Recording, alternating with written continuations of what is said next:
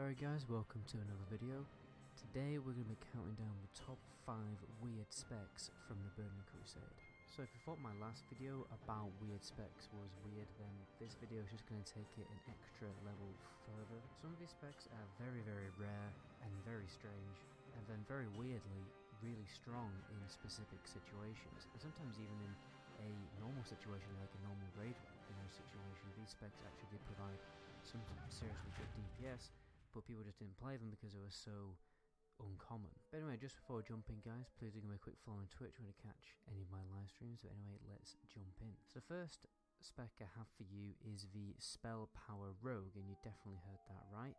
A rogue that literally stacks spell power. So the spec was pretty straightforward. What you were trying to do is optimize your poison damage. There are a number of abilities added in Burning Crusade which increase your poison damage, particularly Shiv, which allowed you to get a guaranteed chance for your poison effect on your offhand to affect the target. So that could be instant poison, deadly poison, or anything like that. So that made applying poisons much simpler. And this spec, what you're trying to do is optimize your spell power, particularly your nature spell power, in order to increase the damage of your poisons. You spec into assassination to pick up the main important talents that increase your poison damage, and then you spec into combat to get the major DPS cooldowns that most combat rogues go for, like Blade Flurry and Adrenaline Rush, also picking up Sword Specialization, which is one of the highest DPS talents in the game. The playstyle is actually quite interesting. You may remember I talked about that ability called Shiv, which guarantees for the offhand poison to apply to the target, so you could use this with deadly poison. And what you tried to do was have 2 weapons for your offhand weapon. One weapon would be used as a dummy to apply deadly poison and stack that 5 times. But once you stack deadly poison 5 times, you can get slightly better DPS by switching to an offhand with a typical instant poison, because obviously instant poison does more DPS than deadly poison, and obviously when you've got deadly poison stacked up to 5 times, you don't really need to keep reapplying it for no reason, so that's when you switch over to an instant poison. So what you would do is set up macros to switch between 2 different offhand weapons with 2 different poisoned effects, and you just basically keep doing that over and over again. You could even extend your DPS even further by snapshotting the deadly poison effect, so every time you got a trinket proc or any other kind of weapon enchant proc or something like that, or maybe an even unused trinket, then you could refresh the deadly poison dot whenever your DPS buff, your strength buff, or well, probably spell power buff, because spell power rogues would go for spell power trinkets. The second that was about to fall off, you could quickly do a deadly poison to refresh and benefit from the increased DPS advantage of that trinket buff for an extended period of time after the trinket buff has fallen off by snapshotting the effect. A lot of Warlocks and Death Knights have used that technique for years before it was totally removed in Warlords of Draenor to massively optimize your DPS. It was a spec very rarely seen in raids and mostly seen more on private servers, because during retail TBC it just wasn't very popular, and it wasn't tested properly, it wasn't optimized properly, minimaxed out properly. No one really try-harded the spec until people started messing around with it on the Burning Crusade private servers. So it'll be interesting to see if the TBC ever does come out on classic servers, to see whether this spec is actually quite viable, because from what I can see from private server testing, it does seem quite a fairly strong spec, to be fair. For our second spec, we have the Shokadin. Now this was more of a 2v2 or battleground spec, because what it basically did is optimize the DPS output of the Holy DPS spec with a number of different talents from here and there from all the other specs. The main focus was to try and optimize that burst damage, because Holy Paladins could always do a ridiculous amount of burst damage in a short time window. Probably one of the best bursts actually in the game. The only issue was that it had very little uptime. You had to wait quite a while before you can get that burst off again, which wasn't an issue, because if you're a healer, then you can try and get your burst off with your arena partner, and then if you didn't kill him, then you could go back to doing a bit of healing instead, and now and again you kind of switch between being defensive and offensive. So it actually was a pretty good 2v2 spec, because you could get that extra edge on your enemy team by having a healer that could just pump out some damage from time to time. When it came to raids, it was very rarely seen, just simply by the fact it was very mana hungry and didn't provide that much DPS. I've read some forums of people tryharding this spec on private servers and actually making it work when they stack spell power high enough, use the correct weapon enchants, and also obviously the main thing is the mana regeneration, but if you use tricks to optimize your mana regeneration, then you can kind of counteract that issue. One of the main ways that people did this, particularly the Arcane Mage as well, which we'll move on to later, is using the Alchemist Stone, because the Alchemist Stone would increase the amount of mana regeneration, well, mana you would receive from a mana potion, which massively helped out with mana hungry specs. So yeah, some people made it work, messing around with it, you know, when they had their raids on clear, but that's pretty much it. Next we have the Smite Priest, or Holy Disc Priest, whatever you want to call it, which has many different renditions over the course of World of Warcraft's lifetime, and now actually, interestingly, in Battle for Azeroth, it does actually exist as a real viable spec. But the journey of the Smite Priest started all the way back in the Burning Crusade, maybe Classic, but I don't really heard of anything things going on with Classic, to be honest, more of just a leveling spec in Classic. But people did actually make it work in the Burning Crusade as a raid DPS spec in the early phases of the Burning Crusade, because it was actually quite competitive with the other caster DPS specs. When you were talenting, you specced into a number of key talents that increased your smite damage on your holy damage and things like that. Then you also dipped into discipline to the point where you get power infusion, which is a ridiculously good offensive DPS cooldown. You could also increase your damage even further by being in the same group as a Retribution Paladin, as they had an effect called Sanctuary Aura, which just increased all holy damage by 10%. You already have an increased 20% holy damage, well, damage on your main abilities by 20%, so an extra 30% damage, just flatline damage, was actually pretty useful. But again, it was only really a spec used in the early phases of the Burning Crusade, because it just didn't scale late into the end game like Hunters in Classic. The gear just didn't scale well with the spec. But one of the really good advantages was that the fact that you were still able to pull off a decent healing spec. If you needed to heal, you could heal. If you needed DPS, you could DPS. So you could be flexible with certain fights. Like some fights needed a DPS, you could DPS. If some fights needed a little bit of extra healing because you were struggling with the fight, then you can switch healer. So that playstyle of just being able to switch between two different specs was pretty cool. Next we're moving on to the Arcane Mage, which is probably the least uncommon spec in the Burning Crusade. Fire was the go-to spec in the Burning Crusade, and it always pretty much has been one of the highest DPS specs. But Arcane was closely behind, particularly when Tier 5 became available, which increased the damage of Arcane Blast by 20%, but also the mana cost, which was a bit strange. And that really lies the main problem with Arcane Mage, and it's always been a problem with Arcane Mage in every single expansion, and that is the insane mana cost. So in order to make the spec viable, you had to maximise your methods of mana regeneration, for instance getting the alchemy trinket and using loads of mana potions, demonic runes, pretty much everything in your power to get your mana back. A lot of the time you just basically have to spam Arcane Blast, but then spam Frostbolt for a little bit to get the debuff off you, because there's a debuff which stacked 4 times, which obviously increased your damage of Arcane Blast, but also the mana cost. But the damage that Arcane actually provided was technically more than any other spec for Mage in a Burning Crusade. It's just that mana issue which made it not as powerful as the Fire Mage. But the massive crits that you can get with Arcane Blast were just totally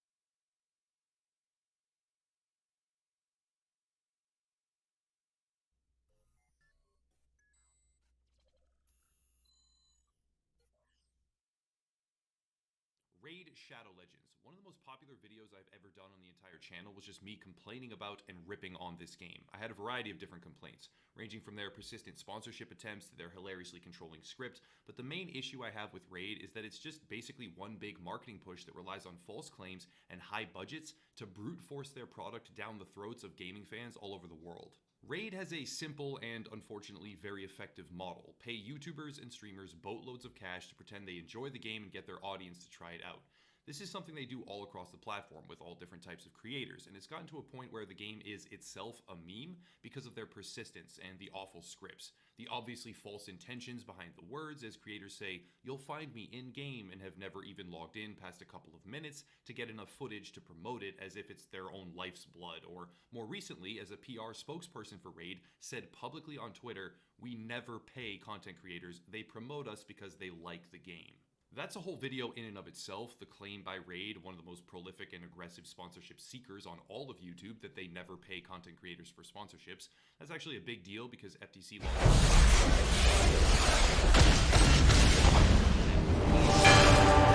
are floating, which then shows point to point sums of money for creators to say very exact words of promotion. Plarium Games, the producers of Raid, tried to clarify this statement later on by posting a Discord message screenshot, which was one of the least professional things I've seen in a very long time.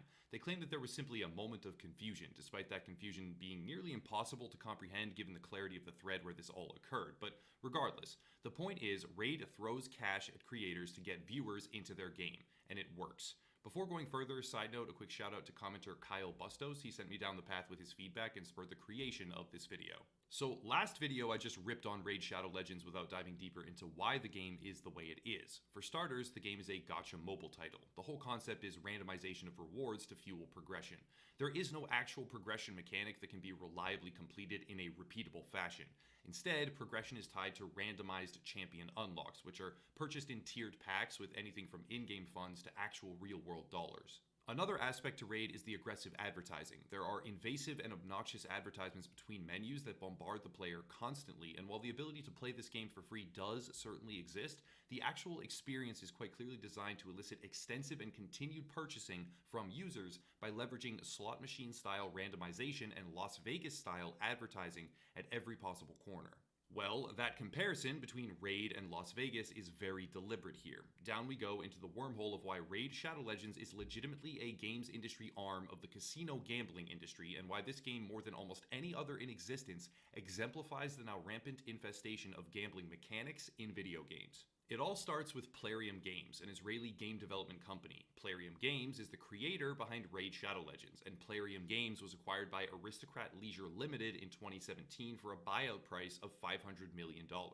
Aristocrat Leisure Limited is a casino gambling manufacturer specializing in slot machines that are shipped all over the world. It is, in fact, one of the largest casino game manufacturing companies on the planet, and as of 2017, it was the full owner of Plarium Games, and thus Raid Shadow Legends. A few notable quotes from a statement given by CEO of Aristocrat Trevor Crocker when speaking to GamesIndustry.biz read as follows: Aristocrat has continued to deliver significant growth and outstanding results in our digital social casino business. The acquisition of Plarium allows Aristocrat to expand our addressable market into logical adjacent segments in the fast-growing mobile gaming market. That right there is already a definable and direct link to actual gambling methodology, which is now using Raid as a mechanism to expand their addressable market into logical adjacent segments in the fast-growing mobile gaming market. AKA, in layman's terms, get some mobile devs, make some gambling games disguised as actual products, market casino mechanics to a wider unregulated audience, often underage, and rake in all the cash. It's pretty clear-cut, but to go one step further, CEO of Aristocrat Trevor Crocker has now been appointed as chairman of the American Gaming Association, and the American Gaming Association is a gambling advocacy lobbying group which attempts to define further policy for the industry which can spur growth and increase revenue. The CEO of a gambling company that specializes in slot machines, who happens to also now be the chairman of a gambling policy lobbying group, is in control of Plarium Games, who in turn is in control of Raid Shadow Legends. Hopefully, the comparison between Las Vegas and Raid Shadow Legends is now beginning to make a lot more sense. From the aggressive, always in your face advertising to the integral core mechanics of the game itself, Raid is a mini digital casino with very few discrepancies. The thing is, the discrepancies that do exist are not a good thing. They are actually avoidances of key mitigatory factors which help curb the negative effects of actual gambling in the real world, and Raid has just managed to circumvent them. The largest and most immediate difference is cashing out. This is a fundamental component of casino gambling, at least the traditional kind, but also an avenue for profit fluctuation.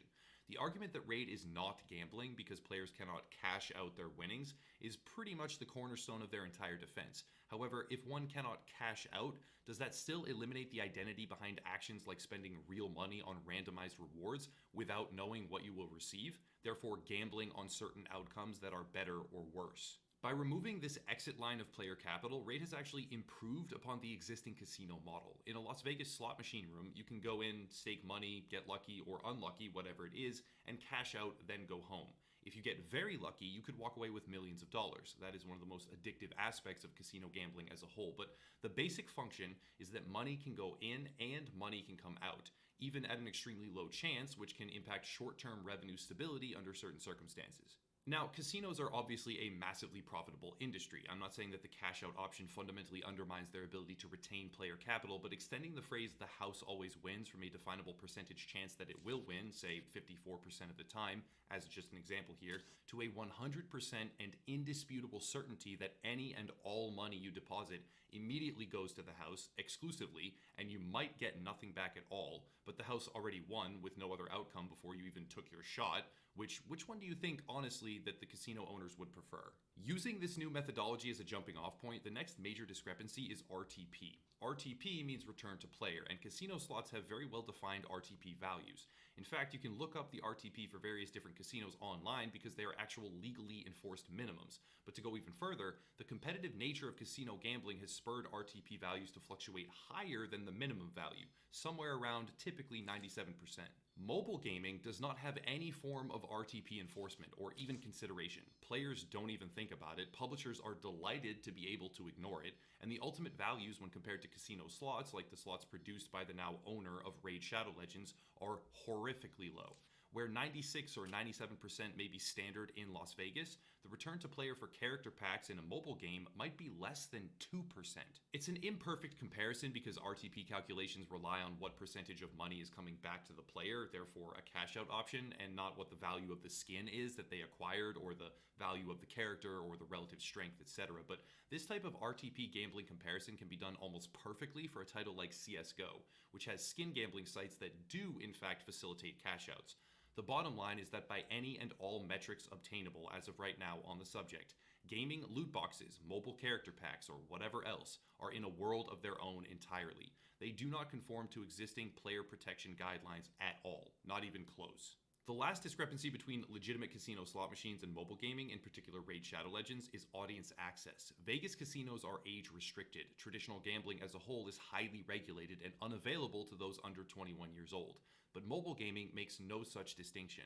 In fact, mobile gaming has about as little age verification or restriction as could possibly be imagined. So the accessible audience for Aristocrat to expand their addressable market is not just larger, it is practically everyone. This behavior is present elsewhere in the games industry as well. I'm not trying to say it's just mobile gaming, but one of the largest mobile games in existence right now, certainly the most prolific on YouTube when it comes to sponsorships and marketing campaigns, can be traced backwards all the way to an actual stone-cold casino company who has now made it clear without any subterfuge at all that their goal is to expand their addressable market by leveraging gambling in mobile games. And that company is also under the direct corporate control of a man who simultaneously runs the largest gambling lobbying group in the world. Comparing Raid Casino Legends to Las Vegas is more accurate than any of us might like to acknowledge. The track record of Raid is at best annoying and at worst downright predatory. Lying about basic sponsorships or being incompetent enough to actually make that kind of error in the context of how it was made means that they are on the fence between dishonest or inept.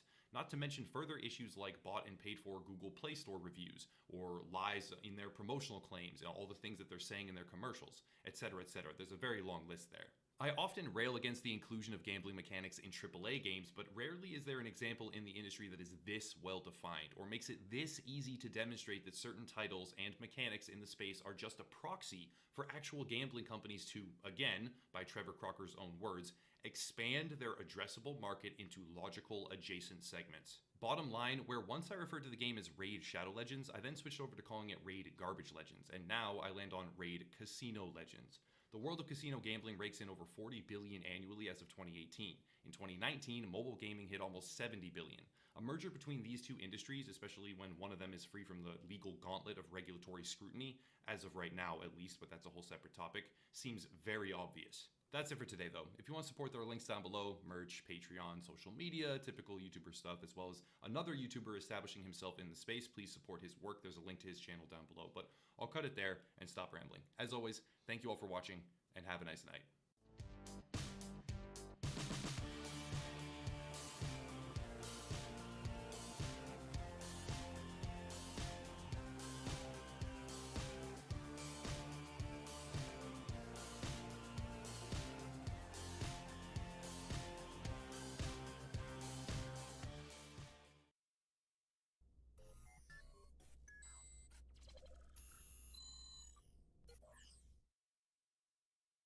It's no secret that China is the epicenter of numerous humanitarian crisis events. I don't say this to implicate or condemn the Chinese people, not in any capacity whatsoever, but the authoritarian Chinese government is without question one of the most powerful and intentionally dangerous governmental structures ever to exist on planet Earth. The list of issues is quite long, from forced organ donation to labor camps and child exploitation. But today I want to make a connection between gaming and one of these horrific human rights violations because there is an intrinsic scale of balance looming behind the gaming industry itself, which weighs morality versus cost, and many players, without ever even knowing, participate in this exchange. Because of China's immense manufacturing infrastructure and their global economic dominance, few countries can or ever even do take any action against them on the basis of human rights. Many of the world's largest organizations and countries find their own economies intertwined with China, whether they like it or not, as a natural product of industrial expansion. However, the closer these relationships get, the more impactful it is to understand that many of the products we know and love are made at the direct expense of human life and experience. Gaming in particular suffers from this problem. To understand why and how, we need to look at three of the world's biggest gaming hardware companies. Microsoft, Sony, and Nintendo are massive in the space. Console gaming is almost completely dominated by the combination of these three giants. Microsoft has the Xbox as well as a foothold in PC gaming. On top of that, Nintendo has the Switch and Sony has the PlayStation franchise. These companies on their own are not responsible for gross human rights grievances or violations. However, the vast majority of their hardware manufacturing needs are fulfilled in China. A combination of two Chinese-based multinational manufacturing companies are responsible for the hardware that Microsoft, Sony, and Nintendo ship to consumers. The larger company that is used most heavily by all three of these gaming giants is Foxconn, and Microsoft also utilizes the services of Flex, a similar manufacturing and assembly company, for certain Xbox console components. Foxconn and Flex have operational factories in mainland China, as is true with most electronics manufacturing giants, and this is one of the main reasons why consumer price can be driven down. Manufacturing these consoles through much smaller companies that cannot operate at the same scale in order to increase efficiency would exponentially increase the price. However, that is not the only factor. Recently, on March 1st of this year, 2020 to be exact, a study was published by the Australian Strategic Policy Institute which outlines how 80,000 Uyghurs were relocated throughout mainland China and forced to work in various factories that heavily included those of Foxconn. This initiative was labeled as re-education, but the reality is it was and is slave labor that is being used to cheaply produce and assemble electronic components which are then sold and shipped to consumers around the world by the likes of Sony, Microsoft, and Nintendo. This is not a new phenomenon by any stretch. The issues with slave labor being used in China to produce wholesale electronics at a massive profit can be traced backwards through the years in the footprint of Apple through their cyclical iPhones. The argument is often made that particularly Americans will care about human rights right up until it costs them their smartphone, at which point the conversation shifts and becomes one of denial or distancing rather than frustration and activism. There is a very easy correlation to draw between ethics and price. Throughout human history, it can be demonstrated that costs decrease and profit margins increase when human rights are trampled upon. It can be seen with tobacco in the American colonies hundreds of years ago, and it can be seen now with the cost of electronics in China produced by imprisoned Uyghurs who are undergoing forced re-education. All of this requires the question, how much would console gaming truly cost without this forced labor? How much would end user prices increase with fair labor and manufacturing that did not rely upon the exploitative behavior of the Chinese government? Next generation consoles from Sony and Microsoft, which are the PlayStation 5 and the Xbox Series X, are already predicted to launch at about a $100 price point increase over their previous counterparts. That is not set in stone and could easily change or be incorrect. I'm not really sure at this time unless more concrete details have emerged, which I'm currently unaware of. But the question remains, what would that price be without forced labor? And how high is too high for consumers even when they have been made aware of the underlying issues? These violations feel like they are a world away, because they are a world away. It's difficult for many people, myself included, to really grasp what is happening when the only way we even become aware is a PDF study from a research institute across the planet. The idea of gaming hardware costs going up is unappealing, but the alternative is honestly unconscionable. Nintendo, Sony, and Microsoft are not the only companies to benefit from this either. Dell, Samsung, BMW, Jaguar, HP, Apple, all of them directly benefit from the labor exchange re-education programs, and all of them are entrenched in modern consumer life to a nearly inextricable degree. It's a horrible thought and a horrible reality, but the worst part comes when asking ourselves, what can we do? The answer from a consumer perspective is basically nothing. I don't say this to be a defeatist, but the sheer scope of China's manufacturing dominance means that almost any product you use, any at all, especially automobile or electronic goods, at some point or another have roots in China. Short of rejecting modern society completely, you cannot escape tangential support of these human rights violations. And it's not an appealing thought, but it is the reality we live in. To further exacerbate this horrible cycle, free market competition has almost turned this forced labor and financial benefits it provides into a requirement. For Sony or Microsoft to make a change as direct competitors, for instance, it would necessitate a joint agreement for them to both do so simultaneously. If such an agreement did not exist and one company continued to utilize Foxconn manufacturing, it would create an ability for them to severely undercut on price. And typically with whatever console generation, the one that has a cheaper price tag comes out on top. That's honestly how it usually goes. And they could grab a much larger market share because of this. It's hard to say how much these companies actually know about the demographic makeup of their partners' workforce, but it's fairly clear that forced labor is an out-of-sight, out-of-mind scenario right now. I am not proposing that gamers take a stand against this reality, because dropping any sort of moral pretense or Fox outrage here, that simply would not even work. Short of dropping the activity completely due to the spiderweb of companies implicated, no matter how you play, it's highly likely you'll be touching hardware that in some way either came from or could have come from a hub that utilized the forced labor transfer initiatives. An interesting story that relates quite well here is the saga of Andy George. Andy George undertook the one-man initiative of making and eating a BLT, bacon, lettuce, and tomato, and did so himself with as little outside influence or help as possible. This might seem like a small thing, but it's really not. First, he has to grow the grain, refine it to bake bread. He has to raise the livestock, slaughter the livestock, and farm the various other components. He has to make cheese by hand and a whole host of other tasks. By the end of this 6-month process, Andy had made a sandwich, complete with everything we picture in our minds when thinking of a BLT. And that sandwich had cost him $1,500 to produce. A $1,500 sandwich sounds absurd, but the reality is the amount of time, work, and resources to make these products, whether it be food or electronics, is monumental. A $1,500 sandwich is not even close to the store price we see around us. It is infinitely higher, because all along that supply chain there are efficiencies and exploitations to cut down on the price. Mass production is one of those steps. Cheaper labor is yet another. Substitution of costly ingredients is rampant in the budget food industry, because it further decreases the actual cost of these highly complicated meals. We don't think of them as highly complicated, we really don't, but from start to finish, all things included, they actually are. The same is true of gaming hardware. From start to finish, the actual cost of a console's production, if we were to assume fair labor, safe working conditions, and a host of other morally appealing factors, would be far higher than it is right now. But at what point will consumers recognize the ethical quagmire and still choose to ignore it?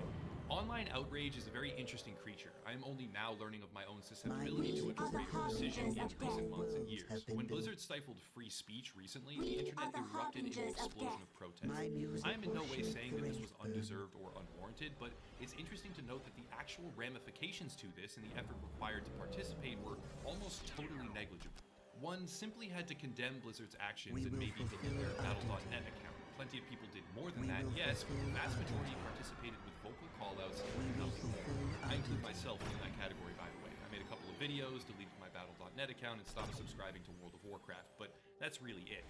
However, a larger issue, such as the humanitarian crisis in China when it comes to Uyghur camps, religious persecution, and forced labor, is much harder to actually act upon. Short of just ending my entire gaming career outright as of this very moment, I cannot actually do anything about it. There is no service level movement to attach oneself to because practically whatever you buy directly or indirectly supports the established framework, and this forces a very uncomfortable level of self-reflection. Knowing that I am supporting an industry with, at best, questionable manufacturing origins, and at worst, literal slave labor, what is the adequate response here? The horrible, uncomfortable, and often ignored trade-off in gaming is entertainment at the unknowable moral or ethical cost of slave labor. It's entirely possible the individual console on my desk was made in one of the factories which utilized actual paid labor. It was probably dirt cheap and not even close to fair compensation, quote-unquote, but it could be ethical in the sense of opt-in employment. That's a reality. However, there is a very real chance the console sitting next to me on my desk right now, or the next generation hardware I order in the future, will have been made by a prisoner who has committed no crime, save their belief in a certain religion, who is now forced to execute slave labor by a corrupt communist government. Morality versus cost is a horrible concept, but the brutal truth is that it's now so ingrained in our day-to-day lives, it is unavoidable. Gaming is just one area where it can be seen particularly clearly, owing to the concentration of industry giants utilizing one central electronics hub by the name of Foxconn. But the question of value and cost versus moral or ethical integrity is much, much broader and harder to ask. It's not an easy topic or a topic with an easy solution. The answer is not as simple as boycott this one company and make a difference. The answer is infinitely complicated and more akin to boycott your entire known life because global supply chains are interconnected webs of moral and ethical exchange, where the idealistic rules of fairness or justice have long since been abandoned. But that's it. The trade-off is very real, cost versus morality. And despite it being an extremely dark topic, I felt like discussing my thoughts. There are links down below, merge, Patreon, Twitter, other social media, another YouTuber as well. Please support him, but I'll cut it there. As always, thank you all for watching, and have a nice night.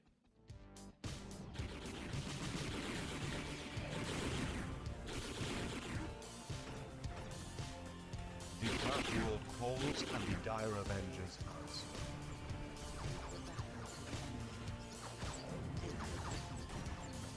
What is your will? It will be So done. Borderlands 3 came out back in September 13th, 2019, and it was generally received positively. It did have some technical issues at launch. The story and characters aren't quite as good as Borderlands 2, but people generally find it a fun game to play, and it sold extremely well. In fact, in a statement from Take-Two, they noted how Borderlands 3 establishes the franchise as a billion-dollar global brand, and apparently it did the best in the series, performed better than Borderlands 2, and they touted all kinds of records in this statement. So a lot of developers of Borderlands 3 expected big bonuses based off of this due to how Gearbox, the developer of Borderlands, operates with its profit-sharing type of payment system, which I'll get to in a bit. But apparently, CEO Randy Pitchford, who's been known for pretty shady behavior in the past, has recently told his developers that they're not getting the bonuses they expected. The following information was reported by Jason Schreier, who spoke to a number of sources who corroborated this information.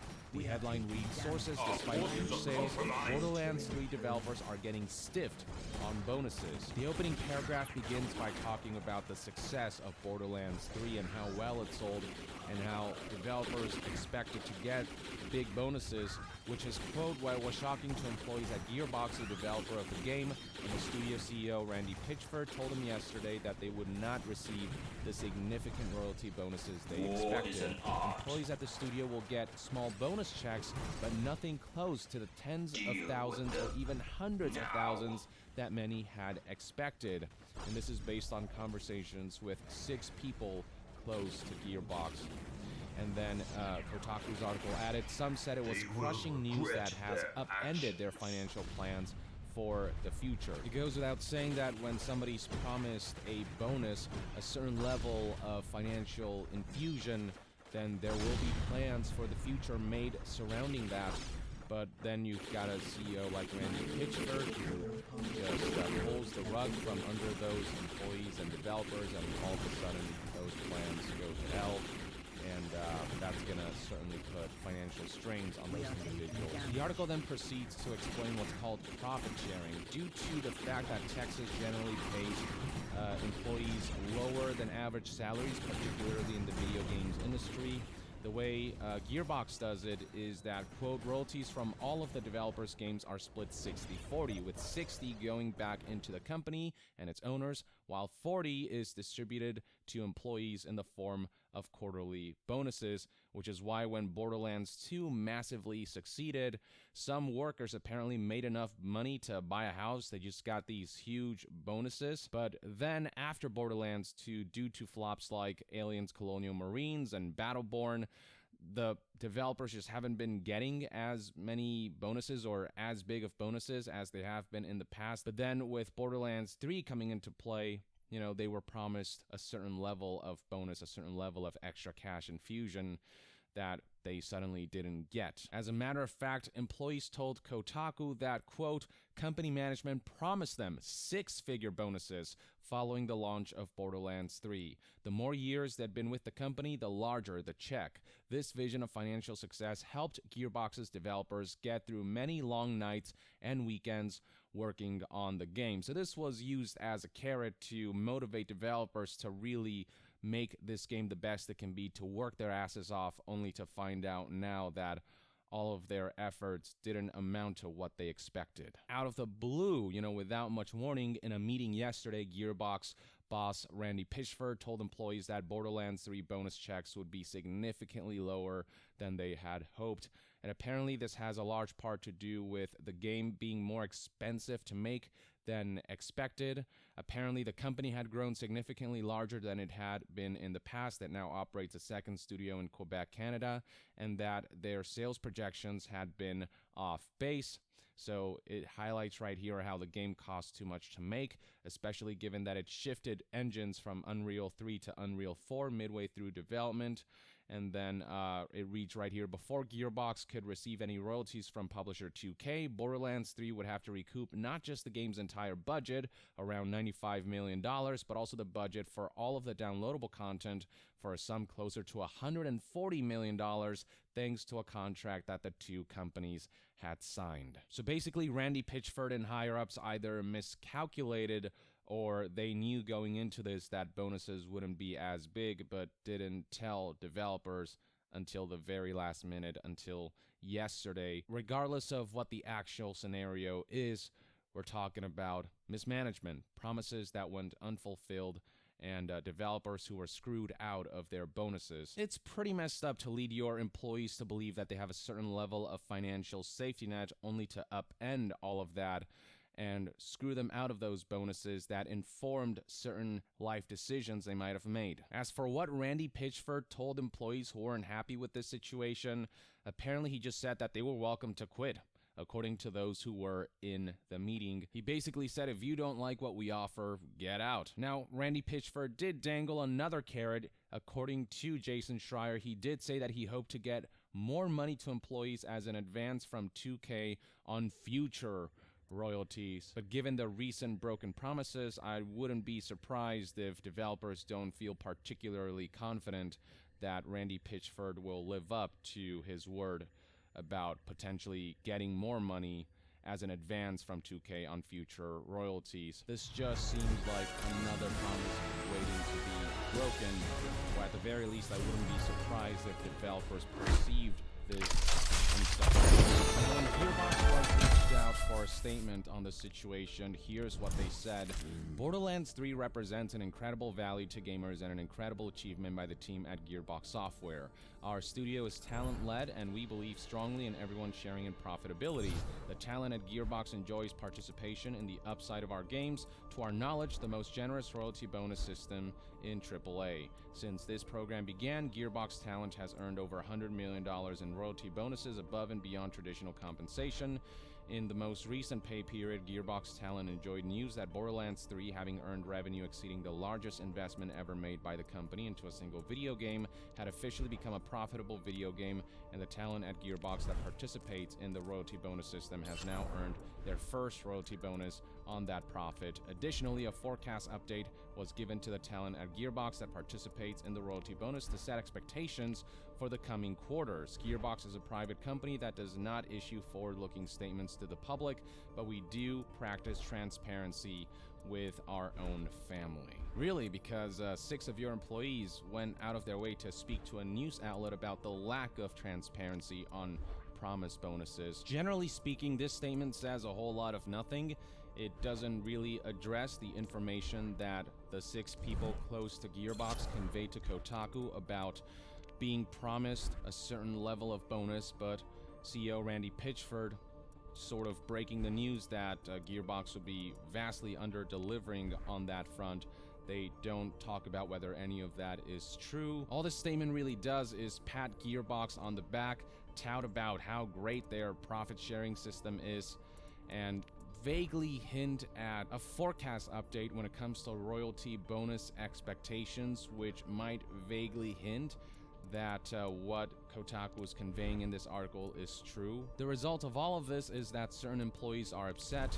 Some employees expect an exodus in the near future, and it was emphasized once again that those who made financial plans based on the expectations set by the company's management may now find themselves in tough spots. And this is all particularly egregious when you consider that Randy Pitchford took a $12 million bonus in 2016 when the development for Borderlands 3 had started, and this was something that was alleged in a lawsuit, but apparently 2 of the people that Kotaku spoke with corroborated this, saying that the bonus did exist, but it came out of the company's 60%, not the 40% of profits that were meant to go to employees.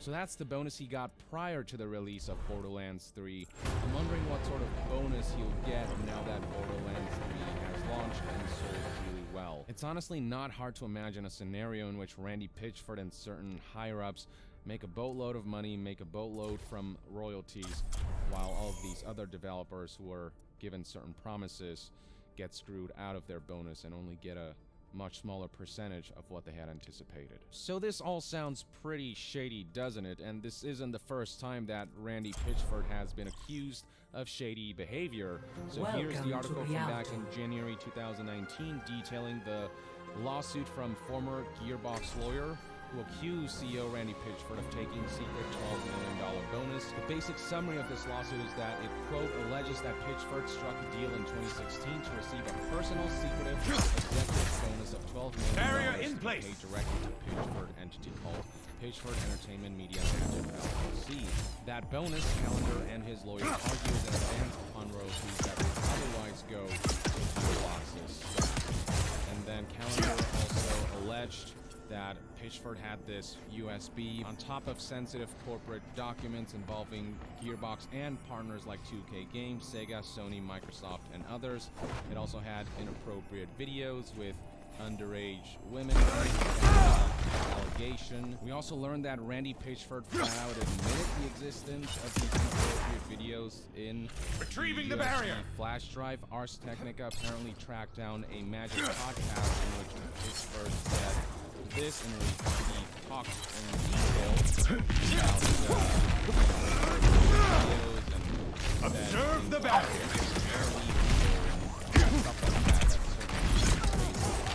And in the lawsuit, quote, adult men have reportedly exposed themselves to minors to the amusement of Randy.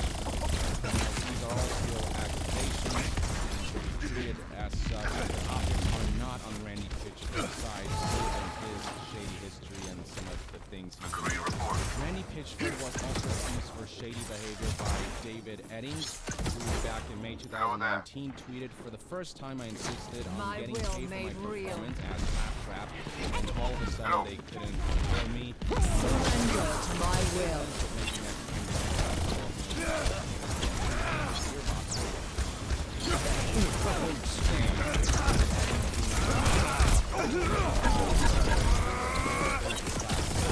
There's some history between him and Randy Pitchford. After that tweet, Randy Pitchford responded to an inquiry with, "The issue today is that Mr. Eddings is bitter and disgruntled about being terminated. Off a 2-time scale, he refused. I don't want him to do it unless he wants to do it, as motivation affects performance."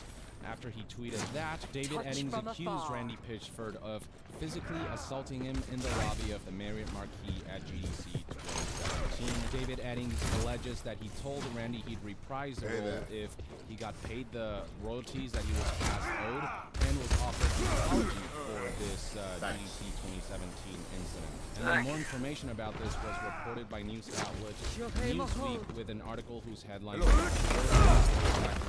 Gearbox CEO is a bully who harassed, shoved, and humiliated him.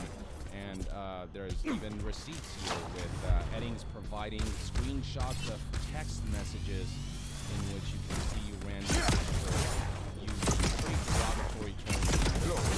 My will made real. Back. Randy Pitchford's shady behavior can also be traced to as far back as Colonial Marines. That whole situation played out.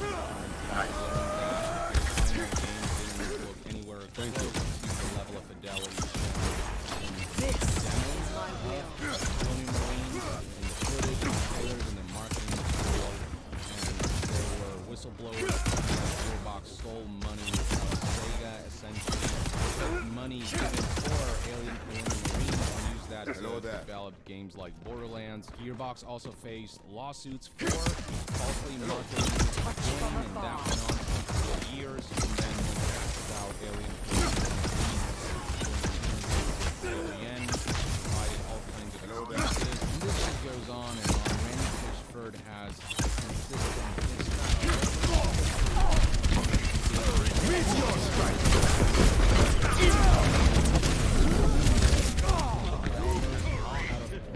sizable bonuses following the successful release of Borderlands 3, and following great sales for that game seems to be the latest chapter in a repeated pattern of shady behavior and shady way of handling his company and treating his employees. It'll be interesting to see how this story continues to develop, whether we'll get more information on this, and if that does happen, I'll be sure to let you guys know. In the meantime, though, let me know in the comments below what your thoughts and opinions are on what Jason Schreier's sources have conveyed to him about what's going on at Gearbox right now in regards to bonuses and broken promises on that. There is no obligation. News reviews and It's not my discussions. preference to see Stay things tuned personally, right here on but I will see them done. I'll see you guys next time. Young out. Attack commences in 30 seconds. I'm not one for standing around.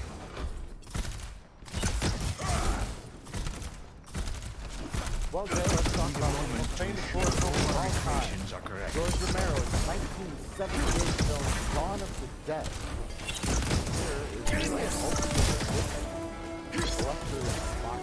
Get inside! Yeah. And really has one of our main Attack commencing. spoilers. Get into it. Escort the payload. Here we have another main spoiler. Observe the barrier.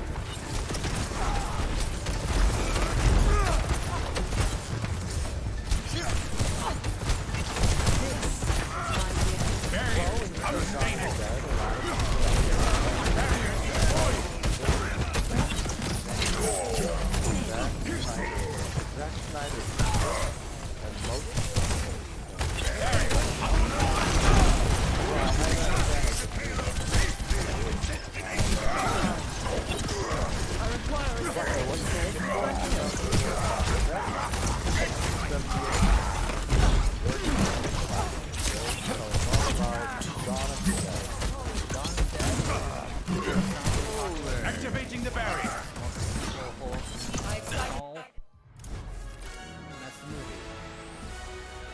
And this comes 10 years after the original classic horror film, Night of the Living Dead. Yes, Night of the Living Dead, of course, 1968, shot in black and white, made by George Romero and a small group of people. Ended up kind of inventing what we now think of as zombies. Before that, there was like maybe some movies with voodoo zombies and stuff, but the idea of recently dead corpses coming back to life and you have to shoot them in the head or set them on fire, it all came from George Romero. Which is kind of crazy to think that, you know, like Bram Stoker's Dracula was, you know, how long? When was Bram Stoker's Dracula written? 1895. Long time ago. Which is, of course, based on a real-life person. Oh, Vlad the Impaler, right? Vlad the Impaler, yeah. But then, yeah, you have like that, and you have Frankenstein, all these classic monsters that have been around for, hundreds of years.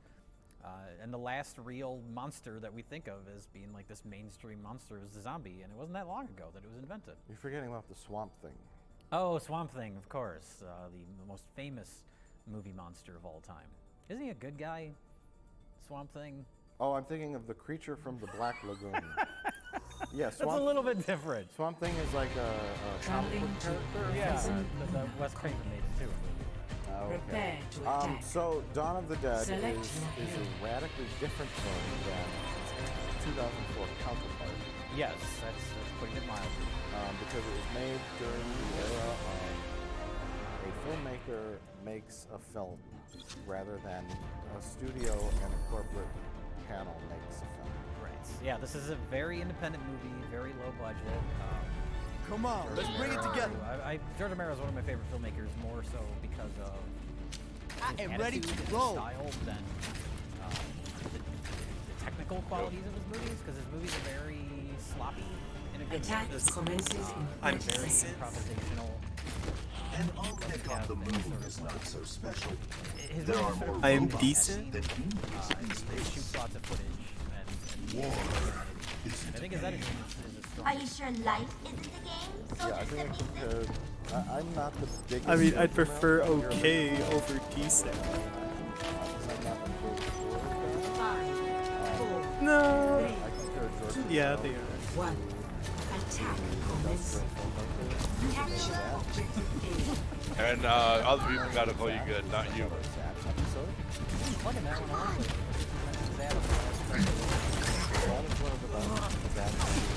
I'm going high ground. There's a log up there.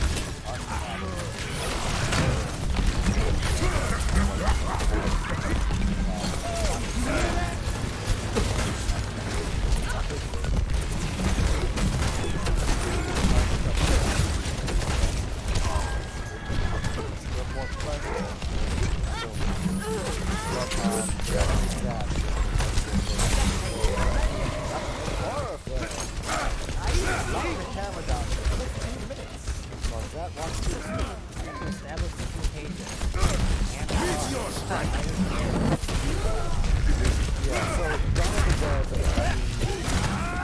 It looks like there's. Oh no, wait, there's a bash. I was gonna say there's hide during the zombie apocalypse. Take it I want from to the make a movie about that. And that was it. And he himself has said that the characters kind of take a back thrust of the story or the plot, and it's more like just a movie about 4 people that have to survive living in a shopping mall during. time for an encore. They're after us. They know we're still in here. Ladies and gentlemen, start your engines.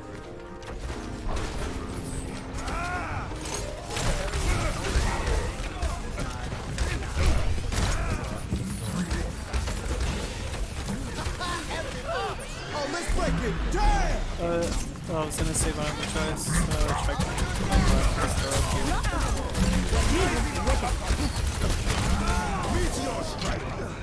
And then that's not to say that it's not.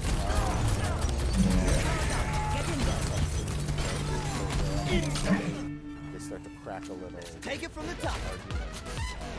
There's some emotional connection between the characters. We won't want to spoil too much. Sure. Well, they're strong characters. We have Thanks for the heals, man. unfortunately 3 male characters all have the most generic names 2 and possible. 3 is gold. And I'm silver heals. I don't want to be doing this game. I'm out. Where are my healers? Ain't healing. Why would I want to tank a med healer?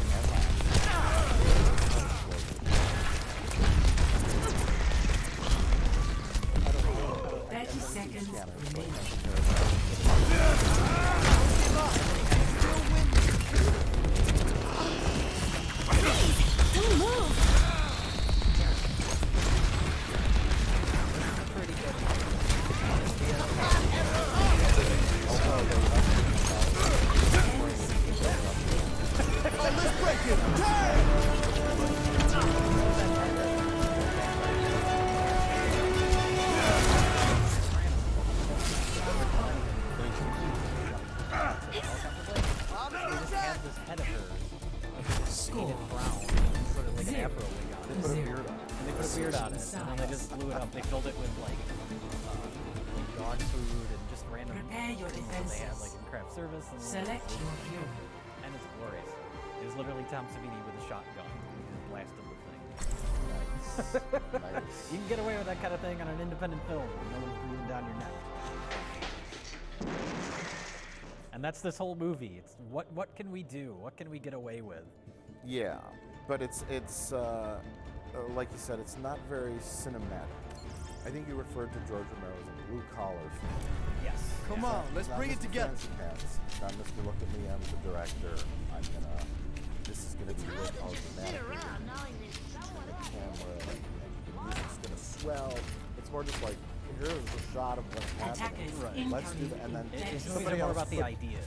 Put weird music in there that doesn't match. I don't care. It's not that he doesn't care, it's that he creates it in the editing. He shoots tons of different angles, he gets whatever coverage he needs, and then makes it work in editing. And that's his style. Yeah. And it's the same, it goes with, like you mentioned, the lighting. Like, the whole movie is lit, like, bright fluorescence, because you have time to do it. 5, 4, 3, Yeah, especially when you're doing all these different setups and it's very improvisational, they're coming up with ideas while they're shooting. So it's like, well, okay, we just need it brightly lit so we can get everything. But this one, I don't think he cared. I think it was more about the gags. He cared more gags. about conveying the theme and the gags, the gore effects, which were also, again, going with the sort of improvisational filmmaking idea. Most of those things weren't in the scripts. It was him turning to Tom Savini and saying, like, come up with ways to kill people. It's like, oh, we can do this, we can do this, we can do that. And a lot of them, some of them were planned ahead and some were just thought up on the set, like on the day of. Would you call this the throw everything at the wall and see what sticks approach? Yeah, to a certain extent. I mean, the movie is chaos. It portrays chaos, but the actual, like, filmmaking of the movie is almost as interesting as the movie itself, as far as just controlled chaos. Yeah. Which doesn't work for every movie, but it works especially for a story like this, that works. Right. There's no subtlety that needs to be conveyed. It's Right. all big picture stuff.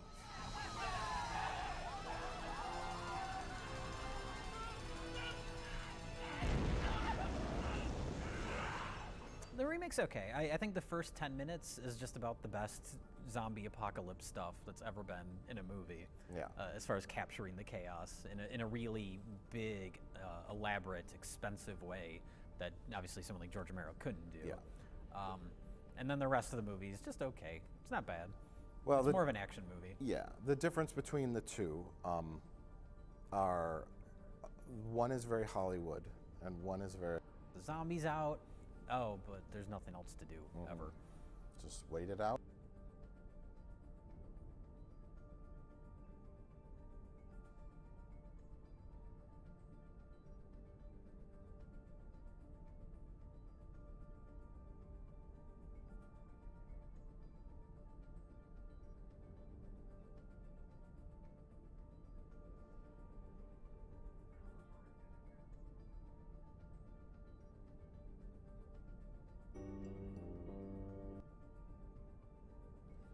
Gotcha. Oh, yeah. You feeling that? You feeling that, everybody? Does it taste delicious to you? Okay, good. Good. So, let's talk about some of the economic ramifications. So, the week ending in March 28th, that's, a few days ago, had 6.6 million new jobless claims. The week before that, it was 3.28 million new claims. The New York Times is reporting that the unemployment rate right now is probably about 13%, but people are the economy is shedding jobs so fast that no one is really able to keep track of where we're at right now. But we're at 13% most likely, and if we are at 13%, that is the highest rate of joblessness since the Great Depression. The height of the Great Depression, we had 24.9% unemployment. And by the way, People talk about the Great Depression these days like this was some fucking, you know, man, that was a tough couple weeks. Woo! You know? No, the Great Depression was like a decade of fucking economic downturn and misery and joblessness and despair and fucking all kinds of other shit. You know, and some people, some economists argue that if not for World War II and the crazy ramping up of our, like, industrial capacity and all of the money that fucking Uncle Sam pumped into that war, like, if we hadn't done that, then, we would never have fucking got out of the Great Depression. Well, not never, but that was the thing that finally pushed us the fuck out of it. That's the Keynesian view. As you could probably tell at a glance that I am a fucking economist, and I understand exactly what I'm talking about when it comes to the fucking economy, right? I mean, this, if you can't trust a fucking Amish, Muslim, lesbian hillbilly on the economy, who the fuck can you trust? I pose that question to you guys. So I wanted to show you guys this graph that's been going around to kind of give you a sense. Fine. Oh, look at that. Would you look at that? Up and up it goes. Just makes the whole rest of the fucking history of the chart look like a goddamn wet fucking dream. Doesn't it? Opportunity, though. Times of turmoil are also times of opportunity. Can you hear it? That's opportunity knocking. But unfortunately, I don't know if the left is listening right now. You know, you'd think that this confluence of factors, like I keep hearing it said, reality has endorsed Bernie Sanders.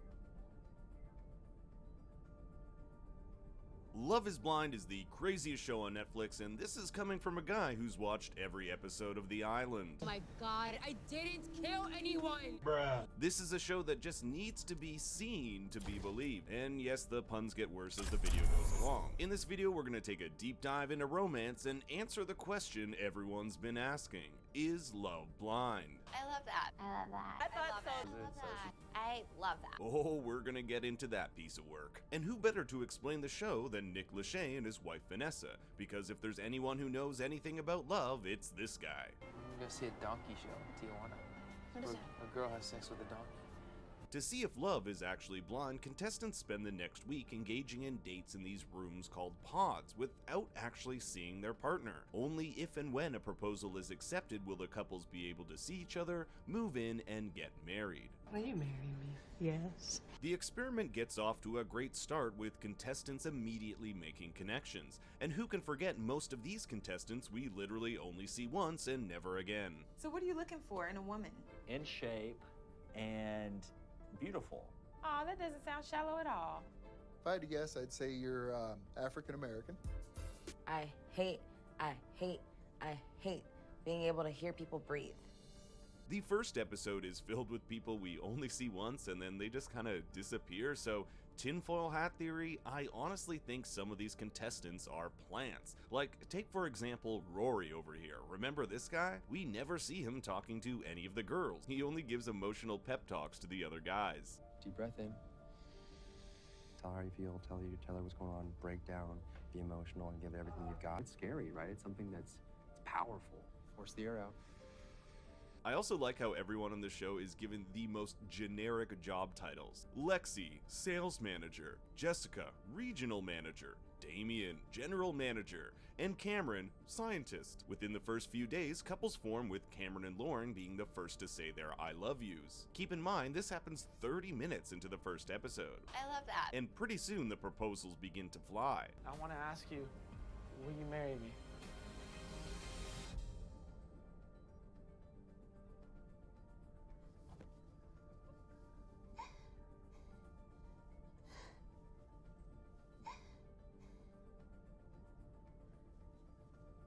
Hello? For those of you who don't know, this is Mark and Jessica, who agree to an engagement even though they're 10 years apart, which for Jessica isn't a big deal at all, right?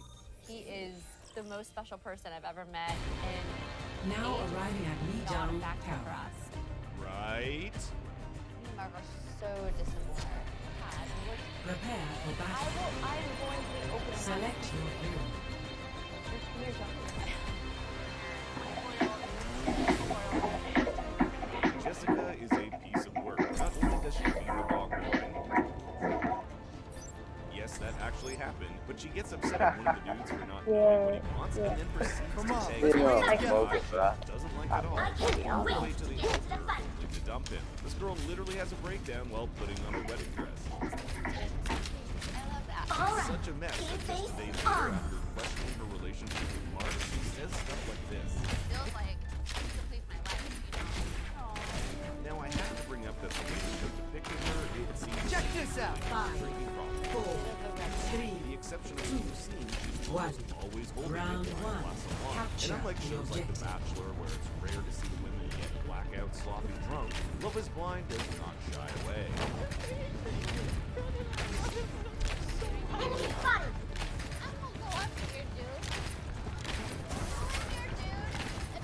On top, we got a turret here. Got it. Turret hit that. Watch out. Alright.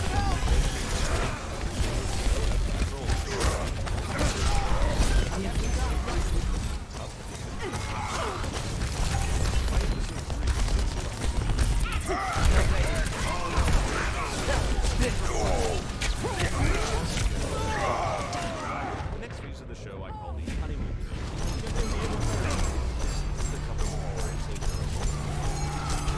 Nick and Vanessa arrive once again to collect their paycheck. Seriously, there's three times the entire season. While in Mexico, the couples really get to find out. Sarah, I'm going along. The pair that really struggle with this are Carlton and Diamond. Meet Carlton, no, not that one, who is the son of a preacher.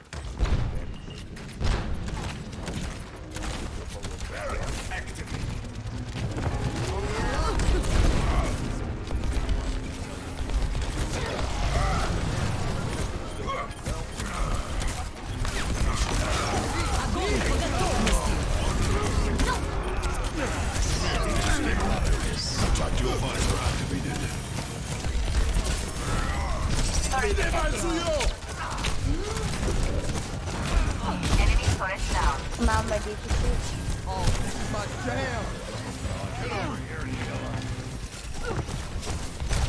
Alright.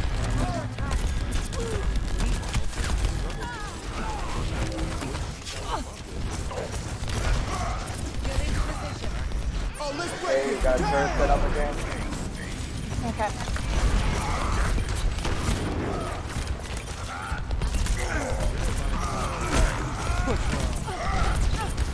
I'm getting back my beaver suit.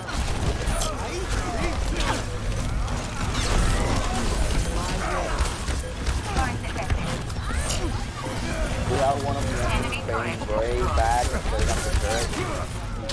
Sarah, do that one.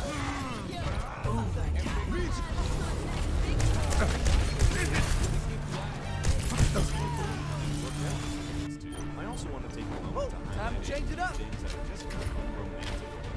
Like how some of the outdoor dates are so poorly lit, looks like a thumbnail video. What if they God dang it. Best round.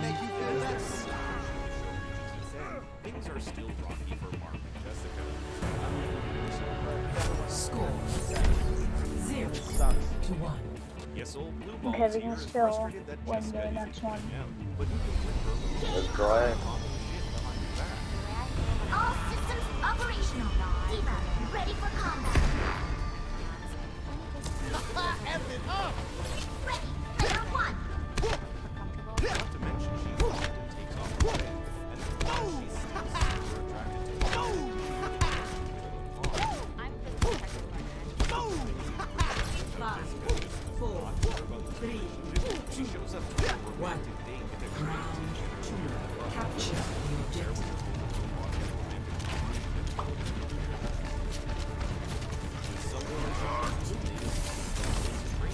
Let's get you healed up.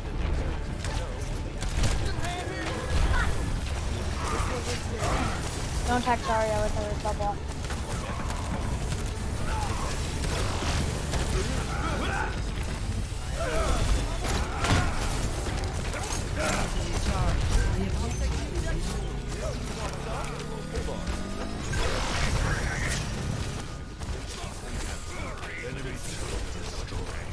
And if things couldn't get worse for Mark, Jessica says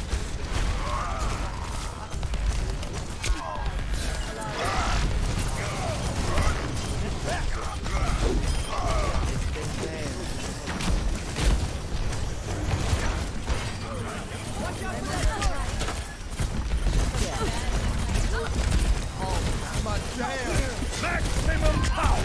Push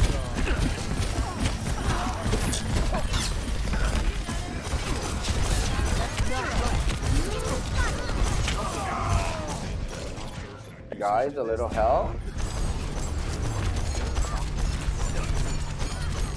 Double. I'm back in the Time fight. to change it up. One of the more interesting things is that Cameron is Lauren's parents, since Cameron is a bit anxious how they'll feel about their daughter. What better way to play? Let's pick from the side. turn it up!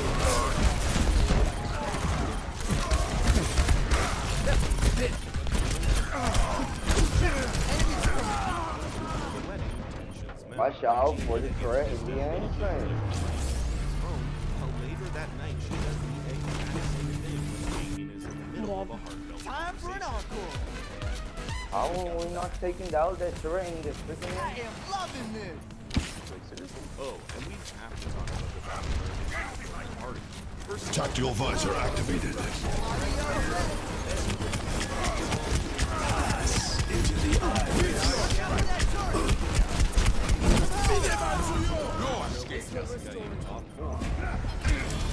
Meteor strike! Now I gotta say this is absolutely beat goes on. Each of the couples have to decide whether or not they're married in families, leaving those who get dumped Check this out. humiliated in front of their Check me out. Securing the point. Miles ready. Babe.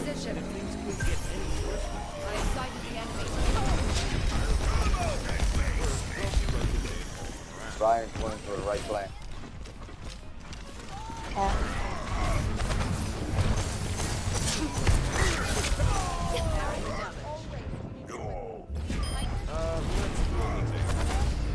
That's a sacrifice myself. Kelly also Take it Farrah, pay attention to the main. and just check out Kelly's mom. She's like, ooh. I also don't know why Jessica and Mark had a way better wedding venue, especially since, shocker, Jessica said she can't go through with it. Oh, let's break it!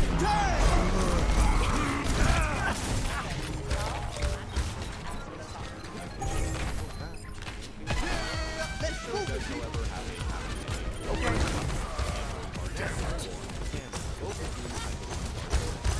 So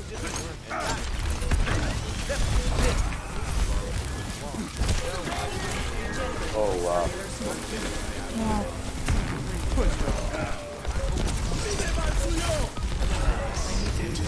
Meteor strike! Now I also want to give a shout out to subscribe to if you like dating shows or This guy's theories and breakdowns are top-notch, so be sure to check them out. I left a link in the description. Also, stay tuned March 5th as the Love is Blind movie. Maximum power! I hope you guys enjoyed the video. It's a little different than the normal one, so let me know what you thought in the comments. Make sure to hit the like. Also follow me on Twitter at BigStoryYT. Until next time, remember, Daddy loves you very much.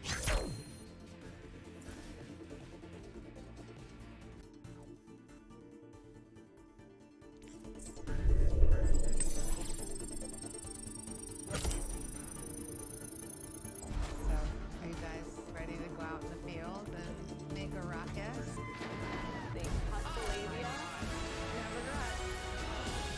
Just another day at the office.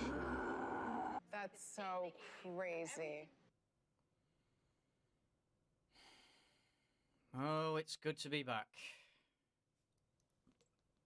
I was rather enjoying my break from YouTube, but then I received this lovely email, and I just couldn't stay away any longer. And I was reminded that Goop Lab was a thing, so here I am. And what better way to start the year than by combining my two great passions, shitting all over Netflix and ridiculing pseudoscientific garbage.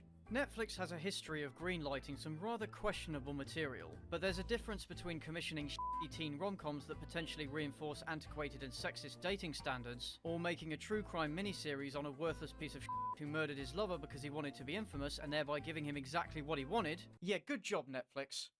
Gold star. These shows are bad ideas, but they're not necessarily harmful.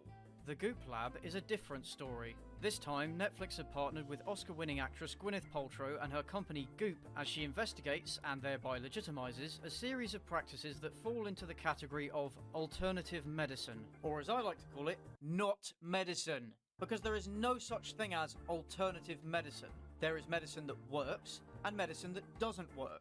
And most of the remedies and cures on display here can only be described as quackery, delusional, or outright dangerous. So of course they put in a disclaimer, as they do on Goop's website, so that they can't get sued. I covered dear old Gwynny, Goop, and their track record of endorsing nonsense in a video back in 2018, so go check that out for more information, but here are the cliff notes. Goop is a company founded by Gwynny and named after her initials, and because she thought the name was funny. They sell things at ludicrous prices, which she claims are aspirational because she's even more out of touch than the average boomer. But that's not really relevant here, because the point of this video isn't just to make fun of dumb rich people. As satisfying as that can be. What's more important for our purposes is Goop's history of promoting pseudoscience and snake oil in the name of alternative healthcare. Particular highlights include a psychic vampire repellent, whatever the f that means, a jade egg that you stick in your vagina, which considering jade is a porous material is really not a good idea, and another crystal said to cure infertility. That one I found particularly scummy. There's no evidence to suggest that any of this codswallop works, or works better than, you know, actual medicine, and they've been called out many times by medical professionals and advertising watchdogs. And they're even subject to a court order barring them from making any more misleading medical claims. I guess one of their ways around this was to get other people to do it for them. Yeah, this is big brain time. But the overwhelmingly negative reception to the announcement of this Netflix series reignited some of my faith in humanity and gave me a raging justice boner. Not only does Goop peddle this ocean load of excrement, but they take advantage of rich, gullible idiots and desperate sick people in order to line their own pockets. How can we really, milk the out of this? Not that Gwynny would know much about what that's like, because she's about as advantaged as it's possible to get. If being poor is like playing life on a hard difficulty setting, she might as well be playing on the mode intended for video game journalists.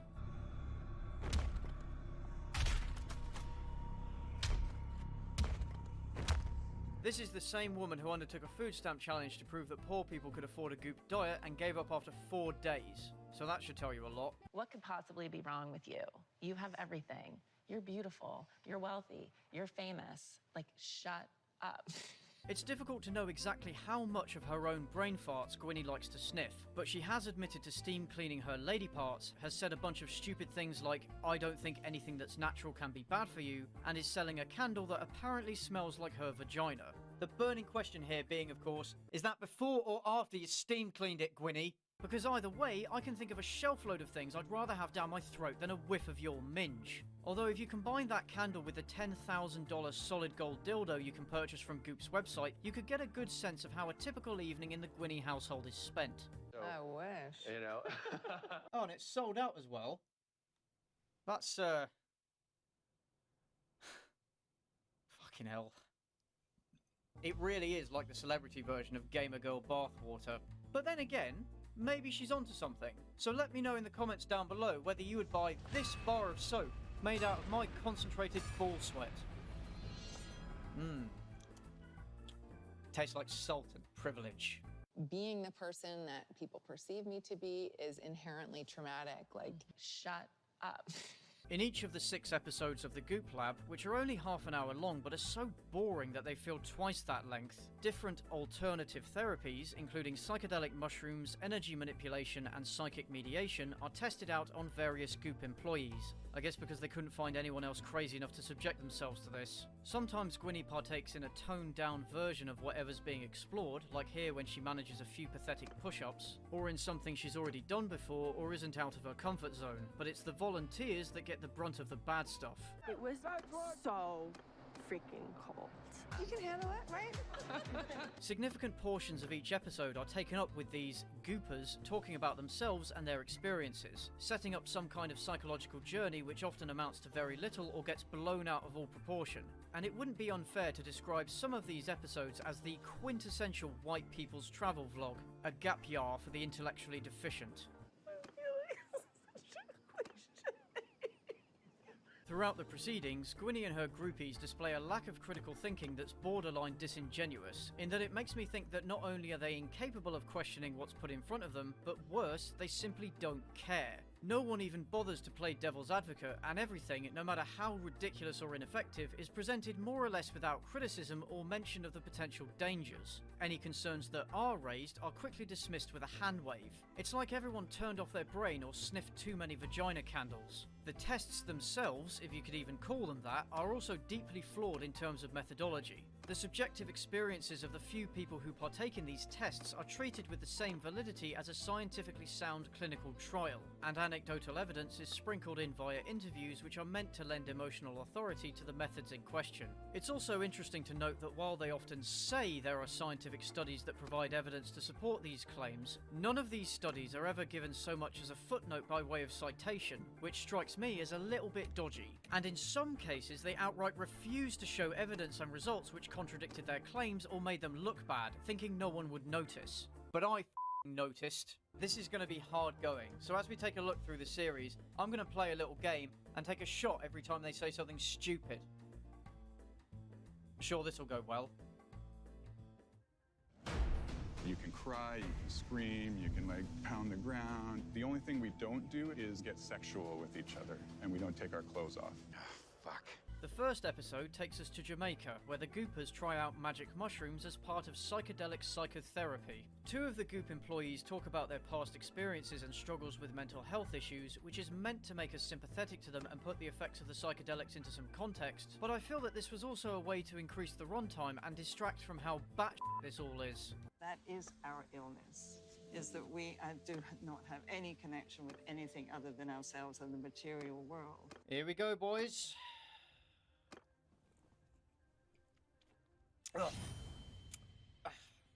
Now, there is some legitimacy to the claim that psychedelics can be used for medical purposes, such as in the treatment of depression, but they go about exploring this issue like total idiots, travelling to a country in which, by their own admission, the use of magic mushrooms isn't regulated, drinking some of them in a tea and seeing what happens. You know what's on the other side is just total freedom. Oh shit, here we go again. And there's no way you'll convince me that this wasn't an excuse to trip balls and claim it as a tax write-off. I'd say almost everyone at Goop wanted to go to Jamaica. I wonder why.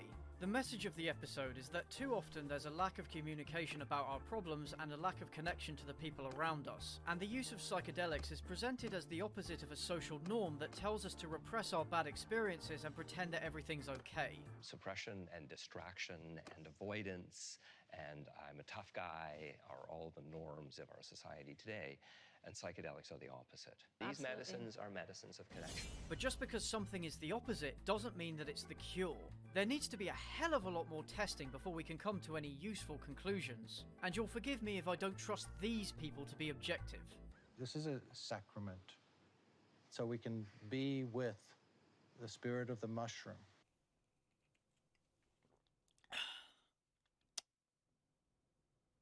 I'm gonna die, aren't I?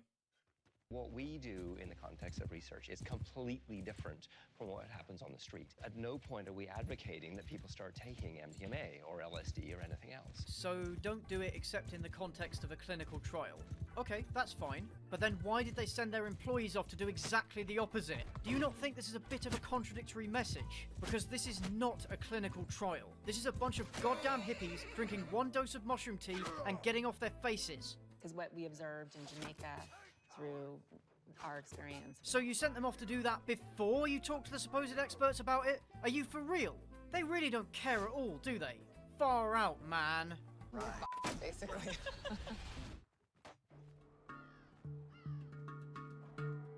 You can go into the cold water and adapt. And with that, you become the alchemist of life itself. Episode 2 features Wim Hof, an absolute nutcase whose body has become adapted to extremely cold temperatures, and in fact holds a few world records in that regard.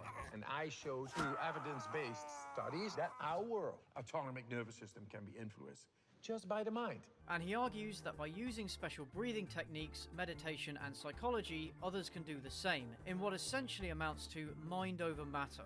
Using 3 pillars: breathing techniques, gradual cold exposure, and mindset, or the Wim Hof method.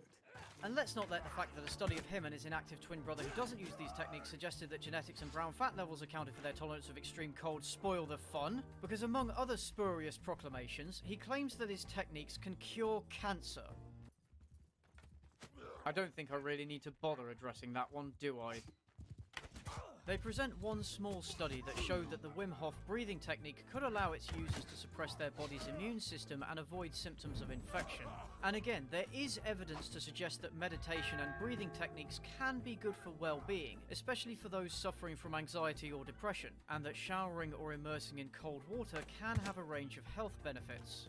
It's something I do before I have a test at school or before I run.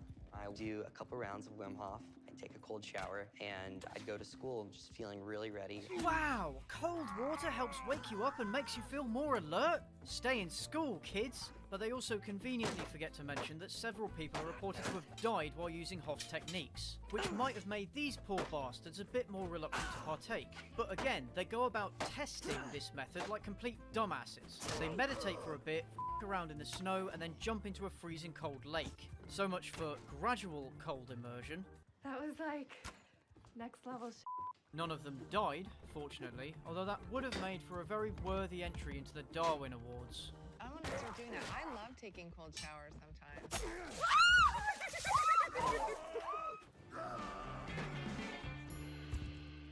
Hey, are you ready? I'm ready. About vaginas? It's our favorite subject. Oh. Vaginas. Me too. The third episode is all about the vaginas. Or maybe not. The vagina is the birth canal only. The vagina is only the birth canal? Oh, see, I'm getting an anatomy lesson that I didn't. I thought the vagina was the whole... No. I was a virgin until a few weeks ago, and even I know the difference. Granted, not everyone does, but when Gwynnie says it's her favourite subject and has made various pronouncements involving her vagina, it's just another indication that she really doesn't know what she's talking about. We're very dangerous when we're knowledgeable. Tell me about it.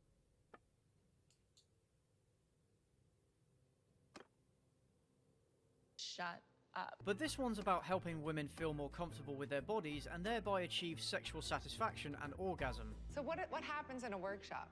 Everyone gets off. Overall, it's the most wholesome and informative episode in that an uninformed viewer will probably get the most out of it. It's a good message, and there's nothing here that's harmful. It's definitely the highlight of the series, a comparatively pleasant island in the middle of an ocean of bullshit. It's also the one you'll get the most wank material out of, if that's what you're here for. If every episode was like this, I'd have given the show a pass. But they're not. I don't know, something happens when you turn 40, you just sort of don't really give a f. That would explain a few things. The 4th episode deals with aging, with Gwynny taking a more active part as they test out 3 different diets designed to lower their body's biological age, as opposed to their chronological age. One of them goes vegan and another goes pescatarian for 3 weeks, while Gwynny herself tries out a 5-day fast-mimicking diet, which comes out of packets from a box that costs $249 just to feel like you're fasting. What the fuck? That's it. Right there. That's Goop in a nutshell. And they vlog their struggles as they whinge about their diets and spend ridiculous amounts on salmon, and their families rub salt into the wound. Gwynny herself is the biggest moaner, and I expected nothing less. Although looking at this I can't blame her too much. I hope it was worth every cent. To pad out the runtime, the women also try out various methods of keeping their faces looking youthful, including facial acupuncture, which is said to work because that's how low their standards have gotten, and a vampire facial, which involves drawing plasma from Gwynny's body and applying it to her face. I guess Elizabeth Bathory was ahead of her time. I do like that it's my own material. It's not a toxin. You know, people shoot a lot of weird shit into their face. Her lack of self-awareness really knows no bounds. At the very end, it's revealed that the women managed to lower their biological ages by 2.8 years between them. Bit of an anticlimax, really. This was definitely the most boring episode, and it's not a coincidence that it had the most involvement from Gwynny. Oh, I'm back to my french fries. Yeah, until next week when you're on some other overpriced slop.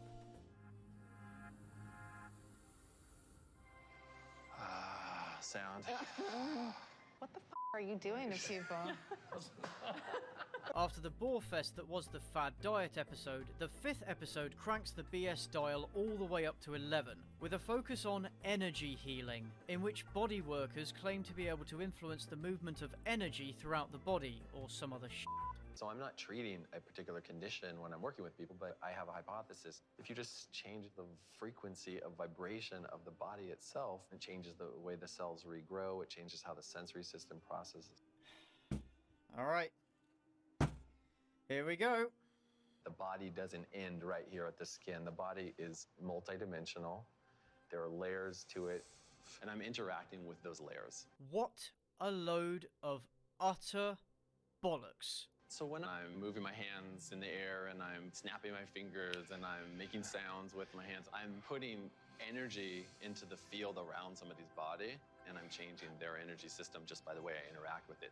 It's a bunch of crackpot gibberish that, like a lot of other crackpot gibberish, uses a misunderstanding of quantum mechanics to try to justify itself. The way we interact with someone without even touching them at the subatomic level changes them in some way, shape, or form. There's been some amazing research done in the realm of quantum physics to support this. No, there hasn't. One foundational study is called the double slit experiment. Proved empirically without a shadow of a doubt that our consciousness actually shifts or alters in some way, shape, or form physical reality. No, that's not what the double slit experiment showed. At all. Very simply, the double slit experiment showed that the act of observation somehow influenced how the observed particles of light behave. More precisely though, it is the measurement of the particles that does this, not the actual perception of them. I asked 4 different physicists and physics graduates about this, and they all confirmed that consciousness has nothing to do with the experiment or its results. And there's nothing about them that supports the conclusion that our consciousness can change physical reality, if you needed any proof that he was talking out of his arse. Quantum physics cannot give you healing powers. And just look at this. You want to tell me that this isn't staged? And then he snapped his fingers and I just started retching. I hear that this is the first time you've ever let anybody film your work. Out of context, what I'm doing just looks wacky, you know? Sure, yeah, that's definitely the only reason. At least he's somewhat self-aware. How do you explain that? I don't know. That's what I'm saying. You can't measure this stuff. Then it's not science, is it? It should come as absolutely no surprise to learn that there are no reliable studies that show that energy healing works any better than a placebo. And hilariously, it was scientifically debunked more than 20 years ago by a 9-year-old. Emily Rose's test was simple. She asked practitioners of therapeutic touch to feel the energy from her hand. But first, she had them put their hand through a towel and piece of cardboard so they couldn't see where her hand was. She didn't ask them to heal anything. She just asked the most basic question. Tell me which of your hands you think my hand is over. Left. Again and again, touch therapists failed the test. This woman guessed right only 3 times out of 10. So why is this utter tripe still being peddled today? We ask more than a dozen therapeutic touch specialists to come here and take your test, and not one would. Does that surprise you? No. But it's totally dismissed by most conventional doctors, right? They're like, fascia. I don't think the technology is quite there to measure energy healing, but just because something isn't proven doesn't mean it doesn't work. That's exactly what it means in a scientific context, or at the very least, it means you shouldn't be recommending it to people and charging them for the privilege. But this isn't even the worst of it. Oh yeah, they saved the best till last. Could you, like, get any goopier? I could not get any goopier. Science is just a tool. It's just one way of knowing, and intuition is a way of knowing. No, it really isn't. The last episode is the one that really made me blow a gasket. It's about psychic mediums. Being a psychic means that I read energy, and being a medium means that I can connect with the consciousness of people who have left their physical bodies and crossed to the other side. This is by far the worst episode, and the worst of all the steaming donkey feces being paraded in this show. I loathe psychic mediums, and I have absolutely zero patience for them. I lost my boyfriend tragically, a few years ago. They never found him. The reason why you didn't find him is because he's in water. You can't find somebody. Well, it was September 11th. There was no. He was a fireman, but there was no. See, I keep seeing him in water.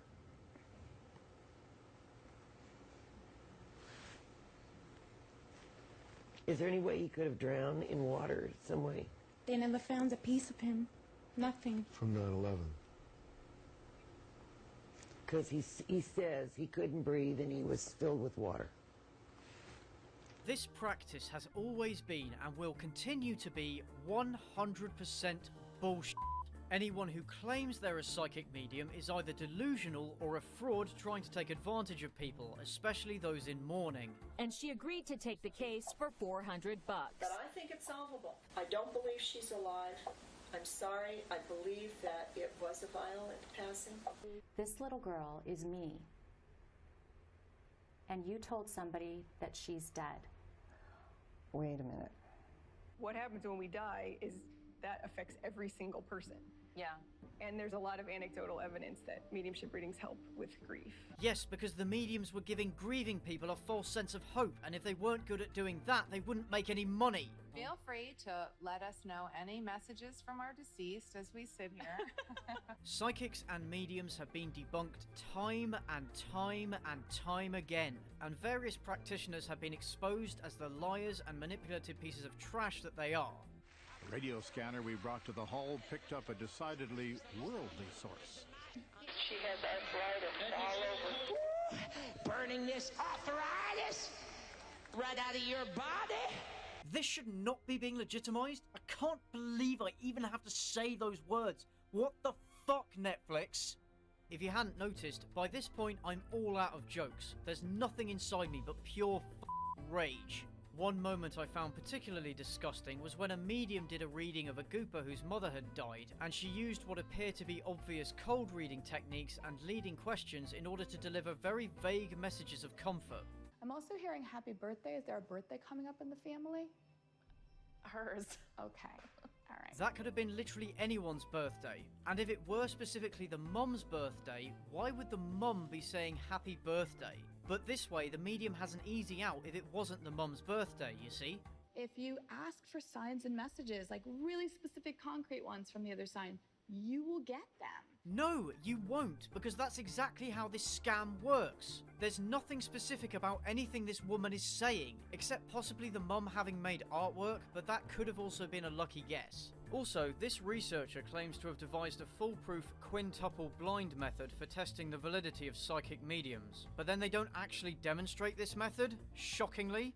And not only is the cherry-picking of evidence so bad here that it's dishonest and utterly despicable, but this is also the worst example of the sheer, unmitigated stupidity and groupthink being displayed by the Goop staff. And the mediums play it up perfectly, like when they attempt to psychically beam energy to the person in the center of a circle. And beam.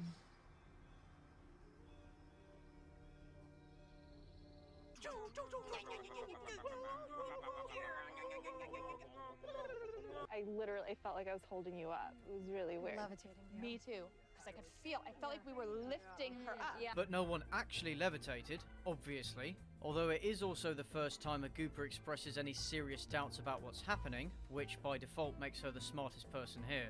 I don't know. I feel some sort of like guilt for not feeling any of these ways. I just don't feel. I don't feel like I can sympathize with anything anybody said. This medium claims that everyone has psychic powers, and one of the ways she claims to prove it is with a test of clairvoyance. You are going to try to see what is under this without seeing it. But then they don't show anyone getting it right! Are you serious? Do they really expect us to believe this? Then they do a test of clairsentience, where they try to feel objects. And the skeptic girl gets something wrong because she's too stuck in her frontal lobe to have this superpower. And not, of course, because this test is nonsense. They show one example of a true believer getting some information correct, but it's still vague, could have been reasonably inferred from the object, and she looks like she's just making it up as she goes along. It felt very like, kind of like, what? Like very out of left field. The best part, though, is when the skeptic gets read by the medium. Are there twins in the family, or like a Gemini like birthday? What is that, June? No. I feel like I want to talk about twins. I'm trying to think. No. Okay, I'm gonna tell them to come back to me with that in another way later. Then she switches to a woman on her mother's side. Is there an aunt there that's crossed, or a great aunt for you? It's like one over. And I feel like it's your grandmother's sister. Like, that's how I want to say it. My grandmother didn't have a sister. Third time lucky, she switches to the father's side. Is there like a funny story or a picture about a donkey? Or is there something with Shrek? Now she's just making stuff up. I'm gonna tell him to come back to me with it in another way later. You see, as soon as she was confronted with someone who didn't automatically validate her nonsense, it falls apart. Hey, Laura. This is really strange. I think you're actually reading Lindsay right now. That can happen. What? Are you shitting me? This world-class psychic was reading the wrong woman, and they let her get away with this bullshit. No, I'm not buying this. Not for a second, and neither should you. Do they go back and try reading the skeptical woman again? No, of course not, because that'll make them look stupid! That's it. I can't do this anymore. Goop Lab. Look, I'm not saying that none of these techniques have worked for at least some people, because it seems like in some cases they have. But the methods are far from proven, and far more study and testing needs to be done. And it's very likely that their supposed effectiveness is dependent on the participants' psychological buy-in. Scientists say it's not that therapeutic touch or voodoo directly do anything physically to anyone. It's just that if you believe in them, they sometimes can have an effect. The placebo effect, it's called. If you think a therapy will work, that alone may make you feel better. You cannot take a few people's subjective experiences in an uncontrolled environment as any kind of reliable indicator of their effectiveness, especially when there's quite clearly some confirmation bias involved and the subjects are employees of a company with a vested interest in this crap. Nor can you rely on anecdotal evidence to support your claims, and calling them case studies doesn't make them any more scientifically valid. And most importantly, you cannot evaluate these methods by presenting only a one-sided account and then dismissing or refusing to acknowledge evidence that contradicts these claims or even proves them harmful. But what we try to do at Goop is to be open-minded and explore ideas that may seem out there so that people can have access to the information and make up their own minds. You cannot claim to be letting people make up their own minds when you give an uncritical presentation of your subject, refuse to show the other side's point of view, and engage in such blatant cherry cherry-picking and confirmation bias. You can be open-minded without letting your brain fall out or actively deceiving your audience through omission, and you can do it without giving a pass to every deluded mystic or charismatic charlatan who wants to mislead or manipulate people.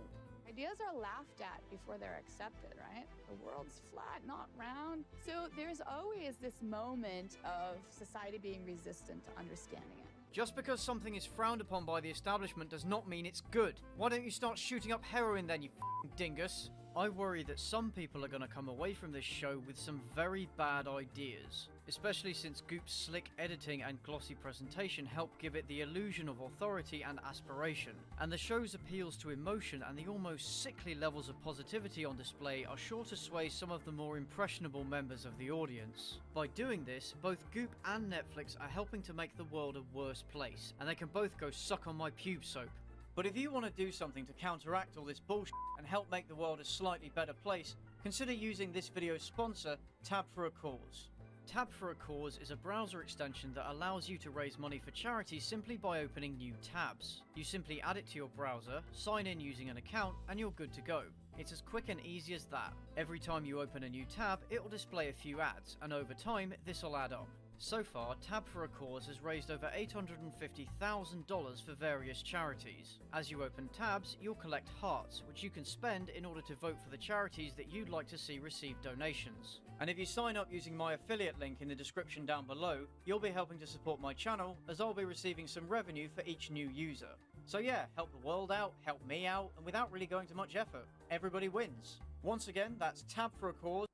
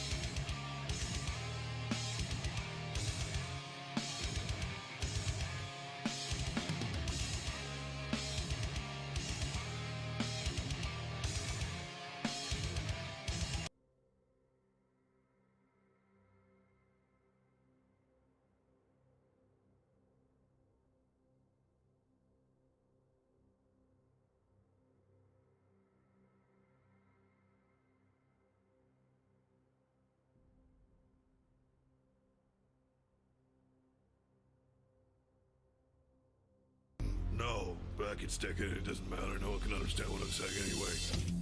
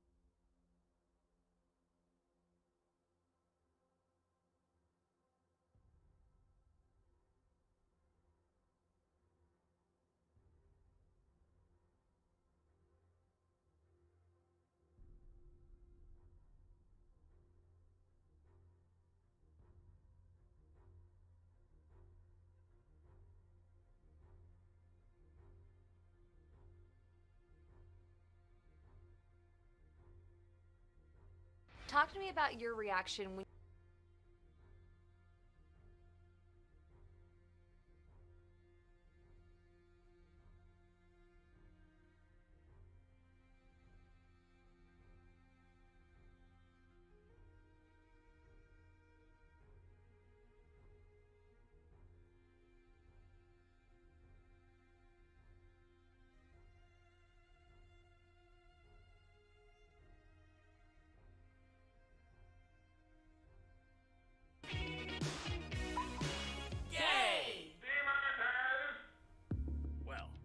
Now that that's out of the way, let's talk. We tested 15,000 common words and phrases against YouTube's bots, one by one, and determined which of those words will cause a video to be demonetized when used in the title. If we took a demonetized video and changed the words gay or lesbian to happy or friend, every single time, the status of the video changed to advertiser friendly. Most of the words are ones we might expect YouTube to censor. The others put YouTube directly at odds with its progressive messaging. And some of them only make sense to robots. Come with Dr. Download as we take a closer look at YouTube's bigot bots. Tonight's the night.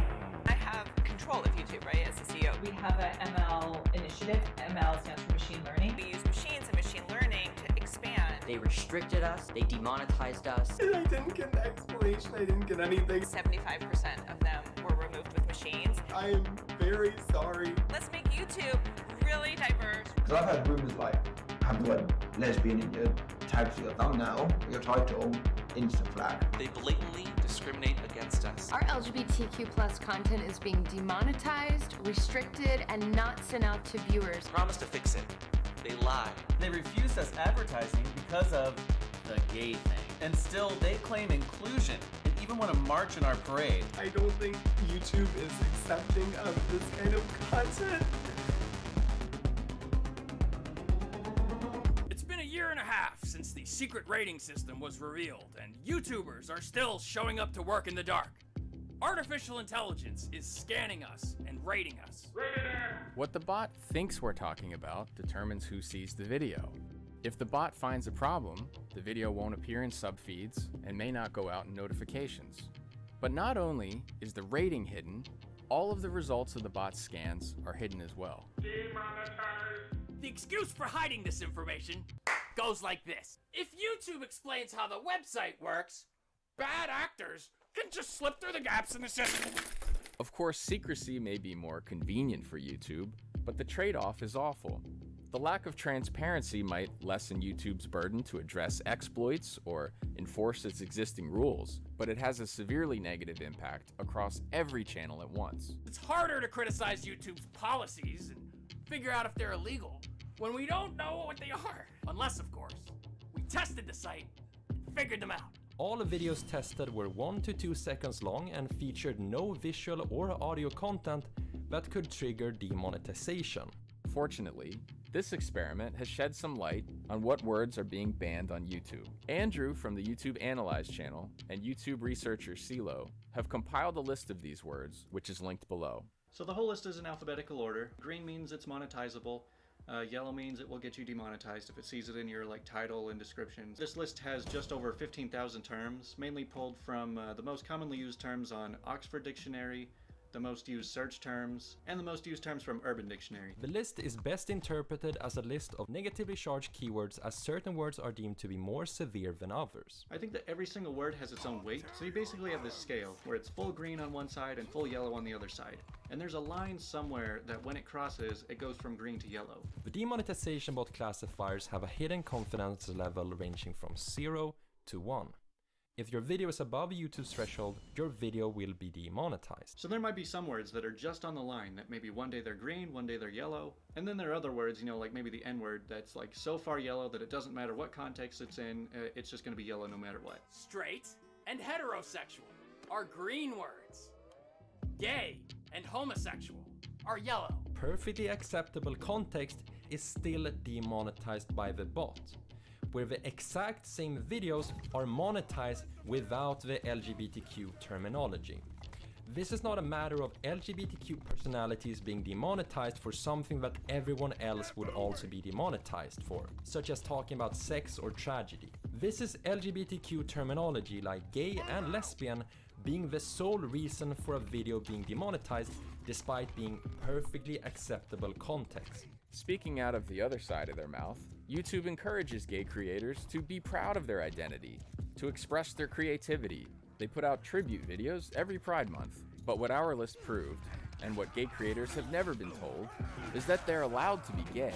They just can't talk about it, or they won't get their paycheck.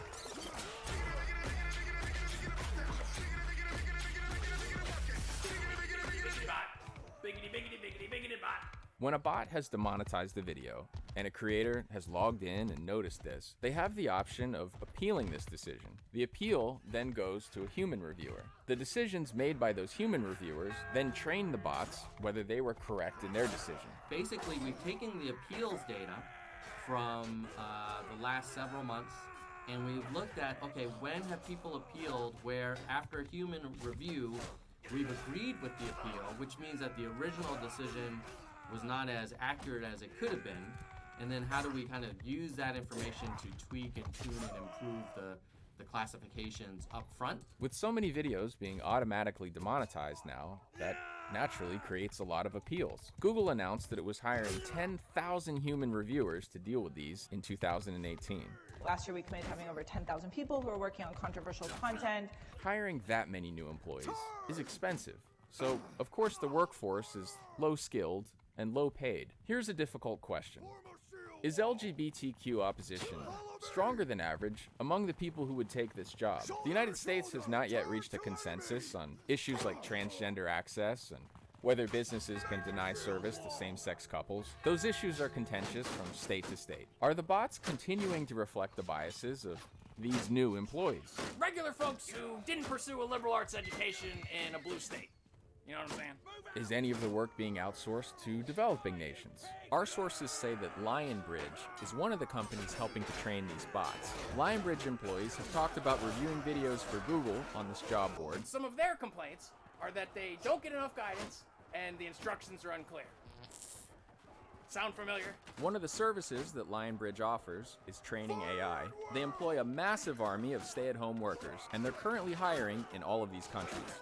In many of those places, homosexuality is still illegal. Google is the most powerful company in the world.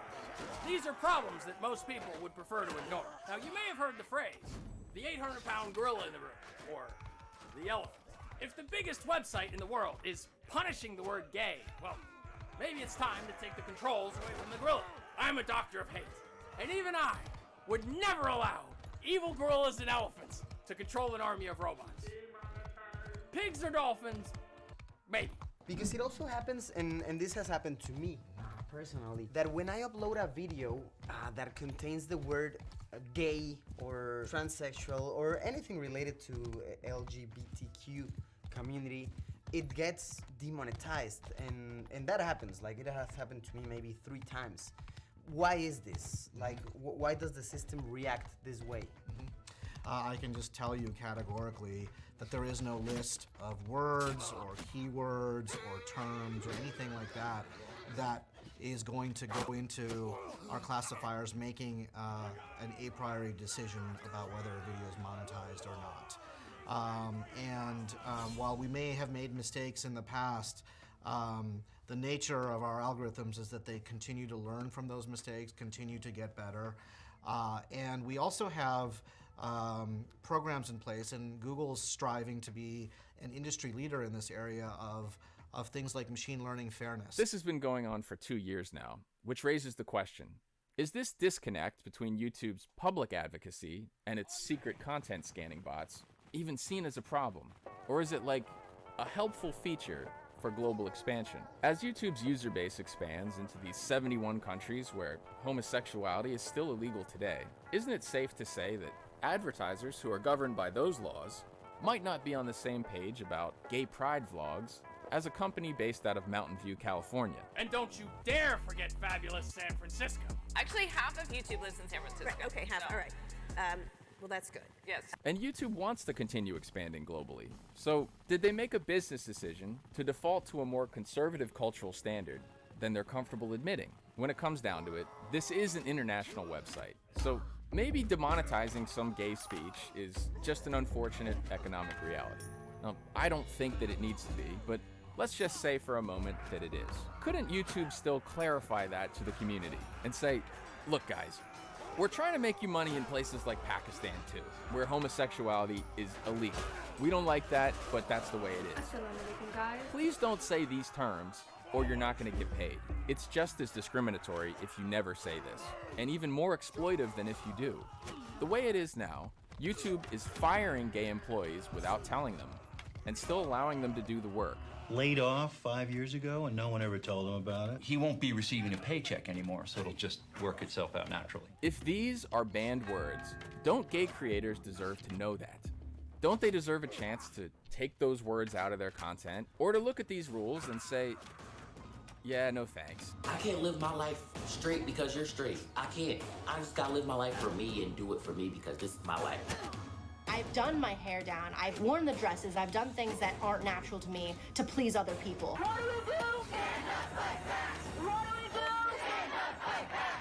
We always like to avoid confrontation whenever possible. We've just now confirmed it with API testing, but it's been an open secret for some time. You can see in the comment section under YouTube's gay pride videos, lots of people who've crossed paths with the bigot bots. Nice, now you're gonna have to demonetize your own video. Yeah, you can be whatever you want here on YouTube, except monetize. YouTube should demonetize its own channel. So is this getting demonetized for being a controversial topic? No? Alright. That's fine. Makes videos saying, we love the gays. Demonetizes any pride videos.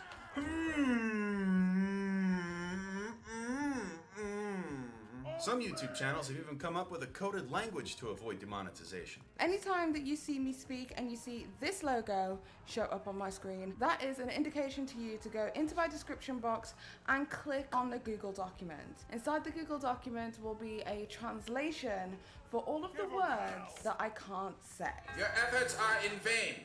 I can read an Excel spreadsheet, you know.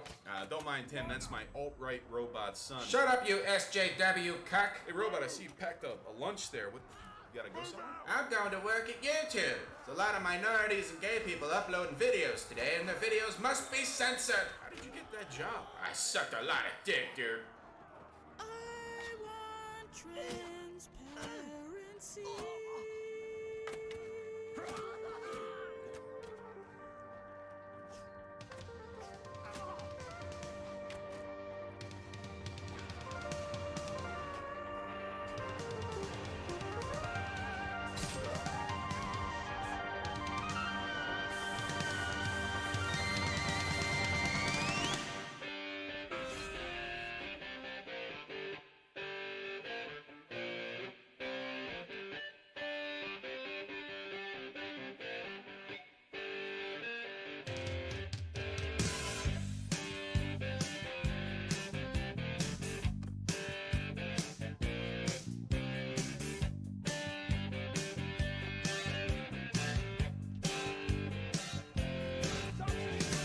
Them yo-yos, that's the way you do it.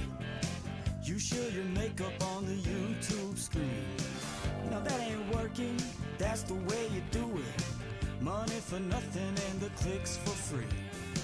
Now that ain't working, that's the way you do it. Let me tell you, them guys ain't dumb.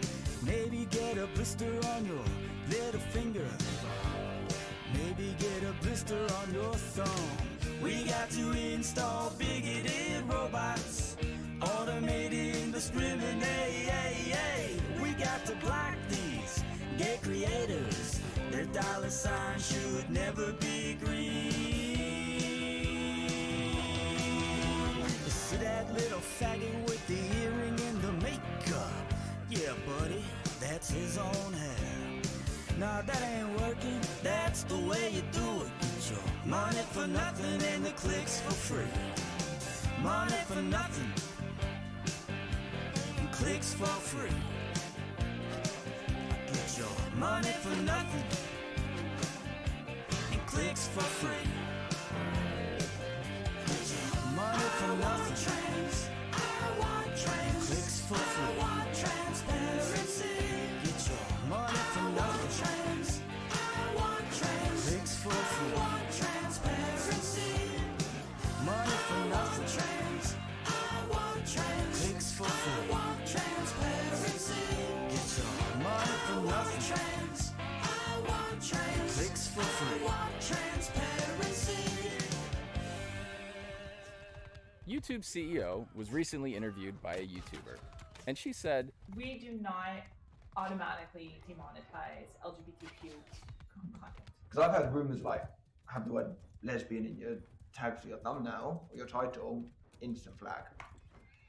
There is no policy, of course, because we want to have all different voices representing all different points of view. There's no like flagged words from specifically that community that is like more likely to be demonetized. There shouldn't be. No. That's a lie. It's a lie by omission. It's sneaky language from a very smart woman who talks to a lot of lawyers. There's no policy to demonetize gay words, but there is a protocol where bots are doing exactly that, and they're coming up with their own dictionary of what's okay. Link in bio. Be honest, this is the policy. It's like the $1 trillion corporate version of when Sniper Wolf says, I don't edit my Instagram photos. Yeah, okay. Well then, Sausage does. When Alfie asked her the question about the gays, she had this look on her face like, my dearest Alfie, I simply can't say. I want to tell you about the bigot bots, but I can't. Read my heart, not my lips. The first thing we're going to talk about today is YouTube and Google are being sued by some of their creators. And specifically, we're talking about LGBTQ YouTubers who reportedly filed a lawsuit last night. And they're throwing a variety of claims against YouTube, from suppressive recommendations for LGBTQ videos to demonetizing them or altering thumbnails. and that's just one group who's suffering with secret rules, who's listening to YouTube say one thing while noticing its bots do another. Everyone who uploads to YouTube is struggling with the bots. Coffee Break recently made an excellent video about the dangers of smoking versus vaping and the ethical dilemma that regulators now face. The video does not promote these products. In fact, it points out how and why their use is being discouraged. Nevertheless, the bots are punishing him for even talking about something like that. It's perfectly suitable for TV. No one would bat an eye to see an ad break in content like that. But not only did he have to do all that research and production on a volunteer basis for YouTube, he can't even grow his channel with it because the bots have been trained to hide it. The video was demonetized, confirmed by manual review, rated M, and then locked out of recommended. It got rated M, and so YouTube's just suppressing the ever-living hell out of it. Nobody's seeing it. YouTube just refuses to show it. In terms of metrics, that's like my best video ever, or at least as good as it gets. Getting rated M really matters to your video's success. I cannot afford that as someone who's supporting himself with YouTube for that to happen again. If you asked me, you know, are you gonna make another vaping video again? It was so, like, it's an important topic. I really believe it could affect millions of lives. I can't. History channels have had to band together and remake YouTube on their own because even their educational content is getting age restricted by these bots. I uploaded a video a couple weeks ago on the Battle of Dien Bien Phu. It's a smaller conflict that happened, so it doesn't have anything to do with the Holocaust or anything like that. So it's not necessarily controversial history, if that is even a thing. You guys can see here exactly where the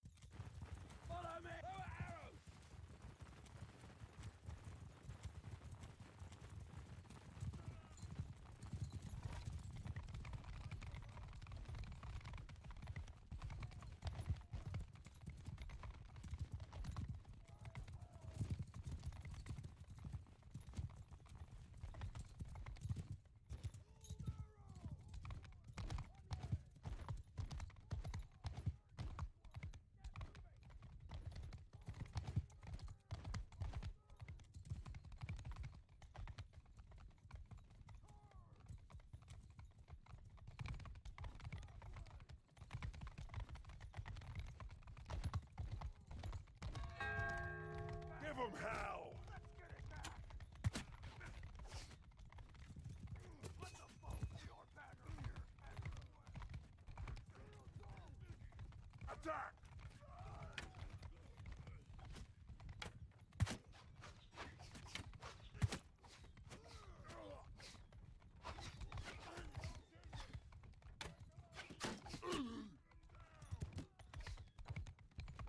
Stick to me!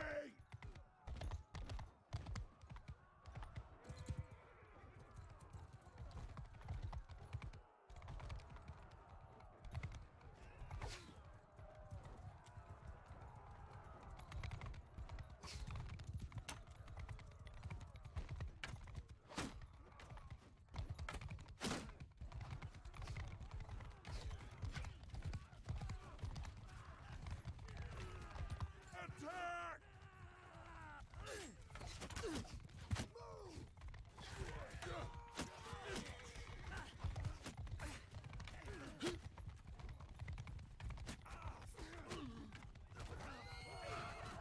Forward!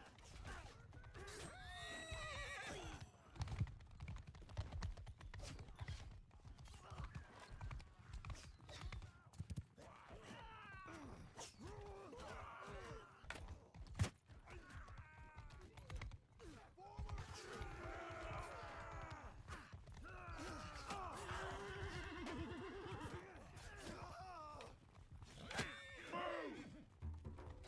Charge!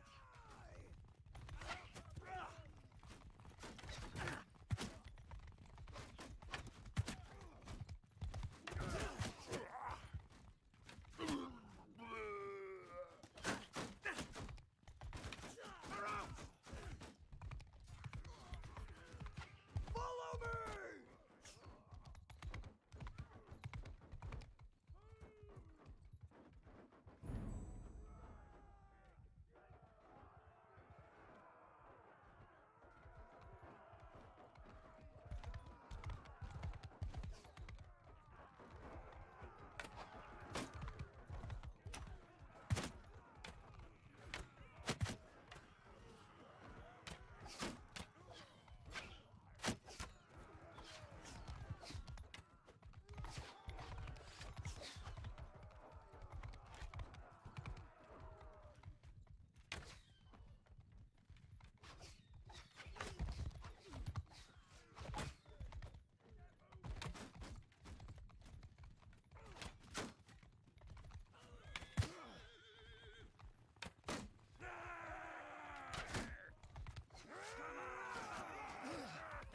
After me!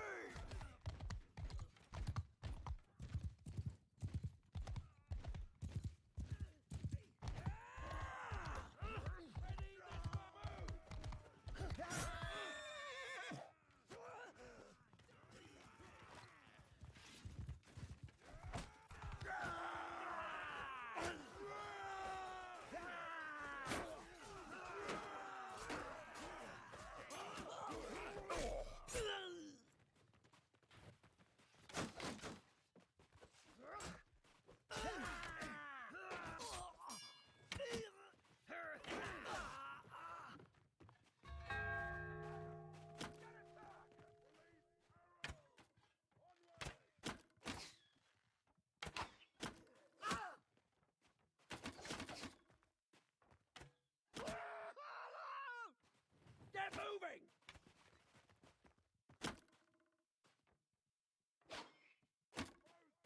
Move!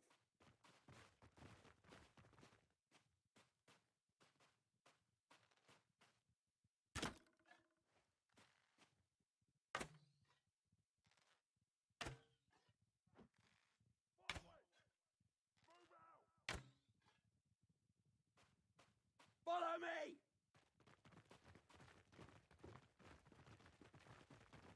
Get moving! Move!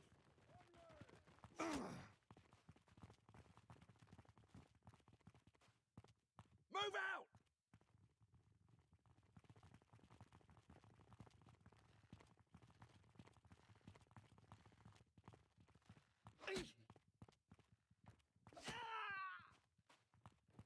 Move!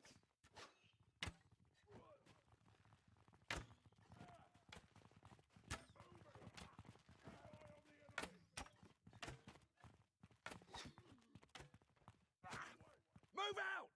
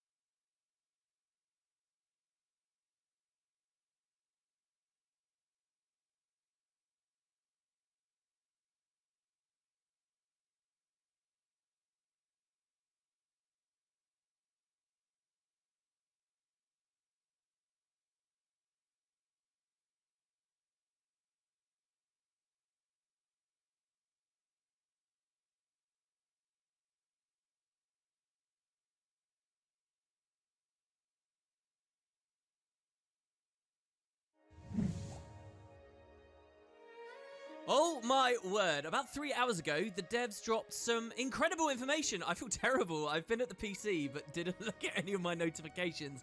This is probably the biggest news we've seen come from Guild Wars for a year, 2 years, as they've just announced another expansion. They haven't given us a name, they haven't given us a release date or really anything. There's a little bit of concept art, but just the confirmation that they are going big with updates to this product in the future and just not whatever other things the studios are working on is really, really big. So in this video, I want to talk about exactly what ArenaNet said, give you my thoughts, and maybe we can flesh this out with some other information. They're also saying in this same post what their plans are for going forward with this year, that I'd like to read all of it. So we'll go over to the website in just 1 second. Let's give ourselves a little bit of context here. There have been a lot of fears in the community for the past, year or so now, that they might not be doing any more X-Packs with Guild Wars 2, that it might just be this idea of sagas going forwards.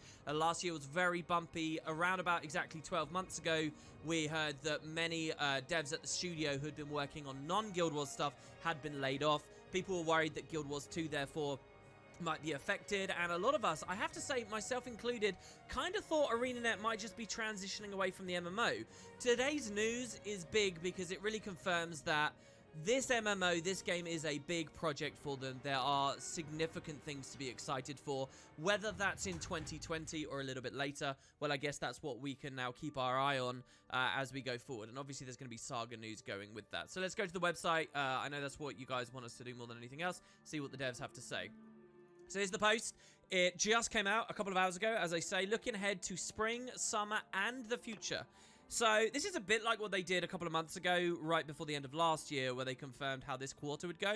And now they're giving us something of a roadmap going forward again, which, you know, a lot of people have been looking for, that kind of communication and some transparency on what we actually have to expect. So they say spring is fast approaching, with summer hot on its heels, and it's time for some updates on what's next for Guild Wars 2.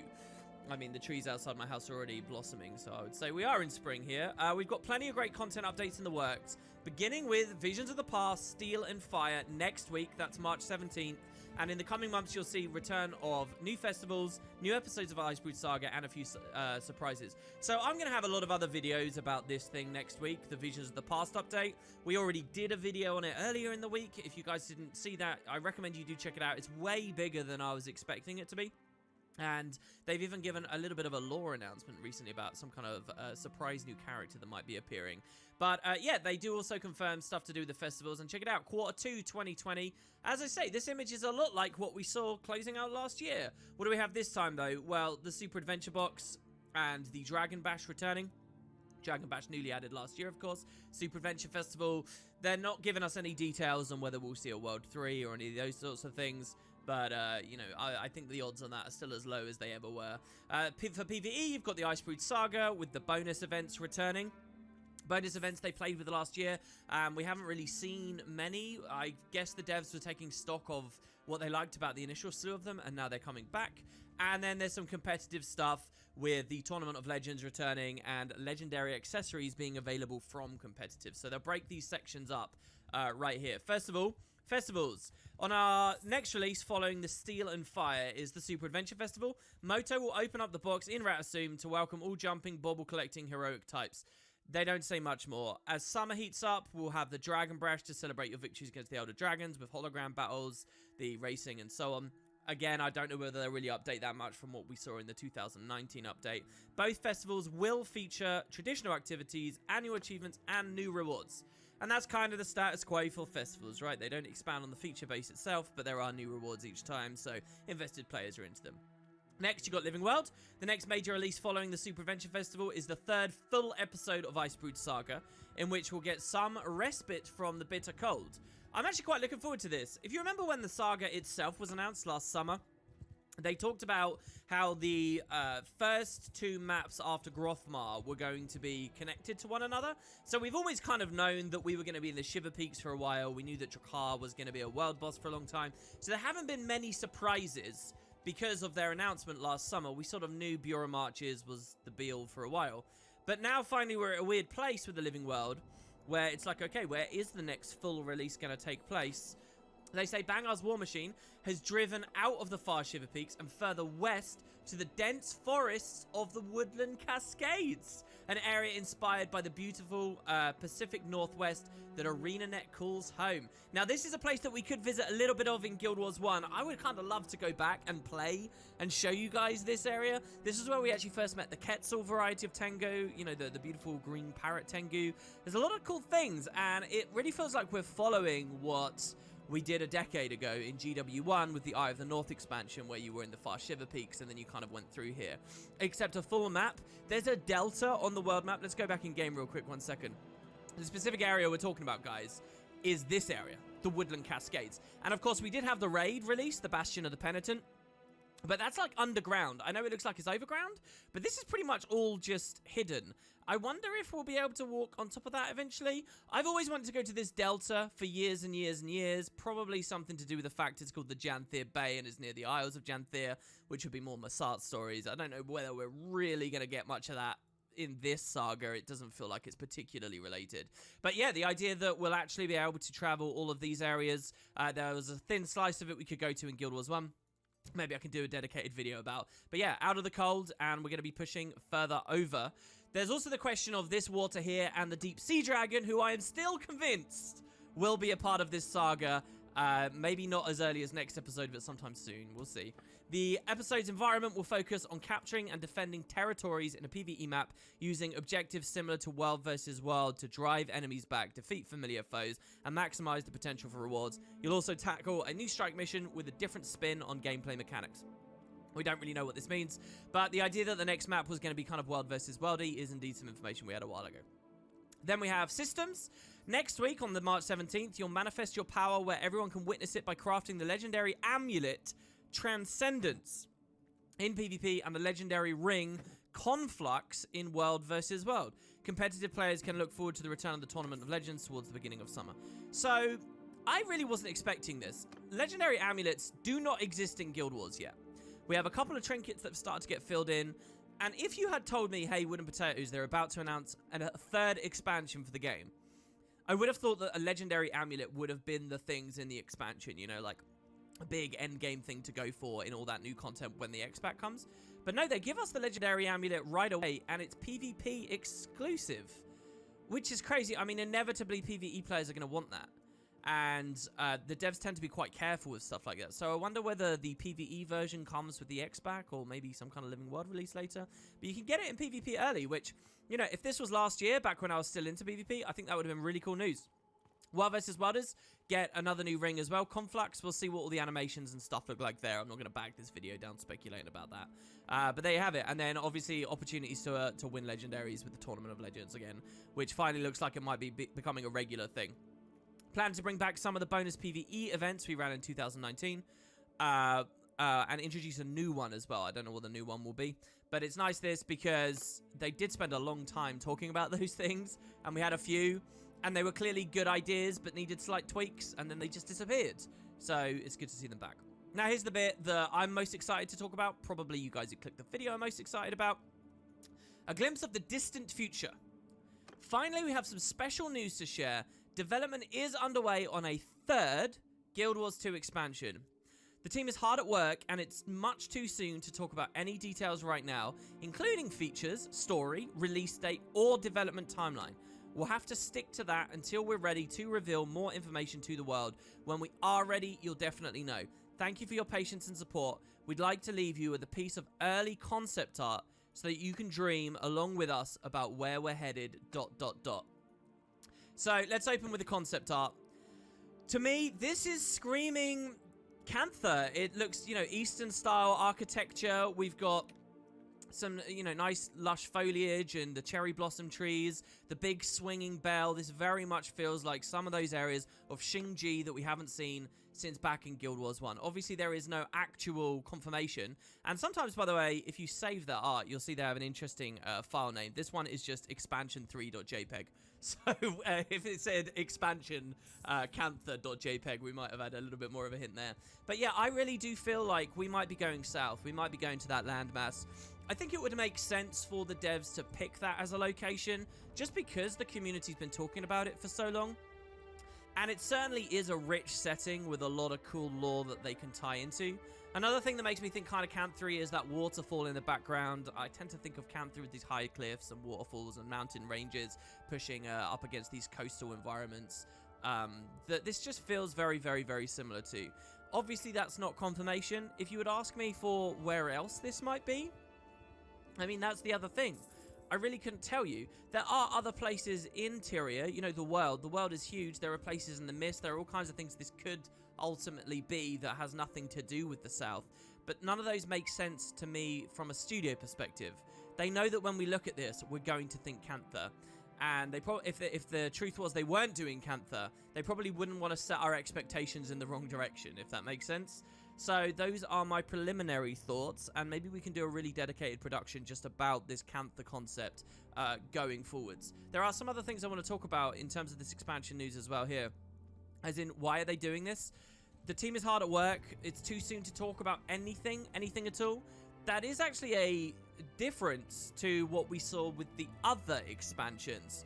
So, and it's funny because we've only got 2 to talk about all these years that Guild Wars 2's been out. Let's run on with it. You had Heart of Thorns being announced in a very much, you know, ready state, as in they had a lot to talk about. They had, when it became clear that Heart of Thorns existed, we knew that it was going to be the Maguma Jungle. We knew that it was going to be about this new Elder Dragon they just announced to us at the end of Living World Season 2. We had like a cutscene rolling into it, and then it was a few months of roll into the expansion, undoubtedly, and they started giving us Elite Specialization news that they trickled out over their stream week by week by week. But once we heard that Heart of Thorns was going to be a thing, they very clearly had a lot to say immediately. And that was a period of, what, like half a year or so that was going on, and the expansion finally came out. With Path of Fire, it was even more exaggerated. We had Living World Season 3 end, and an expansion announcement pretty much instantly. And it was a tiny wait. They did almost no, like, wind-up. There wasn't huge amounts of press. I remember personally going out to the studio to see stuff with Path of Fire and realizing, oh my god, this is like 2 releases away. There's like almost no time to talk about this expansion. I remember they announced the X-Pack on their stream. I myself personally hosted the post show and was dropping like hours of new information of a fully made, ready to go expansion that they just hadn't talked about until the last moment. So it was really, really, really very quick from expansion announcement to drop. Now here, we seem to be in a totally different direction. It looks like we're gonna hear that the expansion does exist today, and it might be, what, half a year before we even get any new information. It might be a full year before the thing's out. It might be a year and a half before the thing's out. So the devs are playing a very different hand this time, and what this is really doing, I think, is it's trying to set the community at ease. It's trying to tell people, hey, Guild Wars 2 is worth looking at.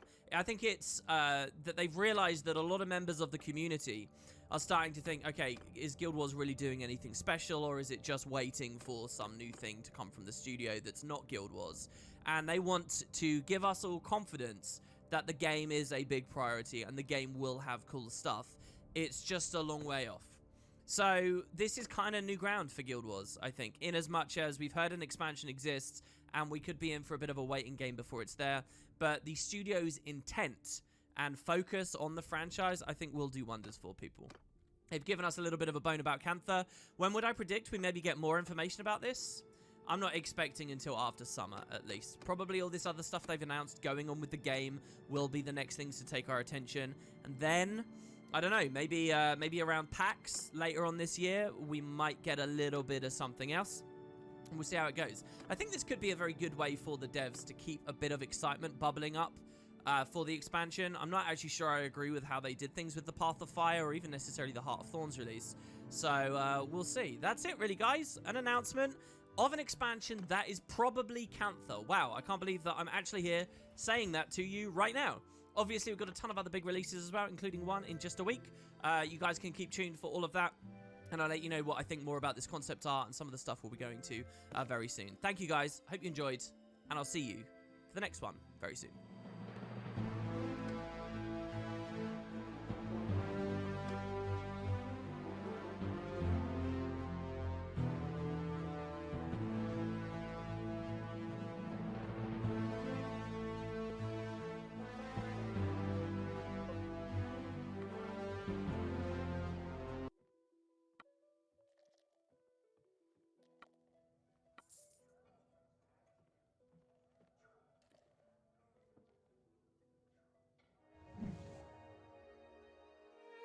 Well, welcome. Yesterday, hopefully you didn't miss it, there was a bit of a bombshell for news. The devs, in a fairly quiet and almost offhanded way, revealed there will be a third expansion for Guild Wars 2, that they are working on it right now, and they even teased a little bit as to where it might be set. It's obviously really important news for the current climate with the game. I talked about that a lot yesterday, but today I want to go further into the idea of where it is, and that's based on some more hints that came out yesterday, but I had actually missed. So, we're going to be talking about Cantha, and the reason we're going to be talking about Cantha is, first of all, this image they gave us. This is the one piece of concept art we have to go on about the new X-Pack. And in yesterday's video, you'll see I did actually right-click it and try to save the image, and they hadn't named it with anything, you know, that cryptic. But turns out this image wasn't all that they'd released. They had also dropped this here, this little video, this little animation, which is kind of gorgeous, to be honest. And they've been doing this a lot recently. Most major releases for Guild Wars 2 give you some kind of animated art like this. You know, it reminds me of the old login screen style they had. I could just imagine logging in, looking at this big white image here. But so, if you right-click this one and go to download this one, well, you will see there is a much more explicit reference to Cantha right here. It says Xingji on there. Xingji being one of the regions of the Canthan continent from Guild Wars 1. I actually yesterday said that the big bell and stuff reminded me a bit of Xingji. If you head back into Guild Wars 1 here today, the server's obviously still live, you can go to Xingji Monastery and find a big bell like this. It really, really seems like this is going to be something Cantha related. On top of that, the blog post they revealed had like a subheader yesterday, and the subheader said, "The Winds of Change." Now, the Winds of Change was the name of a post-launch campaign content update for the Canthan region that came out in about 2009, I think, 2010. Essentially, Guild Wars 1 release had its heyday, and then in the long wait for Guild Wars 2, the devs basically started doing Living World for the original game. It started with some stuff in Central Tyria and the Crichton region, then it went up to deal with some Eye of the North stuff, and then it went to Cantha with this big, long line of quests that were really entertaining, probably the most challenging stuff that they did as well, called The Winds of Change. And I actually did a whole video series about that right when it came out. It was funny, as I was playing The Winds of Change was at the same time that the devs were announcing what the core professions were for Guild Wars 2. That's when these two things were coming out. So now, here in 2020, we see them reference the Winds of Change with some clearly Canthan-looking art, and, you know, if you do a little bit of sleuthing, you can see they're even referencing one of the Canthan regions, that being Xingji. So it's definitely Cantha. I'm going to update yesterday's video right here and say, look, we're going to Cantha, guys. There's a third expansion, and it's based on that region. I wanted to give you guys really all the information as to how we know that is so now. And I wanted to talk a little bit... Oh, by the way, I think as well a developer necroed an old Canthan discussion thread on the forums, which makes this whole thing seem pretty blatant as well right there. They're actively encouraging people once again to talk about Cantha. I want to open the floor with a little something about Divinity's Reach and the general idea of going back there. Don't worry, I have lots of videos for you guys about the region of the world and what we can expect and why people are excited about that if you're kind of a newcomer to the scene, so don't worry. But today, I just want to open with, why Cantha, why now? And so, what do I mean by this? Well, if we rewind the clock to when Guild Wars 1 came out, we started in Ascalon, we did the adventure all the way over Cortyria, ended at the Fire Island chain, did a couple of post-release quests, and we went back to the Southern Shiver Peaks for a little while at Sorrow's Furnace. That would actually be up here. And then they added a whole new campaign, like a year after release, way down south. So far down south, I'm not even talking about Alona, I'm talking even further down south, across the ocean, with a completely separated world map. And it was this region called Cantha with kind of a mixed Asian blend of architecture. What do I mean by that? I mean, it kind of crossed a lot of styles of Korean architecture with a lot of Chinese stuff, and maybe there's some other things mixed in there. I'm not really an expert on this subject. To create this thing that we in the West, ignorant as we may be, could just enjoy and feel like we were immersed in this different world with people with different sensibilities and ways of going about their life. And then you had a magical fantasy story laid on top of it that sometimes referenced this stuff. That's what they did way back in 2006. Fast forward into 2012, Guild Wars 2 comes out, and well, what do? Well, we have all the exploration for the core areas, you know, minus some, like the Fire Island chain hadn't been added yet, and a couple of new areas had been added. The Maguma Jungle wasn't added, for example, the Crystal Desert wasn't added. And people were wondering, well, okay, so it's 2012, where does Guild Wars 2 go next? And funnily enough, I think most of us, probably up until the announcement of Heart of Thorns and the Maguma Jungle, which is ultimately we went, I think most of us were expecting to go to Cantha. Way back then, in 2012, 2013. Why? Well, because that's what Guild Wars 1 did. We started Interior, then we went to Cantha, and then you'd expect to go to Nightfall and at the region of Alona and so on. And, well, ArenaNet declared and made it pretty obvious that that was not how Guild Wars 2 was going to go. They did Season 1, which was more just around the core areas of the world. Maybe they were scared of spreading the population out at that point. Then we went to a whole expansion in a very minor region, just the jungle. And really, you know, this was not even that interesting of a place in terms of lore in Guild Wars 1, you know, setting and building, but they got an entire expansion of it. Then more Globetrotting, and we got to go back to the Fire Island chain. Then, was it going to be Cantha next for Expansion 2? Well, no, again. It was more appropriate for them, it seemed, to take us to Alona. But I'll hold you off at this point. One reason that they took us to these other regions may have been because this was just the story they wanted to tell. Mordramoth was going to be the next dragon because of the cool cryptic clues that they'd left, and so that led us to the Maguma Jungle. And then Balthazar had become a big part of the story, so naturally they wanted to come over here. You can say that. But there has actually been a little bit of a conspiracy over the years, let's say, a bit of a weird background piece of information that may have influenced them and caused them to not want to go to Cantha. And that is this mixing of the architectural styles. So let me just be clear, we've never really had an official, proper comment from the studio or anyone, you know, in a big leadership position at the studio on this ever. But as we all know, ArenaNet is being published by NCSoft. I think specifically NCSoft West. I'm not sure how the branches or whatever work. But the idea is, and NCSoft is based in Korea.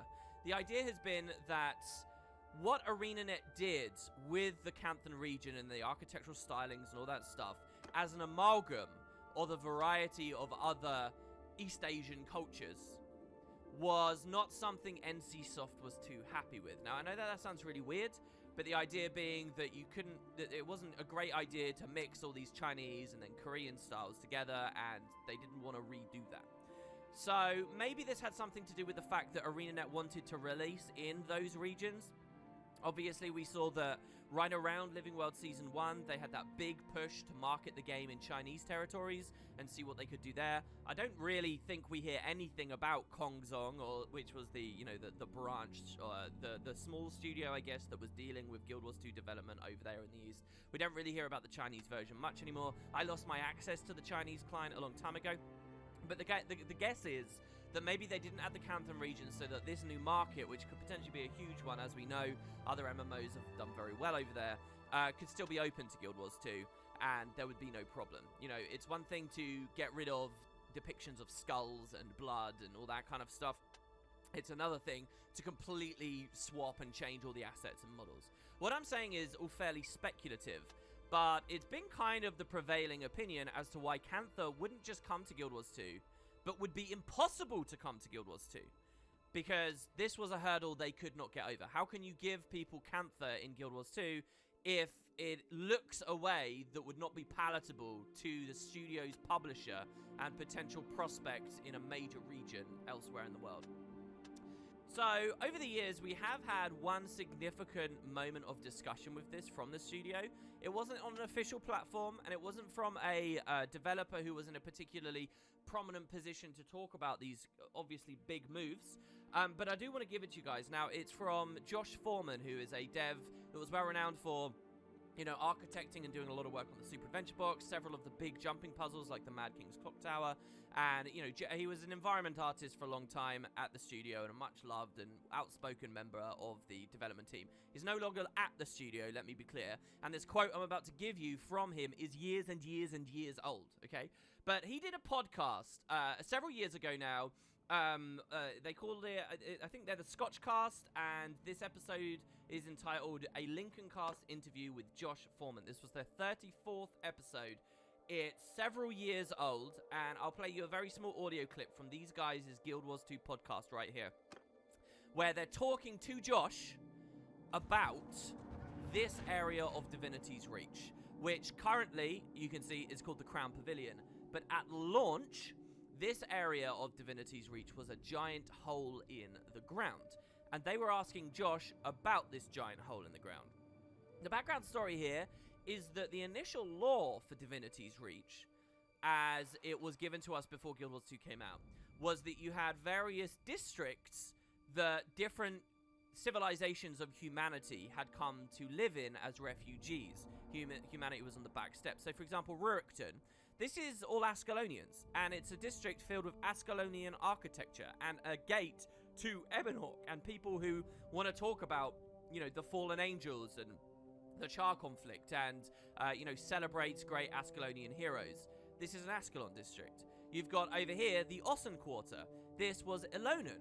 And, you know, you can see that they're talking, I mean, it's called the Ossen Quarter. It's in reference to Churai Ossa. And you can hear people talking about their homeland, which at launch had been disconnected.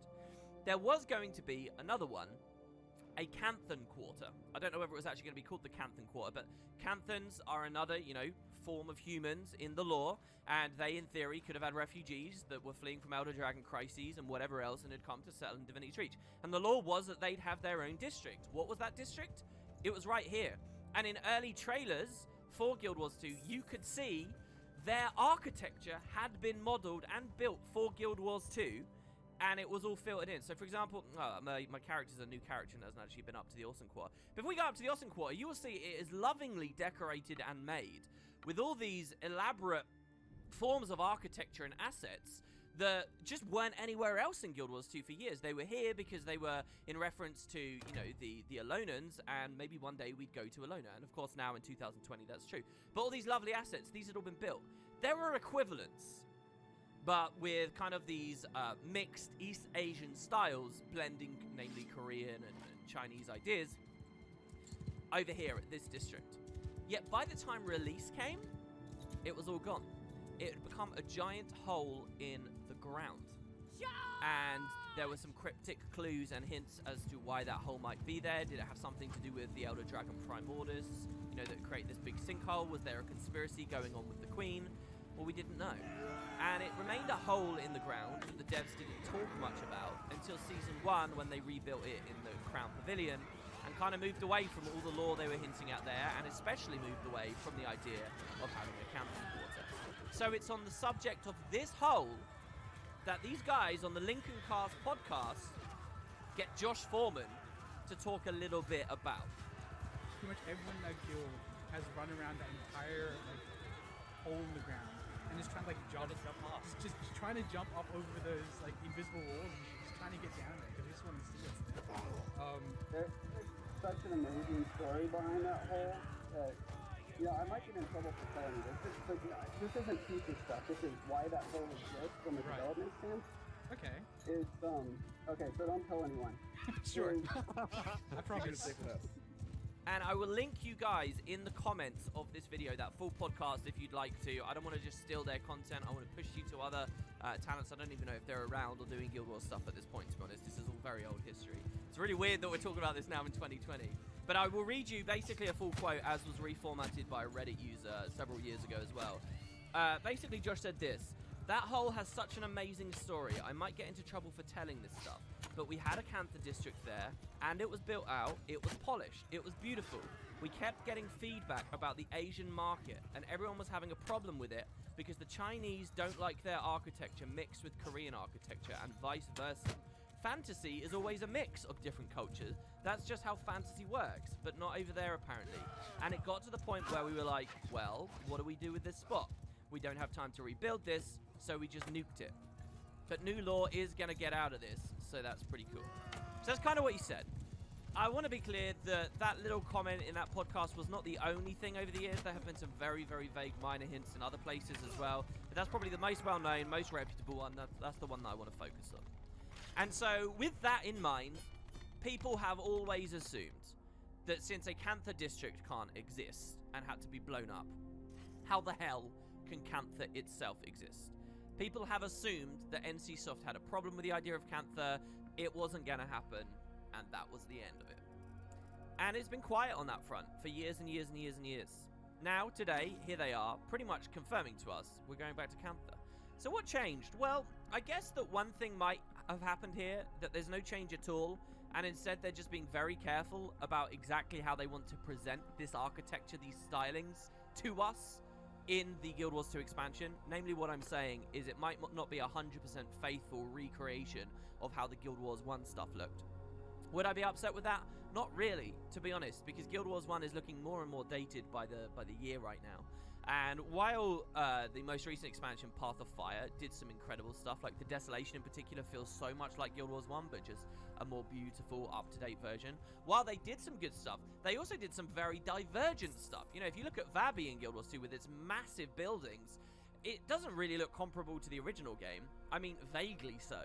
But the devs have clearly had their own take with it, and it looks great, and it's been fun to explore, and it's felt like Elona. And you know what? It's been 250 years. So maybe that's what they've just gone with this.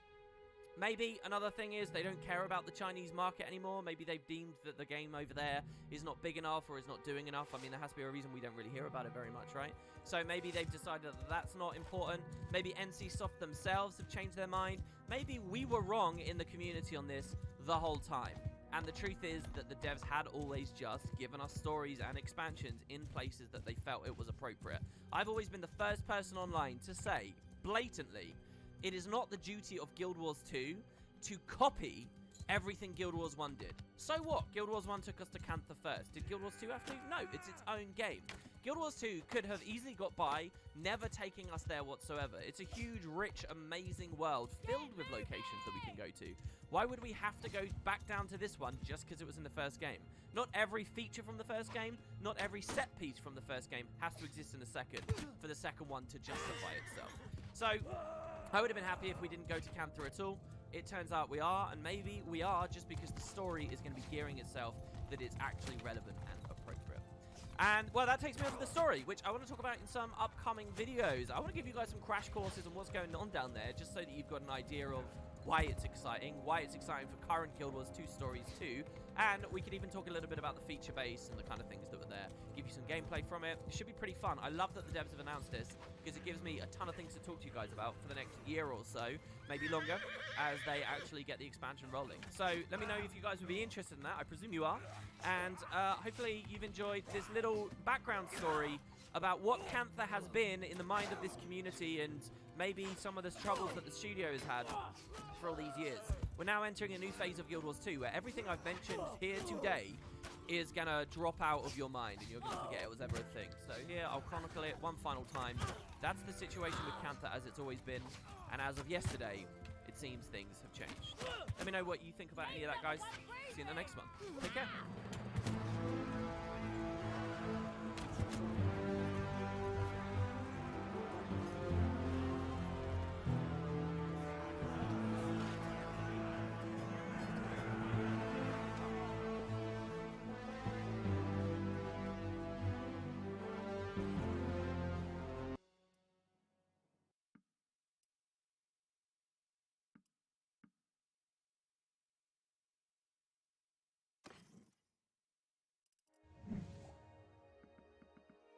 So hopefully the news has spread to you by now, and that's the fact that Guild Wars 2 is getting a third expansion sometime, and it will be set in Cantha, it seems, a region we haven't seen since Guild Wars 1. Now, this is exciting for a ton of reasons, not just because it's Cantha, but because we're going to be getting expansion, and expansions, of course, mean new features. I wanted to talk today about one particular idea for a feature that matches very well with the location of Cantha. I've been thinking about a lot. You probably watching this video have been thinking about a lot, and I think does bear discussing. It's something we've talked about a bit in the past, but now we live in the concrete reality of knowing an X-Pack is coming and it will be there. So let's jump in. Of course, I want to talk about the people that live behind this huge wall I'm looking at right now. I want to talk about the Tengu, and particularly the idea that they might become a playable race. So, let's first talk about the Tengu connection with Cantha itself, and then we'll go from there. The Tengu in lore in Guild Wars are not all from Cantha, and are not necessarily super connected with Cantha. We first found Tengu with the original release in 2005 at Prophecies. living in the Shiver Peak Mountains and living in Kryta, and I think maybe even, so was that maybe just centaurs living in the Crystal Desert. But there were Tengu all around. I think there were like 3 different tribes up here in central Tyria that had nothing to do with Cantha down south. But a year later, when Factions came out and we got to go to that mysterious far southern continent, the devs did a lot to expand on Tengu lore. They introduced us to a couple of other tribes down there, namely the Avakara and the Sensali Tengu. The Avakari generally being the good guys, the nice guys, those who would collaborate and talk and communicate with the humans, and the Sensali, who were kind of bastards and who often were at war and were the more hostile Tengu. They talked a lot about the Tengu in some really compelling ways, namely that before the events of the Guild Wars 1 faction storyline, there had been lots of conflicts between humans and Tengu as each other's territories encroached on one another, and they had been at war. Just before the game started, a great hero of that southern region had finally brought the wars to a close, and I think they were celebrating the first year of peace with a big festival called the Day of the Tengu. That was an event that only Factions beta players could enjoy. But basically, there had been all these hostilities, and there was a lot elaborated on.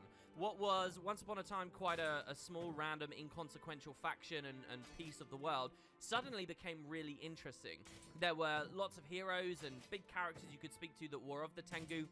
Characters like Tengu Talon Silverwing had been introduced to us. And we even got to visit Tengu outposts and like full-on villages like the Airy. And once we got to the city on the mainland, we got to go to another place called the Roost.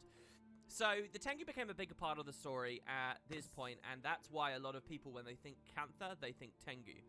Even more, after everything had finished really with Guild Wars 1 and we were waiting on Guild Wars 2, the developers started up with a new campaign called the Guild Wars Winds of Change that was located in Cantha. I had a full playthrough that I did of it years ago. It's on my channel. I do recommend you guys check it out if you've got some free time as we wait for this new Guild Wars 2 expansion to come out. But the Winds of Change storyline talked about the increasing xenophobia amongst Canthans, and particularly how that affected the Tengu. How the Tengu who lived there started to once again feel like outsiders and hostiles, and that they weren't welcome amongst the humans there, that were becoming increasingly isolated from them and tried to kick them out. So you got to see these tensions re-arise. The Winds of Change storyline was really there to establish some plot points the devs might do things with in this game, in Guild Wars 2.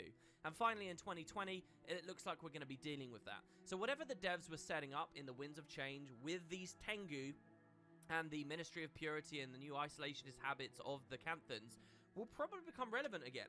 250 years later, 260 years really, we of course have seen that many Tengu have balled up, not just the ones from Cantha, but from many tribes, to live behind these walls in what they're called the Dominion of Winds. At what was once upon a time Sanctum K.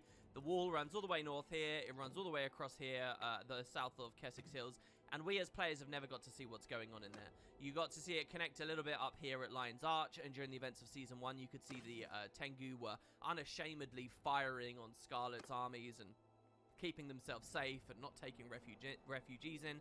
And in what is probably, you know, some deliberate irony, the Tengu themselves have become very isolationist and very xenophobic at this point and really don't want to deal with us.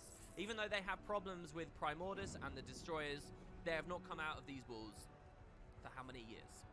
So, the devs have announced a Canthan expansion. What could that mean? Well, two things. First, that we might finally be able to go behind these walls. Maybe at some point here in the Icebrood Saga, they'll finally open the doors and we'll be able to travel in, or maybe we'll have to wait for the expansion itself. But I really have very little doubts that around this expansion, this place will finally open up. That this next missing piece of Crichton terrain will be a place we can explore. And I'm really excited to see that, because it's a bit like Garenhof and the Wizard's Tower, coincidentally in the same region of the world. This is kind of an element of Tyrian landscape that so many of us have been waiting for a payoff from for how many years now? I really think that this might happen. Then there's the idea of Tengu actually down there that have managed to survive in Cantha, or maybe these guys will, you know, associate themselves with us and they'll be the driving force that sends us down, and how all of that ties into potential deep sea dragon storylines and all that other stuff. For that, I'm really much less sure on what's going on. The lore seems to have set up that there might not be much Tengu influence or activity down there at all anymore, but we'll see. So I'm sure that that lore will be embellished upon, and that some of these new areas will be open for us to play. But there's a big other thing going on, and that's the idea of features for the expansion, and the idea of getting a new playable race. So, hopefully most of you guys know this at this point, but Guild Wars 2, as a game with 5 playable races, has never been expanded on in all the years that it's been out. They did, when Heart of Thorns came out, add the Revenant profession as an additional class people could play. But besides that, the devs have really never expanded on options you have for making new characters. And even when they added the Revenant, they introduced that at the same time as level 80 boosters, and so they never really encouraged people to level up again and sort of experience, you know, that thrill of having a new character. One thing that the devs have always missed out on with all their Living World releases, both the expansions they've did, is really encouraging people to start from day 0 and progress forwards. Maybe you find that antithetical to the idea of what Guild Wars 2 is all about, and that's why the devs have never done it. But I've always felt like that's a powerful thing for getting new blood into the MMO and making it feel like a place that people should move to. For example, let's say you've got a friend in real life that has never played Guild Wars 2, has never got into it, and is now hearing that this new Canthan expansion is coming out. Well, how likely are they really to get into it if they feel like it's an MMO they know nothing about, and everyone's already at endgame, and all the old stuff is going to be rubbish, and all the original leveling stuff is going to be rubbish? Why would they want to join, right? So, I think that having a new playable race is a good idea for an expansion, because then you can say to your friend, hey, don't worry, they're adding the Tengu for us to be able to control, and guess what? Everybody's going to be doing it all at once. You're not caught behind anymore. Everyone's going to be leveling back up to 80. Everyone's going to have that opportunity to make a new character. And if you play this expansion, you can play a Tengu with them, and you'll be able to level amongst lots of other people in some new early zones. I've always thought that would be a very powerful thing. Obviously, when they added the Revenant, they never really did this, because the Revenant wasn't associated with one race. It didn't have one area of the world that you could go to. It didn't have its own city or its own story, and so people just boosted, and it didn't really have a net effect. But now that we're going to Cantha, I feel like that could be a real opportunity for devs, and we may finally be able to play as them. So, tabling that idea, I think, is really important, and I'm sure the devs must see the benefits of it. The question is, will it actually happen? I think that being able to play a Tengu is going to be a great thing, not just because it would be exciting to be a bird person and finally have a 6 playable race, but because it could genuinely be really healthy for people's outlook and perspective on this franchise. But can the devs pull it off? That's another question altogether. Guild Wars 2 is in kind of an exciting place at the moment right now, I think, where a lot of things I believed wouldn't happen do seem to be happening. The visions of the past mechanic that they've introduced and are talking about seems way bigger and more expansive than before. We're dealing with the Eye of the North, we're dealing with bonus mission pack style stuff. Icebrood Saga itself is still getting lots of regular updates. A whole new expansion has now been announced. So maybe these boundaries aren't as strict as I thought they were, but I'm still a little bit cynical. If they're going to add a new playable race to Guild Wars, you guys need to understand just how difficult that would be for them to do. We're talking about an awful lot of voice acting potentially having to be implemented retroactively for old stories. So I don't think they'll ever do that. If we do get the Tengu, don't expect to play it, I think, through core Tyrian stories. Don't expect to be the commander that went to Claw Island and, you know, dealt with Zaitan, and then it went to Heart of Maguma, and then went and did all the Eloman stuff. If we get the Tengu, I think it will be a totally new origin that does synchronize and connect with the main commander that we've all been playing so far, and both characters will be treated as the same going forwards. But I really don't think there's any way that the devs would ever offer a new race that has, you know, thousands and thousands of lines and hours and hundreds of hours of dialogue that they'd need to record with new voice actors, male and female, for all the different localization languages that they've done. It's just a pipe dream. The devs will never do that. That's hurdle number 1, and I think if we're going to get the Tengu, you will not see that they implement it that way. Hurdle number 2 is the one that people talk about more often, and that's armors, right? So if you're going to add the Tengu as playable, they need to hook up all the armor and gear that we currently are used to wearing to them. That's every gem store outfit that they've done. That's every random little piece of equipment that's flooded into the game over however many years. You guys have seen how huge the wardrobe is now. Even with the 5 races that they currently juggle, sometimes they have clipping issues, namely the Char struggles more than anything else. Sometimes they're lazy, and like the Asura stuff is basically just small human stuff. And you're asking them to not just retroactively add all of those armors, but you're asking them to do it forevermore going forward as well, add to the workload going forwards. So if they did it, I think you'd have to find the number of armor equipment choices a Tengu character has is much lower. There's another side of this as well, and that's player animations. So obviously we have combat tonics in the game, right? And if you guys remember, combat tonics are quite rare, and you don't really get many of them. There's currently no Tengu combat tonic, by the way, which I think the devs might have deliberately left off the table just in case one day they do genuinely add it as a playable race. But you've got like the Kodan, right? The Kodan got, I think they have 2 different combat tonics now. Here, I'll show you this one. This is a tonic that we can actually fight in, but they have to be really careful when new elite specializations get added to the game and new animations get added to the game, because the Kodan model needs to be able to actually work with all of them. For a long time, when this came out, if you were a Tempest and used Overload Earth, you know, you're supposed to climb up on this pillar of Earth and ride around on it. It was broken for the Kodan. It didn't work. And if they were to add the Tengu as a full playable race, they would have all those problems as well. Not just with the 18 elite specializations and 9 full core classes worth of specializations and animations, but all the new ones that any kind of expansion would seek to add as well. I know we're pretty sure we'll get 9 new elite specializations with Cantha, right? So you've got all of that they'd have to work with. And in this particular case, there's not even an easy way for ArenaNet to cut corners. They just have to put the hard graft in, and that's a lot of work. So there are lots of different things to consider for why the Tengu might be likely and could be really fun and really healthy for the game. And there's also lots of other things to consider for why it would be really almost impossible for the devs to do. I've seen some people online suggest that it will never, ever, ever happen, and they'll list out some of the stuff I've said in this video as though a race could never exist unless they do A, B, C, D, E, and F. I want to propose to you guys in this video that you could have the Tengu that cut corners, and it would still be worth coming to the game. But the question is, how many corners will they cut? These are discussions that we've had many times before, but I did want you guys thinking about right here, right now, because, frankly, this has to be stuff that the devs are thinking of. The studio will be making or has already made a decision on this at some point going forwards, and I'd like you guys to think about how many different things might be on their mind when it comes to it. I would still really like it. The fact that there is no Tengu combat tonic means a lot to me. The fact that when the game came out years ago in the art book, they did confirm that they have 5 playable races. They were originally thinking of 6 for launch. They were thinking of announcing 5 playable races, and then a 6th one might have been like a surprise one. Oh, the Tengu are in the game as well. But it got cut. A lot of the stories that they were going to do for the Tengu actually got rolled into Sylvari's storylines in the end, and it never happened. But do the devs still want to pay off on that? Would that be a good idea for them to do so? I think emphatically yes. I think even a Tengu that have minimal armors they can wear, that can't replay through Season 1, Season 2, Season 3, Season 4, Icebrood Saga, or any of the previous expansion storylines, I think a Tengu in that cut-down, diminished state would still be incredibly powerful for Guild Wars.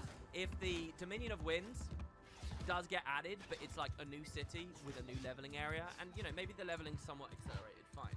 But if there's a new opportunity with this expansion for totally alien players that have never looked at Guild Wars 2 to say, wow, there's an expansion and everyone can be leveling from the start again, to encourage them to come in, I think that could be incredibly badass. And hey, if I can experience the thrill of clicking create character here and seeing another silhouette that I could click with its own, you know, art in the background and, you know, the different biography choices that I can choose. Do I want to be a Quetzal? Do I want to be Chromie? Do I want to be Avocara? That is a fantasy that I really want to live. Really desperately think could be healthy for the game, and I want to see whether the devs actually go for it in the end. So yeah, something to think about, something that could be very cool with the Canton expansion. I'm going to produce some other videos going forward of other exciting stuff this X-Pack might do, and I want you guys thinking about, namely the kind of mounts that we can get, the kind of new masteries that there'll be. You guys can leave your comments and your thoughts on any of this as we go forward. Thank you very much for watching, hope you enjoyed, and I'll see you for the next Canton discussion very soon. Take it easy.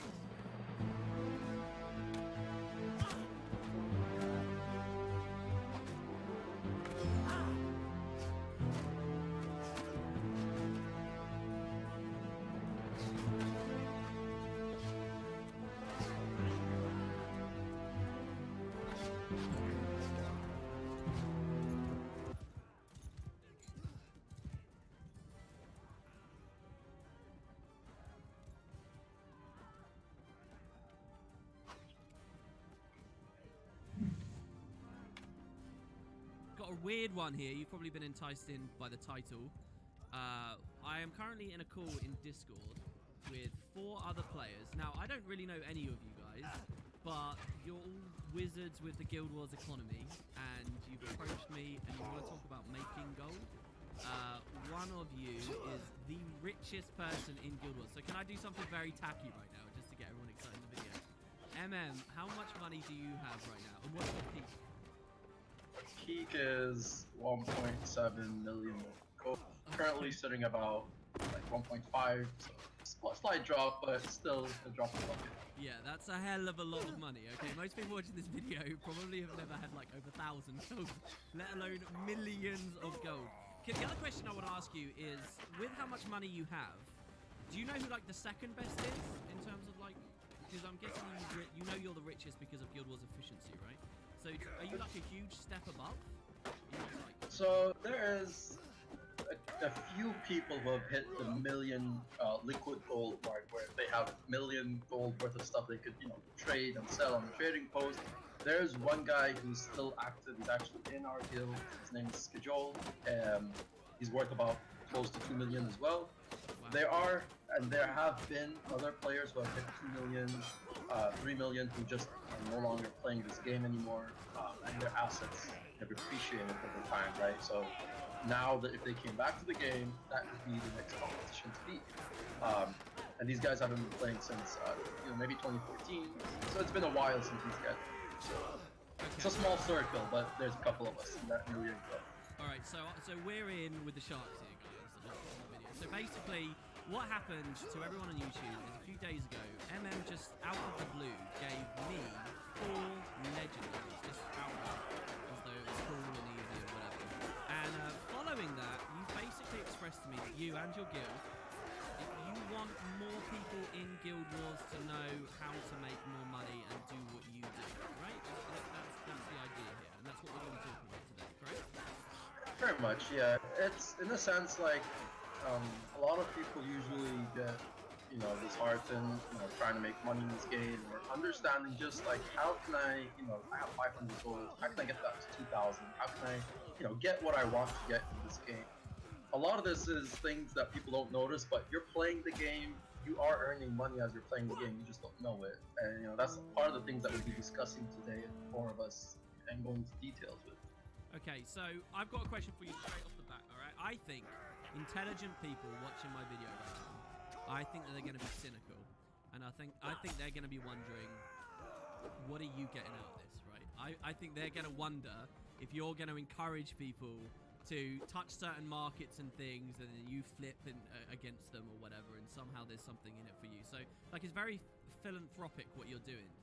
This is just pure altruism because you feel like you've beaten the game now? Is this stuff people have to be concerned about, or is it just getting more for all your currencies and it's not necessarily all TP oriented? Of course, there's multiple benefits, and some of it will definitely benefit us. It will benefit, other trading post barons out there, and I'm sure you're aware of some of them who are, moderators on the exchange, big traders who trade on that subreddit Guild Wars 2 exchange. The benefit, though, is increasing the wealth in the game. Part of the reason why this whole conversation is happening is because we've noticed that there isn't that many, you could call it the middle class of this game. It's kind of missing, and that is what's hurting the game. So, teaching the players how to, it's not that hard to get a couple thousand gold under your belt, go to the trading post, experiment, do your research. That's not, it's more competition in the market, sure, but it creates other trading partners in the economy, right? Out of 1,000 people that watch this video, 5,000, 10,000, if 500 players make something out of this video, that's 500 potential players I could trade with. Zushin, Okaimi, Red here could trade with, multiple other people could trade with. So, and that makes a healthier economy because that means more activity is happening in our game. Okay. Right? So, yes, there's a benefit. I could benefit, right? That means another player, I could make use of their resources, but they're also going to make use of those resources, right? So it's a two-way street. Okay, all right. Well, I think that's pretty convincing. So over the next however long this is, to everyone on YouTube, this video literally is these guys teaching you how they think it's best to make money, and I guess have proven it's best to make money, to hold on to money, and turn your money into more money in Guild Wars. Which, I have to say, going into this, I'm pretty excited to hear, because I've never, like, people who watch my videos know I don't really pay enough attention to this. You know, I'm the guy that does the instant buys and the instant sells, and, you know, I don't scrounge. I've got loads of random economies. I think the other day you pointed out the fact to have 12,000 spirit shards is kind of crazy or something. Yeah, I think that a lot of people are like me, that just we could do so much more. So I'm quite selfishly interested to hear what you guys have to say. I've got to be honest. Well, I have to say, first of all, thank you for filling up my buy order by selling some of your stuff. So that's beneficial to us. You're welcome. Yeah, I was definitely doing that for other people. Definitely. Yeah. To give you like a rundown, just first of all, just before we dive deeper into this. So the reason being, like, how we came here and put together this largest gold making operation in the game. The funny thing is, some of us were competitors to each other, and the benefit we found out was that, well, if we work with each other, at the end of the day, someone has something to trade that I want. You know, I have something to trade they want. Where can we draw a line, make a deal, and make that happen? And, you know, a lot of people don't realize this, and I know a lot of people say the guilds in this game have been ignored. In a sense, though, you see a lot of those successful small communities, they've reinvented the game by creating their own content, right? And that is what we created, which fits our model. You know, our model is specifically based on trading and, you know, increasing wealth. That's the goal that our members in our guild have, right? Okay. And that's what people are forgetting, is it comes down to that, a very strong foundation of players with the like-minded goal and are, you know, motivated to actually get what they want to get in this game is what it will take for you to accomplish what you want. Okay, so you're giving me the impression, is what we're about to dive into kind of super specific hardcore stuff that only a few people who really lust for it will want to go for? Or is there a lot of stuff in here as well that will help kind of the everyman as well? There's bits and pieces and that will account for everyone. Obviously, there's things that are a lot more harder to achieve, and that, you know, you'll find the people that really want that type of recognition and that type of mindset will achieve. But for the most part, what we explain here isn't something the average player can do. Everyone here can do that. And I mean, I can give you a quick example, which I can toss to Zushin. But Red has been with us for 2 months, and he didn't, you know, before this, Red, how much was your gold on your account before you met? So back when I first met TP, I'm pretty sure I only had about 500 gold, maybe 1,000 gold, and that's because I had just sold off a bolt to instant sell on the TP. Nice. You've been with us for, yeah, he's been with us for 2 months now. And what's your liquid gold at now, Red? Right now, I am at the doorstep of 20,000 gold. Whoa! Wait, in 2 months you've gone from like 1,000 to 20,000? Yeah, it's honestly, it's a lot from listening to Sushin's lectures, finding out what I could do with the resources available to me, and the connections that I had. I've been playing in certain places, like I've been doing raids or things like that, and I didn't know that I had so many things available to me that I could turn a profit on, and at the same time pay, or I guess fuel my friends, get the people that I'm playing with. They now have a lot of gold too, because I've been doing these deals with the TP guild. Dude, that's crazy. I've got to say, guys, I'm going into this with the impression that a lot of the wealthiest guys were just like people who really got hardcore with selling raids and just did it really regularly and got money. But I'm guessing that viewpoint's going to get turned upside down by the end of this. I'm guessing there's lots of other ways to go for it. That's one method of money making, right? And actually, we have a raid seller right here, and he's actually the leader of one of the raid selling groups in this game, who are the top of what they do. Kanye right here. Okay. Yeah. So, going off what you said about like hardcore raid sellers and like hardcore mentality, I think the only person here that has that kind of mentality isn't really in the channel. But the 95% of this guild, they're all like, we love to play the game. We all do fractals. We all go about running around in Wolvie World. Like, we do these events and we farm these currencies just as the rest of you. like even for myself, I lead and help schedule and help run the Ren's cell team for raids, right? And I do that because I love to raid and because I might as well make money doing it. Okay. So that's only maybe 5% of what I actually make. It's Oh, wow, like really? over time, good gold. Yeah, over time is really good gold. But when you're looking at producing large or more quantities of gold, like it's just like playing the game naturally will give you the gold. It's just utilizing your currencies and finding the most efficient way to get the most out of it. All right. Well, I think that's a brilliant intro. If you guys want to roll us through some of the topics, I'm sure everyone's very keen to hear what you've got to say. Who do we want to start with? My understanding is, just so that everyone on YouTube knows, each person in the channel right now is kind of an expert or is going to be discussing a different kind of area, right? So it's kind of up to you guys. Where do you want to begin? More or less, we started off, my background is I was a flipper from the start of the game, and I worked my way up to gain a decent amount of wealth, and I got into, server politics in World vs. World, and I started a whole legendary operation there, right?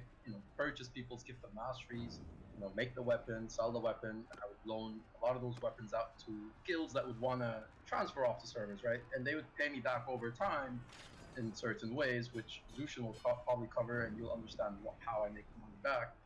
Now, pretty much I met Zushin and Okami as my enemies. They were leaders of the server Maguma, and I was the leader of Jade Quarry.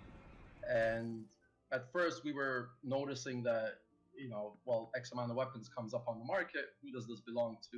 And we found out, well, why don't we group together and start our operation and merge it together, right? And we found out that is actually what excelled our money making, was coming together as a guild rather than just being individuals on our own. And then from there it picked up to where it was today. We run about 7 million to 10 million gold worth of deals every year between 160 members in our operation, and goes across, and it stretches out to about 2,000 to 3,000 people within our reach. So what do you mean? What do you mean deals? This all sounds very like mafia, very monopoly. What do you mean? When I say deal, I mean I'm talking about, I have a weapon, someone has some materials, maybe some precursors, maybe some mystic coins. What I want those materials to make more weapons. They want my weapon to gain gold and capital on themselves to do whatever they want to do, right? So, example, you have let's just say you have X amount of T6 sets. The gifts that you need to make the might and magic for a weapon, right? Yeah, or So, fortune. yeah, so you say you have a couple of those, and you're like, hey, MM, I'd like to come trade that. What can I get in return? And I, for example, say, hey, I have a legendary weapon. And you're like, okay, that equals to the value that I'm okay with. Here's your X amount of sets of materials. I give you the weapon. You're obviously going to sell that weapon because you want the gold, right? For something that you want. I'm going to use those materials to make more weapons, of which I'm going to do the same exact deals with another 5-6 people who I just did the same deal with you. Right. So what you're saying is actually a lot of this is not trading post related. It's specific interactions and deals you strike with individual players. We definitely would need to go to the trading post at some time, right? There's certain things like buy orders that you could only fulfill through the trading post. So what we focused on is we created a trading post network within our community, right? So that at any given moment, if someone wants to purchase or sell something, the first people he goes to is the guild, which is us, because our network, there's always someone that might be looking for said item and might want to do the deals that we speak of, right? And in some cases, the trading post acts as a necessity. If someone needs the liquidity and capital, you go sell your stuff to the trading post, right? Because that's the fastest way to liquidate and gain gold, right? Because you can only send 500 gold through the mail, so you cannot really eliminate the trading post, but it serves as a necessity for certain things. Okay, so is a fundamental part of this the fact that the trading post takes a cut, right? It is a gold sink for every transaction, and the idea is a community like yours. Is that the priority thing people are looking for a lot of the time, just to avoid that specific tax that's on the TP? Yeah, it's so obviously you don't avoid the tax entirely. Even when you're trading with people outside the game, you can't deduct the tax, because then both parties could take a loss, right? Or one person on the side would take a loss. So but the tax is minimized to the point where instead of paying 15%, you're paying less than 10% tax, right? And that comes with, you have to negotiate, right? I want to value my item at this price. You want to value your item at this price, and then we come to an agreement where, okay, I'm comfortable with that deal. You're comfortable with that price, and we make it happen, right? So yes, in some sense, you can mitigate the taxes on the trading post. Okay, but that's not the main thing at play here. That's just like another facet of it, right? Yeah. Okay.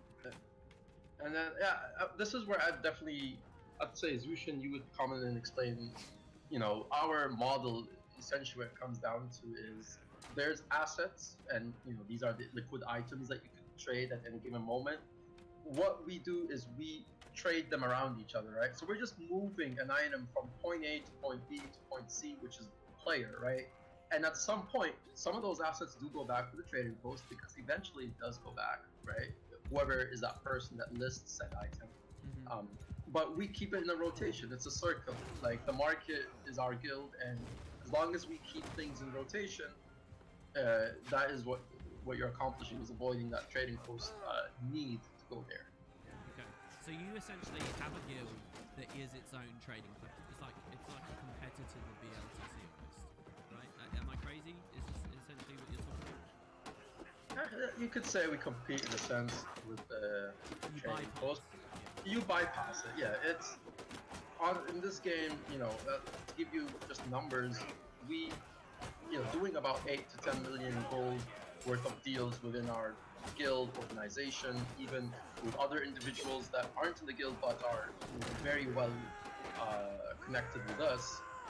This only scratches about 10% of the economy, right? Because let's be honest, overall, the output of other 2 million other players is going to be more than what we generate, right? 10 million gold is generated by the top 1%, and then the other 15 to 20 million gets generated by the overall player base. So what we do still barely scratches the surface, even though we're the best at what we do and we're the largest of this kind. So it just gives you a perspective that, the game is still miles ahead. Yeah, which is why you're happy to do a talk like this, right? Because if you already had a massive, there was nothing to shit. There was actually still a lot of untapped potential. Are there a lot of communities like yours then? Like you just describe yourself as the biggest, or is this like very fringe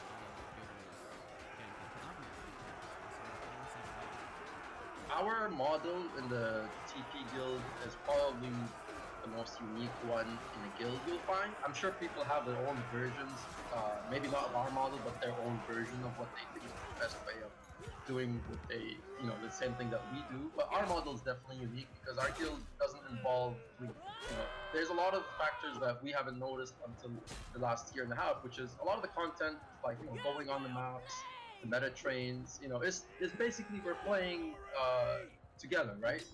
Squad of 50 people farming a meta train. You go from switch from this map to this map. We found out that having a goal where if you want to be in this guild, you gotta strive to increase your wealth, and at the same time achieve things in the game. You could want armor, you could want a certain amount of AP points. That's all you need to be successful, right? You need people who are motivated for a goal and will actually get that goal done.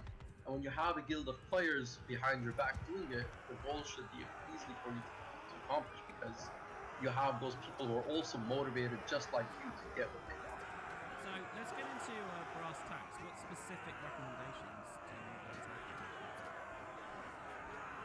have? Definitely, Zushin, this is your time to shine. Okay, so I'm gonna go over how I started out first and what I'm seeing, because obviously everything that I give is just my own interpretation of the economy. But when I was worlding and I was competing against Guild M and Forester, I needed incredible amount of gold to transfer experience. And one of the main issues was I had to have market share over the and through that experience, I identified a very particular weird anomaly that's occurring in the game that completely 180'd my view of how the game structure is, that the economy of this game is completely backwards compared to WoW and Final Fantasy 14. Right. Right. So the one thing that I've identified is that the one commodity that I have plentiful across my entire network on the Maguma server was spirit shards, right? I had so many people who had spirit shards, but when I began making legendary weapons and I was increasing my gold level over time through the increase in mats, I realized I bottlenecked myself. I could not continue the money making process without spirit shards because that was the most efficient way to acquire your mats. And that was when I realized that not only was XP to spirit shard important, but achievements was also important. And that brought me out of World v World and straight into PvE to establish the operation. And when I met with MM, I realized that as long as I had a trading network where I can get a constant flow of mats combined with the spirit shards, I could create an economic system and invent one from scratch. Wow. And that's how I got into it. And that hooks into some core mechanics that I currently majorly undervalue. Like, I don't really care about. As a player right now, my perspective is that spirit shards are worthless and experience is worthless and that AP isn't actually that relevant. You're telling me those things are relevant for actual big money? As a matter of fact, your Guild Wars 2 Masters Challenge is what actually brought you to our attention because you are actually on the best gold per hour money making in the game because you specifically strive for achievements. So if you open your achievement panel real quick, right, okay, and you go down to account bonuses, take a wild guess which one is the most important account bonus in the game right now.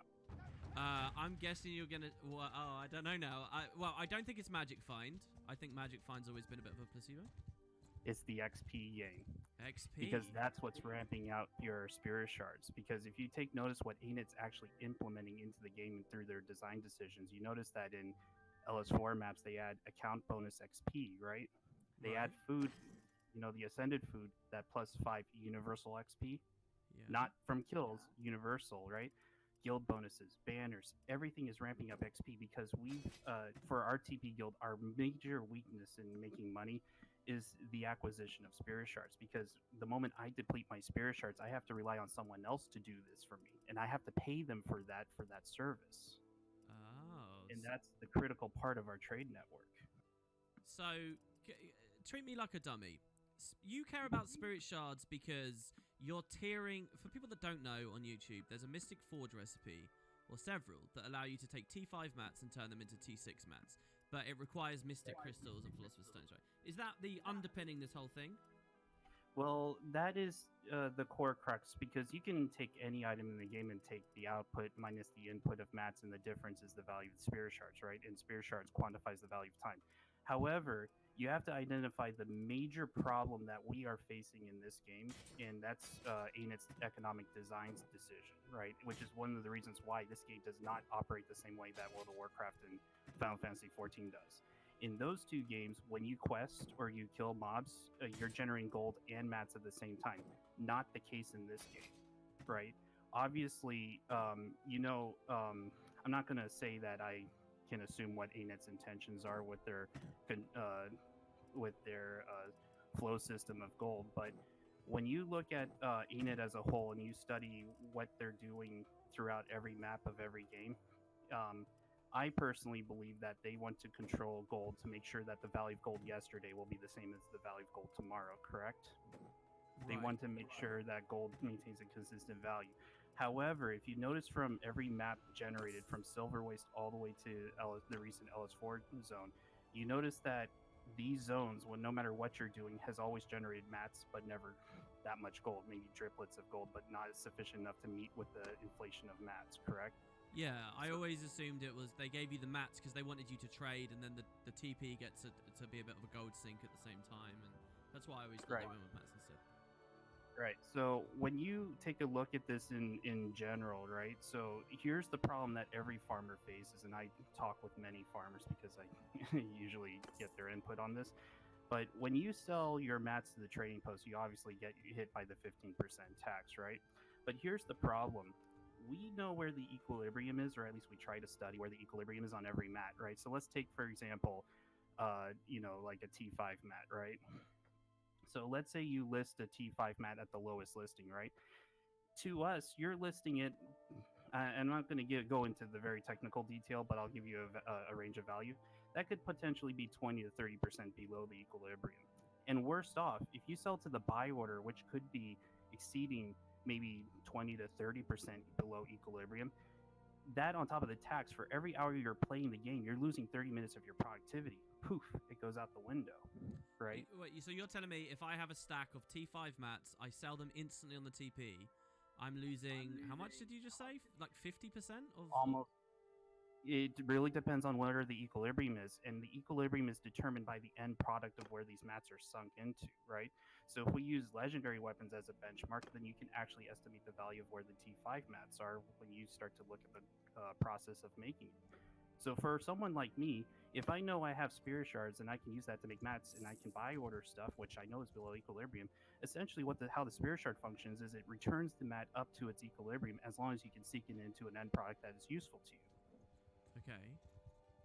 So, in essence, if you go into say like powerful blood, for example, so you have 50 potent bloods, you have 5 crystalline dust, you have powerful blood, and half of a spirit shard.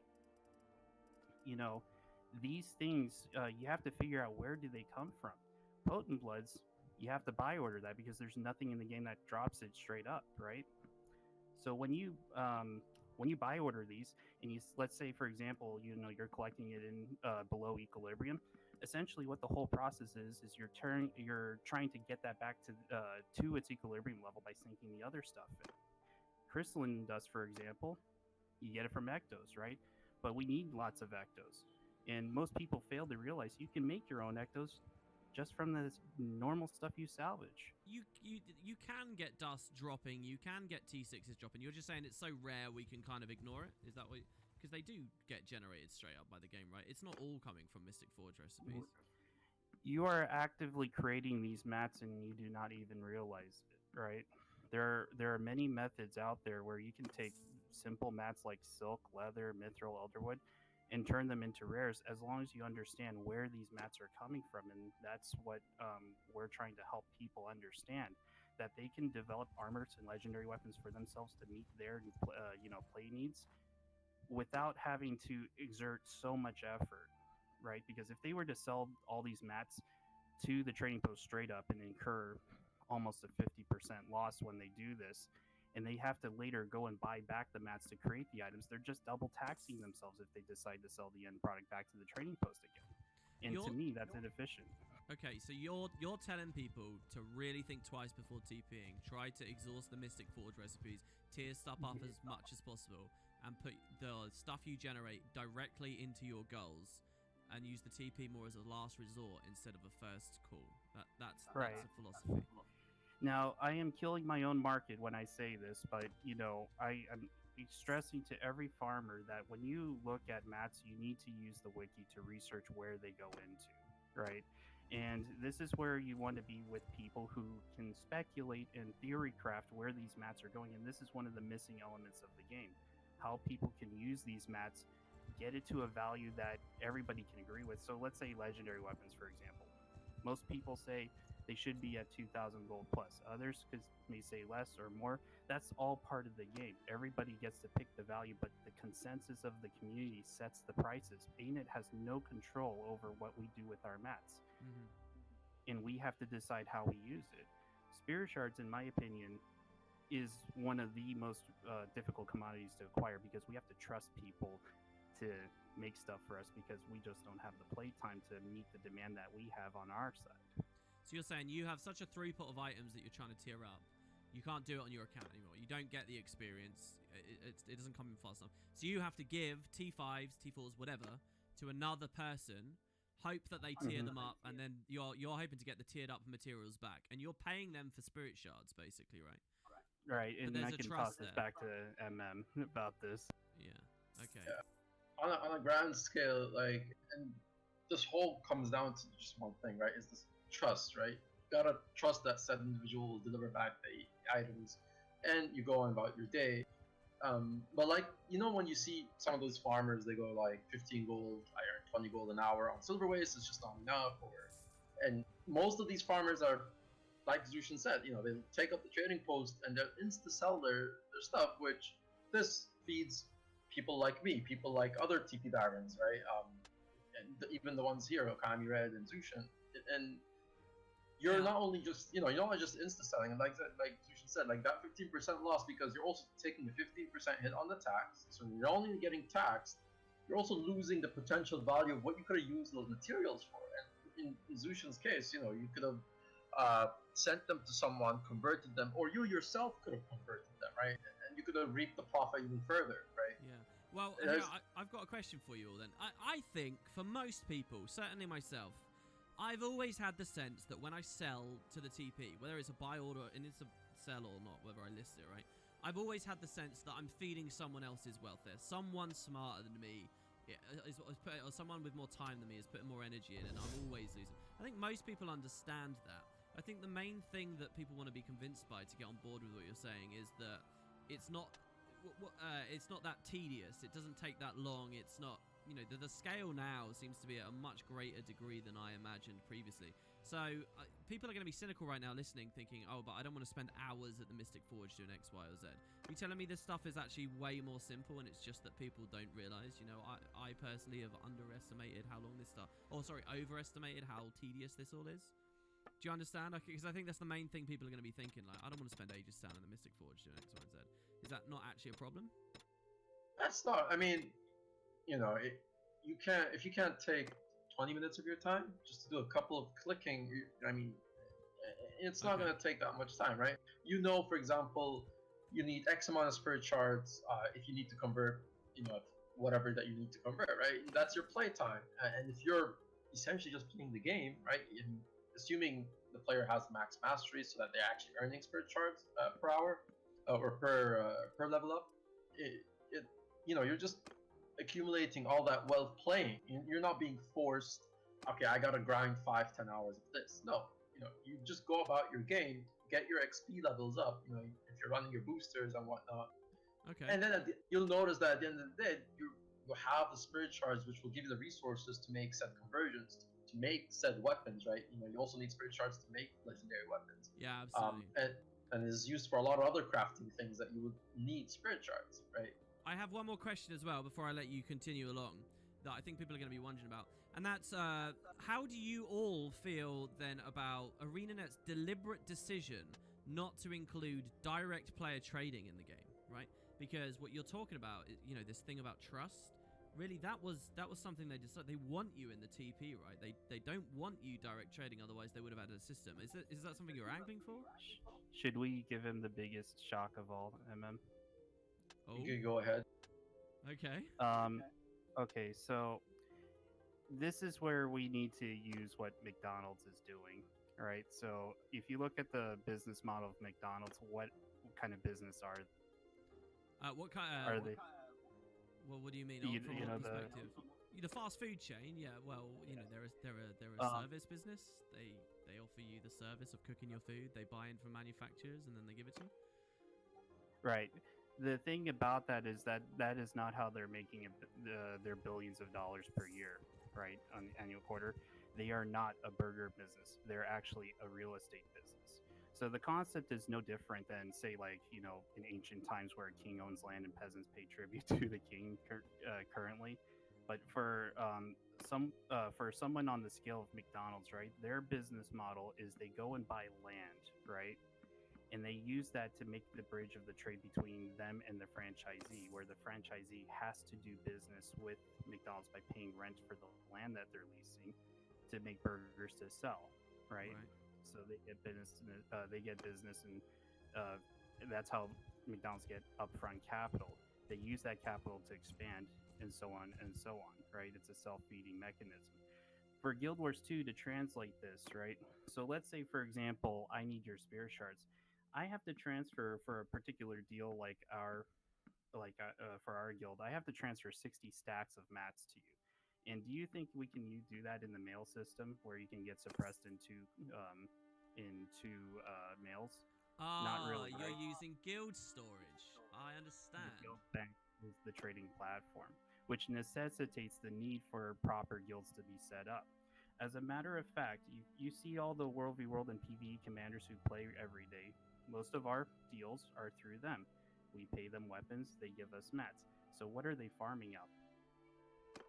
They're farming spirit shards for their whole entire guild and and buying spirit shards, packaging it, and sending straight to us. It's a self-feeding mechanism. Right. Okay, I'm understanding now. Everything you're saying is starting to click. Right. There's a critical flaw in the trading post, which is, there's a 500 gold cap on the mail. There's also a 10,000 gold cap on the trading post. And that creates a very weird situation. And not only that, but we're also competing with the European community because both trading posts are connected to each other. Yeah, well, So hold on. even Is if it you're- weekly? Is it 10k weekly you're trying to say? I didn't know about that. No, it's 500 gold weekly. Mhm. But the listing of the 10,000 gold cap changes the nature of our entire economy, right? Because we can't list anything above 10,000 gold, which pretty much forces us to use mats as a form of currency rather than gold. So Yeah. we completely go off tangent off of what you would expect from a normal player to operate in this game. Well, Guild Wars 1 was the same, right? And I wonder whether ArenaNet knew that going into Guild Wars 2, because we had like the 100 platinum limit, the 1,000, and then that's why ectos were a thing, right? Arm braces of truth and stuff. If you guys played that game, same thing. Right. But in every design decision of every MMO, and this is just from my observation, they do things for a reason. And one of the reasons is that if they don't put these structural caps in place or limit the way how we trade, bad elements of the game, such as RMTers or people who organize bots or anything, can overtake the game and pretty much ruin the economy for all of us. So I highly think, and ultimately, this is one of the toughest games I've ever experienced to make money in for trying to lever up compared to other games I've been a part of. But ANET has been the most responsible developer of the MMOs I have played. Oh wow. To focus on helping the players out. The problem is the players are not figuring this out as fast enough, right? And knowing that the guild bank is such an central important point for all players to realize that that's where the junction of mat flow occurs, necessitates the needs of construction of guilds and communities and so on and so forth. Right. And yeah, you're right. I mean, people are slow. We're 7 years in. And how long do you think your community's been rolling? We got together 2 years ago, right? MM would explain it better than I do. I would say almost 3 years. We'll hit 3 years in like a couple of months or something.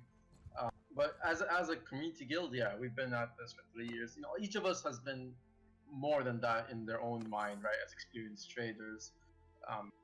But it goes back to that thing I was trying to tell you, is that when all is said and done, and you see this with it was like, the main thing that we keep going back to is guild, right? A guild is what it functions and what we did, right? Now you have your trading post barons who in the past have they work individual on their own level, right? Usually a trading post baron, he'll have investments on the trading post, whether it's items that he will flip on a daily basis, weekly basis, or a long-term speculation, right? And usually that doesn't require you to be with many people, and you can basically just talk and discuss things with players, but you're not really relying on other people, right? You're only relying on yourself. Mm-hmm. And what has happened over the years is that flipping has hit a capping point, and you can only make X amount of gold per day off flipping on the trading post, because per day you're only limited to the activity of the player base that day, right? And in a sense, you could, when your investment hits, your ROIs can be great as even 100% over what you were investing in. But what you come down to limitation is, if you don't have said asset and you would like to find it in the cheapest way possible, well, if you don't want the prices of the trading post, again, you go back to someone, which is your friend in this case, or guildmate, and again, you basically lower your costs when you have people who already have said resource available. All it takes is, what do they need to give it up for you, right? And what do you have to give up for them? You're saving yourself that time of putting in the buyers, or you're saving yourself the 15% tax, or they would also save themselves that tax. And again, you go back to that player trading like you were talking about, which creates a system. Now 2 players are gaining, right? It's not just one guy on one end made the money and the other person did it. Right, so do you think it's taken some years to get to this point because inflation has hit a point where these caps are more relevant for flippers, and things move a little bit slower on the TP now, so people are looking at these new opportunities, and thus guilds like yours have started to be born, 5 years deep rather than the first? In my humble opinion, it doesn't take that long to set it up. As long as you have 2 or 3 people you can trade with, you can formulate your own operation. But ultimately the ultimate manifestation of this system has been the Guild Wars 2 Reddit exchange, right? Of all the groups and guilds and individual players and our guild in particular, we all converge on that because ultimately we don't have every available resource. We're not self-sufficient, right? But just for everyone watching, do you want to explain, just in very plain terms, what the Reddit exchange is, the Guild of Sea Reddit exchange is? So the Reddit exchange is pretty much a community of people where we take trades outside of the guild and outside of the. We're able to do trades such as queen bees, chalks, anything like that that requires big, big type of currency. So there's the 10k limit, and you can go there to make a trade direct with a player outside of the TP, because it's going to require more money than the TP will allow you to do in a single trade, right? That's what I understood the creation of the exchange was for in the first place. Yeah, exactly. Like if someone has a few big ticket items that they want to unload from themselves for some other type of material, they're not gonna go toss it into the TP if they don't have the connection of the TP guild, obviously. They're gonna go to the exchange, they're gonna set up their deal, they're going to be moderated because there are plenty of moderators in there to make sure that the deals seem fair to everybody. There's a price tag, there's a username, everything's pretty much being accounted for in there, and then a person will come by, they'll see the offer, they'll take it, and you'll do the trade in game through mail or through whatever other means they can find. Maybe they're in the same guild together, or maybe they can join a guild, or whatever it may be. It essentially they don't really care about your reputation, whether you're a famous raider, whether you're got a certain amount of achievement points on your account, whether you have people to vouch for you. The only thing that you can vouch when you're on the subreddit Guild Wars 2 Exchange is your trading history in that subreddit, right? They only care is, do you have X amount of trades under your belt, and of course, the more trades give you more credibility that you're trusted on the exchange, and that is the only way for someone to have a credible reputation on that Reddit, purely based on trading activity. When I started on the exchange, I had to go first in terms of sending an item out to people, even though like a lot of people know who I am, but I was at the time new to the exchange, so I didn't tell people, well, I'm the richest player in the game, you got to send it to me first. I'm credible, right? That's not what dictates whether or not I can go first on the trade. It was all about your trading history, and then you build up eventually enough credibility that people can see that, okay, this person has a lot of posts written on the exchange, I can trust them, right? Yeah, and so it acts as a way to add credibility and trustworthiness when we're dealing with the Wild West of the mail system, right? Essentially, so the guys that trade a lot, that they're credible, and they don't have to put up first. The other person does. I understand that. I have to add one nuance to this. So this is an interesting phenomena happening on the exchange. The issue of today is that if we make too much of one thing and dump it on the trading post, you actually incur diminishing returns because more supply coming in means that prices will drop, right? If demand cannot eat that up. What the exchange does is what you're doing is, if you, let's say for example, you have ectos or T6 mats or anything of something that could be useful, and remember, in trade you need safe assets, right? And safe assets are easy liquidity, something that's useful, something that's part of a bigger whole, like legendary weapons, for example. And when you package it and put it into a price that the exchange likes it, right? If the market likes it, then you create a new demand point, and all of a sudden, new players or guilds or anyone has easy, fair access to a level playing field. Because if you look at the game as a whole, you market and state. ANET is the state, right? They control the gold, they control the market of the trading post, but the market field, the level playing field, is up to us. Where we take our mats is up to our own decisions. But if I don't want to get less for more I sell into, I got to take it to somewhere where the bulk of it can be eaten up and it doesn't damage prices on the trading post. There's a responsibility we all have is to protect the market and maintain values that is helpful for both us and the farmer, and that's one critical element a lot of people seem to forget when they play the game. I mean, I just wanted to bring it a little bit back to, the exchange, and it's like you said about how Guild Wars 1, that was basically it, right? Direct player-to-player trading. Um, Now on the exchange, I do want to say to anyone that's out there on the exchange, like I said, number one rule on the exchange: nobody cares what reputation you have in the game. You could be the richest player in the game, and you could have zero trades on the exchange. You still have to go through protocol, right? And if you take the necessary steps, do your background check. This is just a fair warning. Please click on people's names on the exchange, check their trade history, how many posts have they put up. And the worst comes to worst, if you feel like something is off about the deal, use a middleman. There are vouched middlemen on the exchange who are also trading post barons and are very trustworthy in the economy community, which is, they set up this exchange to give us this access that we were missing in Guild Wars 2. And the exchange is just a 2% fee, but that fee is what could save you from being scammed. So please don't, trade someone just because like they tell you they have a certain reputation, right? If they don't have a trading post history, that is not their reputation. Wooden Potatoes, would you like me to discuss how a farmer or someone who's brand new to the game can help develop assets and get themselves on the foot that can pretty much compete with us? Yeah, because I think most people listening right now, that's who they think they are. They're the farmer. They're the guy that's providing the spirit shards. They're the one generating the stuff, right? So yeah, how does a person like that, the average person, get money out of this? So there are two things that they need to do to turn their account around to get themselves to a level where they can basically gain momentum in the game. There's first off, you have to understand that when you sell mats, you need to understand if you're selling to buy order, you need to make up with time, right? Because if you sell it and you incur say like 30 to 50% loss compared to say like if you can put it into like refining it and putting it into a legendary weapon or making an ascended armor or something, you need to farm twice as hard. So think really hard if you need that mat. And I always follow a 2-week rule, right? If you don't need it in 2 weeks, go ahead and sell it, right? And if you want more money, list it or even list it higher. Remember, market forces, when they need it, they will have to pay you. And if you list it higher, they have to pay premium. So be very careful how you list it.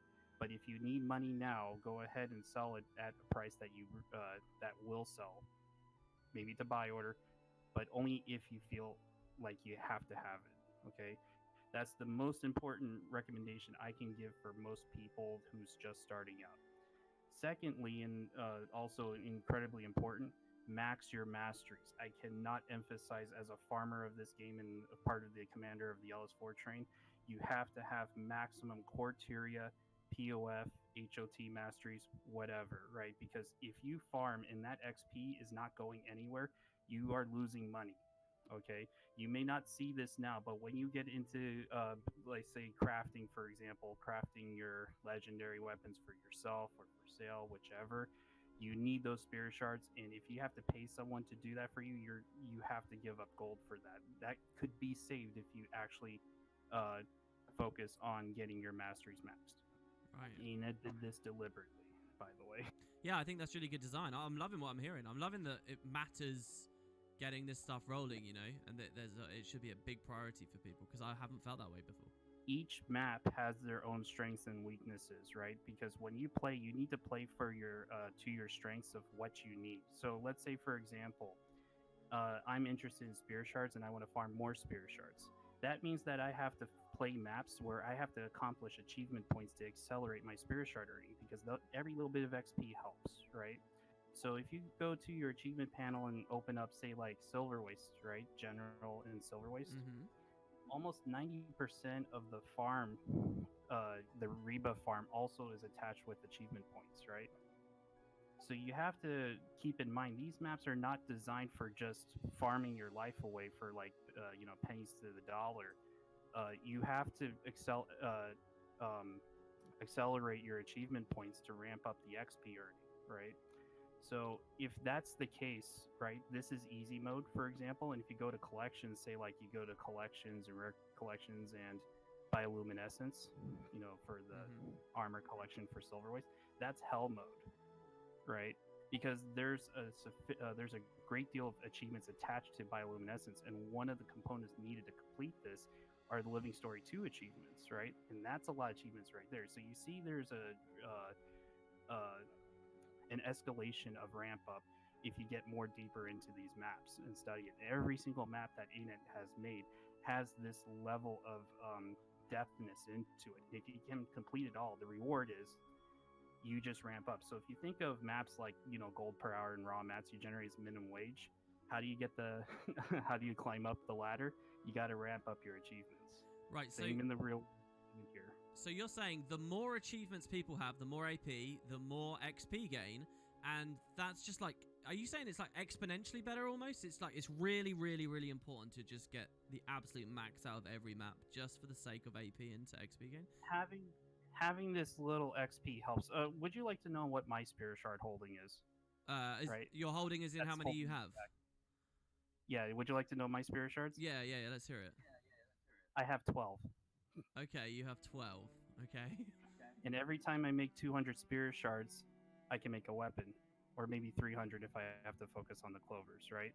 And that's the severeness of how I have 500,000 gold worth of mats on my account, but I can't convert it into something useful unless I have those Spirit Shards because I trade in weapons. Wait, before you go on, I just want to know, what's your XP gain then? Because I think a lot of people like know or will be thinking about their own at the moment. And if it turns out yours is similar to theirs, they're going to be really excited and think, wow, I can do this. Like, I got 45%. Do you know what yours is? Well, you're way ahead of me. I'm at 26,000 achievement points, and my XP gain, if I go into my panel achievement point panel real quick. I'm sorry, I'm trying to find it. That's 30% for me. Okay. Gain. Wow. All right. So I feel like I could, get a lot of this. Right. XP boosters of any kind, such as from food, sended food is really impactful. I cannot emphasize how significant that particular booster is in World v World and in PvE. But that food helps. The infusion in your amulet helps. The plus 20 XP per kill synergizes really good with some maps like LS4, right? Like for example, Jahai and Incursion farming. Yeah. There's lots of mobs there, Dragonfall, things like that. These maps are designed to meet the demand of what they expect from what players are expecting, right? So when ANET, I've always had the idea that when ANET is looking and designing the system, they're data driven, right? They have to see what's in our banks, they have to see what our output and input is on each character. And they always add in something that they know the community needs. And one of the things that our operation always needs is XP. So thankfully, we really love ANET, right? We love all their design decisions with these new maps. Because they keep pushing XP out. This is cool, man. It makes me think of all the XP kind of techniques I would use to quickly level a character, like with kill streak boosters and stuff, and killing ambience around Cortirian maps that give you loads. You're telling me that actually has meaning even after you're 80, and even, that's crazy. As a matter of fact, a lot of our people in our TP network has taken up your Guild Wars 2 Guild Masters Challenge. It's actually, we've discovered that that's actually the most important objective for us to ramp up our money production, because we're uncapping the bottleneck of Spirit Shards for our production. Wait, and you're telling me then, like, tomes, I've always bagged on tomes of knowledge. I've got thousands of tomes. They're Spirit Shards though, right? You're telling me even those are useful? As you open up the Spirit Shard on a level 80 character, right, in the Tome of Knowledge, you're getting one shard per tome. Yeah, exactly, yeah. Okay, so let's say I'm just a random player out there. I've got a ton of Spirit Shards, like me, with all my tomes of knowledge and stuff, and I think I know how to get experience. I've got some ideas for that. How do I know, like, how much I'm going to sell a Spirit Shard to? Like, I'm going to go to your community or communities like yours. How do I know how much I get for each of those? How's that all come to? Well, you can't take Spirit Shards and just mass produce a particular mat, because that will produce diminishing returns. But you have to look at the bigger picture of what you're using them for. So if you look at, say, like a legendary, for example, and let's say you pull a wiki page about how to make a particular legendary weapon, there's two things you're going to notice. There's every mat associated with the legendary weapon at some point or another does need a Spirit Shard to construct that mat. Otherwise, you have to go to the trading post. And if that's the case, then you have to target the base mat that you need to sync the Spirit Shard up to actually create the mats. And if you need to push that weapon out faster and you don't have much gold, Spirit Shards is an alternative way to discount the weapon without having to touch your gold to produce such a weapon. What they do with the weapon, however, for their personal need, or let's say they need extra gold and stuff like that, is their own decision, right? People will have different values of feelings of Spirit Shards based on how they use it, and that's the most important part about Spirit Shards. Right, so you're saying not to do this because it would tank the economy, but if I wanted to put all 12,000 of my Spirit Shards into blood and only blood, there'd be a certain value there. But if I wanted to do it in X, Y, and Z, and that would be bad because it would, create too much supply, right? But you're saying that... And the market will punish you if you do that, right? Because people like us will see that someone's doing this and they're undervaluing the things, and what we're going to do is we're just going to come in and buy it all up. Right. Okay. But the thing is that we're not going to buy it at the extremely high price when someone's making a stunt like this. So always remember, what you do has has consequences. It has consequences when you take an action on the market. If you put too much in and get too greedy, the market will come in and punish you, because it's people like us and players and all that stuff who actually sees, it's like going thrift shopping, right? If I see a value that's undervalued, I'm going to buy it up. But if I see something that I know it's not worth it to buy it right now, but it's maybe worth it later, I'm going to hold back. So people need to realize the market is a living entity. It's an aggregate of millions of players all looking at the same thing. So put this into concrete terms for me. What do I do with my Spirit Shards? So, if I were to give the biggest advice to most people and that's watching this stream, I would recommend running a map completion. Okay, because one thing everybody knows is you can't make a legendary weapon without this, especially if you're not developing if you don't have many assets to work with, right?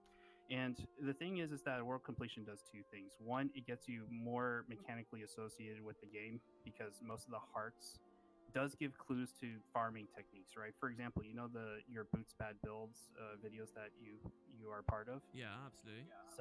Some of your builds actually makes world completion a complete joke, right? Right. And a quick hint, Deadeye, cough, cough, right? Okay. But, I'll be sure to let Boots know. Yeah. So, but Boots, actually, as a matter of fact, Boots has been a very big part of our development in the TP Guild, so we would like to meet him at some point. Oh, wow. I will let him know then. Yeah.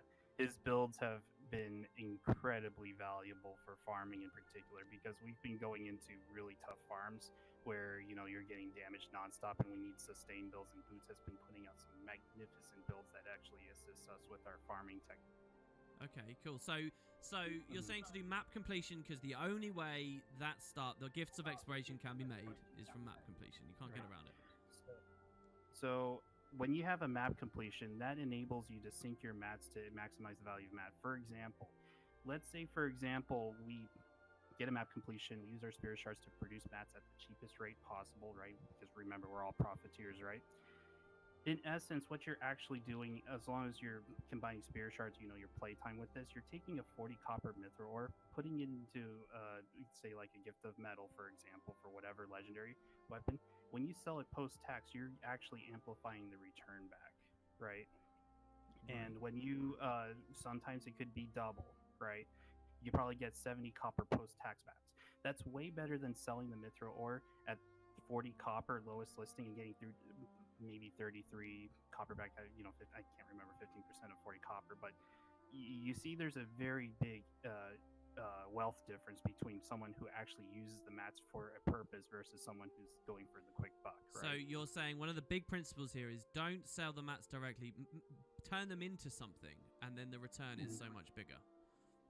This creates a very new, this is one of the missing game elements of the game, is that a lot of people love this theory craft, but what people tend to miss is that they also have to theory craft about the flow of mats in this game. What is it adding to the game? What are they taking out? And all that stuff, right? And you need to find out where the sources of these mats are, because if you start to understand where they are and stuff like that, you can understand prices, and then you can understand, whoa, I can actually double my money if I do it this way. It's all about efficiency. And that's the missing element of this game, right? Well, what do you mean it's missing? You're saying to try and predict upcoming patches and what the devs might flood the economy with, or might ask you for? So you remember when Istan came out and Volatile Magic was the name of the game for money making back then? where you can take, use that, buy leather and trophy boxes and sell it straight to the trading post. What was the byproduct of the trophy box? What do you think that was? I can't It's always remember. a I didn't really T5 participate in it. What was it? T5 mat, because you can either get a T6 or a T5 mat, right? Right. And people would sell that off because they don't know what to use it for, right? And so these T5 mat went to rock bottom, and what that did was it manipulated the Gift of Fortune prices, and all we had to do was combine a Spirit Shard with the T5 mats to pump out very cheap Gift of Fortunes. That greatly cut down the cost of a legendary one. So the game flooded with T5s. The average player just wanted the convenience or didn't know that they could use Spirit Shards to transmute them into T6s. So you do that. You buy it off the TP, you tier it up, and all of a sudden Gifts of Fortune are way cheaper. But the everyman lost out because they weren't thinking. They didn't know these. Yeah, an astute player who actually understands the legendary system would see that there's a devaluation of a particular mat, and they have resources such as holdings of Spirit Shards, maybe holdings of Ectos. Ectos are a very important part of the economy. It's an oil economy. If you have such mats and you see a phenomena like this that ANET is actually allowing to happen, you can take advantage of that. Was a similar thing at play when Lake Doric came out and all the leather was thrown into the game? Correct, because that opened up ecto production on the massive scale, because the thick leather turned out to be a bottleneck to ecto production. I'll leave your fans to look that up on the wiki. Interesting. See, this is kind of cool for me to hear, because usually when I see something like this, I think that that's just opportunity has been lost. Oh, now this area, that market's been flooded. So I never really look deeper, because I'm like, well, there's no money in that mat anymore, so whatever. But you're telling me actually this is unlocking stuff. You just need to think about the recipes that are in the game. In particular, you have to keep in mind what's at play here. Not only are you farming mats, doing whatever you're doing, you can be soloing, or you can be doing a farm, or you can be in World v World or PvP or whatever. You're actually farming mats that the game outright produces. But what else are you farming? You're also farming Spirit Shards on the side. You're also farming Karma on the side, which is also equally important, right? These things add up, but most people think 16 gold an hour. As a matter of fact, the LS4 train that I'm putting together, in after the Istan nerf, I had to string together events of all maps, right, to move the group from one map to another. You can easily double the value if you can utilize all the resources that's provided to you. ANET has given people the opportunity to maximize their returns. They just have to use every part of it. And that means that you have to have a very good knowledge of what the game is all about, in specific, how the mats are used. That's the missing element of the game. And, for me in particular, I would love more people to begin talking about that. Yeah, I'm terrible at all this stuff. I just look at Karma as just nothing. I look at Spirit Shards as nothing. I don't pay attention to it a lot of the time, I just sell straight on the TP, any items, and look at my liquid gold. That's as far as I think about it a lot of the time. Going back to, like Lucian said, when you're completing a Gift of Mastery, right, after you finish your world exploration, if you don't have the resources to make a weapon, yourself, sell that weapon on the trading post for profit, or use that weapon for high value trades, whatever you want to use with it, there's always the option of selling said Gift of Mastery, right? And, people don't realize that even though things are account bound, there's still certain ways of, trading said materials with each other, right?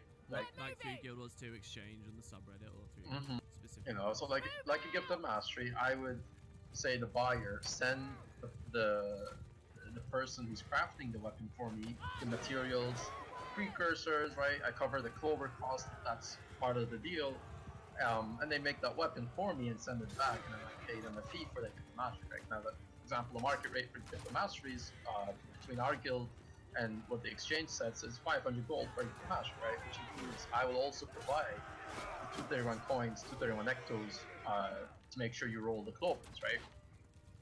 So just to be clear, for everyone who might not be following along, if you get map completion and you get a Gift of Exploration, which allows you to get a Gift of Mastery, so that's you're putting forward your Karma, your Spirit Shards, your Gift of Exploration, you can sell that to other players for about 500 gold, because they don't want to do it, so they'll send you the pre and all the mats, you craft it and send the legendary back, and you've just netted 500 gold. And that's an example of going outside of the TP. And that could get you the, if you have two, you can sell those two, and that's 1,000 gold on your, and this isn't to say that, that's all you should do, sell your Gift of Masteries to the big buyers, right? Because eventually that's what you want to branch out and maybe end up doing yourself later, right? So you take that 1,000 gold, and like Zushin said, when you have that capital, the next one you can make the weapon yourself. And through these methods of different farming, that we'll even get into specifics, even our LS4 meta train, which you should detail if people are interested on. You can bring the costs down for the future things that you can do. I love hearing that you can get a leg up and start to the order of 1,000 gold, which most people would never imagine them having that listen to this video. I love hearing that this is possible from stuff that is as casual as a map completion. Like, most people do a map completion. Map completion is like one of the most standard things. And here you are saying you can really get started with the economy right here with this big money. Like, people are going to be excited to hear that. And here's the thing, though, with things like Taco and Tekit's Guide, there's very well well-made applications that make map completion easier, even to the person who would need that extra help. Where the markers that take them Yeah, you fastest just follow way. the routes So, and stuff. Yeah. yeah, and you're 12 hours in, 13 hours in, you just realized you have 1,000 gold sitting in that you can make, right? Of course, it requires spirit shards, which goes back to what Zushin's been saying all along, and you slowly start to see how all of this connects into one thing, right? Everything bottlenecks to the spirit shards and your XP gain. So here's my question. The people, you guys, you're starved for spirit shards. Lots of people listening will have them. If I want to relinquish those somehow, if I want to profit from this, do I need to find a community like yours, found a community like yours, or can I just do this at Mystic Forge? To what extent am I reliant on people like you and creating communities like you? Well, this is where we need the commanders to step up and guild leaders. So we made contact with the Spanish community on the European side, and don't ask me how we got to translate this. My lecture, in particular in Spanish, that was difficult. Once they started clicking on this, they realized that they could set up their own mini guild of trading outpost operations. And here's the ultimate power of how the trade works with spirit shards to go into answering your question, right? Let's say, for example, you need a dusk for your twilight, right? And I need conversions. You can come up to me and say, Zushin, I need a dusk. I have all these spirit shards. I don't need them. Can I do something with them? And I say, you know what? I got some conversions that needs to be done. And so if you can handle, like, let's say 700 spirit shards worth of conversions, which probably will take about an hour of clicking, right? There's your dusk, right? Okay, interesting. So it would be like me and you, we'd be in the guild, you'd dump a ton of mats in the guild bank, I'd withdraw those, start transmuting them up. Once I've done the job for you, you give me a precursor.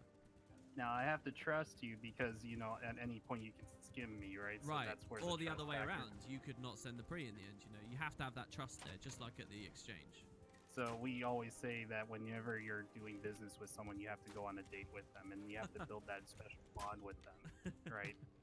But nice. this is also important for guilds in particular, right? Because when you go in a guild, you're expected to join a family, right? But that means that you have to give something to the guild, and the guild has to give something to you. If that element is not there, the guild will fail, right?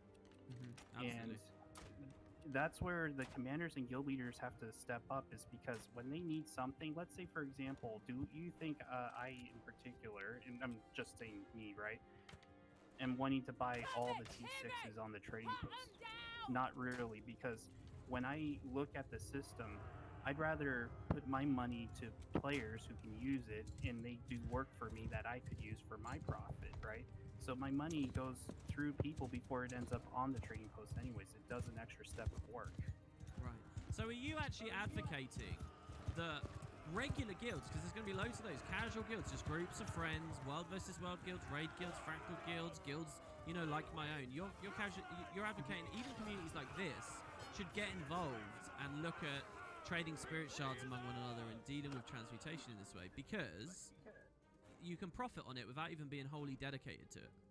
It's not even without such most of these details, just as a guild, before you think of selling said item, go ask a friend, go ask a guild member first. You give the opportunity that someone in your community might want it before you give it to the trading post and someone else from another community gets it. You know what I mean? See, I hear you say that. I get the principle. What I'm cynical to is is that really going to be worth my time to mess around with that and socialize and spend that on such small scales? Like, surely it's only at massive scales this stuff becomes relevant.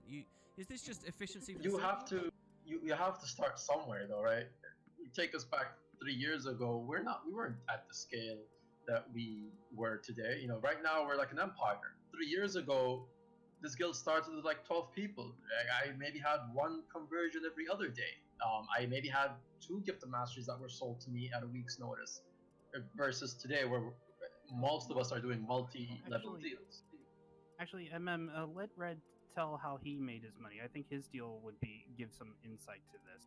Actually, yeah, Red. Do you wanna? So, like we said about Red, is that he's only been with us for 2 months and discovered our ways of money making, and it's helped him revamp his ways of playing the game and actually doing a refresher.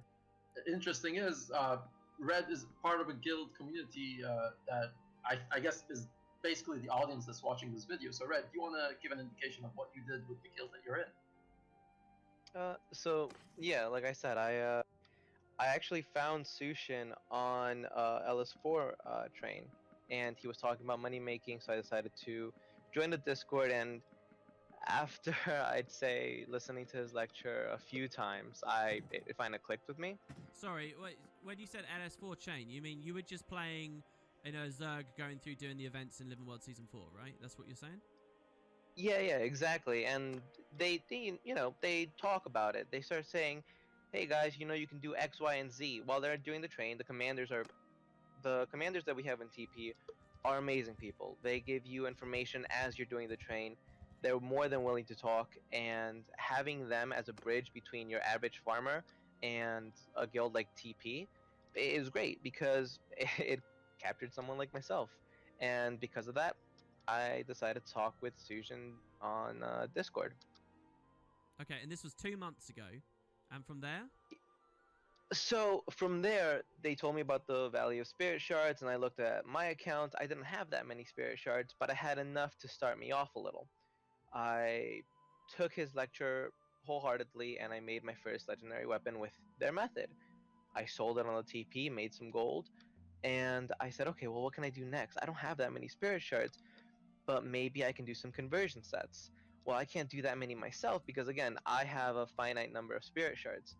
Well, they said, oh, well, if you have a community behind you, a guild, maybe you can talk to them, see if they can do conversions for you too. And I happen to be part of a raiding guild. They're a small group, and they're pretty much just raiders. They don't do much else. They do some open world content here and there. They meme around, they like to have fun in the game. And I spoke with some of them, and they're like, oh yeah, I have like 15,000 spirit shards. I have like 20,000 spirit shards. I have like X amount of totem knowledges. And I'm like, oh, cool. Let me buy them off of you. So I started off by buying a lot of the spirit shards from my guild members and making a profit off of that. And I explained it to them the whole way that I was doing. I was like, hey guys, I'm buying you spirit shards for X, and I'm making Y as a profit, just so you know. And they're like, that's cool, we don't want to do that anyways, we just want to get the quick gold. And for them, that was perfect.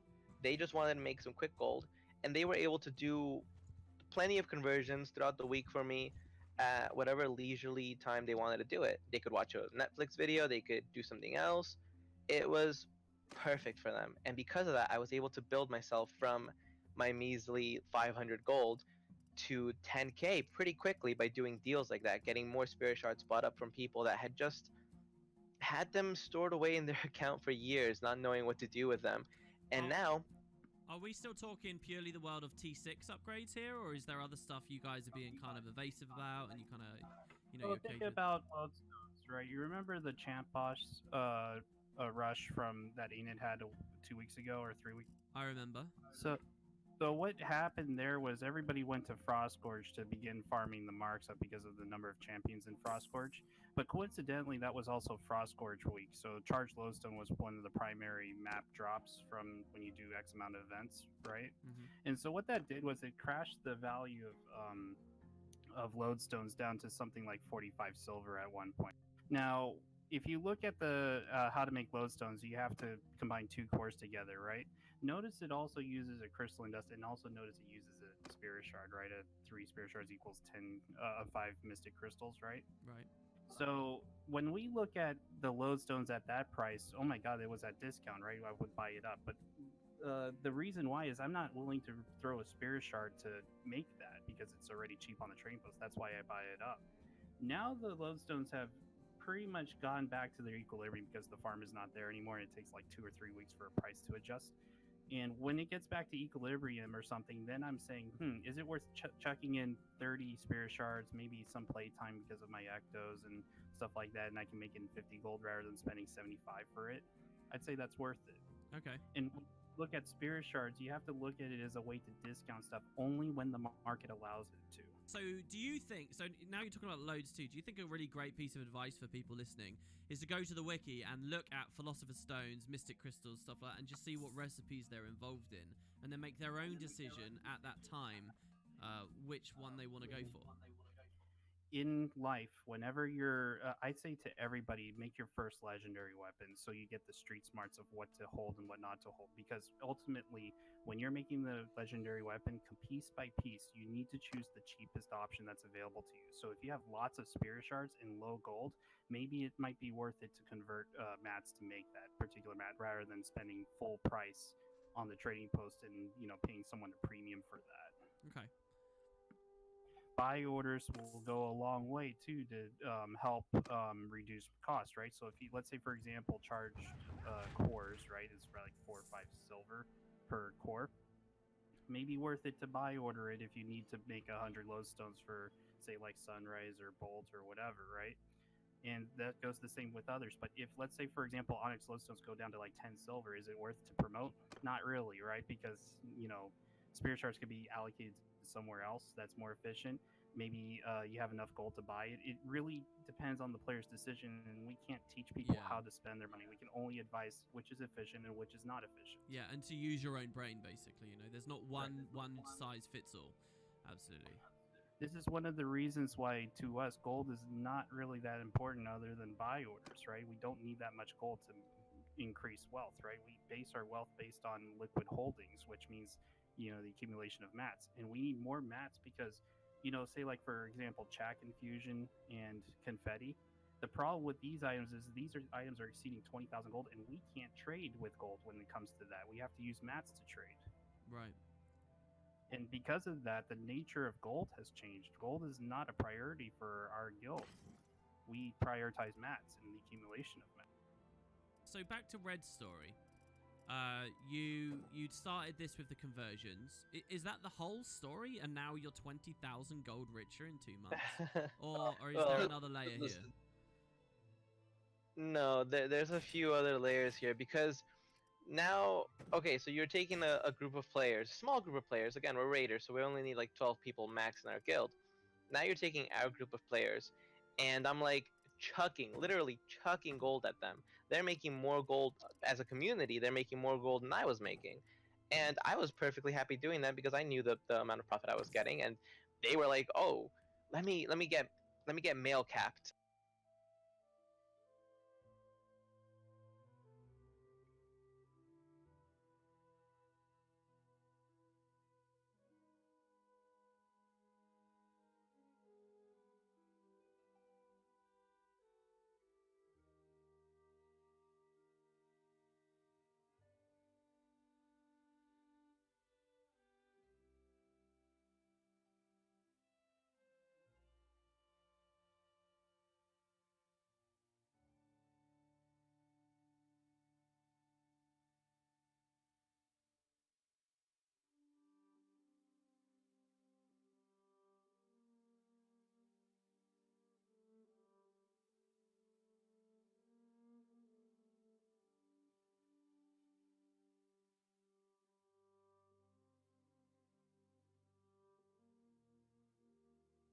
So I'm pretty sure we're all aware of what a beauty pageant is. They're pretty commonplace. I'm pretty sure they take place everywhere in the world. There's things like Miss Universe and stuff that we all know about, and, well, you can't really have a Miss Universe if it's only in one spot. So if you, for whatever reason, don't know what it is, basically it's a competition where mostly girls will come out in different outfits and stuff, and they show off how, you know, pretty and beautiful they are, and then the judges give them scores, and the best one wins kind of thing. Now, I've never known anyone who directly did a beauty pageant, and one thing I didn't know about them is how young they actually start out. Now, I always knew that, like, 8-year-olds and stuff had beauty pageants, so, like, they obviously were doing them for children, and I knew, of course, about, like, Miss USA and stuff, where they have, like, 16 to 19-year-olds and adults and things like that competing, but today we're going to be taking a look at a 3-year-old beauty pageant, which to me seems really weird in the first place, because personally, I just find it weird that they're judging 3-year-old girls on how beautiful they are and stuff like that. I figure that's a little bit weird, but apparently these pageants do exist, and apparently parents are putting their 3-year-old daughters in these beauty pageants, and we're going to take a look at what that can cause. Let me go ahead and give you a little hint here, okay? This girl is not very well adjusted. I think we're all going to see that she doesn't have the best behavior in the world. Then again, who could have the best behavior in the world when literally your whole existence up until this point has basically been your parents enrolling you in these pageants basically for their own profit, okay? So people can judge you about how, you know, beautiful you are in all these different outfits, and you have all this constant stress and pressure put on you. You don't actually get to have a childhood, things like that. So I mean, who at the end of the day really could deal with that when they're a 3-year-old child? So anyways, let's go ahead and see what's going on. All right, we're ready to move right along with our Tiny Miss division, ages 3 to 4. Come on, Levy, we got to rush because we don't even know where to go in it, baby. Okay. Literally, we're only 10 seconds into this whole clip, and we already have the parents putting just immense pressure on this 3-year-old child. I mean, come on, man. It's a 3-year-old kid, and, you know, we gotta rush, we gotta hurry to do all this because, God forbid, she misses this pageant or doesn't do it right. You know what I'm saying? It's insane to me. We're rushing, and we're flipping out a little bit, and so far, everything's okay. You can't go on stairs. Gotta be quiet. You can't go on stairs. Judges can hear you. You can't stay on stairs. I won't go on the stairs. Olivia's mood's kind of iffy. It can go one way or the other right now. We're kind of on the...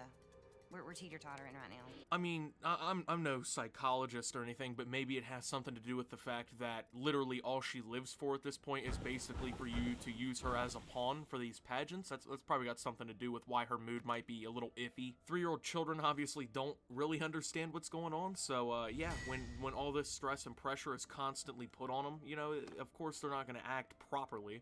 Starting with contestant number 16, Chatham. My biggest concern right now is that Olivia is going to flip out. You can't.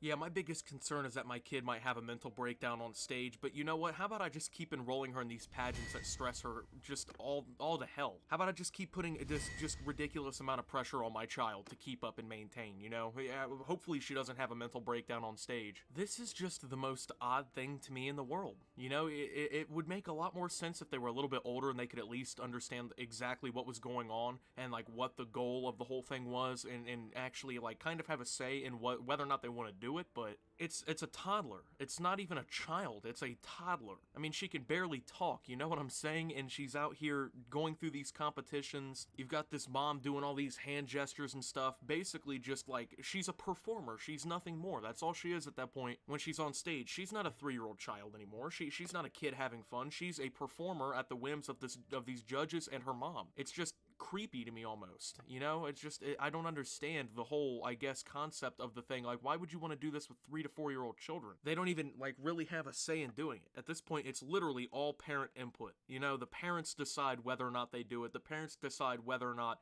they're successful. It's all for money. That's all this is for. It's not to make this girl happier or make this little girl healthier or anything, because obviously it's not working if that's the case. This girl is basically a credit card for her mom, is all it is at this point, and that's really sad. And that's pretty much the case with all of the girls in that competition, you know? We just finished beauty. She didn't do so good. She wasn't watching what I was telling her to do. We'll just have to see.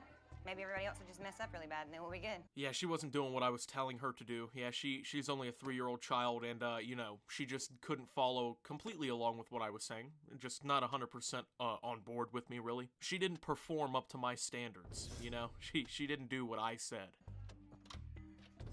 Come on. Where's my baby? Baby, we've got to hurry because you've got to do your hair. See, this is what I'm saying, man. Like, she doesn't even have time to sit down and, like, kind of even attempt to process in her little head what's going on. I mean, the moment she gets off the stage, she's rushed down this hallway with her mom. Oh, we gotta go do your hair. We gotta go get this done. You know, that's not healthy for pretty much anyone who's a child. I'd say even that amount of pressure like an 8 or 9-year-old in these pageants is just ridiculous. But to put it on a 3-year-old who doesn't even really know what's going on is even worse.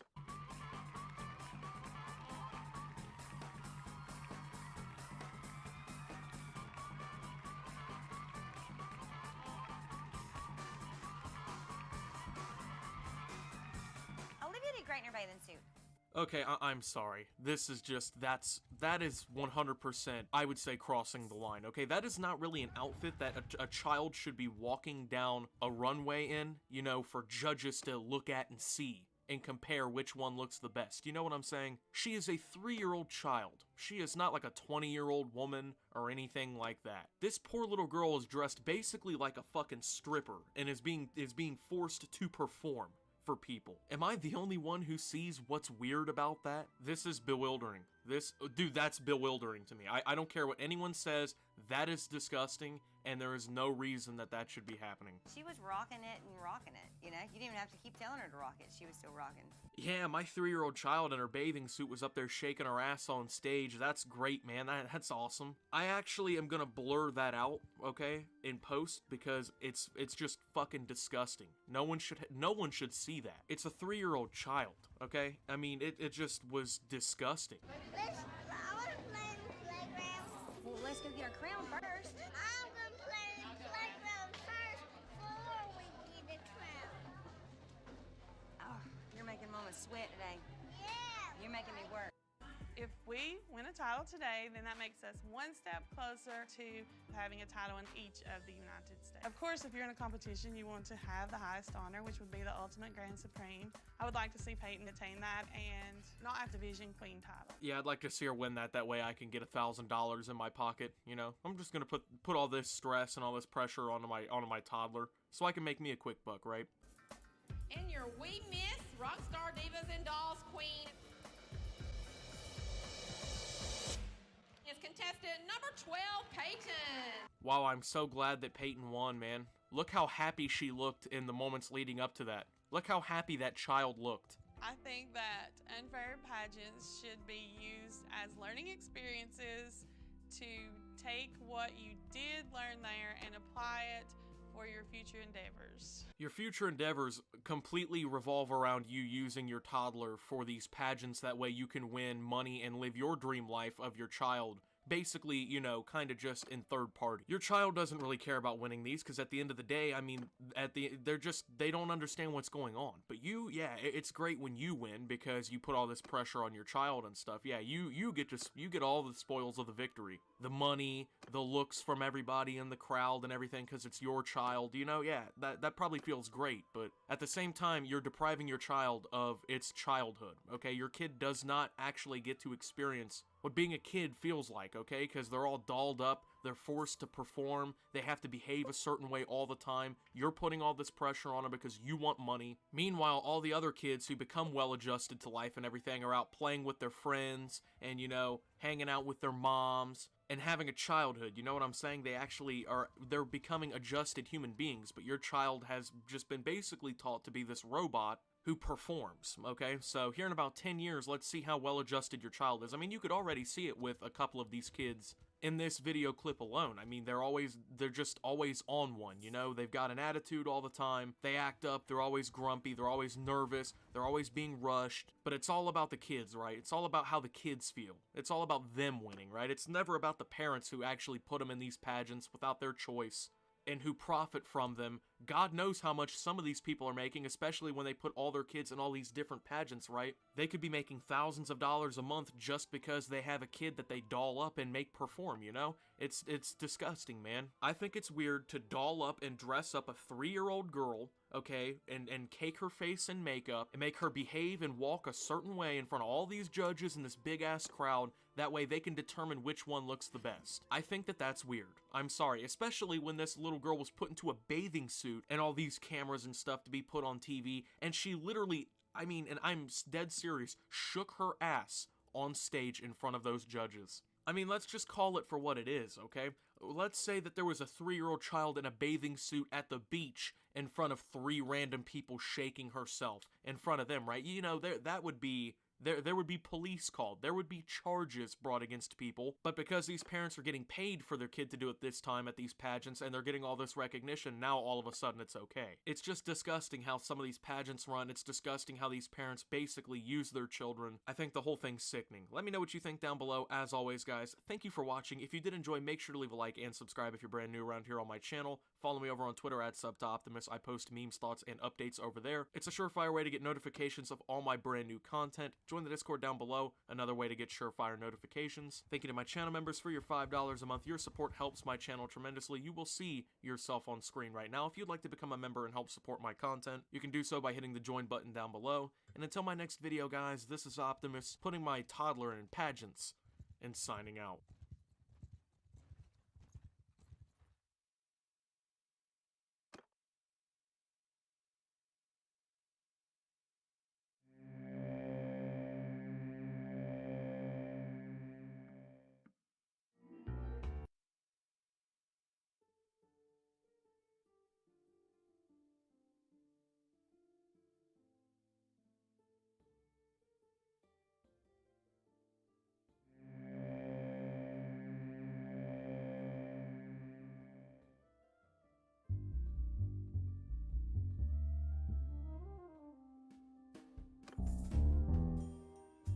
While interactions on Facebook don't often attract external attention, a wider audience will occasionally discover them, such as in the instance of the Purr Cat Cafe. Though the business itself was considered odd due to its practices, it was the owner and her aggressive social media presence that garnered most of the attention, and this eventually became so problematic for the fledgling business that local news stations began reporting on it. People online will still occasionally ask after the business, its cats, and its owner. So what is the Purr Cat Cafe?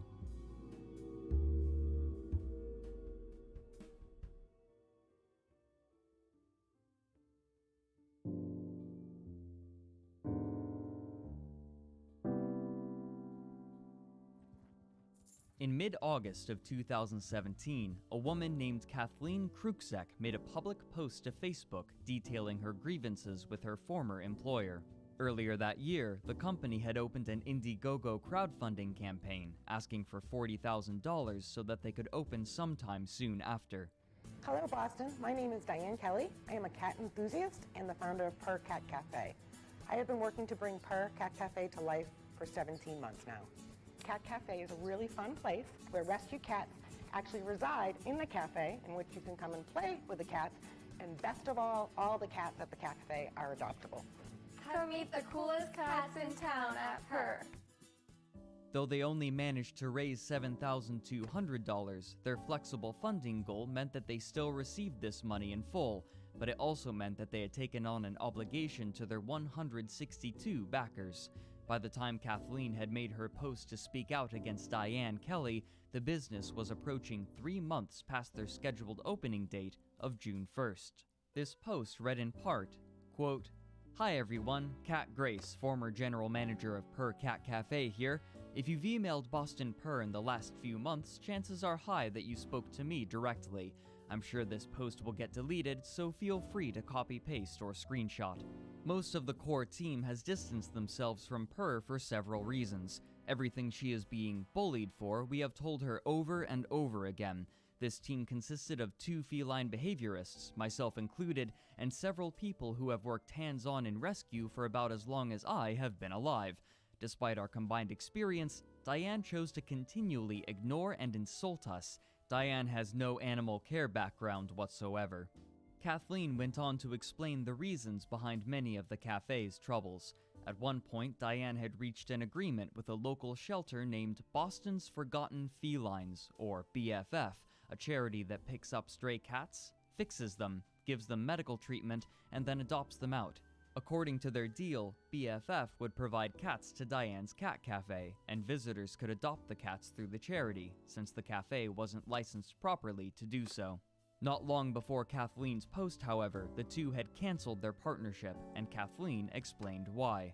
Quote, Diane will claim up and down she is being bullied and that the reason for dissolving the partnership with BFF was because they were not supplying cats. The truth is, she was not equipped to have any cats in the building, despite her certificate of occupancy, which has nothing to do with animal welfare. No beds, blankets, or pillows, no hiding places, no cages, hardly any toys, no cat trees, no scratchers, nothing.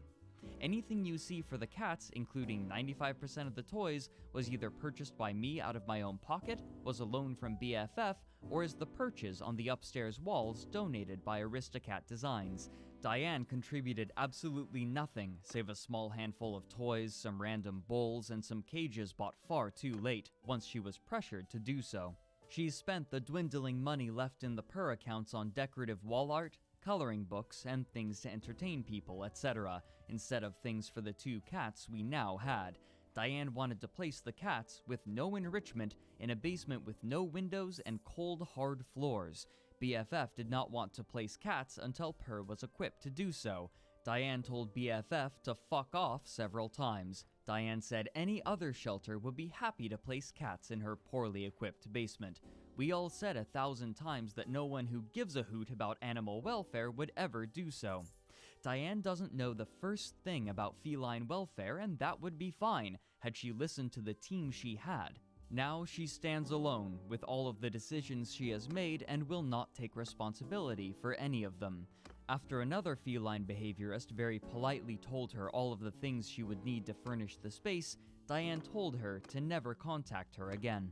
She doesn't even care enough to remember which cat is which. Amber is labeled as Godric in some of these photos. To top it off, these cats aren't even at PUR anymore, yet she continues to use their photos. I suspect that is to hide the fact that she still has no cats. Everything you could ever think of from a feline welfare perspective, we told her. From getting a Munchkin cat to just buying cat toys, she ignored most of it. She is more concerned with making everything look nice and making profits than actually taking care of these cats. She takes actual advice as bullying. Diane offered me part ownership of PUR Cat Cafe, and I chose to walk away from it completely instead. I hope you all understand how serious that is. She forwarded me an email with intentions to lie about BFF, and I immediately resigned. If PUR opens its doors, Diane has also told the agricultural department to fuck off, so I suspect it won't be open long. She thinks the animal welfare laws do not apply to her because of her designation as a pet center. End quote. Accurate to Kathleen's assessment of her personality, Diane replied to this post using the official PUR Cat Cafe Facebook page, saying, quote, "Oh, I am very certain I have put feline care at the top of my list. I will continue my mission to rescue cats in Boston and get them adopted.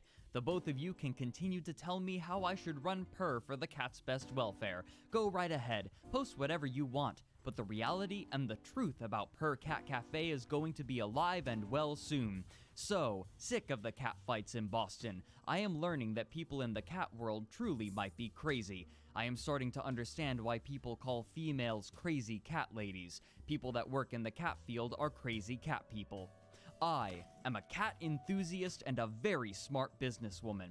So Boston, if you like cats, you will know where to find them in Boston shortly. If you want to listen to some women rant and rave about crap, you should contact Kat and Joan." End quote. In response to another person expressing her concerns, Diane also spoke to the failed partnership with BFF, saying, "Unfortunately, BFF was not dependable to provide cats for PUR." But Kathleen wasn't finished speaking about the business. On August 26th, she posted a photograph that she took of the mostly bare basement in the PUR Cat Cafe, saying, quote, "These are the conditions that Diane of PUR Cat Cafe thinks are sufficient for a large number of cats to live in." This photo was taken the day PUR got its first 3 cats, Amber, Godric, and Pearl. Diane told BFF that the space was all set, and when they walked in, they were appalled. "Does this look like a good place for a cat to live to you? No windows, no beds or toys or perches or hiding places. Cats could crawl behind the stairs through a gigantic hole by the water heater. She can delete my posts all she wants, but her team is dropping like flies because of her behavior, and the public deserves to know the truth." In the replies, she went on to explain that Diane's plan was to rotate 2 sets of cats between the storefront and the basement to give them breaks from visitors. She also went on to explain Diane's aversion to her advice. Quote, "There were issues like me saying we shouldn't be feeding animals on styrofoam plates due to the risk of intestinal blockages, where she told me, 'You will not change my mind on this.' She thinks only she can decide what is best for the animals she has no idea how to care for and will not budge on any of it." Kathleen was joined by the director for BFF, Joni Nelson, who confirmed what she was sharing and added minor details. While all of this garnered significant backlash against the cafe, the greatest damage would come from a surprising place, Diane herself.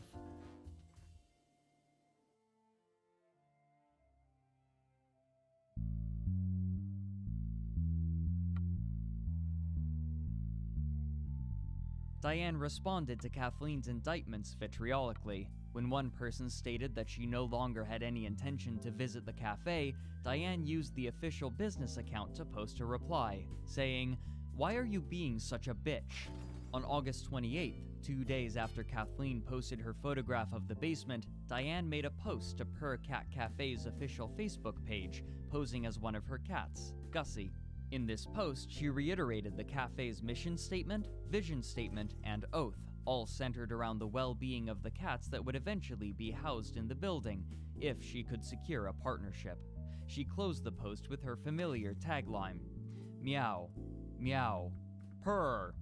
One of the replies plied Diane for answers to those questions raised by the people watching the Facebook page, saying, quote, "Can you clarify how your actions, such as breaking with BFF, planning to place cats in an empty basement with no enrichment, deleting posts with legitimate questions in the comments, align with this oath/mission statement?" Diane replied with, "Certainly. Please call me and I would be more than happy to answer any concerns that you may have. I am working hard to open Purr, as I have been doing for the last 2 years of my life. I would prefer to be working on opening Purr to save abandoned cats, rather than to respond to negative and incorrect comments about Purr. It is not a productive use of my time. It would be much better for me to stay focused on my mission to open Purr. I look forward to your phone call.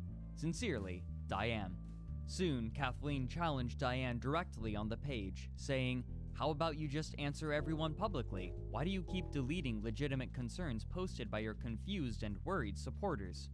Diane deflected, saying, "Certainly, Kat, I can do that. Contact the media and line up an interview for me." To which Kathleen rebutted, "Hey, you're in luck. You're on social media. No appointment needed. Speak to the masses whenever you're ready." This challenge received no reply. Soon, people began gathering around this Facebook page, and where there had once only been a few comments on any given post, there were suddenly dozens of commenters bombarding Diane with criticism and comments. These new people were divided into 2 main groups with some overlap. The first were those concerned about the welfare of the cats and Diane's ability to open and maintain the business. Many agreed that a cat cafe of this nature could positively affect the community and the welfare of its cat population. The second group found sport in antagonizing Diane, remarking on her hypocrisy, confrontational and aggressive attitude, and poor business acumen. This latter group was usually tolerated by the former, if only because it helped them in their goal of holding Diane accountable.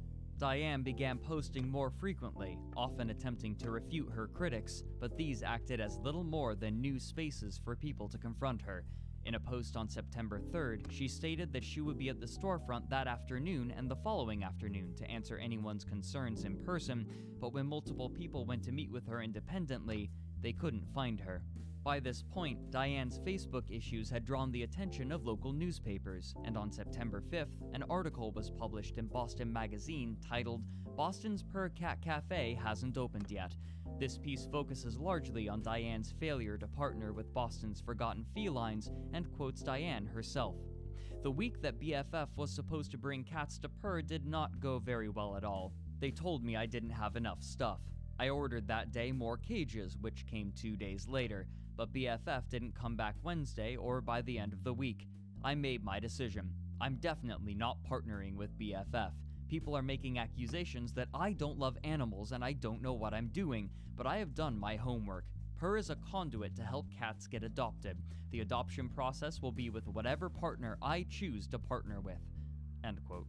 This article also mentioned what it called drama on the Facebook page, including Kathleen's photograph of the bare-looking basement and the confirmation of this evidence by one of BFF's volunteers. The author provided links to the posts in question, drawing even more onlookers and commenters. Soon after this, on September 8th, Diane revealed that she was in talks with another shelter and stated that she had rescued another cat named Polka Dots. However, by performing a Google image search, 2 commenters discovered that the photograph Diane had provided was actually from 2011, uploaded by a shelter in Arizona. With critical and concerned people now scrutinizing Diane so closely, someone posted to the cafe's Facebook page in Diane's stead on September 10th.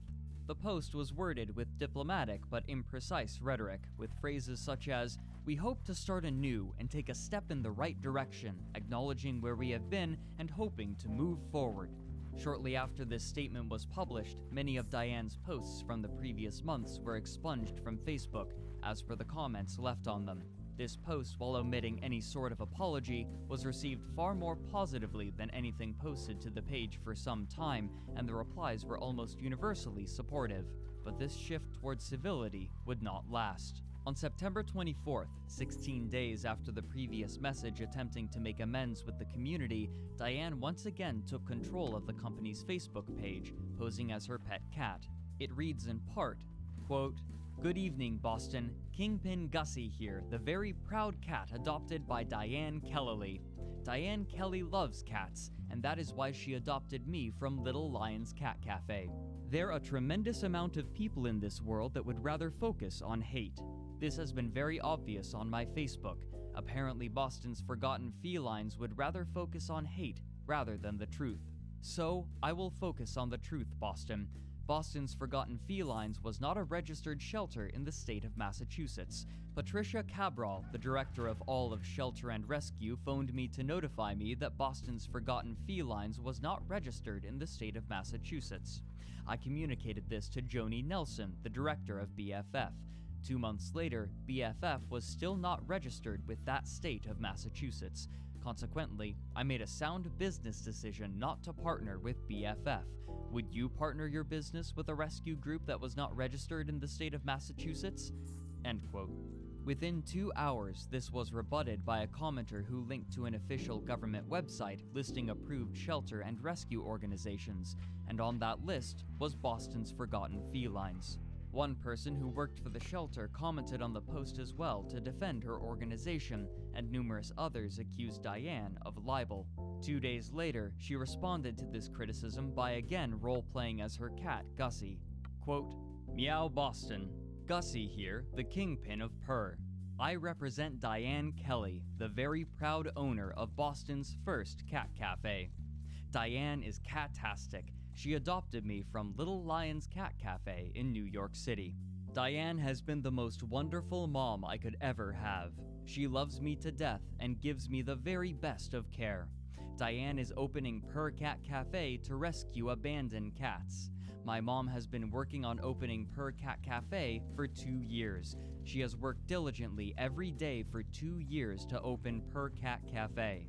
There has been a tremendous amount of inaccurate statements posted to Purr's social media. I have captured every post for my mom, Diane. I will be consulting with my mother's attorney tomorrow. Meow. Meow. Purr." In response to a comment attacking her, she wrote, "Dear Ryan, Purr Cat Cafe is being harassed. Purr Cat Cafe is not even opened. How could anyone rate Purr at getting cats adopted? Yes, it is more than disheartening. It is not the difficult to see. Purr is not opened yet. Purr had a 5-star rating. Purr walked away from Boston's Forgotten Felines because they were not reliable. Yes, BFF, Boston, was not reliable to bring cats to Purr." But only 2 days later, Diane would escalate this further in a way that nobody predicted. On September 26th, Diane posted a picture of people in front of a banner with the cafe's logo on it, writing, "Purr is a collective team. Our goal is to save abandoned cats and find them forever homes. However, Purr is also an organization that will fight against individuals that try to deface Purr Cat Cafe. Meow. Meow. Purr. Kathleen, returning to the page, left a comment on this post. Quote, "Just to clarify, this photo is from First Catterday at Boston Common on August 6th, 2017. Half of the individuals in this photo were not part of the PER team, only people we spoke to and pulled into the photo with us. In regards to the team, to my knowledge, at least 2 individuals are no longer associated with PER, and I am the short gal in black pants standing behind Diane. Not sure what the purpose of posting this image was, but I don't want to be associated with this business any further. Please remove my photo." Diane responded within the hour. "Dear Kat, just to be clear, you did participate at First Catterday to represent PER? Did you or not?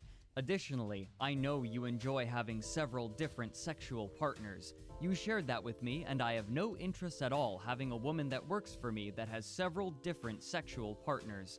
You sharing with me that you have several different sexual partners is inappropriate."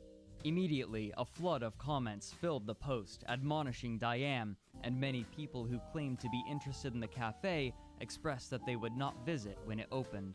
Kathleen responded, saying, "We had a conversation about how you'd be meeting my boyfriend, not my sex life in any aspect.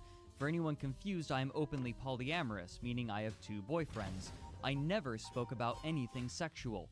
You are out of control, Diane. My personal life has nothing to do with your business." In that same comment thread, Kathleen noted that she had just received 2 messages from cafe employees informing her of their departure from the company due to Diane's behavior. She made another comment later that read, "One of my many sexual partners worked on your frickin' header image and Indiegogo graphics, so looks like you didn't give a shit when it benefited you." What's more, this attack from Diane encouraged Kathleen to post more previously withheld details about the business and their correspondence. That same day, she shared an image taken from a live feed of the basement earlier that month, showing that Diane had failed to fulfill her promises about the space. She closed the comment by saying, "I'm done playing nice." She then posted screenshots of emails between herself and Diane, depicting a bizarre exchange. Shortly before Kathleen left the staff of the Per Cat Cafe, she received an email from Diane that read, quote, "Kathleen, it just so happens that we have no cats at Per. Therefore, I see no need for you to work at Per. There is no reason to have any staff at Per. We have no cats. Diane Kelly." Kathleen responded, "Okay, I'm assuming you're firing me right now, so I'll pick up my last check on Monday. Have a good night, Kat Grace." Diane responded the next morning, saying, "No, I was being facetious. We have no cats, Kathleen. We are opening a cat cafe. There is a bit of a disconnect here. If you no longer want to work at Per, then please let me know. Thank you, Diane." Kathleen's reply reflected her mounting stress working under Diane. Part of her response reads, "I am not happy about this, Diane. I am trying to be professional, but it's difficult when it's not being reciprocated. I'm being called names, I am unsure if I have a job in the middle of the night, and you lose your temper with me on the phone when I express my professional opinions. If you continue to treat me in this manner, and others in a far worse manner, so much so that they stop working with you altogether, we will not be a successful business. If you cannot make this commitment to your employees, then you will no longer have employees. A workplace cannot function the way it is currently functioning. I should be stressing about getting our doors open, not about what name I'm going to be called over a miscommunication, or if I even have my job, or if I can even express my concerns about the business I'm supposed to be managing." End quote. Immediately after this, the phrase, "We have no cats, Kathleen," became a commonly repeated phrase in the comments, used to tease Diane. Perhaps most damning was an email Kathleen revealed from Diane discussing the partnership with Boston's Forgotten Felines. Quote, "We discussed Joni and BFF bringing a guaranteed 15 cats to Per by September 3rd. Kathleen, BFF and Per have been in a partnership for over a year now. Yet, BFF can't deliver any cats to Per. Kathleen, you have worked with Per for 6 weeks now and you are telling me to be patient? I have been working on Per since December 10th of 2015. How arrogant of you to tell me to be patient? BFF can't bring any cats to Per. That is obvious. Please let Joni know that Per does not want to do business with BFF." End quote. The same day, the official cafe account made a post with more diplomatic rhetoric, but it lacked any of the hallmarks of Diane's writing, making it likely that someone else had written it for her. The next day, Diane privated the cafe's Facebook page. With employees leaving and an enraged follower base, the future of the business was looking more doubtful than ever, but Diane's determination would prove indefatigable. On September 29th, Kathleen shared an email that she had received from Diane. It read, quote, "You are more than welcome to get back your belongings. They are yours and please take them. I also will be suing you, Kathleen, for defacing Per Cat Cafe. You posted a picture of an empty basement at Per, which was a complete lie. You posted several other things to Per's Facebook page that were untruthful. Do you feel it is okay to abuse someone for something they did not do? Apparently you do. Be prepared to stand up in court and tell the world how you lie. The truth is going to come out, Kathleen. Diane."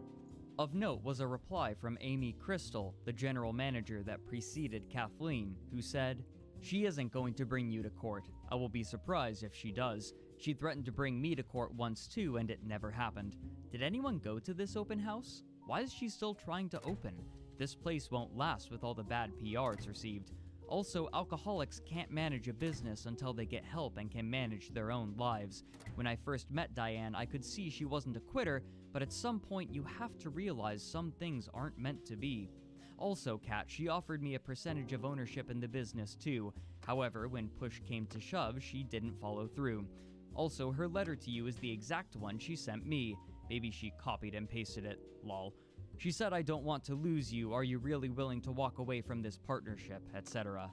Sometime soon after this, Diane reopened the cafe's Facebook page, then quickly deleted many of the posts and their associated comments. Then, on October 3rd, Diane made another Facebook post, again posing as a cat. As was becoming her pattern, however, she dropped this rhetorical device immediately and referred to herself again in the first person. It read in part, quote, "Good morning, Boston. My name is Daly. I am a cat that was abandoned and Diane Kelly, the founder of Purr, rescued. She brought me to a veterinarian to seek medical treatment for me. Diane had to move and could not bring a me to her new residence. She found me a safe, loving, caring new home with a friend. There have been a tremendous amount of inaccurate statements regarding Purr Cat Cafe on several social media fronts, and again, I want to address your concerns. Again, I apologize for not handling Purr's Facebook page as professionally as I could have. I certainly have made my mistakes and am working hard to improve in this area. I would like to share the following facts with you that may provide you with reassurance that I absolutely have the best interest of the cat's health, welfare, and safety at Purr. Purr has a 10-feet glass vestibule that was built with the safety of the cats in mind. Patrons will need to be buzzed into Purr via a Purr staff member. The buzzer is at the reception desk. The vestibule was built this way so there would be no danger of the cats getting out of the building and into the street. There is a kitty door built in the door leading down to the basement of Purr. This was built for the cats to have an opportunity to go to the basement and seek solitude and rest if they would like to. I do not have very good photos of the basement. As soon as I do, I will absolutely post them to Facebook. A great deal of the inaccurate information being posted to many social media outlets has significantly delayed our opening for many reasons. I am working with Boston's Veterans Association to have a feline veteran program. Purr has plans to bring our cats to a senior citizen center in the neighborhood to be therapeutic for their residents. We are working with the Jewish Family and Children's Services Center in Brighton as well. They have a program in which the individuals volunteer at local businesses to gain skills that will hopefully lead to future employment. Many of the adults working with this great center are planning to volunteer at Purr in hopes of gaining skills for future employment. The program is called Pathways to Employment. Finally, I would like Purr to also be a food pantry in the future. Purr also is planning to open Purr Complimentary for certain groups, such as senior citizens, autistic individuals, and veterans, etc. I've spent close to 2 years now working diligently to open Purr because I have a mission to help animals. Purr will be a means to educate our community to be responsible pet owners. I have always dreamed of opening my own business, and particularly one working with animals. I have been very upset regarding previous reviews and it has caused me to take pause in my efforts. However, I have lifted my spirits and am working diligently again now to complete my mission. Thank you please in advance for taking consideration of PER's goal and provide positive support for a place that I truly believe will be doing excellent work for cats, as well as trying to help the community as well. Meow. Meow. Purr. The comments immediately were dubious about Diane's claims, most of all about the basement, which had attracted many of them in the first place. One of these commenters, however, claimed to be a professional photographer and offered to provide free services, granting Diane full rights to the images. These offers received no reply. Soon, however, Diane would announce an event that, if it were to happen, would render images taken herself unnecessary.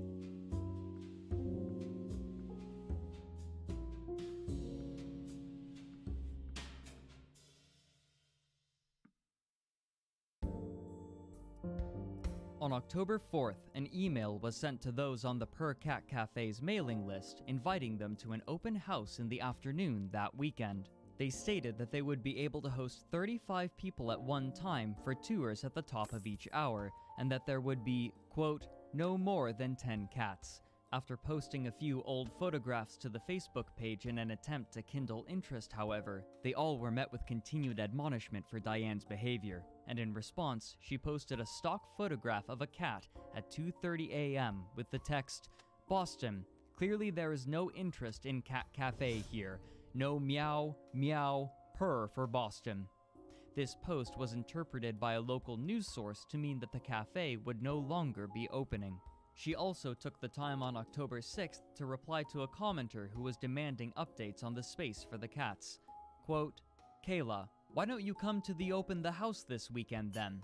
I am very certain that coming to an open house would be more effective than posting negative shit on the internet about a business you know nothing about, but what the hell? I am just going to respond like you do. Here is my first round.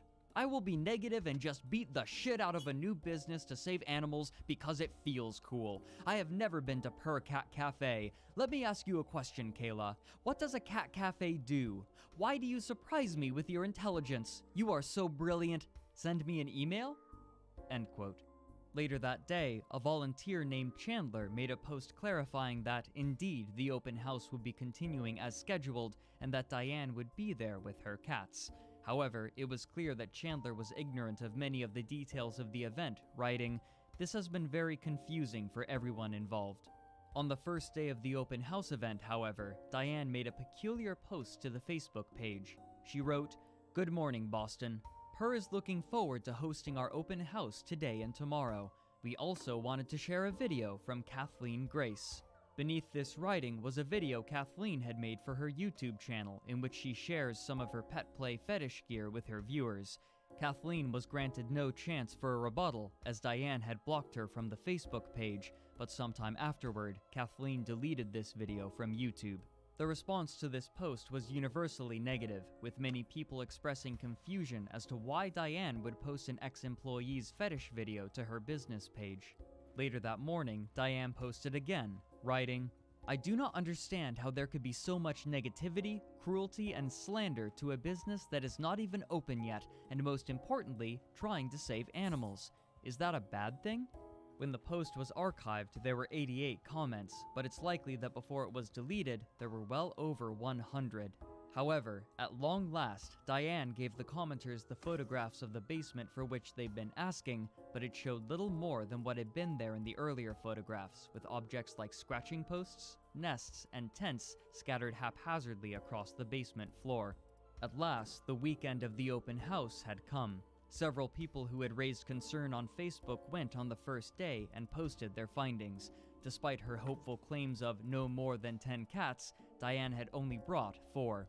Her 35 people at once limit proved similarly inaccurate, with apparently no more than a few people at once in the storefront. One visitor, going by Michelle, noted that the 10-foot vestibule that Diane had touted was not prepared.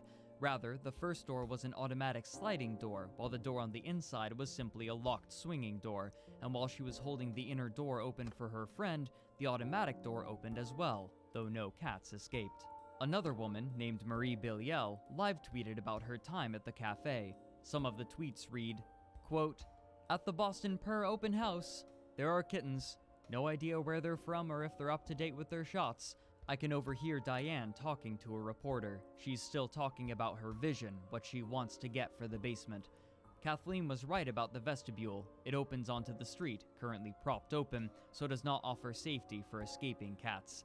Diane just brought Gussie up from the basement and he's clearly terrified.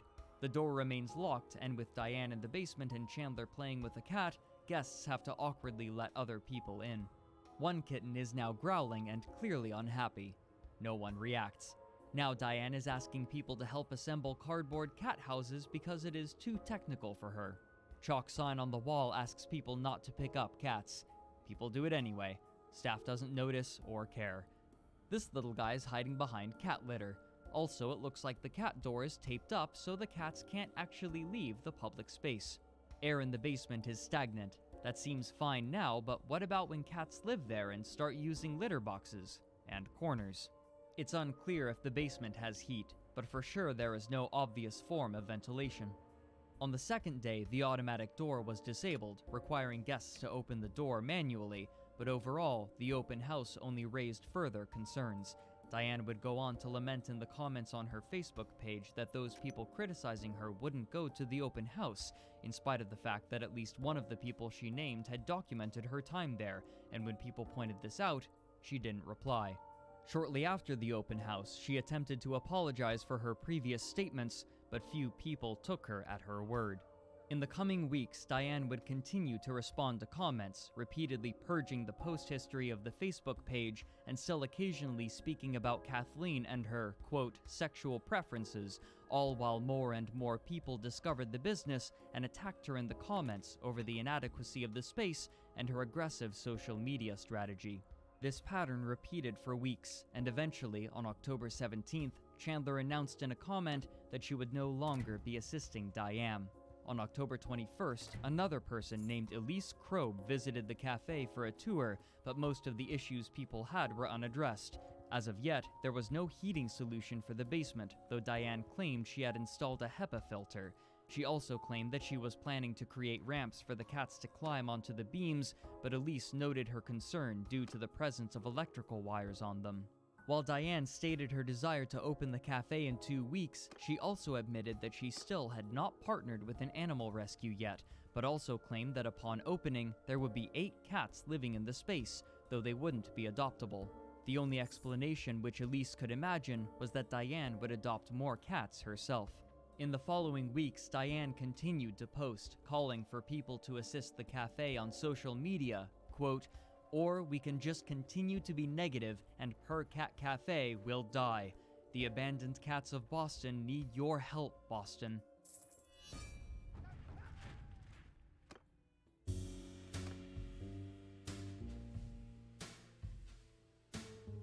On October 31st, Diane posted that the Per Cat Cafe would have a soft opening the following day, though what made it soft was vague. However, the next morning, she stated that, at the suggestion of who she called a consultant, the opening would be delayed yet again, and the following day, someone going by Edward made a post in Diane's stead. He wrote, "Good evening, Boston. For the last 2 weeks, I've been reading your comments and all of the prior posts and catching up on private messages sent through this page. I've been compiling all of the questions, comments, and concerns and wanted to address them with Diane personally, so I have all the answers without giving the wrong information to you. I'm meeting with Diane this Saturday to get all the questions answered." It's likely that this was the same Edward who had been unconditionally supporting Diane in the comments of the cafe's posts, someone to whom Diane had been responding. 3 days later, this Q&A was released, but as Diane had proven herself untrustworthy multiple times over the previous months, none of these statements were particularly convincing. In these answers, however, there were some interesting notes. The first was that she had some sort of consultant for the welfare of the cats, though their qualifications were unspecified. In response to a question about a ventilation unit for the isolation room, used for sick cats, she wrote that she would purchase one when she had the funds for it, and she claimed interchangeably that there would only be either 8 cats or 8 to 10 cats. In a later question, asking about Kathleen's back pay of $2,000, Diane stated that, quote, Unfortunately, the funding for Purr has run dry, and I can only pay her back if I open the doors so I can pay her back with interest, and I will do right by Kathleen for all the work she put into Purr. Diane also claimed that she had made a $6,000 contribution to Boston's Forgotten Felines at some point in the past, and that the Kickstarter funds had all been spent on rent. Despite still being unopened, she had been renting the space for over a year at a cost of $4,100 a month, meaning she had spent well over $50,000 for the storefront property that was still not in use. When asked about who was employed, Diane replied vaguely that, quote, "We do not have a full staff." By this point, it seemed likely that everyone who had once been on the payroll of Purr Cat Cafe had either left, been fired, or laid off when the company ran out of money. How Diane was paying for rent was, at this point, unclear. Edward also fielded questions, though they mostly amounted to him stating he was contracted to handle Purr Cat Cafe's social media from then on. However, only 2 days later, he made a post himself to the Purr Cat Cafe page, writing, quote, "I joined this cafe with the utmost concern for the safety and welfare of the cats. Due to creative differences, I have decided to part ways with the cafe. I wish Diane well in her endeavors." One commenter wrote, "I'm torn between that was fast or you stuck it out longer than expected." By the 9th, Diane was again lamenting the negative comments that plagued the business's social media page. 4 days later, on November 13th, Diane posted again that Purr Cat Cafe would be opening that weekend, but she would be threatened by a surprising body, the city of Boston.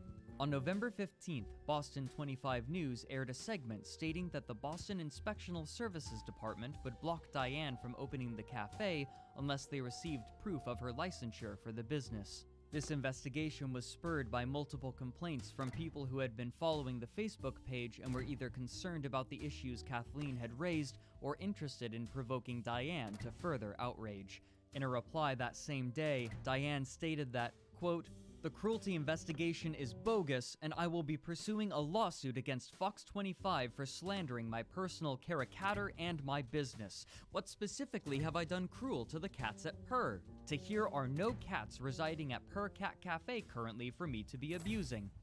This investigation, however, proved to be little obstacle for Diane, and at last, on November 18th, 2017, the Purr Cat Cafe had its first day of business. However, the issues that people had raised on Facebook were still largely unaddressed. Not only was the cat door to the basement still blocked, but Diane had added even more tape this time to keep it closed. The vestibule was still not being properly managed either. None of the cats were yet adoptable, and it appeared that Diane had adopted cats specifically to live at the cafe. In the following weeks, Diane would attempt to address questions from commenters on social media, and while many of these answers were inadequate to these people, one note in particular stood out. Since she still hadn't secured either heating or ventilation for the basement, it would remain barred to the cats. On the 29th, Diane claimed that she had 7 cats, and more would continue to come, promising that she would partner with cat rescues in the near future. She continued to profess that she had, quote, learned from her mistakes, but in the months that followed, a strange series of events would occur that would leave those following the cafe perplexed and concerned.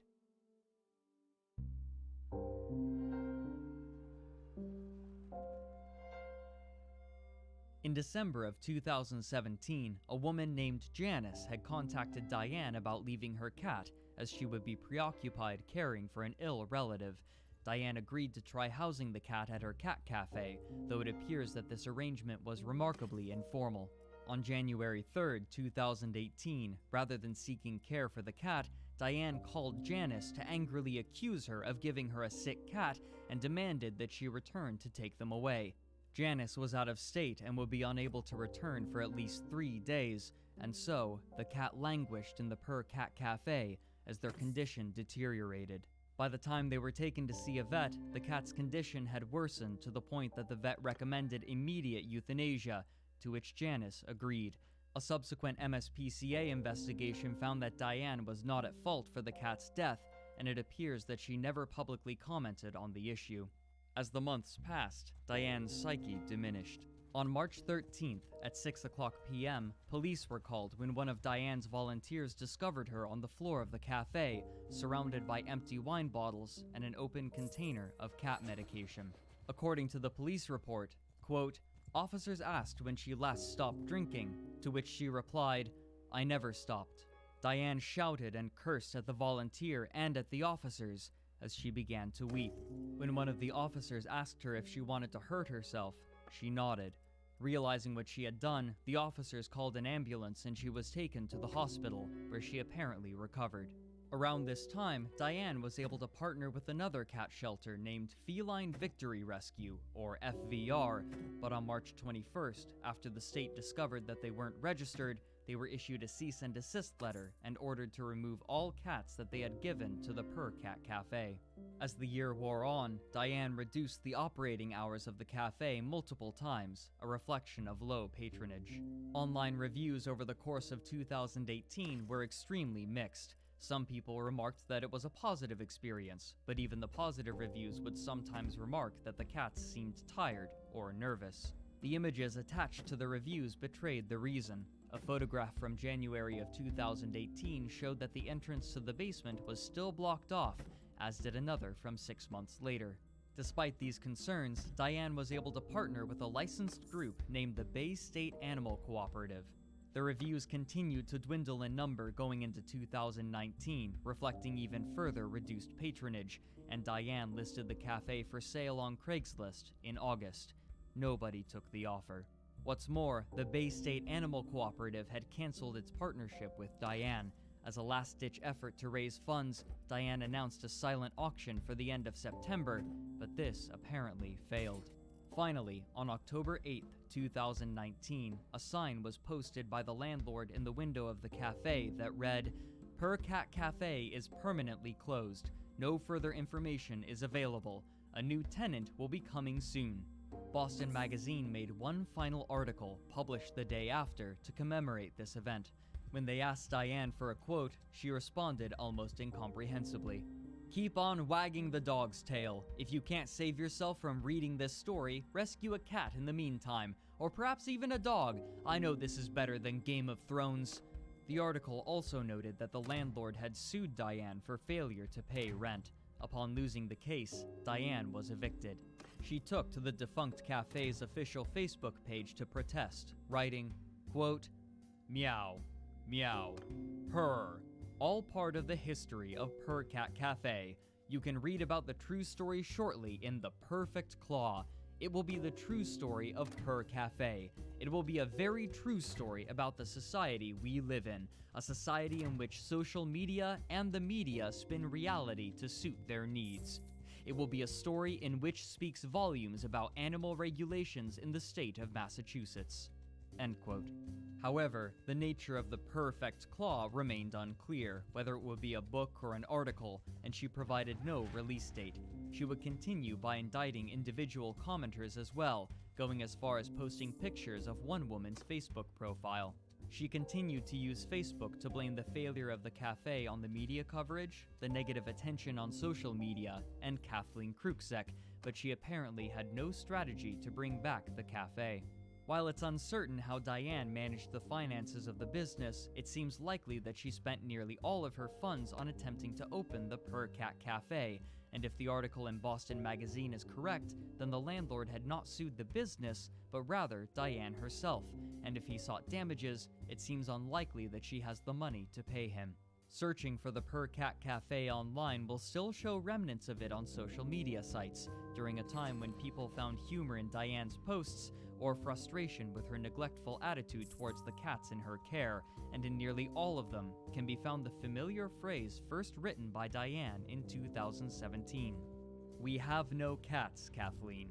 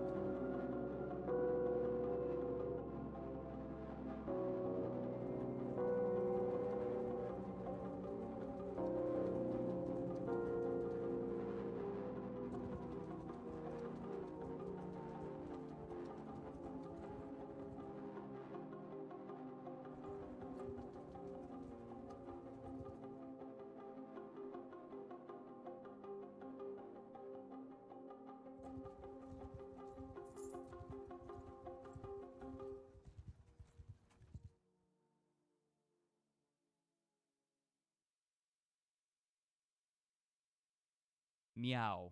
Meow. Purr.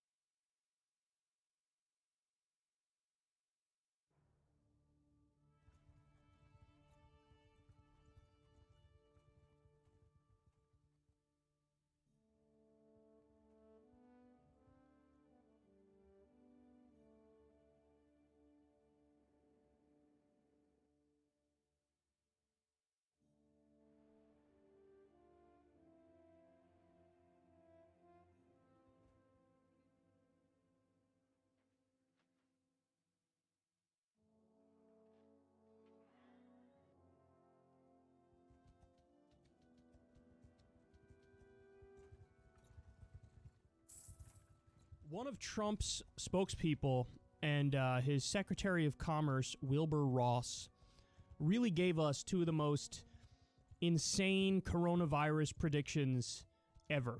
I mean, this stuff is special. It is special stupid. So let's take a look at what both of them said. This is back in January and February. But it's not just them. It was also Trump himself. We played the anti-Trump ad for you recently, which had a compilation of everything he was saying in January and February and early March about the coronavirus. And he, utterly clueless, didn't realize what was about to hit him. Even really on the day or the week where everything should have been locked down in the U.S. to make sure we, stop the spread of this thing. Even then, at that late date in early March, he was still, going on and acting like it's not that serious. It's just like the flu. This is no big deal. So anyway, forget Trump's comments. Put them aside because these take the cake. Looking at the coronavirus and the president saying, look, we're not going to take people in from China right now. I mean, isn't it just a matter of protecting us, our national security really being at stake? And he started the last line of defense there, or first That's line, right. I should say. Absolutely. This president will always put America first. He will always protect American citizens. We will not see diseases like the coronavirus come here. We will not see terrorism come here. And isn't that refreshing when contrasting it with the awful presidency of President Obama? Kayleigh McEnany, thank you so much. Good to see you tonight. Thank you. You could seriously see the Chinese economy come to a halt. And given the large percentage of global growth that China commands, does that actually threaten what you're just saying? Well, first of all, every American's heart has to go out to the victims of the coronavirus. So I don't want to talk about a victory lap over a very unfortunate, very malignant disease. But the fact is, it does give businesses yet another thing to consider when they go through their review of their supply chain.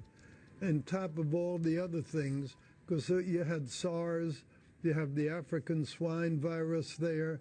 Now you have this. It's another risk factor that people need to take into account. So I think it will help to accelerate the return of jobs to North America, some to U.S., probably some to Mexico as well. Oh, that's a good point, actually. Maria Bartiromo at the that's a good point. It was the exact opposite of a good point. That would be a bad point. Oh, they're amazing. Now, Maria Bartiromo, like almost all of the hosts and commentators on these financial networks, I mean Fox Business and CNBC, they've proven time and time again that they're wrong about everything. And yet, for some reason, they're still taken seriously and they're still on the air. But I remember back to when we had the 2008 subprime mortgage crisis and Great Recession, the market crashed.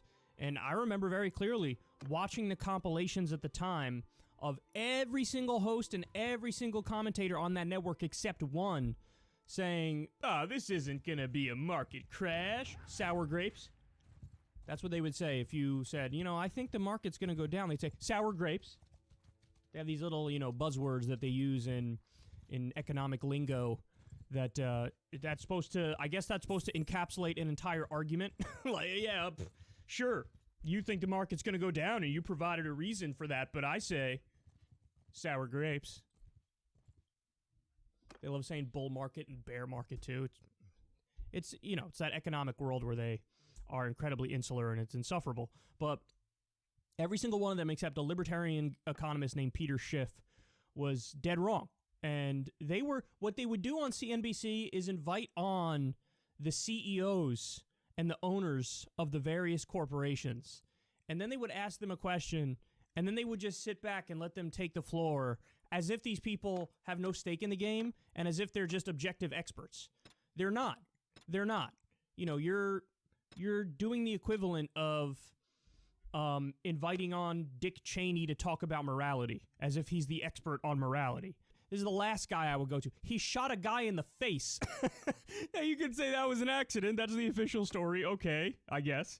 But this is what you're doing. You're inviting on people who have a massive conflict of interest, and they're telling you everything is fine. Keep giving us money and investing with us. There will be no market crash. And you could go back and look. Larry Kudlow is one of the people. Jim Cramer, Maria Bartiromo herself, many others.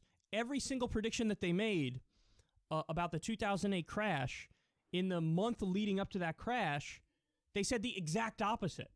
So they don't know what they're doing. They're financial experts, and they're dead wrong on one of the most consequential financial events of our lifetimes. It's embarrassing. But you see, the same thing happens here. The same thing is happening when it comes to this virus. Oh, I think that this will help American jobs. You think it'll help American jobs? How? Why? Based on what?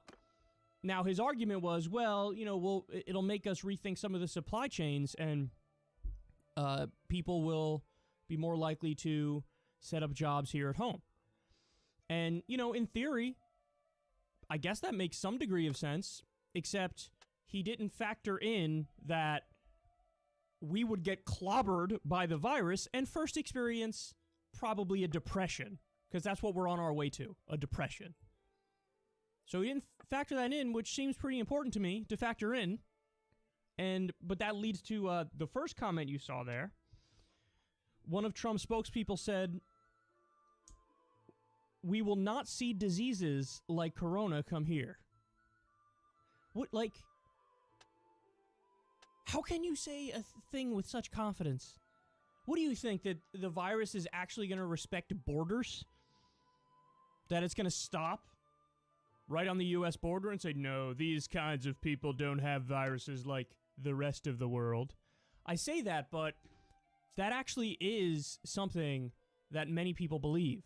They think like, oh, other places in the world, let's be serious, they're deeply, like, unsanitary, and they're not civilized. And here we're civilized, so, you know, these kinds of viruses, they happen elsewhere. They don't happen here. Well, the Spanish flu begs to differ, because most experts believe that started here in the United States, particularly on a military base in Kansas. Doesn't happen in the civilized world. Well, mad cow started in England. But see, in their minds, well, the only ones that count, like swine flu, that's in Mexico. So it's not us, that's Mexicans. You know what I'm saying? Dirty. You know what I'm saying? And in China, they want to point to this and say, see, it's them and their uncivilized ways. As if the wet markets are uncivilized, but factory farming that we do here is civilized. This is a lot of what goes on, you know, in their minds. We'll never see a virus like this here. So incredibly unprepared. Guys, the reason why these clips are so important, these are leaders of the most powerful government, not just in the world, but in human history. This guy is a leader in the most powerful government in human history. And this is the kind of stuff that he's saying. Again, he's the Secretary of Commerce. They don't know anything. They don't know anything. He's not there based on merit. Trump's spokesperson isn't there based on merit. Nobody's driving the ship. Nobody's steering the ship. I know that you've heard me make this point many times before, but this should really open your eyes to it. When you have the president himself going out there and downplaying a pandemic that's killing people, and then you have other people in his administration saying stuff like this, I mean, that's really, it's going to be good for jobs here. Look, I hope that after the worst of this stuff, that we do move supply chains here. But let me tell you something. I'm not optimistic. I'm not.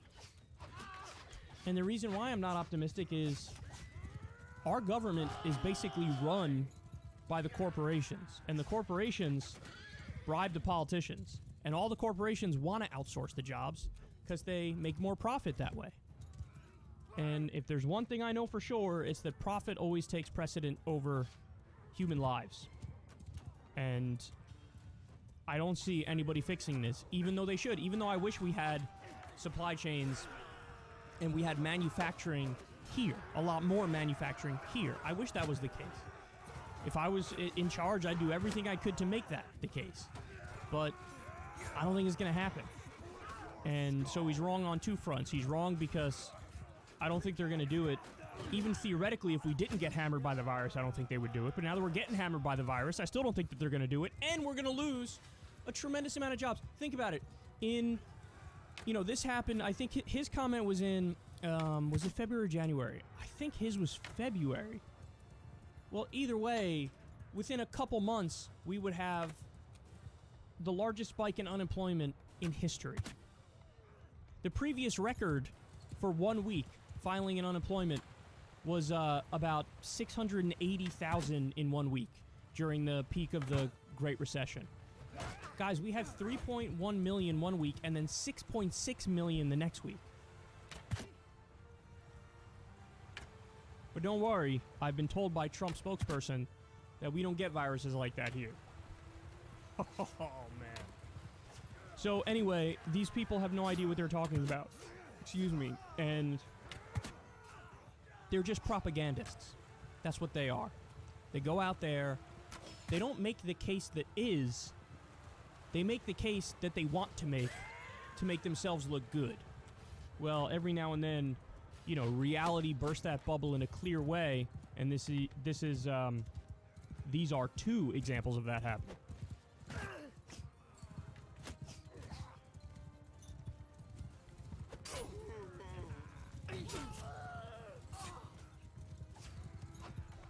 White House officials saying some of the hardest hit cities, including New York, Detroit, and New Orleans, could see infections peak in the coming days.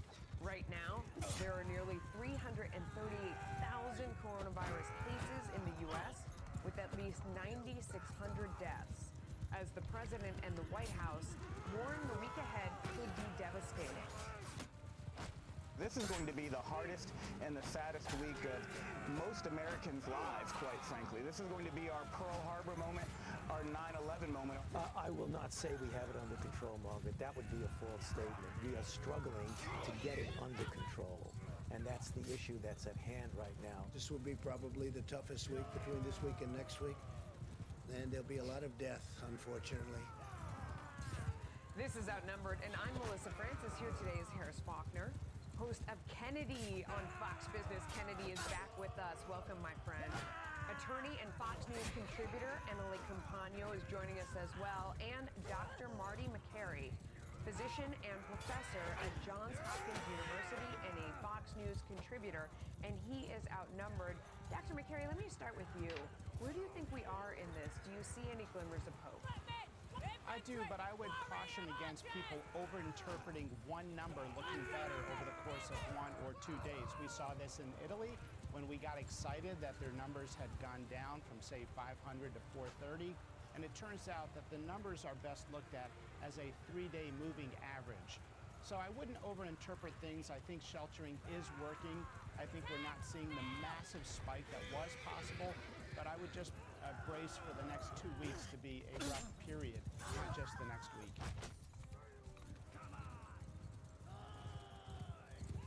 Kennedy, your thoughts? I'm very grateful that the spike that Dr. McCary is referring to has not happened, but I agree, we shouldn't be falsely confident, and you have to find the joy in the little things that being quarantined has shown us. And we have to follow all of this information. He's absolutely right. You can't just abstract one number and take that as a sign that everything is fine, or another number and use that as a hysterical point to fear that you're going to be stuck inside forever. We will come through this at some point, and a little bit of good news is going to go a long way, but we should still snuggle up as though there's a storm upon us. Yeah, Emily, I mean, it's going to be increasingly difficult, I think, as time goes on, as different parts of this nation are in different parts of this crisis. You know, for some states, it hasn't really hit them very hard yet. Places like New York, you know, maybe we've seen an apex or we're getting close to it or whatever the numbers will show us, but that doesn't mean that it's not going to get worse in other parts of the country as we recover. What are your thoughts?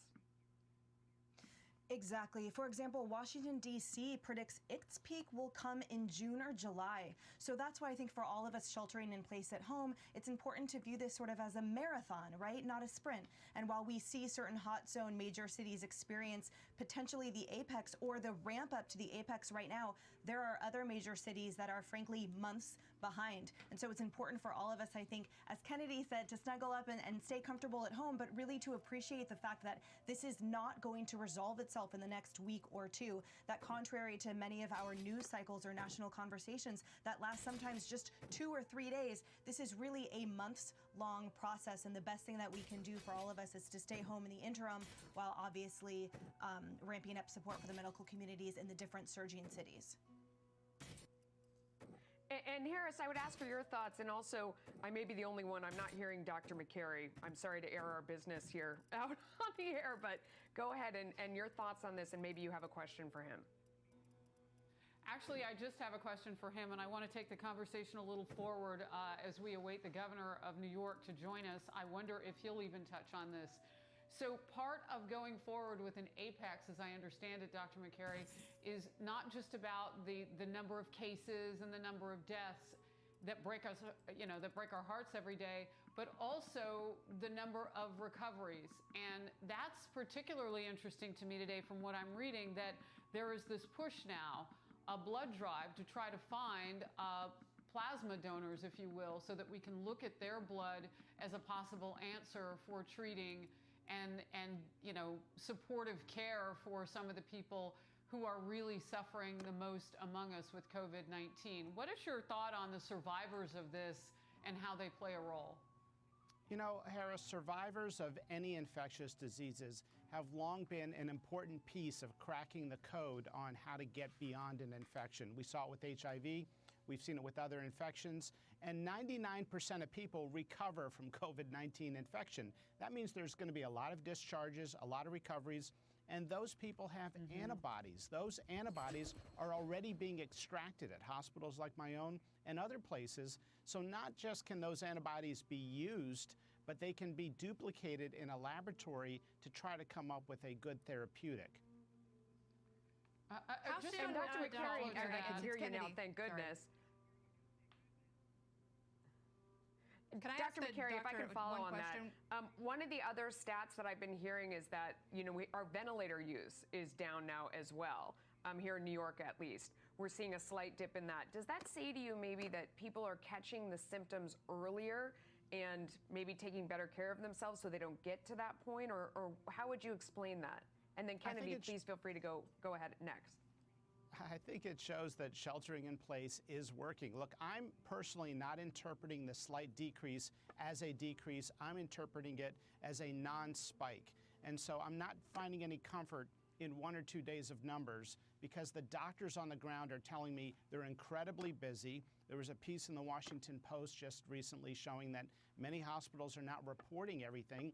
And it's not that they're malicious, it's that they're busy. If somebody dies from COVID-19, and you've got another patient short of breath, you go and you take care of them. Reporting to the public health department is not a super high priority when you've got a battlefield.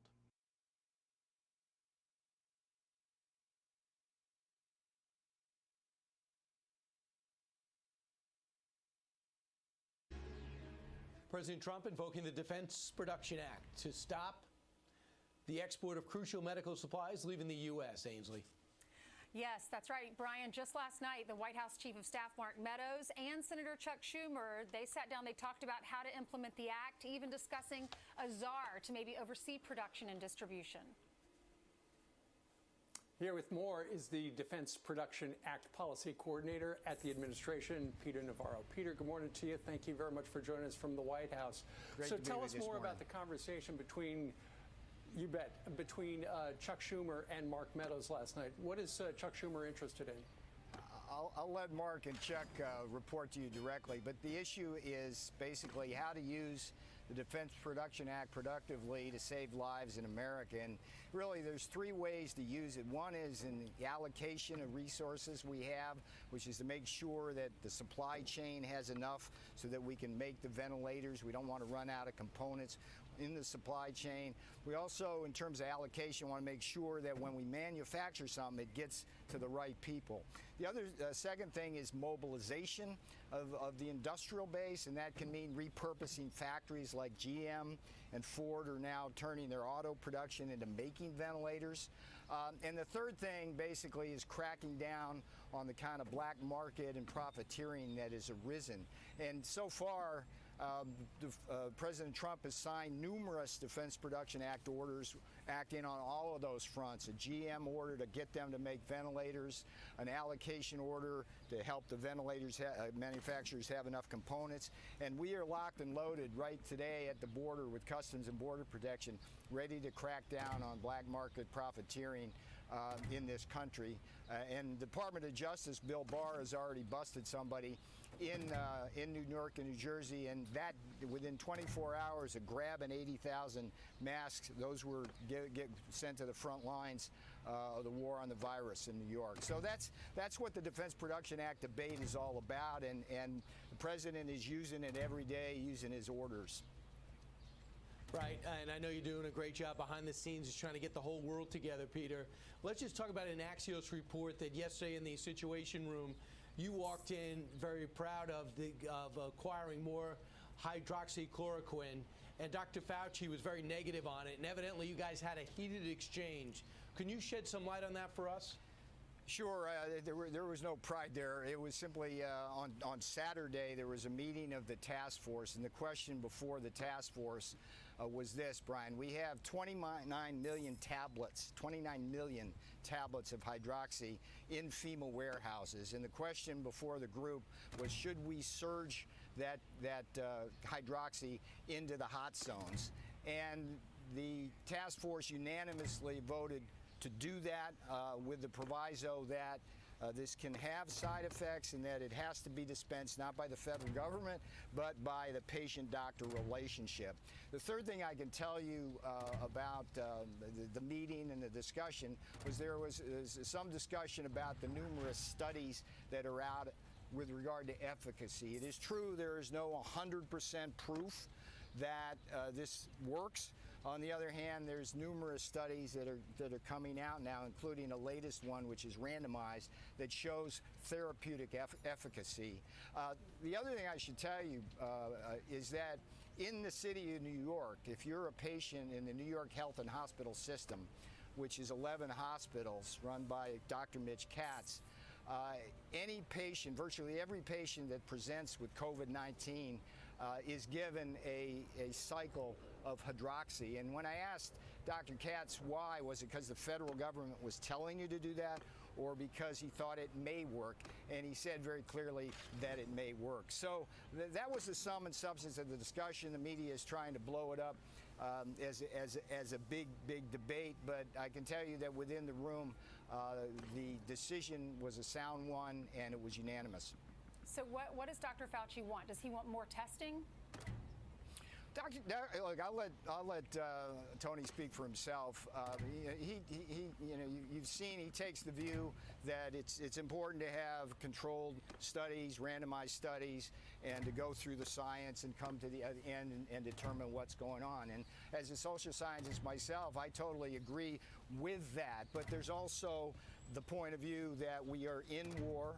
President Trump is a wartime president. In the fog of war, we might take more risk than we otherwise would. And given the track record of the drug over many, many years treating malaria, and there are side effects, but it's been used a lot in lesser doses, the decision's been made by many doctors to prescribe it. And if it saves lives, that's a beautiful thing. I think history will judge who's right on this debate, but I'd bet on President Trump's intuition on this one, because of all the doctors I've talked to and all the scientific papers I've read, and they're about this high.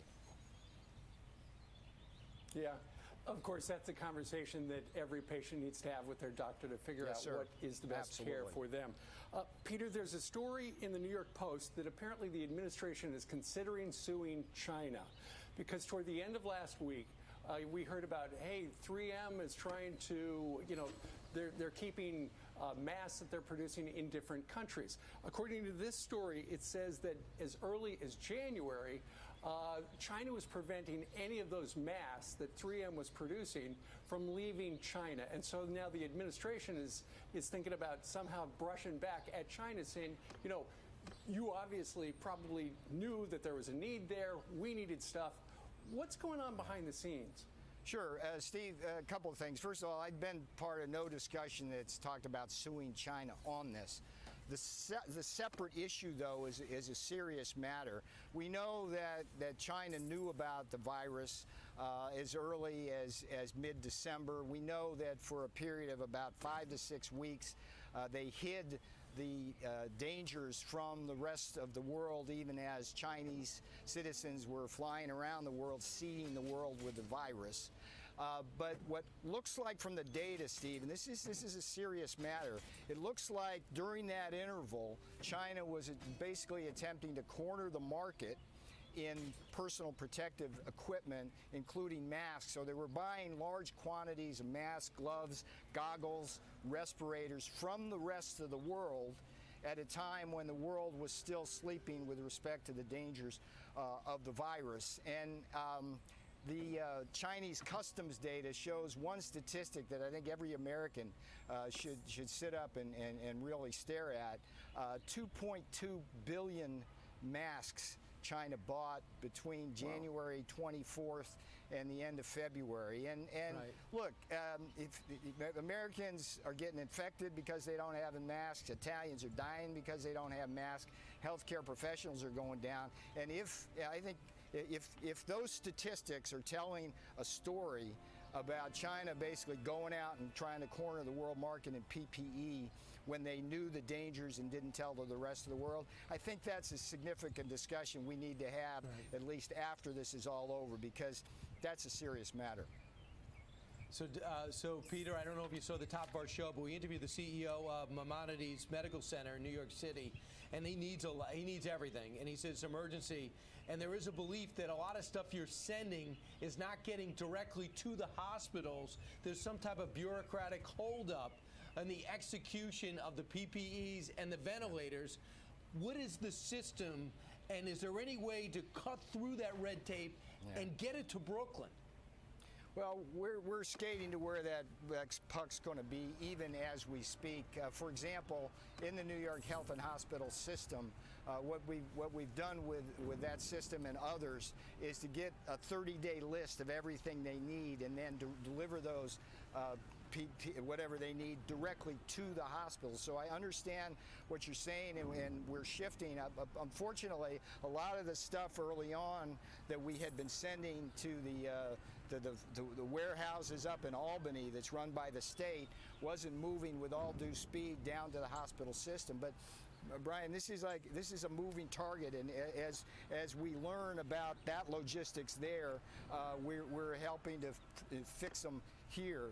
The other thing I should tell you, and to give comfort to the people in the New York, New Jersey area, is we are massing on point this week, because we know this is the most crucial part of the war against the virus in the New York, New Jersey area. And we are throwing everything we can at it in a tactical and strategic way to make sure that we minimize the casualties in this war. And I couldn't be prouder of this president. I couldn't be prouder of all the private companies that are sending stuff here. And I couldn't be prouder of the people on this team at FEMA, HHS, Vice President's Task Force. Peter Navarro, thank you so much. Take care. Take care of yourselves in that city. city.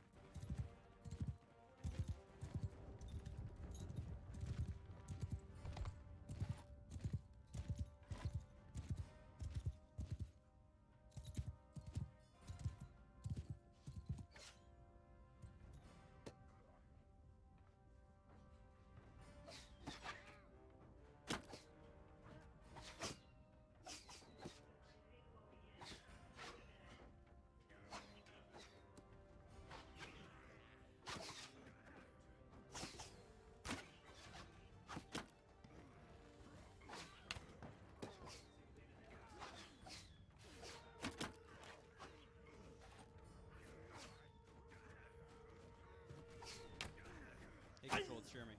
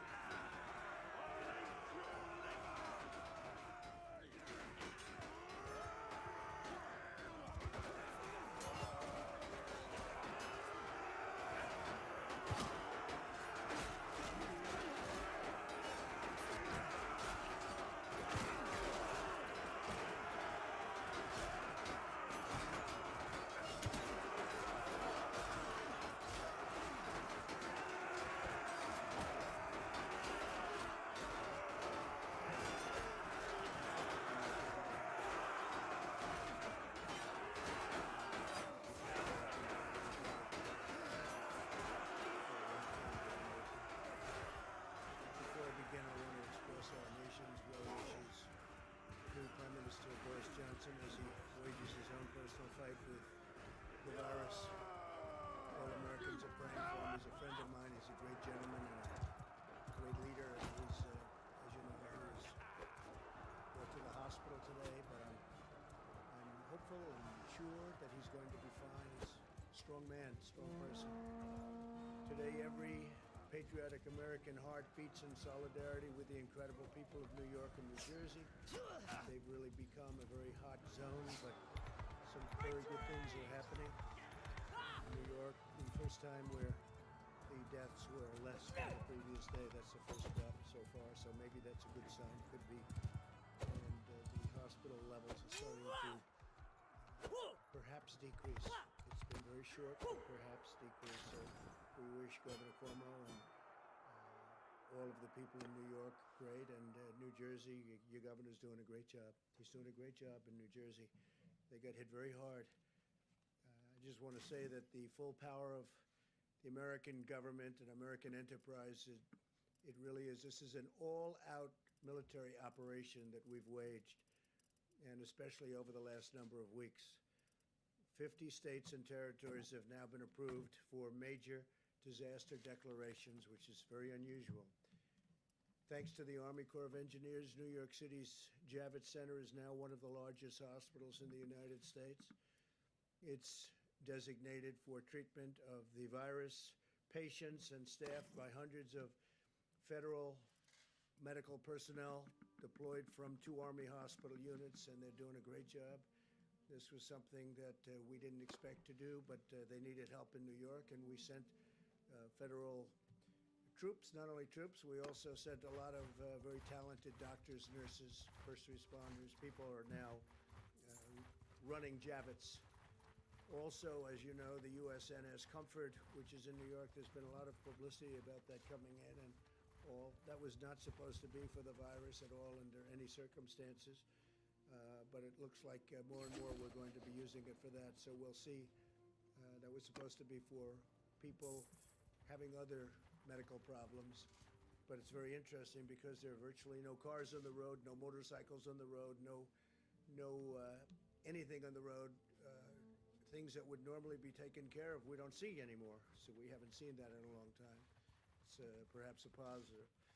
But the ship is ready, and if it has to, if we need it for the virus, we will be using it for that. They'd prefer not, for obvious reasons, but if for any reason they need it, it's ready, willing and able.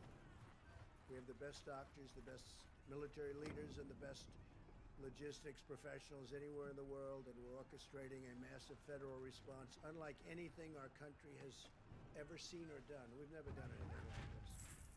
And more we're using our medical people because of the fact that jurisdiction states, in particular New York, New Jersey, the Connecticut area, Long Island now has become a hotspot, part of New York. Sending a lot of things, a lot of supplies, and now we're sending personnel where it's needed, military personnel. As of Tuesday, we'll have deployed over 3,000 military and public health professionals to New York, New Jersey, Connecticut, and other parts of our country. 3,000, and that number's going up. And we hope we're seeing a leveling off in the hottest spots of them all. So we'll see. You'll be seeing that over the next few days. Let's see what happens. But we're prepared. In the last 7 days, FEMA has airlifted critical supplies and protective equipment.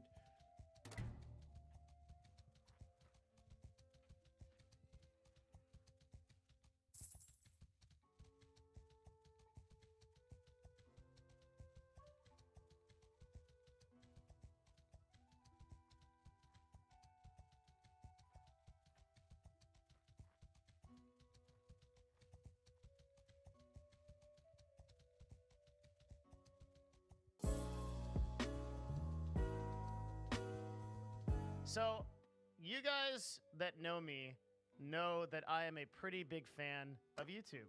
I think that YouTube is a really great place to get discovered. And the very astute among you, the Jedi Padawans, will know that the reason I believe that is because YouTube has a pretty big audience that they could potentially filter through, right? So YouTube has how many users? It's like 1 point something billion users. It's a lot of people. a seventh of the earth or whatever, probably more.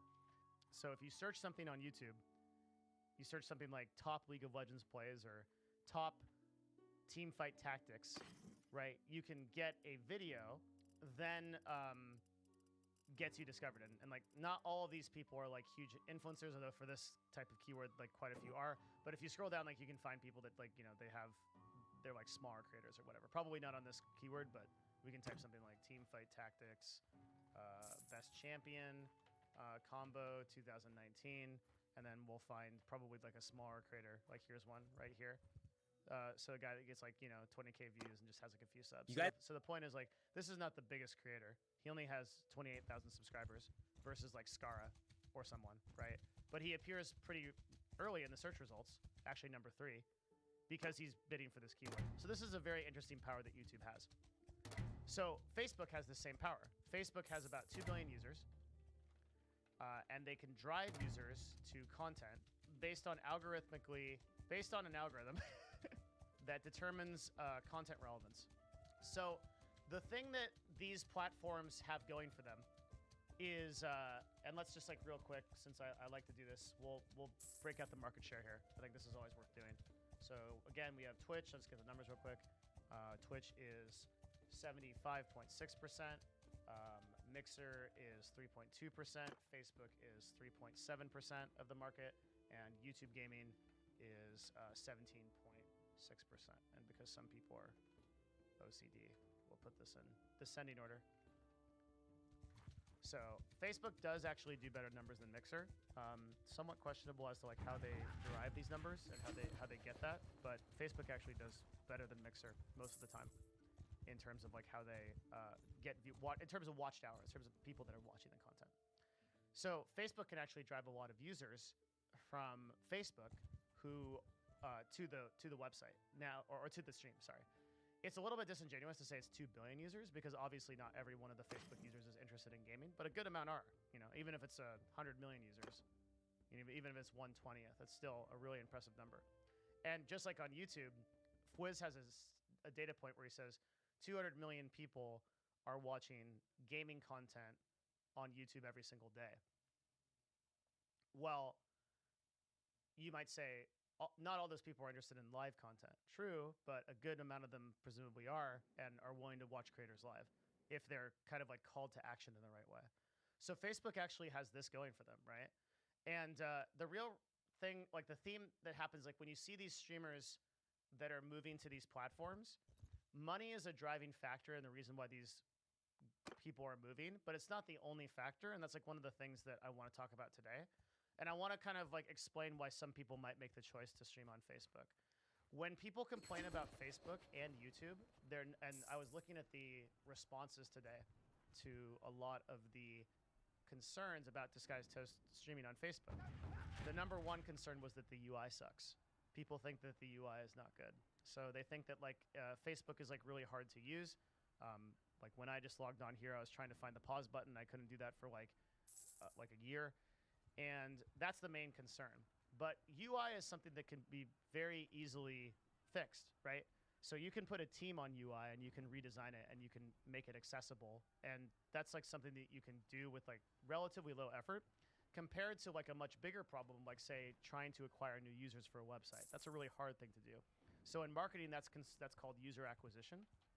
User acquisition is something that like a lot of people will pay a lot of money for. For example, like mobile games will pay up to $50 per user to affiliates who bring users onto their games because that's how much the lifetime value of a customer is worth. User acquisition is really, really important for websites. And Twitch has a huge problem with user acquisition right now because they've sort of plateaued. The 75.6% of the market that they own, they can't get much more of it, and they can't seem to efficiently introduce new people into Twitch for whatever reason. So this is why you see the rebrand that they did was largely in the direction of trying to like address this problem, that Twitch is having a real problem like bringing new users into the website. Most of the users that are using Twitch are already here and they're already familiar with the platform. There's a huge market of potential people out there, but there's not more of them right now that are coming over to the platform. And we could get into reasons why that is. There's sort of like probably some like cultural barriers to it, just like understanding what Twitch is and like the education that's required. You guys are throwing up like too many like Pepes and like memes and things like that that sort of like gatekeep people out from the familiarity of like feeling like a attention or brand to Twitch. It's hard to get introduced to Twitch at this point. It's a problem that they have to address. So Facebook and YouTube have solved this problem because they already acquired their users from somewhere else, and the amount of value that that has cannot be understated. It's really important. So a lot of people don't realize that Facebook can actually drive a lot of users potentially to these streams. Also, things like the like real names on Facebook thing. This is for sure not going to be the case soon. They'll have to go back on this, and I can say on good authority that they're most likely going to do this. And then there are some other advantages to streaming on Facebook that are pretty cool. So for example, it's much easier to see a call to action here. You can post anything you want with links here. One of the things that I criticize Twitch for a lot is that I don't like that Twitch doesn't allow like some kind of thing like this where you can make like a text-based like call to like. Well, a really simple thing would be to allow links in your title. I think that'd be really cool. So like right now in my title, there's the discord.gg/Devin that you can't physically click on. Now you used to be able to do that, but Twitch disabled that, and it kind of like annoys me that they did this. So like that would be a good example of like how you give streamers more power to like do calls to action. And this is there are some like positive things about this, right? Also the share function is really cool. The fact that you can instantaneously share this to an audience and then that goes out to their feeds. It's just a way more efficient system of discovery than Twitch has. So the problem that Facebook has right now is that a good amount of the people that are being shared this are just not educated on how to consume a live show or content. But there's a good amount that are, and as Facebook's algorithms get more sophisticated to drive people toward this, it actually could mean that Facebook streams do quite well. And I've actually talked to a lot of creators who are building brands on Facebook and doing it well, and it's because of these discovery functions. So these discovery functions are really far past Twitch, and the algorithms that support them are a lot better than on any other platform. That's why they're surpassing Mixer, because Mixer can only pull from like the Xbox crowd and the Microsoft crowd, and they have a real hard barrier to get someone who like uses Windows to watch Shrouds. Like that jump, that chasm you have to cross from a marketing standpoint is like really tough, right? It's super hard to do that. It's easier to convert a person who already likes gaming, which Facebook can easily identify. Facebook knows everything about you, by the way, right? They literally know your dog's collar's size that your grandma gave and the color of that collar like last Christmas. They know all that. So Facebook can say, oh, all these people like gaming. We can, and actually they can even get more granular than that. They can say, oh, all these people like teamfight tactics. They also like Asian men. They also like strategy and deep, like they can get this granular, right? Like deep topics, and they can get so specific. They go, hey, you may want to watch Disguised Toast.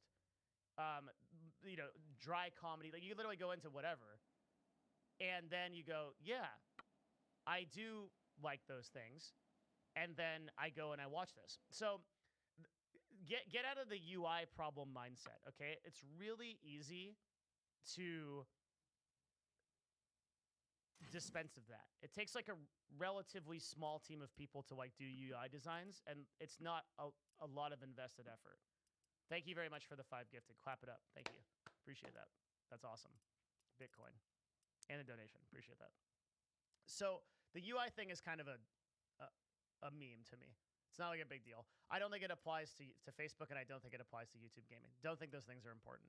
I think UI can very easily be fixed, whereas problems that YouTube and Facebook have already solved, like user acquisition, are much harder problems for other platforms to fix, and will end up costing Twitch and Mixer in the long run, and already have to some extent. So let's talk about some really like tactical reasons that I put in my notes. We talked about the users. And let's talk about the personalization. Okay, I'll call it. So personalization refers to Facebook's willingness if you polled most versus Twitch, if you polled most top tier broadcasters on this platform right now on if they felt that Twitch was iteratively helping their stream by giving them opportunities, I promise you they would say that that's not the case. I think you as viewers intuitively know it's not the case. So I do some really cool stuff through Twitch. For example, the University of Utah thing was through Twitch yesterday. And that was like something that I do through a program at Twitch called Twitch Student, which is a really neat program run by a friend of mine named Garvey and his protege, a guy named Kevin. And Kevin was the one that set that up for me. So they're not my AMs, and they don't have like any, I guess like authority or whatever, like over the stream. It's just a cool thing that we do together.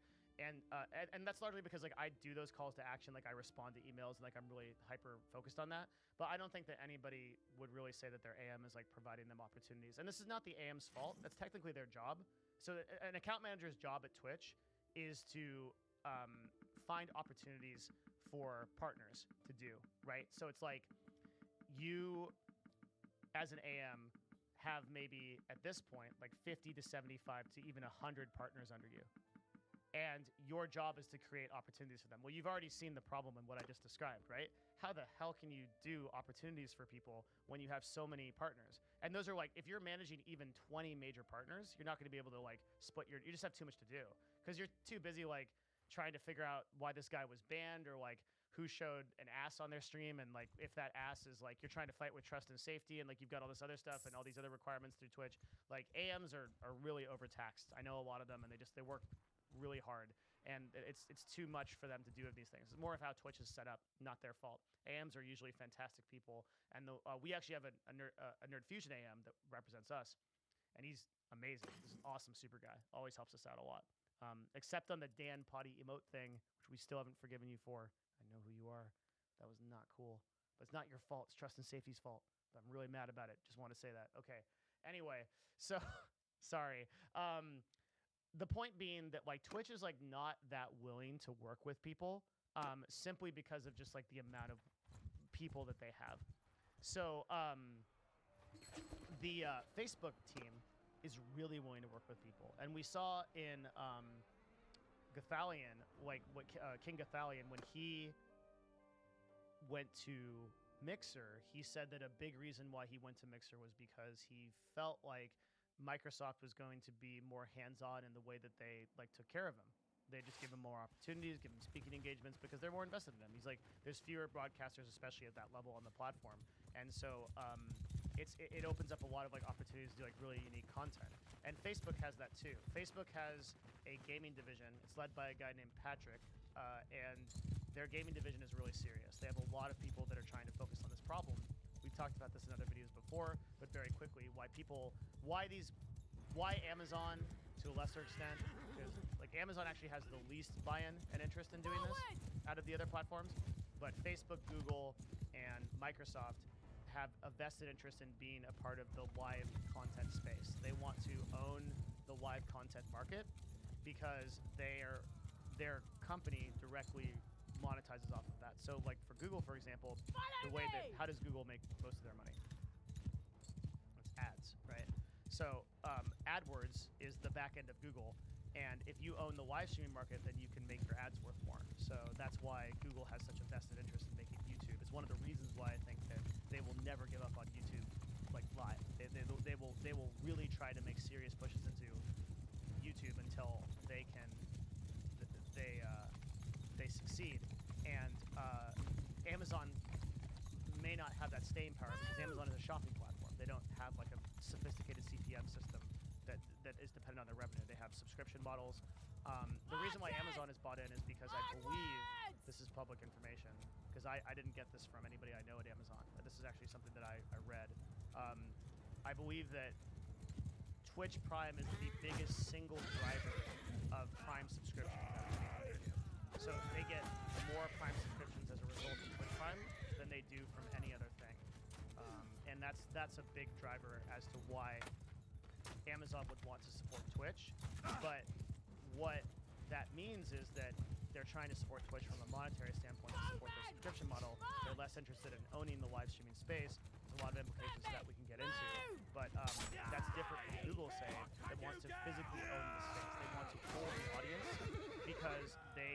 are getting advertising revenue off of it. It's directly dependent on their business model. Very different, right? Microsoft, same thing, and same thing with Facebook.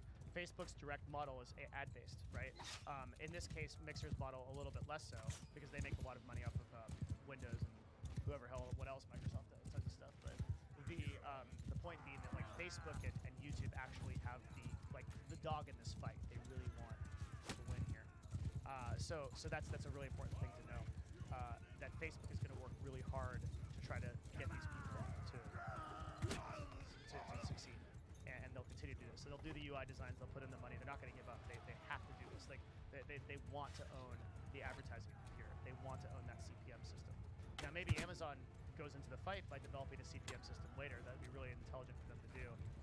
They had a CPM system for their shopping for a while, but I think they depreciated at this point, or right now the only thing is the Amazon affiliates program. So right now they don't have a dog in the fight as much as YouTube and Facebook. Google and Facebook. Okay, so that's another reason why Disguised Toast might want to go to Facebook. Oh, some people in chat are asking, what is CPM? CPM is cost per mille, which literally means so cost per 1,000 impressions. So it's an advertising term that means how much essentially are 1,000 impressions worth. And there are these internal algorithms and metrics that value keywords based on their essentially supply and demand. Okay, so that's another thing to consider. Okay, so another reason for this might be the personalization aspect, and then the other thing I've got only a few minutes. So the other thing that I want to bring up real quickly is something that I'm not sure applies to Toast. I would guess that it doesn't apply to Toast, but for the vast majority of broadcasters, Facebook contracts aren't exclusive. This is really important. I 100% believe for the amount of money they're paying for Disguised Toast that this is not the case. It's almost 100% an exclusive contract there. But if you are a partner on Facebook, Facebook contracts are actually not exclusive for you for most of the time. And this includes paid contracts. So Facebook will pay you to be on their platform, and then they'll make it not exclusive. So this is a really crazy idea, right? Because what it means is that you can co-stream on YouTube, and you can co-stream on Mixer, and co-stream on Caffeine or wherever else you want, and then you can get way more exposure that way because you're on multiple platforms at different times. And what my like pipe dream, like the thing that I would absolutely love to have happen to Twitch, is that they get so crunched that they absolutely have to rescind their exclusivity, because I think it is the biggest FU to streamers that there is. Like, we're not going to treat you as employees. We're going to treat you as contractors, but we own the rights to your content exclusively, and you can't stream anywhere else. Make no mistake, my friends, the only reason they are doing that is because that is beneficial to them as a business. That is absolutely terrible for creators. If I could co-stream on YouTube and Facebook at the same time, I would absolutely increase my viewership, my revenue, and every metric that's positive for me. But Twitch will not let you do that, because to do that is literally the death toll for their platform. If they do that, then and another platform starts doing better, they're going to lose market share like crazy. So they will never do this. But I cannot express to you how frustrating it is to deal with Twitch exclusivity. So the idea that Facebook contracts aren't exclusive in many cases is really, really encouraging. It's really cool. Again, I spend a lot of time being difficult on Twitch here. Twitch is the biggest platform for a reason, and is still leading the space in terms of like just everything. There are a lot of things that Twitch does right. They monetize streamers. You can make money as a Twitch streamer better on this platform than I think you can on any other platform. And I also think that the CDN system, so the delivery system for Twitch, is better than anywhere else. Like the platform from an engineering perspective is masterful. That's very good. But there's just a lot of problems with like discovery and other problems, things like that. When I say CDN, I mean content delivery. So the ability for me to serve you content is better on Twitch than anywhere else, right? Like Twitch almost never goes down. Chat is up 24/7. It's very rare that something like this happens. So Twitch is like really good in that way. Okay. So when you're looking at something like this, these are just some of the considerations as to why someone like Disguised Toast would go to Facebook. Do you think it's even legal for them to force exclusivity even during a ban? I absolutely do not think this is legal. No. And I wait for the day but nobody will ever challenge it. Who would fight Amazon, right, in court? You can't. An individual streamer, they'd get demolished. It would just be a very one-sided fight. Nobody will ever take them up on this. They'll have to respond to market pressure to get rid of this. I'd probably make the same. I don't know if I would make the same decision, but it's extremely tempting to make the same decision because all of the money is in this, so it's very material to their business. But is a collab stream 5 from EpTech? Thank you very much. Is a collab stream between Facebook and YouTube streamers and Twitch streamers? Example, could Scara stream with Twitch? That would depend on Toast's contract. I don't know. What do you think about Facebook buying the CS:GO tournaments to stream on Facebook? They spent money on that and gave up. Will this be the same? I think that Toast's viewership will decline a lot right now, but I also think that the CS:GO rights for were not premature. That's the word I'm looking for. So when I say they're premature, what I mean is Facebook gaming really wasn't ready to support ESL. And that was a big reason why CS:GO didn't work on the platform, because for that time, the UI was still quite bad. There was not a lot of algorithmic discovery for CS:GO on the platform. Facebook was kind of still figuring itself out and still kind of is. So this is still an early move from Disguised Toast. But one of the things we try to do on the stream is be future focused, right? So we try to look at something like this and say, well, what could this be in like a year if his contract is 2 years or 3 years? Well, the UI could potentially get a lot better. The algorithmic discovery could potentially get a lot better, right? It's possible that he could start being featured in feeds in places, and that Facebook will develop more resources, because they have a very big team behind this, where they are driving users to his stream, and then all of a sudden he starts to get way more press, and he starts to have more discovery than he would on Twitch. Oh, and then you have to consider also that Facebook has all of Instagram's audience as well that they can leverage too, right? So there's just if I leave you with anything, it's be future focused. Think about some of the opportunities that could potentially happen as a result of Facebook gaming becoming more serious about investing in people like Disguised Toast and gaming, because they have such a huge user base and market share that they can utilize.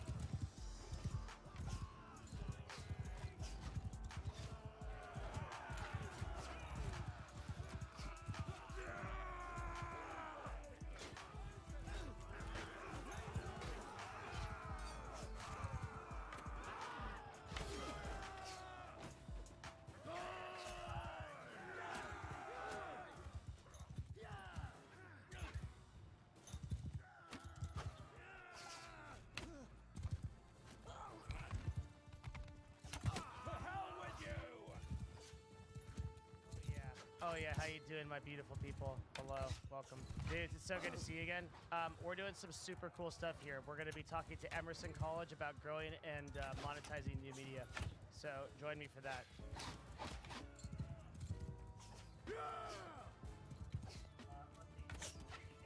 Hello. Hi, Devin. Hey, I can see you. Amazing. Awesome. You guys have to stop gnoming me right now, okay? Like, we're live. We have to respect it. It's a college, okay?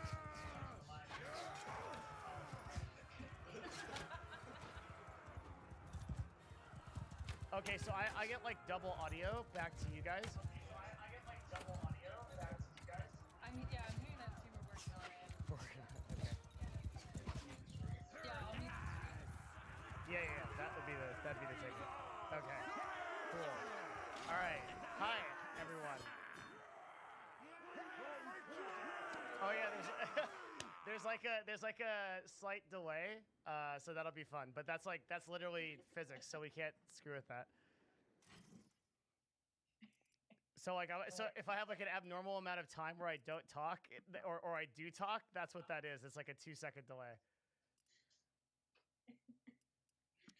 So how is everybody doing? How many people are there? We have about 20. Okay, that's really exciting. So this is really exciting because, to my knowledge, I'm not sure that something like this has ever happened where somebody has actually like talked directly to a university from a stream. It's a pretty neat idea. Yeah, this is super cool. Yeah, well, thank you so much for setting it up and actually making this possible. No problem. So like, can you give me like I hope my notes and everything I prepped for today, they like work with the class. Like, so basically, like, what are you guys learning right now? Like, what's going on? I actually prepared. I'm not just asking to fish. I actually have, yeah. Yeah, totally. So the students are all learning how to run their own streams this semester. Most of them have never done this before. And so we're literally walking through the basics. So starting actually this weekend, right? Y'all are going to start going live for the first time. So we've been walking through the basics of like, what is Twitch? How does it work? How do people make money off of it? And then, introducing them to the basic kind of software and technological specs that they need to get up and running. And then also talking about kind of the industry as a whole throughout the semester. That's insane. My chat thinks that's amazing. I think it's amazing too. So it's like the fact that colleges are doing this is so cool. And you're enabled, the Twitch student help with this, right? Is Garvey and Kevin? Yeah. Amazing people. So I hope they kind of like send me out to more things like this. But it's incredibly prestigious to talk to Emerson. Originally they were like, we want you to fly there. And I was like, that's a long way, dude. I was like, because I'm up in Seattle and I just didn't, it was just a really long way. So the fact that I could do this here, it's really cool. The fact that you guys are learning streaming in school, I hate to do this before I even introduce myself. Like when I was your age, like, dude, I had to learn like dumb stuff like business in school and things like not real business, but like this is real business. All right. Okay, so should I just start talking? I have my whole thing. Go for it. Cool. Okay, I think we should start by like understanding media and why Twitch and YouTube actually matters, right? But first, I guess you should learn why I matter in telling you that. So I guess I'll do like a brief introduction because I'm not so pretentious to assume everybody knows who I am, right? So my name is Devin Nash. Let's see. I started streaming in 2012. And during that time, I played a game that was absolutely the most positive community ever, a game called League of Legends. All right. And that game, so before that, I had been super lazy and I played like MMOs all day for like 16 hours a day. And I was like, I should probably do something different than this. So I read a bunch of like self-help books, like really cheesy self-help books on like how to get better. And it actually worked like amazingly. And like I like learned about all this like personal development stuff, and so I took that knowledge and I made a stream about how to not be toxic in League of Legends, and it worked. It was like we like talked about it and we would get better, and from that someone had noticed me, a guy named Alberto is Crumbs on Team Dignitas. And he was like, man, this is really cool. You could apply these concepts to our players. So I transitioned to Team Dignitas as the first ever player development coach. And from there, I worked pretty hard and I got to regional manager of North America. I was running all the North American teams with a dude named Odie. And after that, got an invite to join a company that some of you may know, I hope, called Counterlogic Gaming. And Counterlogic Gaming is a premier esports team in North America. So I joined that as CEO and ran that for 3 years until we sold last year to Madison Square Garden. And once we got done with that, I came over here. What I currently do is I'm the chief marketing officer of a company called Nerd Fusion. We are the number one in my opinion, but number 2 with the stats, talent agency on Twitch and YouTube. We run the best talent, objectively true, ask anybody. And we are a data analytics company that sells Twitch and YouTube information to Amazon and people that are interested in it. So that's the kind of stuff I do. And also I stream, obviously. So I stream every day. I run a focused talk show. Most people, I think, when they broadcast, they do like, they just kind of like sit around and play video games and don't know what else to do. But we do like a pretty focused show on like industry stuff like this going on. Is that cool? Yeah, that's great. Neat. Okay, so with that context, right, let's talk about Twitch and YouTube and how neat it is. And we'll start by like understanding media. I think it is really important to understand the story of media to kind of get that. I promise it won't be boring because I think it's like pretty cool. So what media started via voice, right? The first way that we communicated with each other is we told stories, and that was fallible because it was dependent on memory. So like people told stories around campfires and passed down traditions and usually stuff that was passed down in tradition. If you've ever told your friend and then somebody else told their friend and somebody else told their friend, you lose it. So it wasn't that great. And it wasn't really great for most of human history up until we started to write, which began as books, right? And books were super hard to write because only really few powerful people knew how to read and write. And a book had to be copied. You couldn't just make another one. You had to literally write out the whole book again. So it's super expensive to do. But books and written word changed literally everything, right? Because we moved from a civilization that only told stories through, sorry, I got gnomed. When that happens, I'm getting subbed. Like people are subscribing, it sends this sound to me. I have to mute that or lower it, or I'm gonna lose my train of thought. Thank you, chat, though. I swear. Okay. So books are super good, okay? Because basically what happens is we're able to store human history across multiple generations, which is insane. And this becomes basically a ability of the rich and powerful up until Gutenberg, right? And the printing press, which I think unlocked a insane revolution and led to massive literacy around the world. And now human beings can hold on to information in a totally different way. And the argument I'm going to present today and kind of the tactics I'm going to give you is why YouTube and Twitch, in my opinion, is actually a Gutenberg type invention. Because from Gutenberg, we moved from the printing press, we moved to radio. And now people can actually hear things and broadcast ideas to many people at once.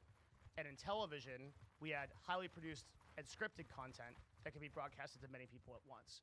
But YouTube was really the pioneering factor of now anybody with fairly decent low-cost technology can reproduce the effects of radio and television potentially to millions of people, whether it be like a cat video that gets like 6 million views or something like this, right?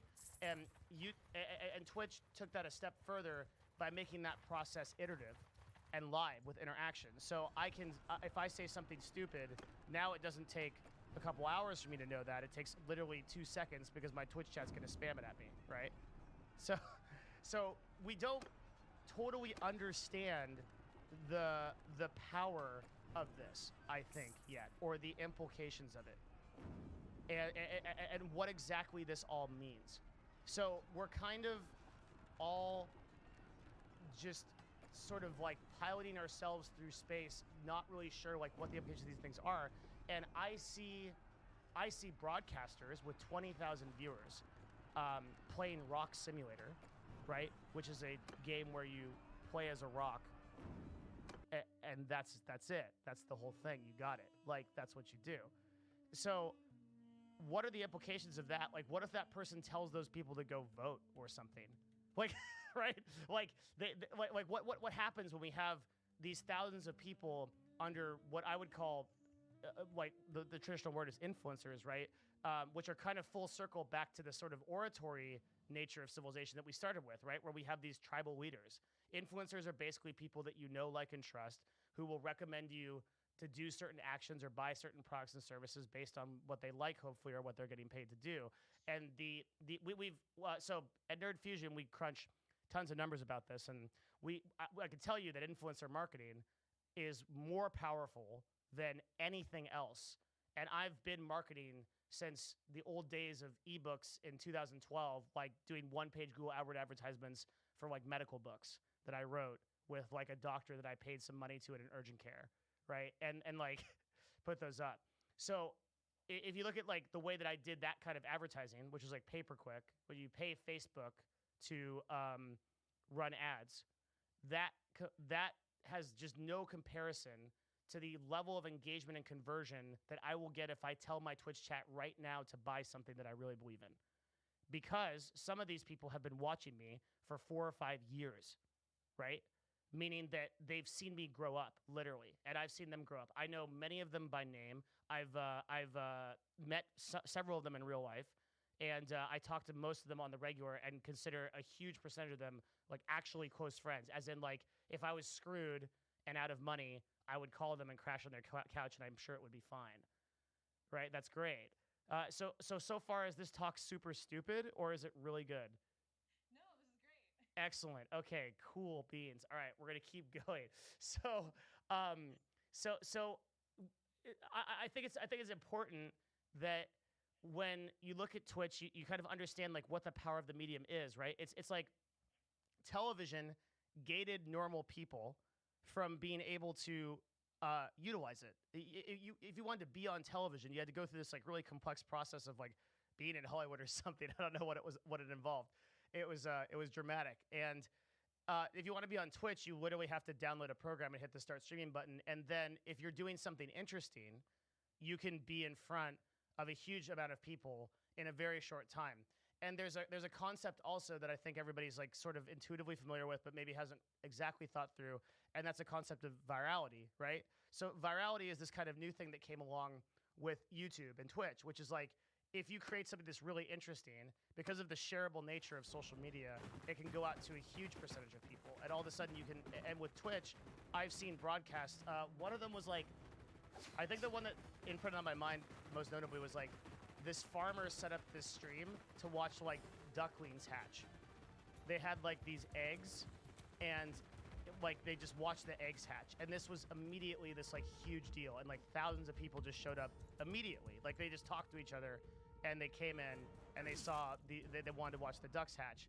And there's been like a bunch of things like that on Twitch, where it's like, oh wow, we've bypassed all of the traditional means of gatekeeping us away from having a voice, and we're now on this like really what would be the word, sort of uncharted territory. What the hell are the implications of that? Like nobody really knows. Twitch definitely doesn't know, right? That's why they're having tons of problems with enforcement and trust and safety, and trying to figure out like what's okay to broadcast. Like all of this is, and there's no one helping us, right? The law can't help us. They're years behind. So Twitch and YouTube are literally pioneering the future of communication at a breakneck speed. And all of us are along for the ride. All of you are along for the ride, and no one knows what the hell is going on. And it could most certainly lead to our absolute destruction or our enlightenment. I have no idea. But so that's the preface. That's what you're dealing with, right? And to me, being on the edge of that reality is insanely exciting. So I want to talk about Twitch and YouTube because that's what I'm actually here to do, right? And sort of give you guys some sort of tactical overview of how I look at it, and if you are going to be starting streams, like what you might want to accomplish and what you might want to keep in mind. Is that okay? All right. So I would say at first, right, the number one thing that I think about when I'm running a broadcast is, am I going to do something that is really truly different from other people? And how's that going to shake out, right? So if you look at like someone like Shroud, or someone like someone like Shroud, who's like an FPS gamer on Twitch, he's just the best at what he does. I think we think he's like a government experiment that escaped or something. Like he's so good at FPS, at every FPS, that it's just ridiculous. It's like insane to imagine how good he is. You look at someone like Dr. Disrespect, who's another really big personality on the platform, and he just has this like really unique character that people are endeared to. So if you look at me, my opinion is that I literally run the best industry show on Twitch, and it's just uncontestable. There's nobody that does this like I do. And so what is that edge that will, and that if you just do that alone, then you're just like, okay, you just don't have this talk and play StarCraft or something like I did in college. Like then if you just get that, you're good, right? But there's more. Okay. The other concept I would think about once you have that down is how big do you want to be, right? And we're going to go through all the monetization models of like how this actually works. But I would say there's two concepts that I think would be great here. So the first concept is one called 1,000 True Fans. This is an article that's written by KT Rolster. So the way that it works is actually they're watching my stream right now, right? The audio's muted. Oh my God, I can actually, I can do the same stuff that I teach with my stream. Hang on. Okay, so we're gonna transition over here, and we're gonna go to my infamous notepad. All right. So let's say that you have 1,000 fans. This is probably not gonna update in real time. All right. Each fan gets you $100. All right. Per year. So the yearly value. Everyone's very excited about we're literally in a class now. I'm like in a class now. I have like a board and everything. This is so cool. Oh my God. The yearly value of the customer is $100. It's a single. Okay, that's actually all we need. So, college friends. So how much money would this individual person be earning?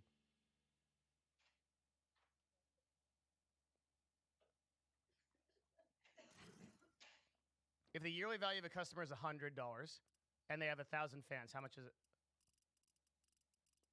Did anybody get it? I'm asking you, college. Asking you. It's your class. Yeah. Twitch chat knows. 100,000. Okay. All right. So it's $100,000 a year. So that's not that bad, is it? As an influencer, if you're making $100K a year and you get because all of your customers are worth $100 and you only have 1,000 fans, that's $100,000 a year, which is full-time income in most places, unless you live like me in Seattle, then it's not. But in most places it is. Okay. So the point here is and this is basically what this article is about, by KT Rolster. The point is, and we can pull it up real quick.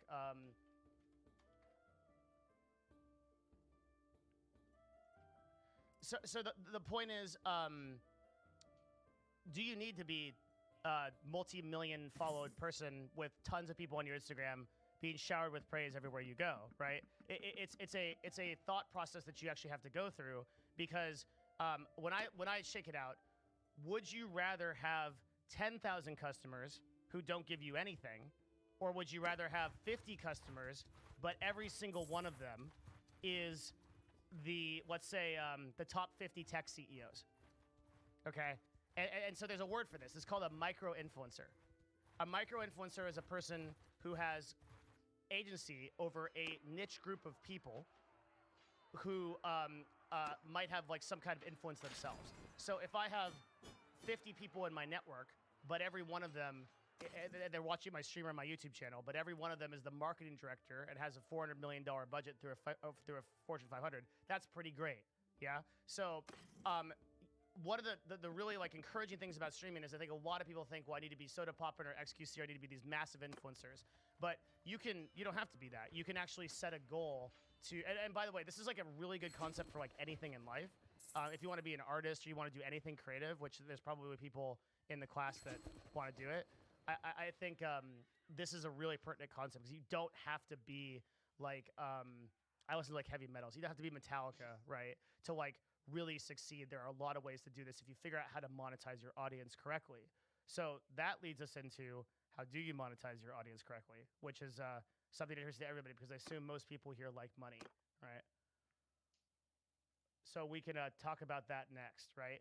But yes, I know Metallica isn't heavy metal. I'm trying to identify with them, okay? All right. If I bust out my Blind Guardian and stuff, they're not gonna know what the hell that is. It's from 20 years ago. Okay, sorry. So monetizing via Twitch. Can we talk about that now? Mm-hmm. Cool. All right. So I'll go point by point. The first one is ads. The way that ads work is through a thing called CPM. I don't know how much they know, Stephanie, so I'm just gonna assume. We briefly talked about CPM the other day, but go for it. Okay. So CPM is basically, if you have 1,000 people and they see something, what's that worth? And what it's worth is determined by a dynamic system controlled by algorithms that basically reads into the volume that is searched of something and then puts a price to it based on how many people search it and how many people engage with it. So if more people click on it, then it's worth more. And if more people engage with it, then it's worth more. So you could have a CPM of, say, $20, okay? And that means for every 1,000 people, that view this, you get $20. So at a high level, this will be what Twitch sells. So Twitch's sales team will sell a brand. So this is how it works, right? Twitch sells a, by the way, Steph, how much time do we have? Just curious. Class goes until 1:45. That's, so I'm on spooky PST time. So right now it's 12. Oh yeah, sorry. So you have like an hour, 15 minutes. Oh, that's super good. Oh, we're going to go hard. We're going to go so deep then. This is going to be amazing. I'm going to go into the mechanics, man. This is going to be super cool. Okay, and there's going to be plenty of time for questions and stuff like that too. Okay, so Twitch sells Twitch sells inventory, which is basically space on their streams. Okay, to brands. So brands like I don't know, what's a brand? Chat, what's a brand? What's a brand that is advertised on Twitch? They're just spamming emotes right now. I gotta give them a sec. Tesla isn't advertised on Twitch. Get that shit out of here. Oh, sorry, I can't curse on it. It's okay.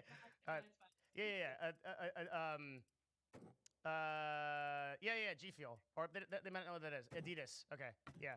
So Adidas is actually advertised on Twitch. Good. Okay.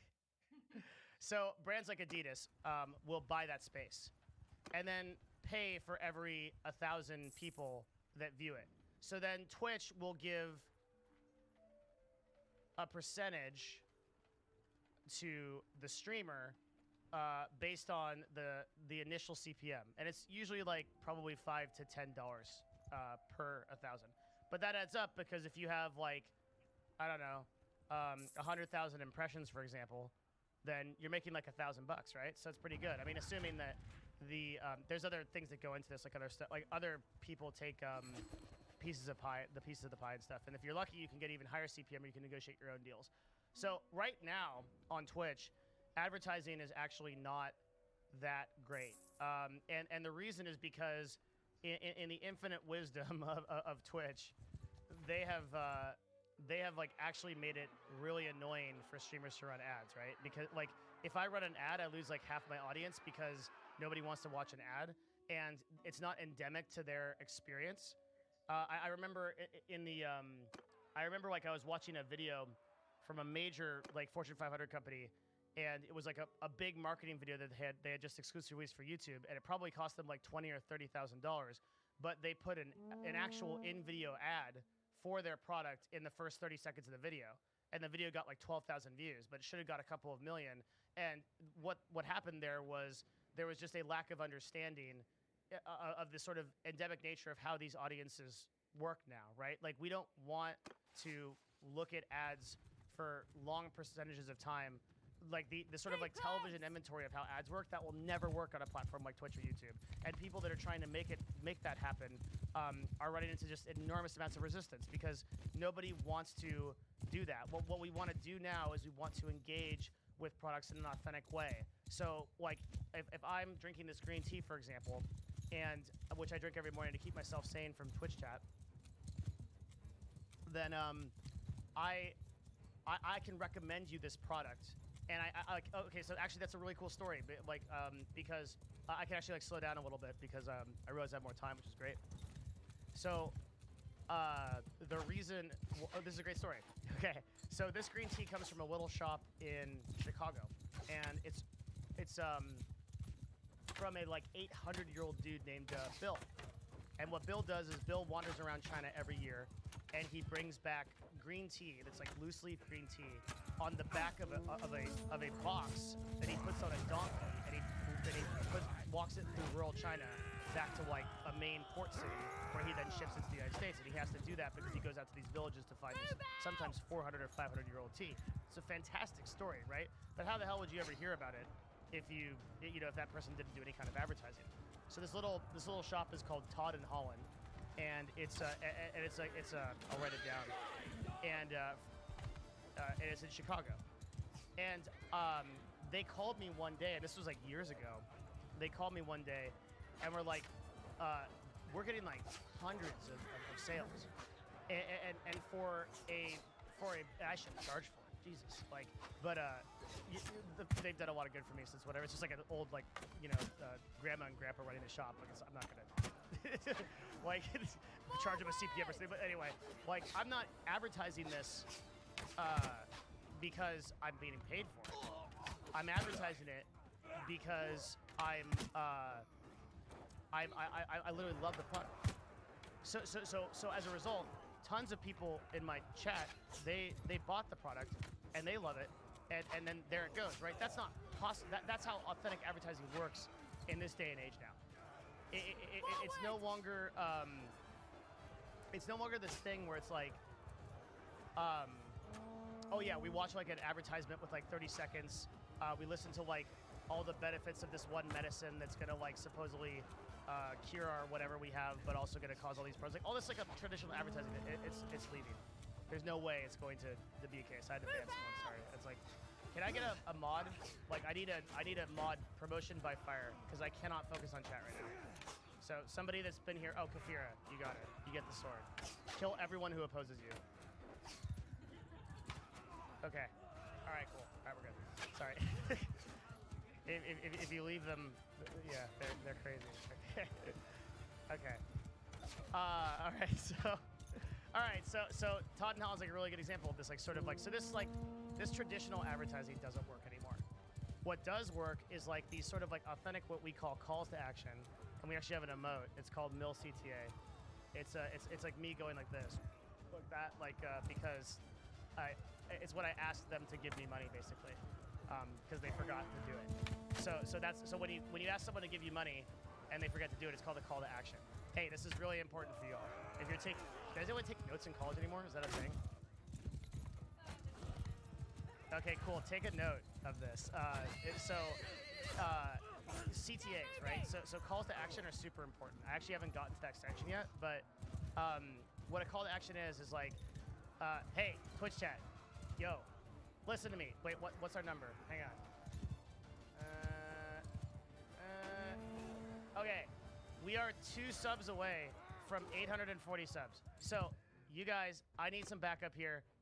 Toss me a subscription if you get value out of this, okay? Look at this. We're talking to Emerson College about streaming right now.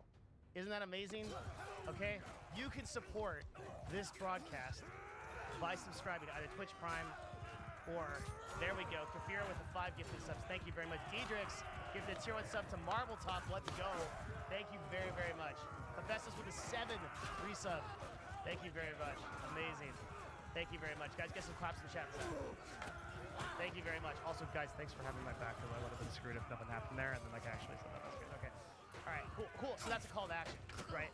And what it is it's just like, oh yeah, okay, skip the next boss. See, you guys are making history right now, gifting subs right now, like in this. Okay, cool. Sorry, I'm going full sell. Okay, so that's the point though, right? This is what I'm talking about. That's a call to action, and that's authentic because they're supporting me doing this every single day, and hopefully I'm providing some value to them. And the truth is that nobody actually, well, very few people actually really want something for free. If they feel like they're getting value from something, it sort of puts them into kind of existential debt to not return that in some way. And Twitch has a lot of ways to return that, and Twitch understands this, and so one of those ways is to watch ads, right? And another one of those ways is to subscribe. So that's the second example that we're going to use. So CPM is number 1, and then subscriptions are number 2. So subscription is for, I think, $5. You can subscribe to a stream for 1 month, renewing or just a month. You can also do a cool thing with Twitch Prime, where if you have an Amazon Prime account, you can actually subscribe to a stream for free as long as your Twitch is linked to your Amazon. And this was announced in 2016, I think, and it completely revolutionized broadcasting. Basically doubled everybody's subscriptions overnight because everyone's mom and dad had an Amazon account. So you just linked it to your Twitch, and now all of a sudden you're supporting your favorite broadcaster for free. And you get 1 Twitch Prime a month. This was amazing. Like when this happened, it totally changed everything. I was broadcasting the day this happened, and I remember we got like, I don't know, 300-400 subs or something. explaining subscribing to them. Well, I don't know if they know. Oh, yeah, you guys could like ask questions too. That's like a thing. We're gonna have like a dedicated section for questions, and even if you guys don't ask questions, the chat will. So, wait, what do you mean bring up the website? What website? Oh, you're trolling me. They do know. Yeah. They should shout. Asking questions in chat is a shit show. Yeah. Oh, how much money do I get from a sub? It's dependent, right? So some, I can't actually tell you, but most streamers will get a 50-50 split. Some streamers will actually get more than that. So if the answer is you can't tell them, they're probably getting more than that. Okay. So this is value content. Devin Nash never subbed, never donated. Sure. Okay. But that's fine. Because even you are supporting the stream. There's like a joke that's like, I'm on my neighbor's Wi-Fi. Neighbors hacked Wi-Fi. Computer at the library. Never subbed, never donated, never followed. Basically doing everything they can to not support the stream, but even they are, right? Because they're adding a view, and adding that view is one more person that puts me up in discovery so more people can find me. So even that is like a way. Okay, next one is tips. We can probably move through these pretty quick because it sounds like you've gone over a lot of these. Okay, so tips are basically people giving me money. Now people don't give me as much money as they used to. And the reason is because they gift subs now. So about a year ago, Twitch started this thing called sub gifting, which means like you can actually go out and you can gift subscriptions to people. And that has a sort of higher, how do we say, like community ROI. Basically, like if you give me $10, okay, then I actually have $10 and that's pretty sweet, but that's that one-time donation and then it's gone. But if you gift $10 worth of subs, you've just gifted 2 people a subscription, and as a result, those 2 people now remember you for a month, and they have that subscription for a whole month, so the impact is higher. Now, Twitch was very smart in this, right? Because Twitch takes at least 50% of subscriber income, so that they don't get anything from donations. So what they knew was that if they implemented gift subscriptions, and this is like, somehow, we just like let this go, and no one talked about it. It like, everybody's like, yeah, sub-gifting, and like nobody realized that like Twitch just literally cut 50% of the income from broadcasters, and nobody even realized it. But it's fine because gifting subs is actually really cool, and you know I'm willing to give up that percentage in exchange for like having a really active community of people. Because once you get a subscription, there's a real feeling that you're kind of part of something.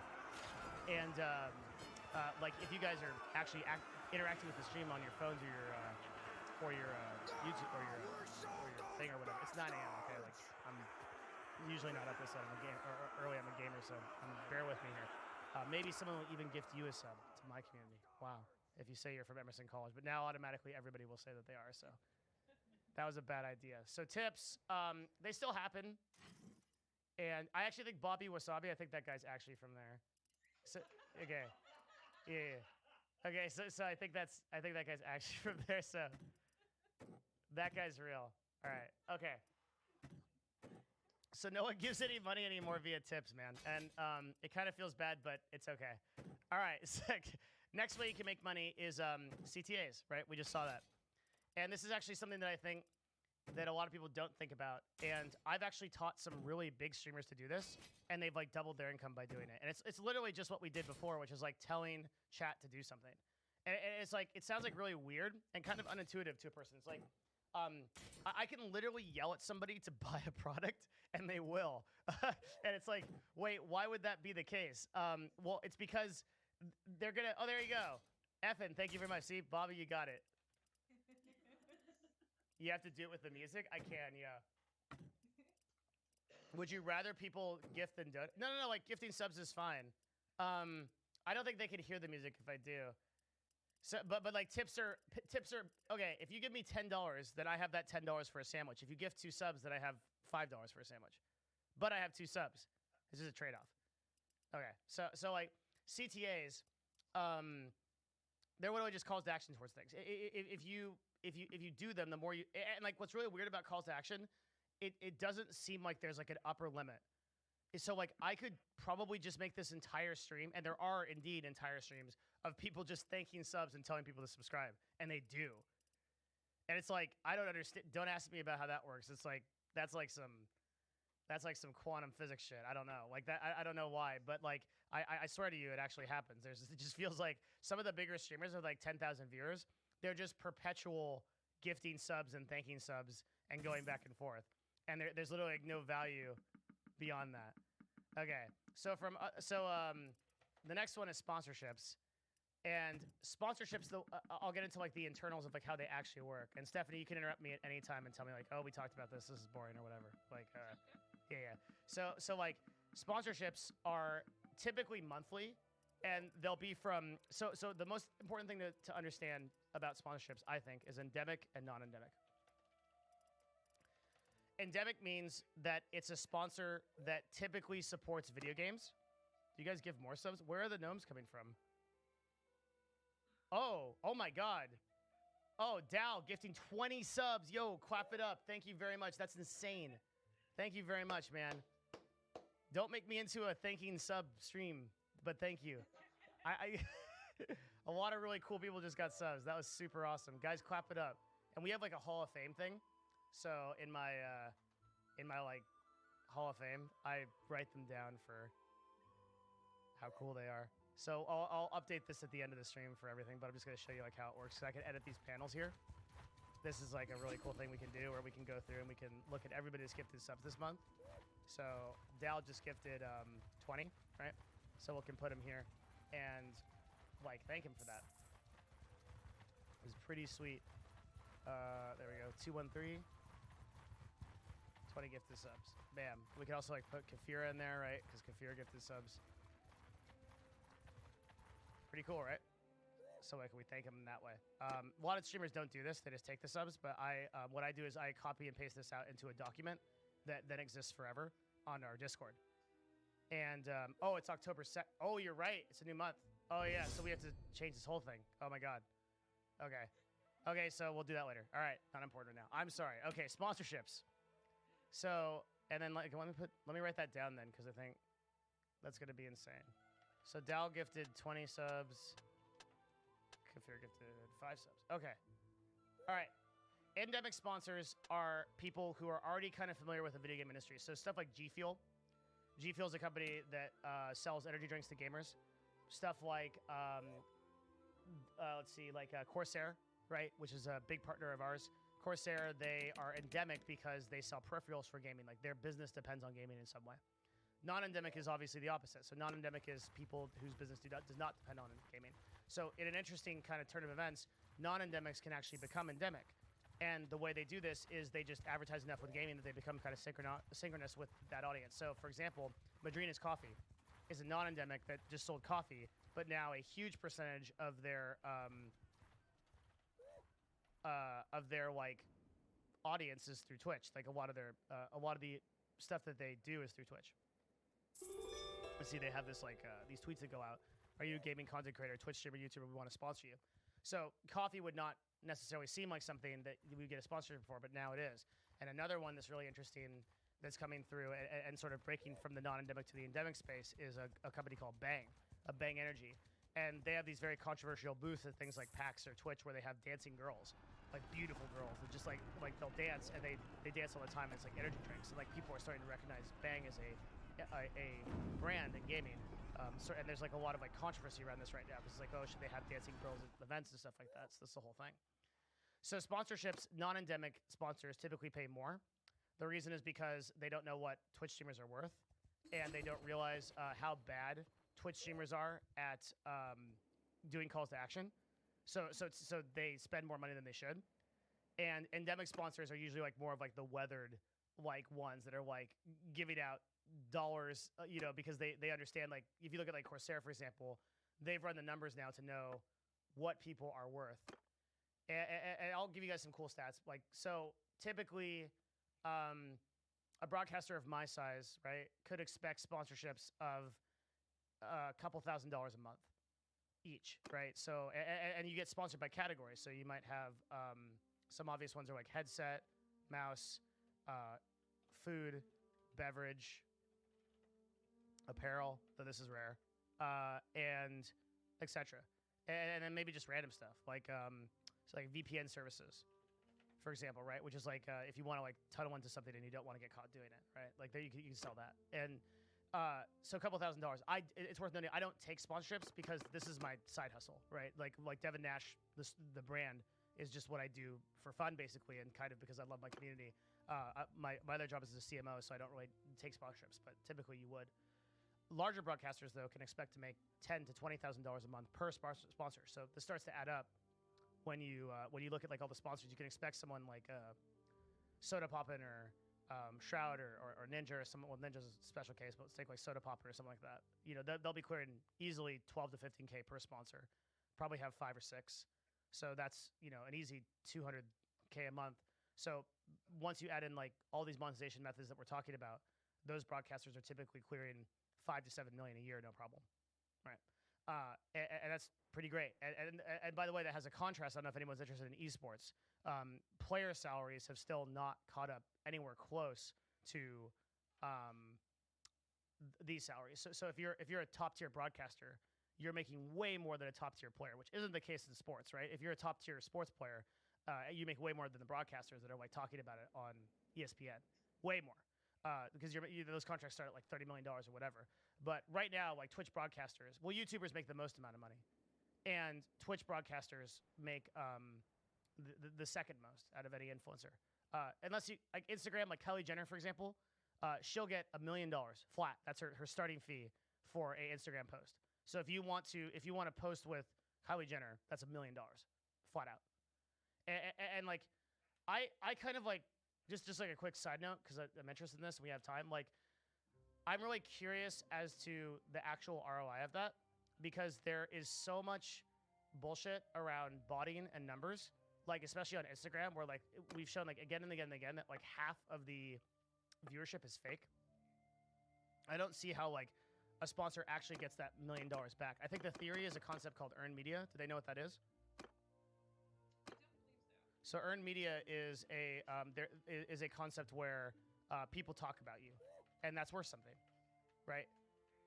Because there's paid media, which means I pay a person to talk about me, which is advertising, and that's the CPM model up there.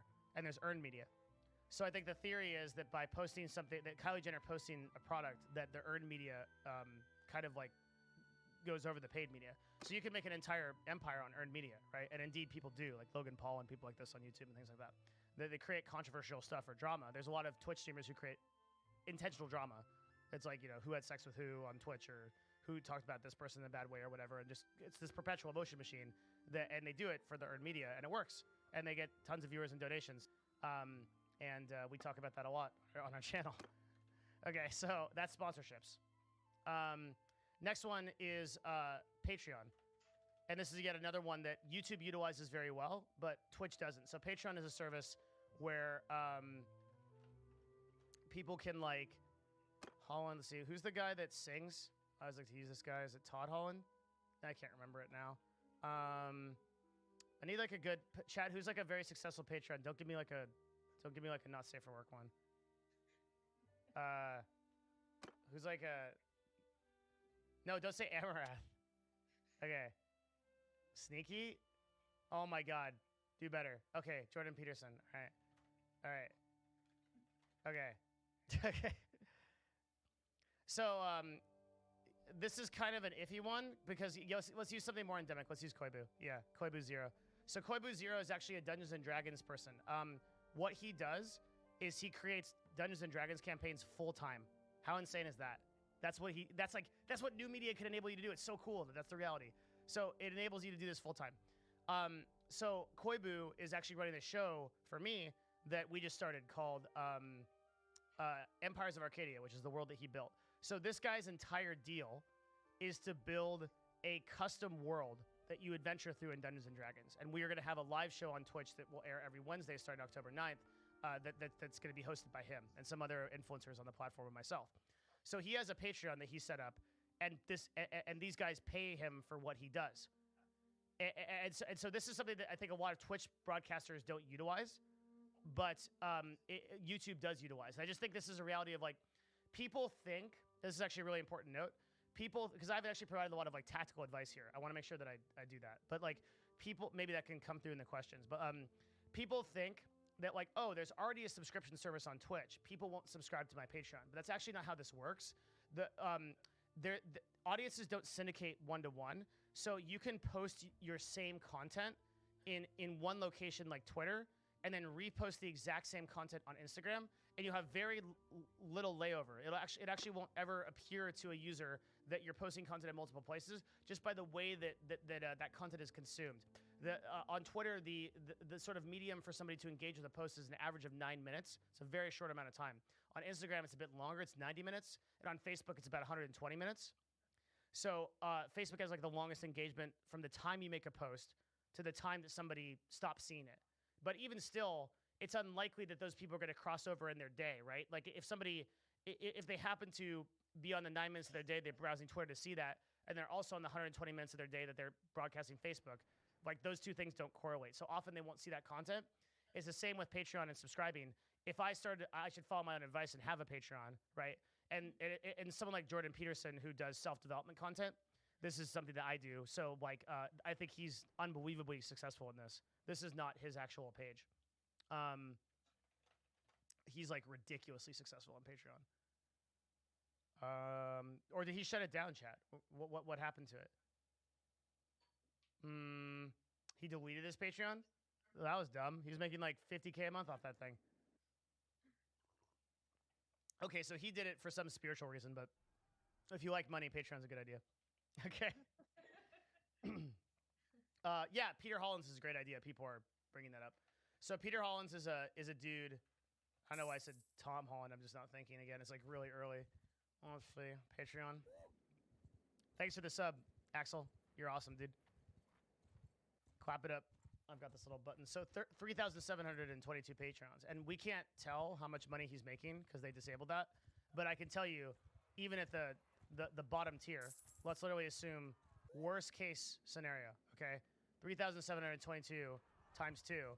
That's $7,400 a month or $89,000 a year. And I can promise you, not everybody's at tier 1.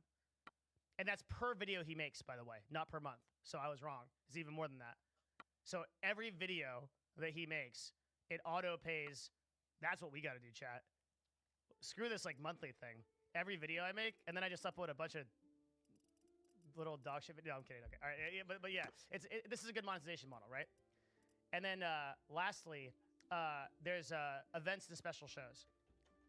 And this is something I think that a lot of people don't consider.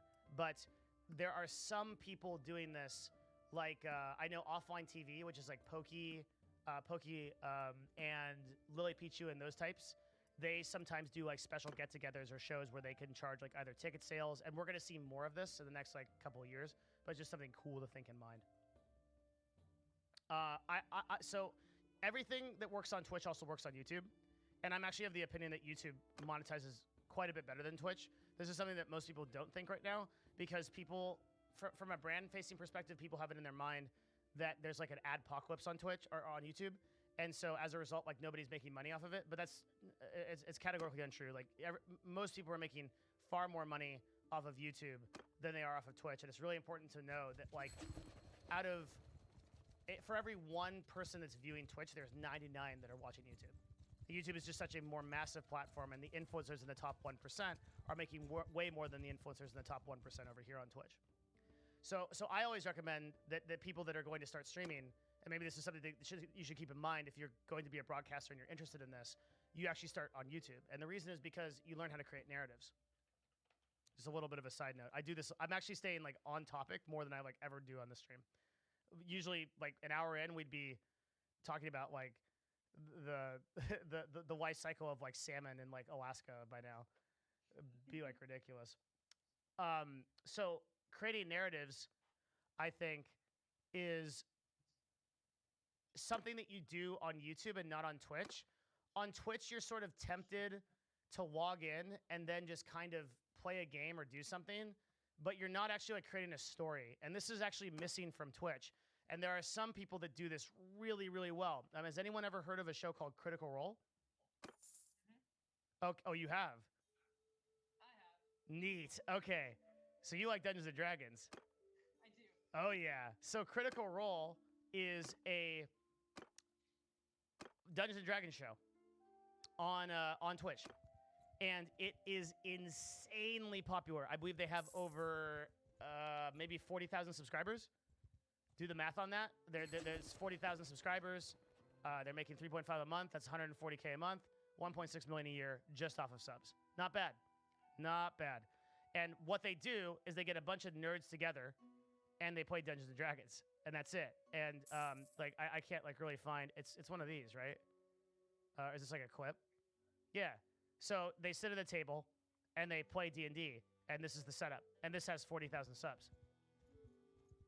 Every one of these people are like super charismatic voice actors. But you can have kind of potentially anybody to do this. Now, they have an entire business built around this. There's a Kickstarter for like a show they're doing on TV.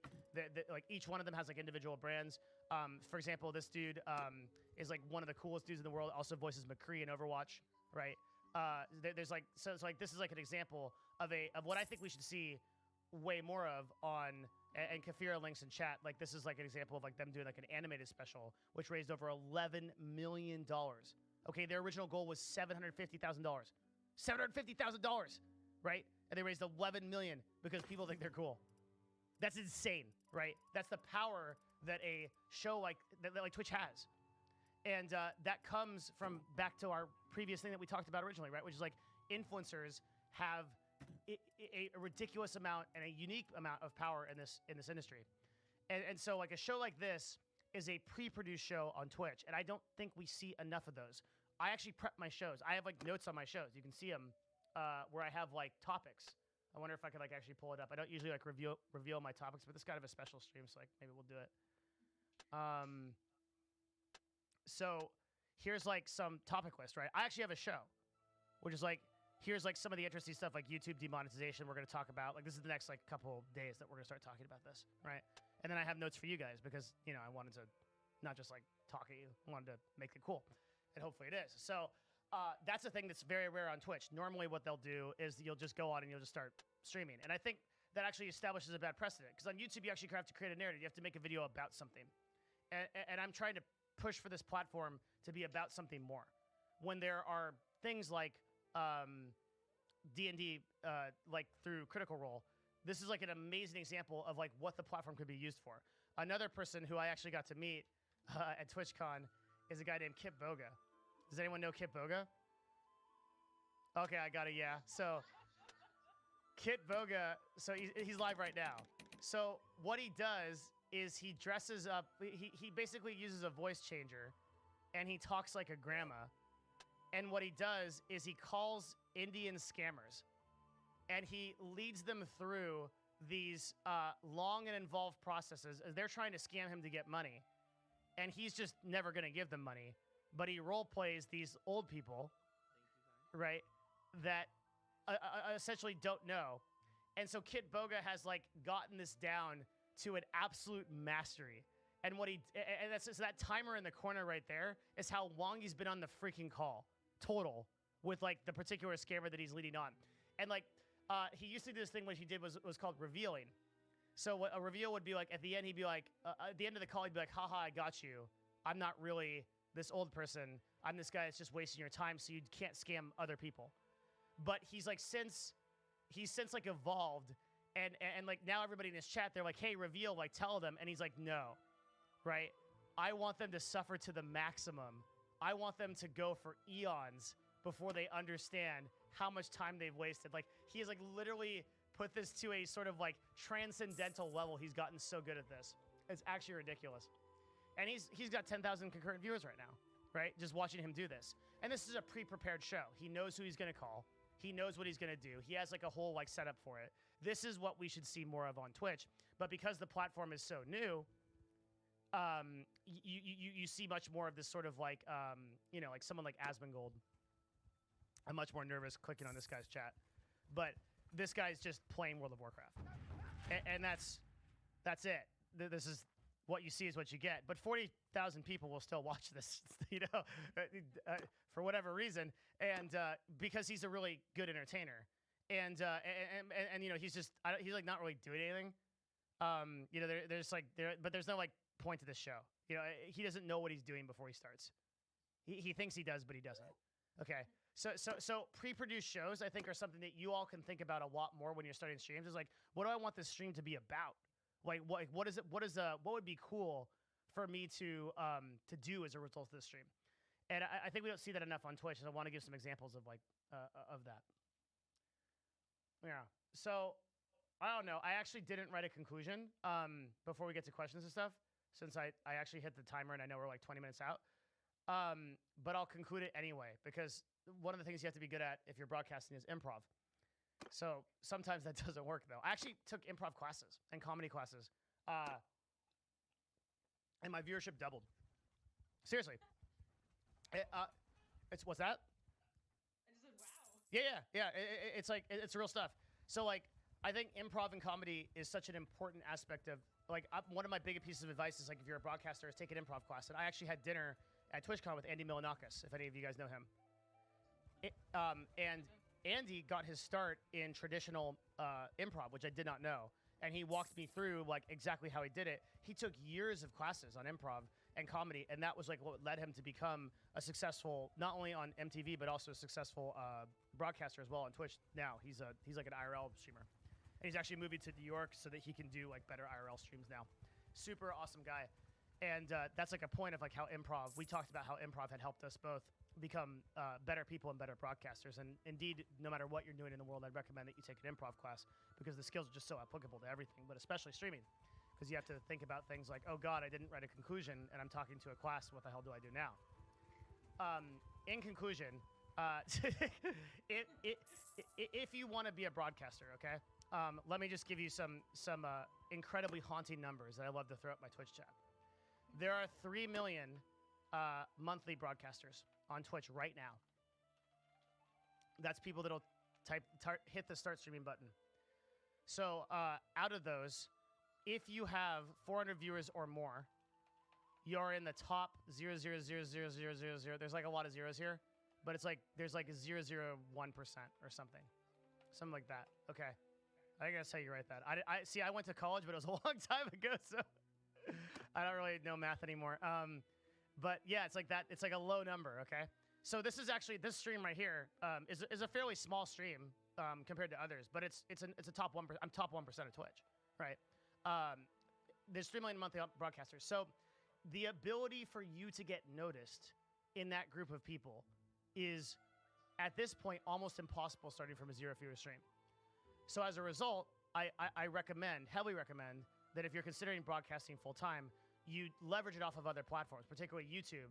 And the big thing that differentiates YouTube from Twitch is that it has algorithms to determine how to discover a person versus Twitch, which is basically just view count. Now, Twitch is changing this, right?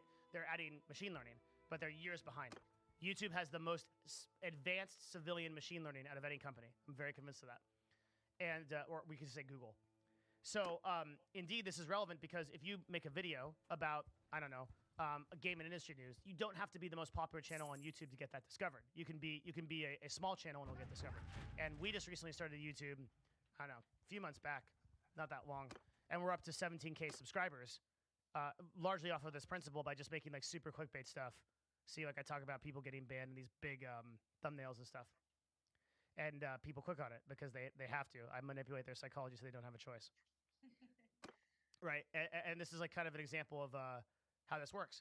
So I always recommend that. And I'd say, like, in conclusion, like, let's like go back to sort of the beginning of this before we take questions.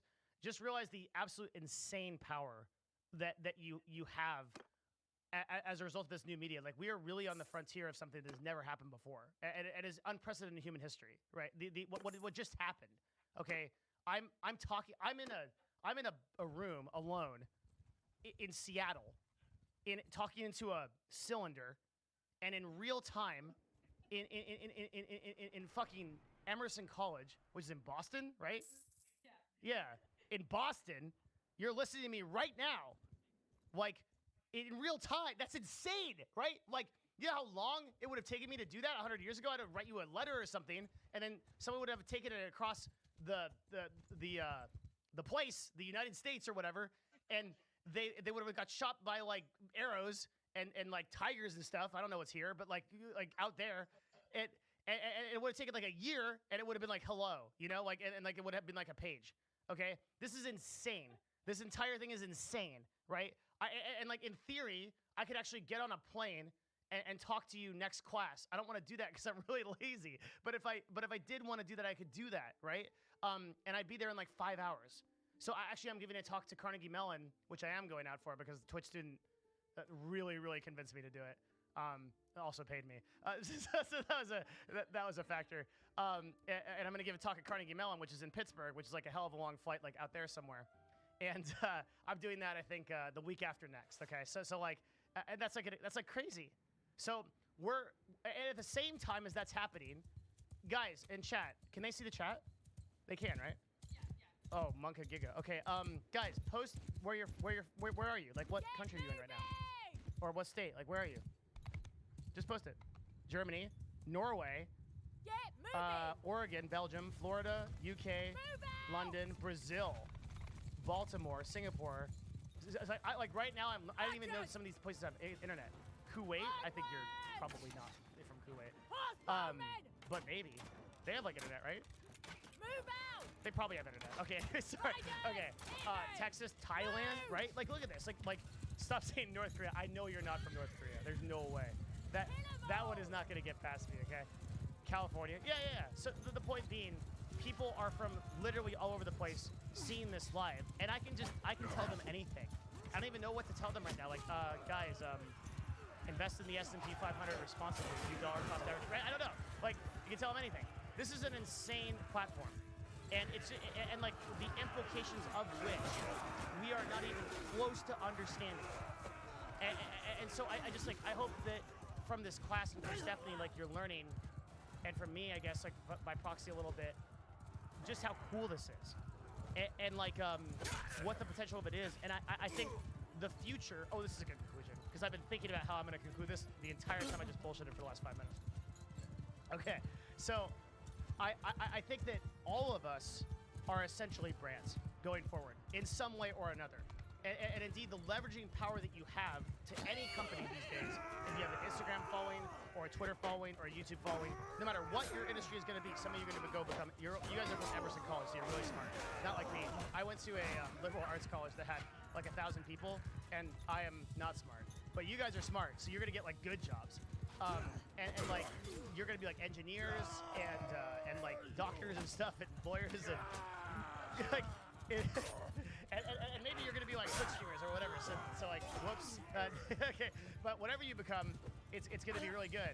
So you guys having a brand and like being influencers behind that, it's just going to actually leverage you even further than if you just had that cloud from Emerson. Believe it or not, you'll actually be even bigger. And like all y'all are like probably like 20 to 30 years old, right? 20 to 25. Younger than that. Like, what do you guys like? 20, 22? Yeah, 20. Oh my God, dude! If you guys get started on this kind of like thing, like you guys think like TikTok is cool and that sort of stuff, right? Like, no. Okay, that's not cool anymore. All right, I'm just messing with you. All right. If you get started now, you could mess up, do nothing for the next 5 years, and you'd still not even be a fifth of your life. Like, if you used to get started at building a brand right now, in 5, 6, 7, 8, like I've been at this 2012, right? Like, in 7 years, you'd be incredible. And don't underestimate that, like, efficiency, that time efficiency, because, like, it really is a numbers game, just like posting more content, like until something clicks and something hits and you learn. So everyone, I think, is going to be an influencer, micro or macro, in some way going forward. And I thought there was a really cool movie about this, like Ready Player One. Did any of you see that? Someone in chat be like, well, it's originally a book. Like, yeah, I know, but like, it's a movie, okay? So like, that movie was like an example of like everybody has that kind of power. So you have that power as an influencer. I think that's really super cool. So yeah, I'm gonna take questions now and stop talking because I think that's like a really neat idea. And thanks. Cool. Wow. I guess. What questions you have? You can shout them out. You can also type them if you're Chat, post questions about growth and money and streaming and stuff like that. Also, but the Emerson College folks take priority. Because you can ask me anytime.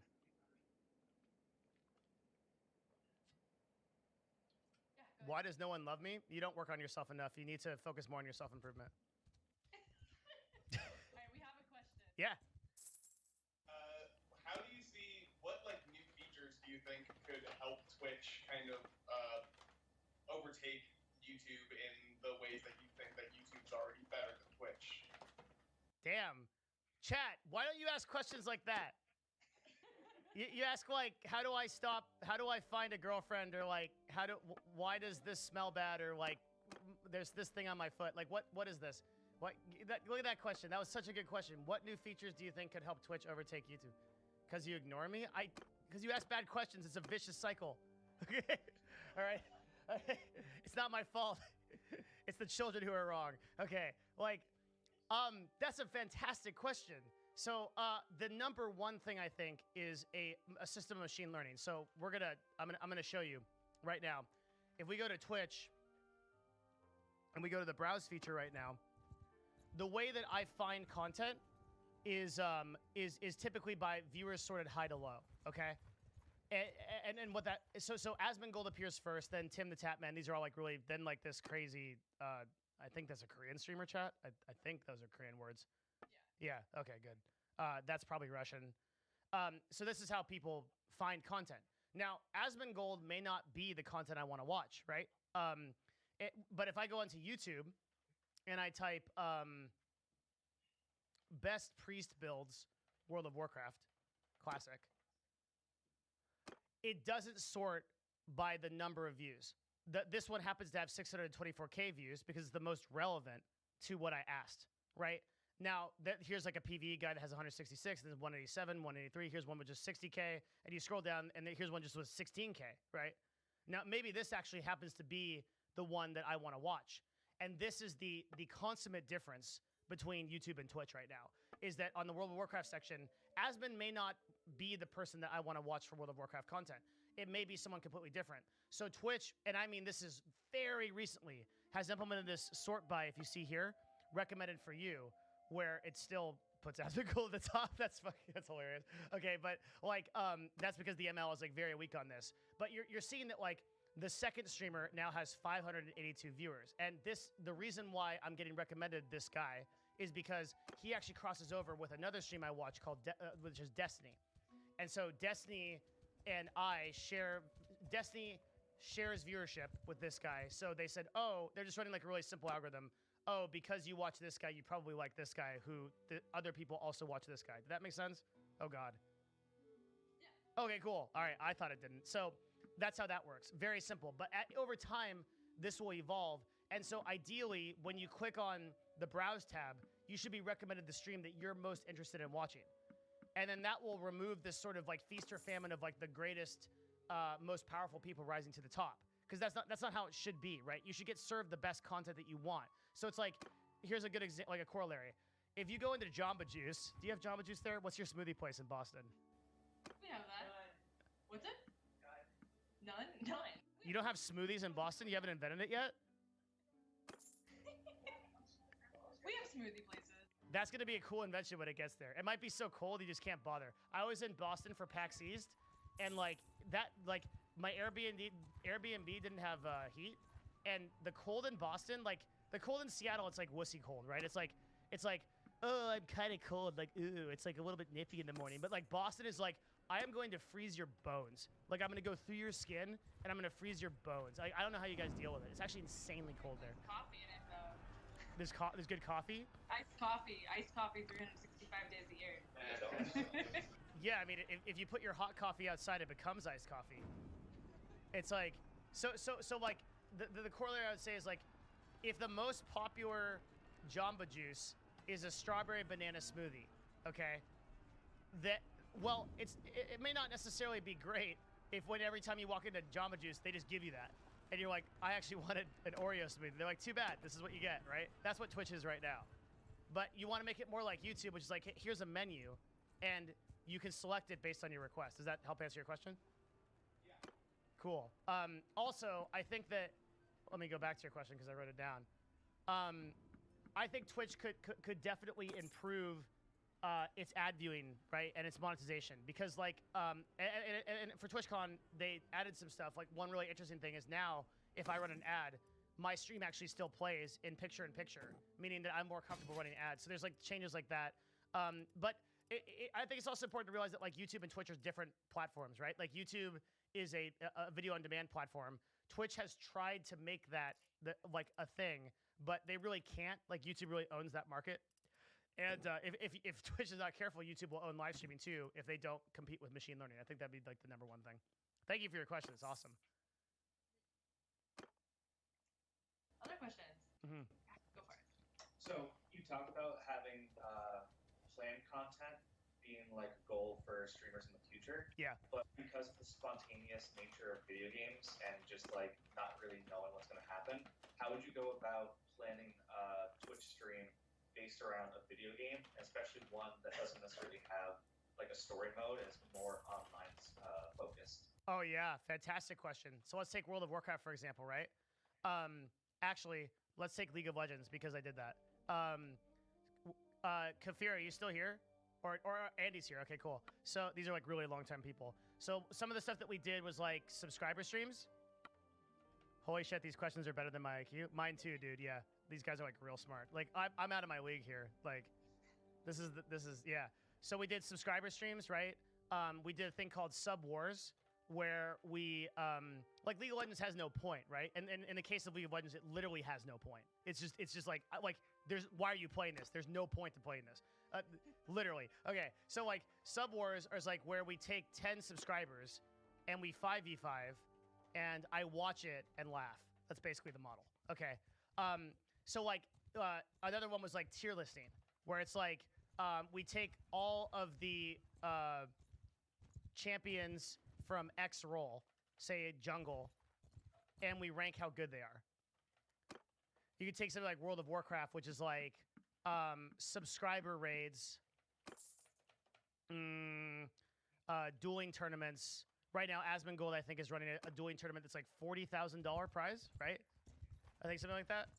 So the point here is like, you literally just like sit back and you think, maybe at the beginning of your stream, or I like to do it at the end of the day, what is something that is going to be fun for my viewers? So I make sure every day that I have something that the viewers know we're going to talk about. So like, for example, tomorrow we're doing a huge breakdown on everything that happened at TwitchCon and why it matters on Twitch. And after that, we have some like relevant Twitch and esports news. But the point is, it's a very small difference that you asked the question around, but it's a key difference. It's the difference that you quickly start streaming. And like maybe and by the way, a lot of this is actually exemplified in stream title. So look at my stream title. My stream title is super marketing, right? Growing and making money from new media, Skyping into Emerson college class. And then I have my Discord in there because Discord is like really important for like growing a community. So if your title is like playing World of Warcraft, who gives a shit, right? Like anybody can do that. Or you can make it a little better and you could say like, wow, playing WoW. Come join, interactive streamer. And this is like still like okay, right? Or you could just put like beautiful girl, skip all this, just watch me. No, I'm kidding. That doesn't actually really work. Okay, so it's just a joke. Okay, but here's like a really good title. Is something like special doing tournaments, giveaways and prizes, win $50. Okay, that's a good title. Like, and I'd like iterate on it a little bit, but that gives you an example of like, see the difference between this and this? It's literally just how you thought about your stream. And again, like if I was approaching like a gaming stream, that's what I would think about is making that planned content around it. So do anyone know a guy named XQC? Yeah. Okay, XQC is one of the most like popular broadcasters on the platform, and I've talked to him a lot about this now, and we had like an hour we talked about this at TwitchCon.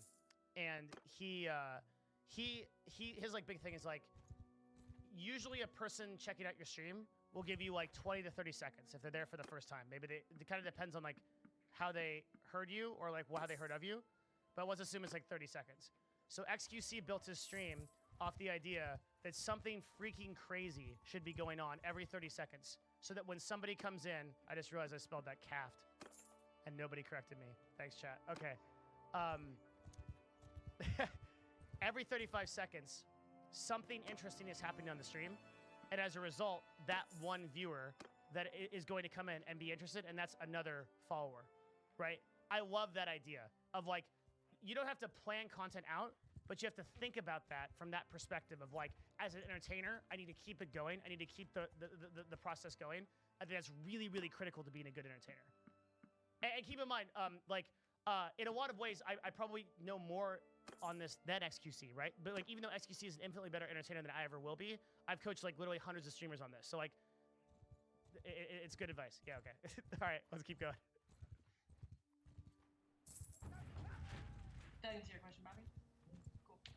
Other questions?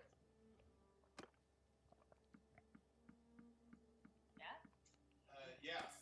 So having been kind of on the back end, what kind of information is Amazon particularly able to get from linking up your Amazon Prime account to your Twitch account, and how is that valuable to them? Good question. So the question is, what info does Amazon get via Twitch, Amazon Prime? So unfortunately, Twitch only really collects your email. Does Twitch ask your age when you create? I don't think it does. It just asks you if you're over like 13, right, chat? I think that, so the answer is actually, Twitch is not really getting, it does ask your age. Wrong. Gender. Okay, so email, gender. Yeah, I'll bump the, yeah, but if you guys know me, then I can't boost the volume. You link game IDs? Will this be on the midterm? Yes, this is all a test. I'm going to be testing you all on this. Okay, so it's email and gender. So the data that Amazon collects, right, via like ushop at Amazon.com is insane. It's like everything. It's like if you buy like a ribbon for your dog, like you're getting dog ribbons for the rest of your life, like they're gonna know. But the most involved platform for data acquisition is by far Facebook, and this is why Facebook is one of the like most monetizable platforms. Like Facebook, like if you want to advertise to like if I want to advertise to like Emerson College students only in your local area, I could actually do that. It's like really insane. For like I could like run a Facebook. I should have done that for like this stream and have like people go into it. But Twitch doesn't actually collect that much information, and as a result, I think that is something they can't sell. And maybe hopefully that gets better. But because that's bad for everybody, right? Like people think that data, like not collecting data is like a good thing, but it's objectively bad because Twitch has a hard time giving us what we want. Whereas like on Amazon or on like YouTube, I'll go on YouTube right now and I'll look at like my my recommendations and I'll see stuff that I don't even know that I want to watch, right? Jordan Peterson, How to Attract Women. That sounds interesting. Like, right? Like I didn't know I wanted to watch that. Sounds great, right? We can watch that. So like, the key to happiness or whatever, why Palpatine feared Qui-Gon Jinn. I kind of want to know that, right? Why was he afraid of Qui-Gon Jinn? I don't know, right? like these things are because YouTube collects a massive amount of data about your search history, but Twitch really doesn't use this yet because it's a very new platform. So right now, Twitch just really doesn't collect a lot of data. Does that answer your question? Do you want me to expand on that anyway? Yeah, cool. Devin, that makes me think of something you said earlier about selling data. There was some Twitch data you were talking about. You talked about selling it to Amazon. So Amazon can't directly access that even though they own Twitch? Yeah, so we collect better data than Twitch does. How funny is that as Nerd Fusion? And the way we do it is we have a chat bot in every chat over 12 viewers. A bot sits there and it aggregates all well, I don't want to tell exactly what it does. Actually, fuck it. Here's exactly what it does.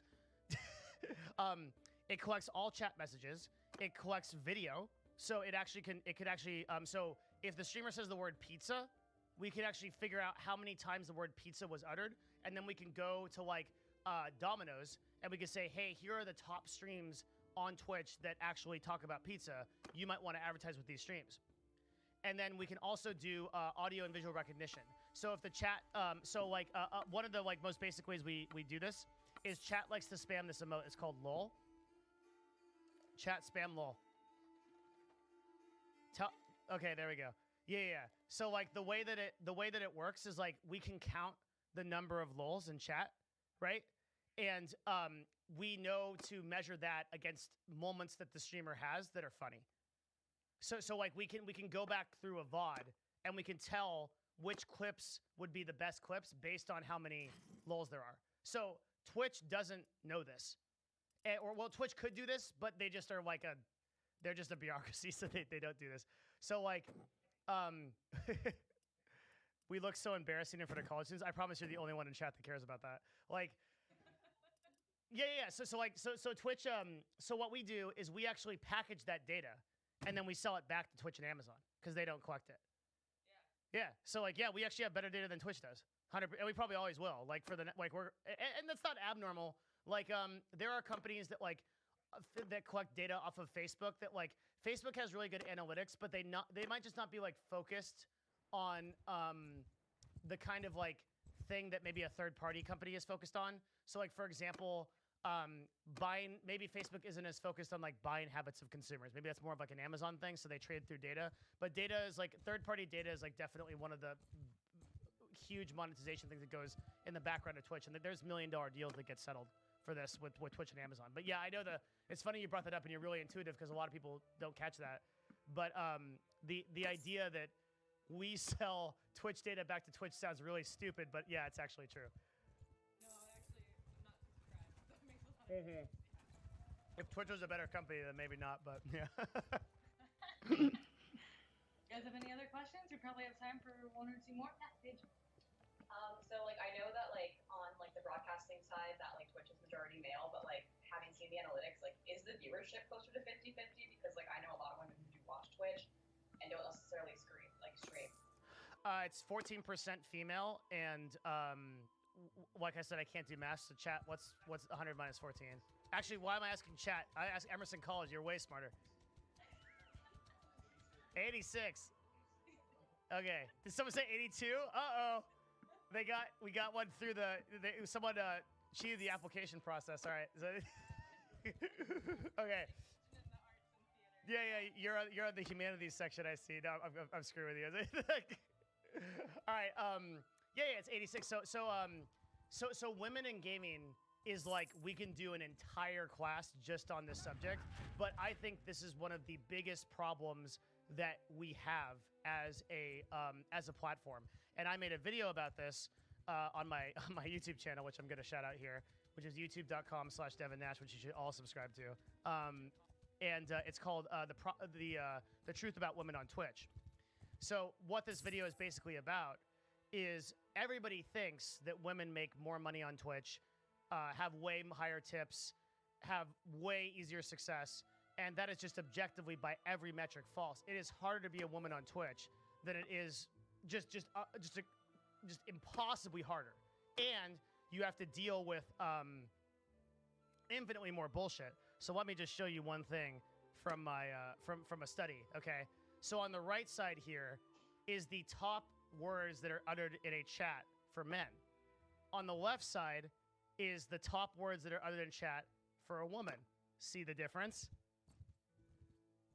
It sucks to be a woman on Twitch. Holy shit, is it so hard? And a huge reason is because it's just the gaming community, and particularly the male-dominated community on Twitch, is just so bad to female broadcasters, and we have to change this. And like, I don't have time to get into all the ways that we should do this, but you know, it comes through awareness and initiatives. One of the things we did in esports when I was running a team called Counterlogic Gaming is we started a team of all female gamers called CLG Red. And CLG Red is a team sponsored by Intel that tries to promote women in awareness in gaming. So unfortunately, the stats are still very skewed. Twitch says they have a higher percentage of women watching than actually are watching. Our analytics are better than Twitch's, and I can tell you that there's way less females watching than they say. It's still a huge problem. Any more questions? That's an awesome question, by the way. Thank you. Good? You guys good? All right, I think they're good on questions. I don't know if there's any concluding thoughts you've got, Devin. So I'm just really curious, like, out of the people in chat, how many of them actually think that they want to be broadcasters? They can, like, raise hands and you can, like, tell me. Yeah, raise your hand.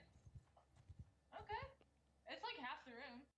That's insane. Okay, cool. And, like, how many of you think that you want to have, like, something to do with, like, brands and influencing or like, even if it's not Twitch, like, something else? A little more than half. Okay, so like, for the people that are in the audience, I want to tell you, like, I want to give you like, some like inspirational stuff, like you know what I mean. But like, we had a lot of fun today. But like, in seriousness, you're gonna go like back to what you're doing, and maybe like some of this, like, I hope makes like a positive impression on you. And it was a huge honor to talk to you today. Oh my God, like I'm gonna actually go to Kevin and Garvey, and I'm gonna tell him like we should do this for more colleges, because I think this is like a really incredible idea of like having a Twitch streamer. Yeah, and like you're pioneering this, Stephanie. So like, yo, like, can we clap it up for Stephanie also? Like, she works really hard for you guys. Let's go. All right, yeah, that's what I'm talking about. We'll clap in chat too. You can get the virtual claps. Yeah, like it's really hard to be a teacher. You don't get paid enough, and like so like you don't care about it like now, but trust me, like you'll be like, oh my God, like some of my college professors, they changed my life with some of the classes that I took. And so in concluding thoughts, yeah. Because it's probably over time, and like I know when I was in college and the clock was passed, I'm like, I need to get the hell out of here, so I'll try to be short. But yeah. Okay, so guys, like it is an unprecedented time. Like the options we have in new media are so cool, and just spending a little bit of time to think about how you can uniquely impact that with your voice, with your opportunity. That dude that was doing humanities and creative, like, right, you have something you can share. Maybe you're doing art, maybe you're doing music, maybe you're doing something unique that you can share with the world. I believe everybody has that kind of imprint that they can make on the world in a positive way, and they can add to it, and you can do that as an amplifier, right? Some people say that social media is an echo chamber. It's for a bunch of people to talk back and forth, and for it to go back and forth. I think that social media, including Twitch and YouTube, is an amplifier. I think you can put your voice out there, and you can potentially go to thousands, hundreds of thousands, millions of people, and think about the imprint you can have on society and civilization if you do that for the positive, right? That has been my passion. I believe I have an obligation to serve people and to go forward and give people positive imprints and basically make their day a little bit better as a result of being here. And I absolutely am passionate and love my community who comes here every day to support me. And I think hopefully feels that way. And I can tell you guys, I haven't talked about this yet. I just came from TwitchCon, which is a big convention where all of us nerds get together and talk about this and sit around. The hundreds of people that came up to me and said, hey, that YouTube video you did about time management, that one talk you had that I didn't even remember 2 years ago or 4 years ago, helped me with my depression, or helped me get off drugs or something. I cried. I was so emotionally moved by that. And that's the power that every single one of you has if you want to create a platform and you want to do this. And it's going to take a ton of hard work, and it's getting harder every day, because one of the most influential things that somebody told me also in college, I was in a finance class with a really mean teacher. And what he said, well, he didn't say Emerson, he said Harvard, but he said, there are students right now that are working very hard at another college, and they're going to be competing for your jobs. And your only X factor is working harder than them. So it's going to be hard. It's going to be really hard. But I just want you to be aware of the power you have going forward in social media to hopefully make an imprint for good. There's a lot of sucky stuff in this world, and there's a lot of people that are using social media for bad. But if you become one of those people that makes a positive imprint, I think you can change the world, and I fucking want you to. And that, like, join me on that quest and do that. Like, every one of you, you're super smart. You're from Emerson College. Like, you're going to one of the most prestigious universities in the United States. Like, use it, right? Like, you have that unique ability, and I hope you use it. And I'm championing you. I'm voting for you. And please, like, do the best you can with this world. Like, we have an amazing future ahead of us. So thank you so much for taking the time to be here with me.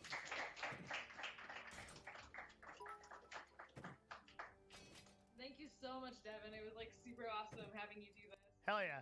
I wasn't sure how this was gonna work out, but I wasn't either. But hopefully it was good. If it was, tell Kevin and Garvey.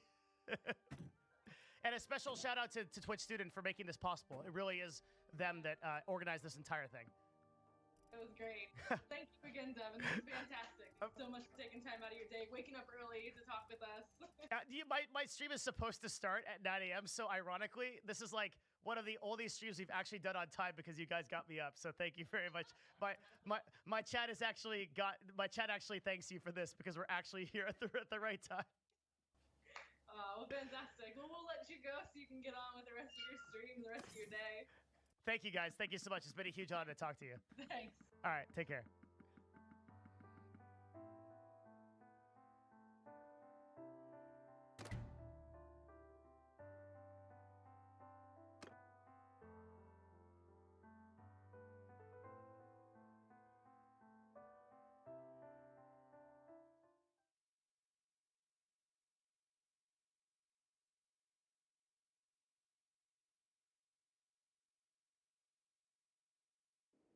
Players, by the way, I love you, but this is definitely the worst resume we've screened so far. It is complete ass. Just to give you a benchmark, it is horrible. Jesus Christ, Ethan, calm down, dude.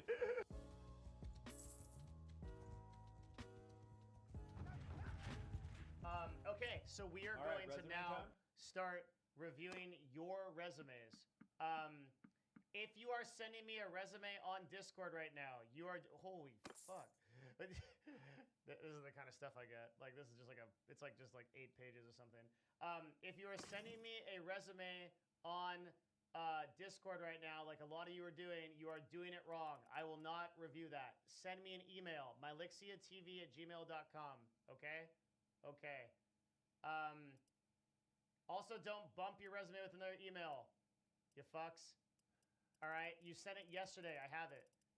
Okay, let's go. We have never seen these before.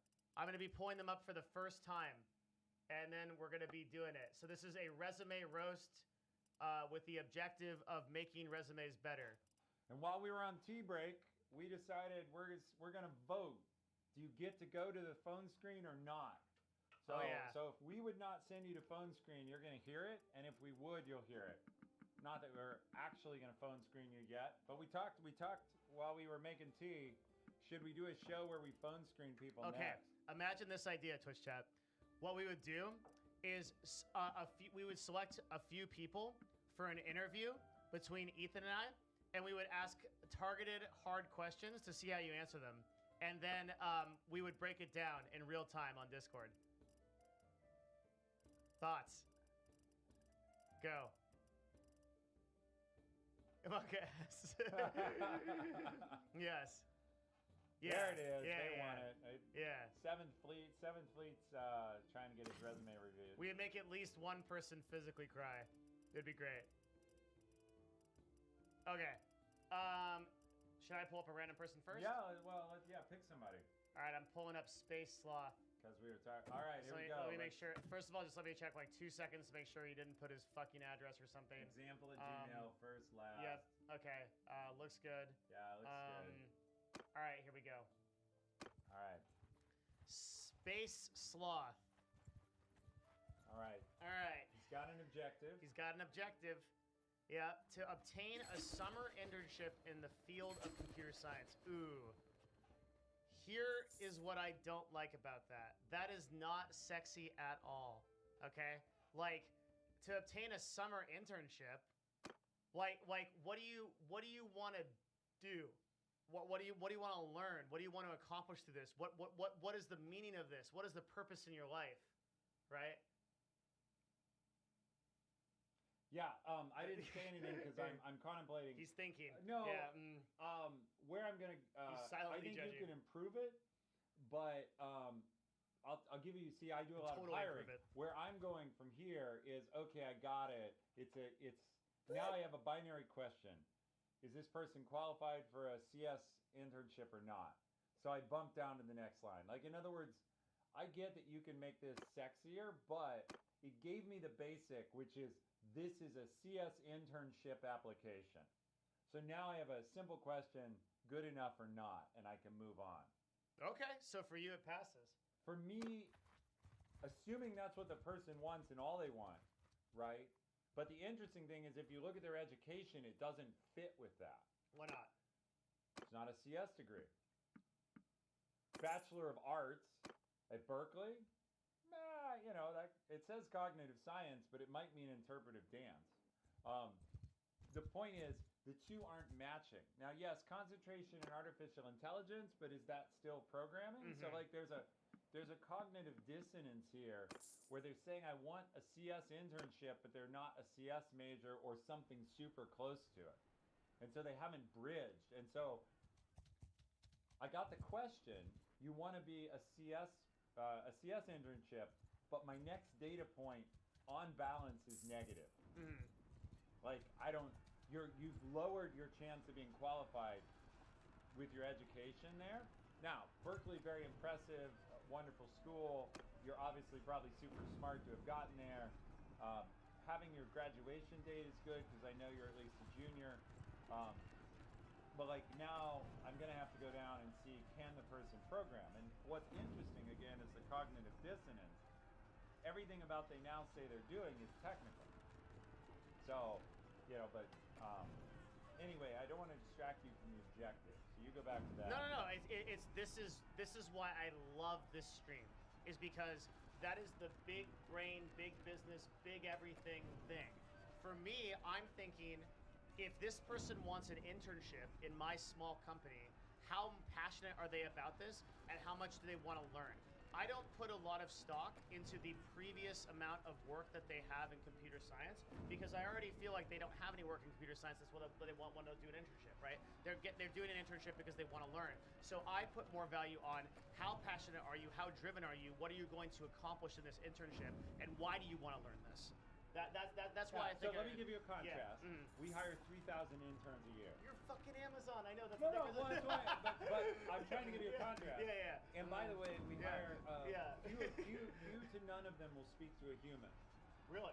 So they will be hired by going through an algorithm, and then they'll be placed. They'll like eventually talk to a recruiter. Yeah. But the decision will be made by having them take online tests. And when I have the head of Amazon recruiting on my show in a few weeks, he can talk about our process, but most of the people will be sent a link to take an online evaluation, and then they'll be given an offer or not. And they'll be placed with a team. With interns, we don't let them say what they want to do. You get an Amazon internship, and you work in the team we tell you. And if you don't like that, that's okay, because we don't have time to invest matching you with a team.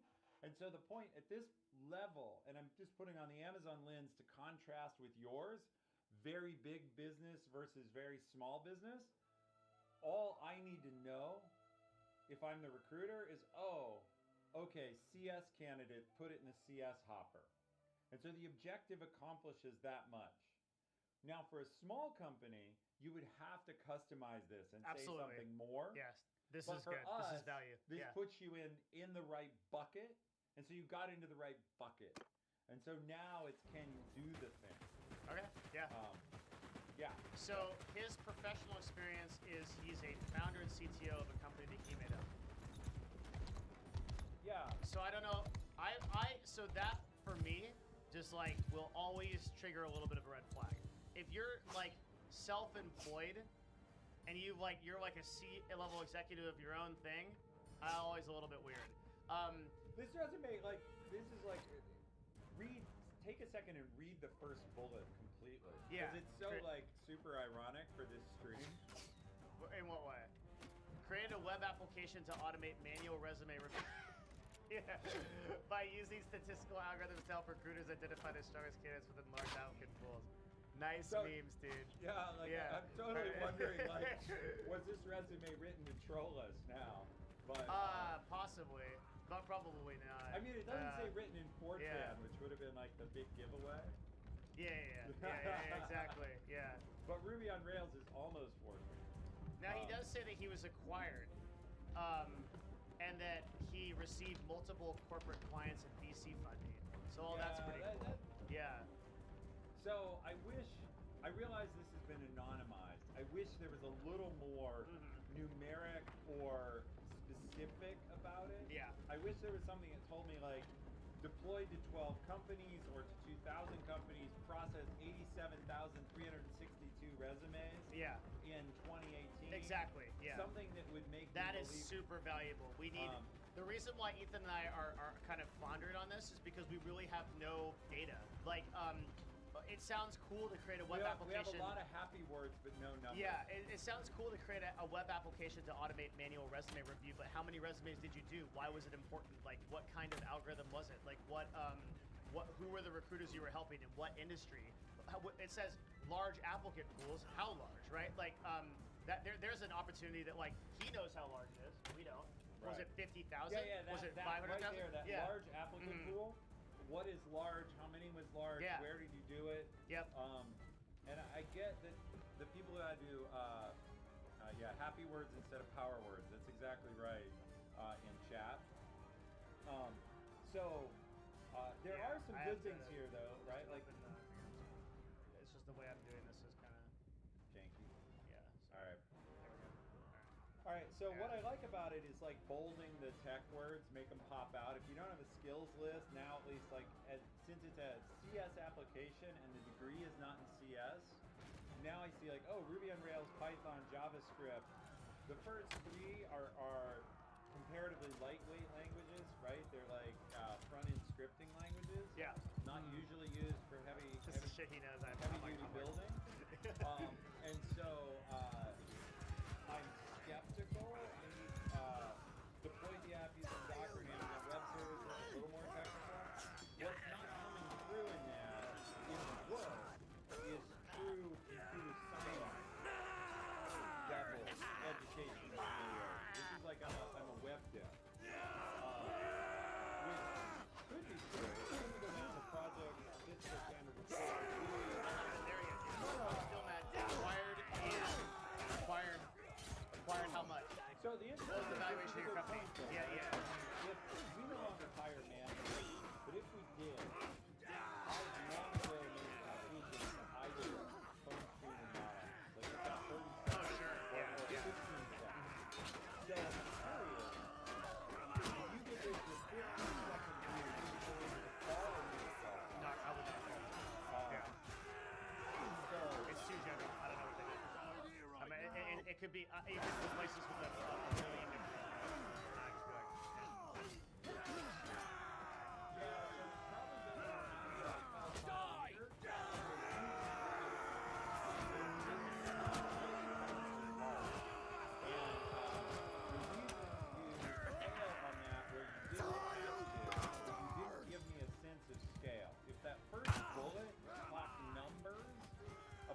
Number of companies, applicant pools, and importantly, I would have you too. The other thing that's true here, there's no impact result.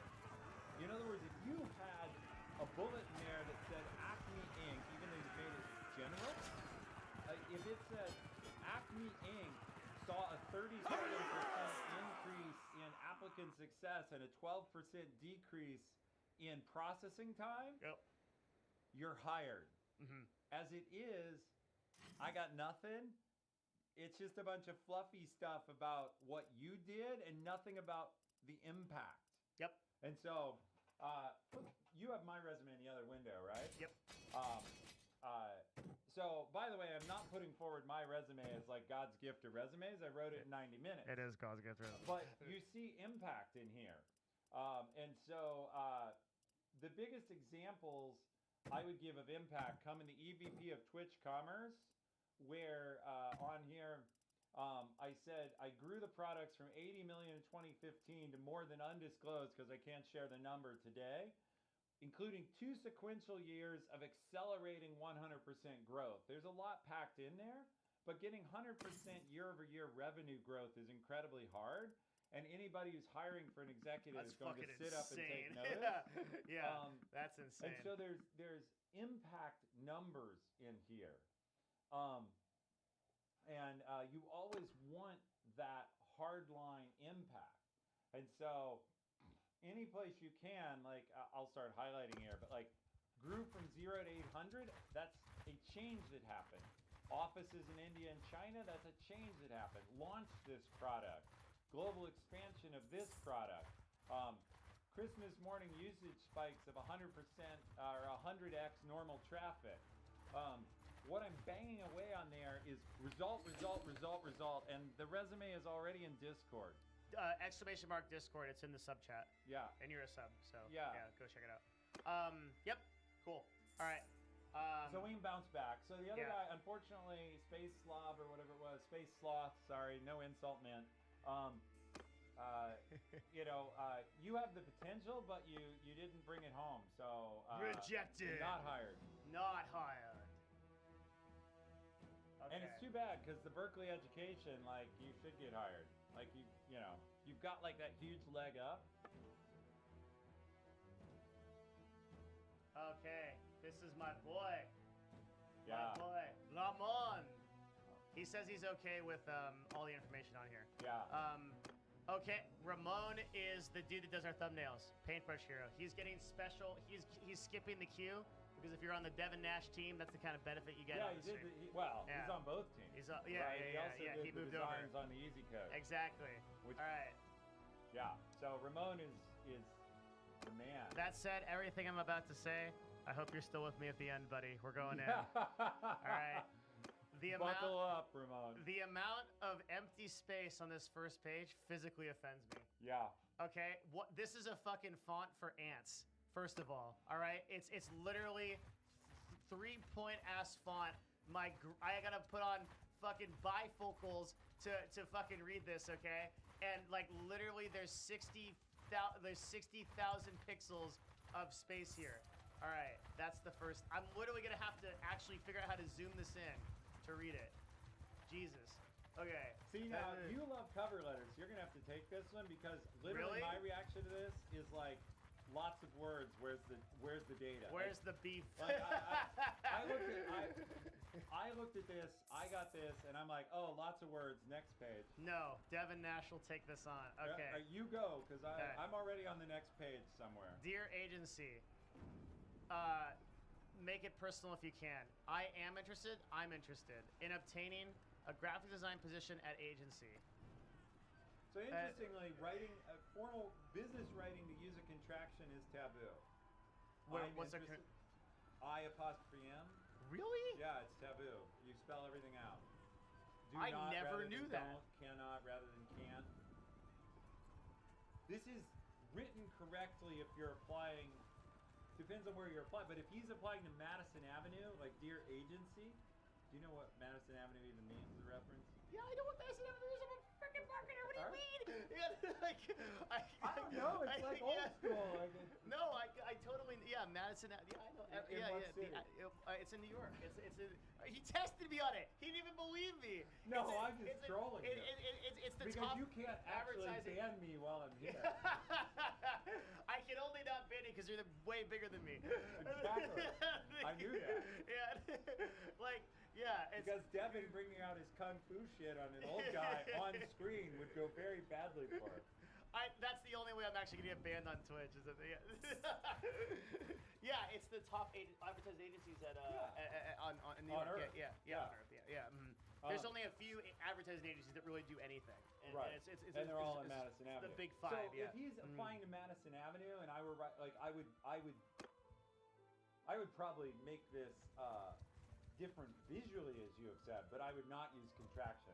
I literally never knew that. That's a thing I didn't know. Yeah, I give you the floor, sir. Well, that's correct business writing. Yeah, So, good anyway, job. Okay.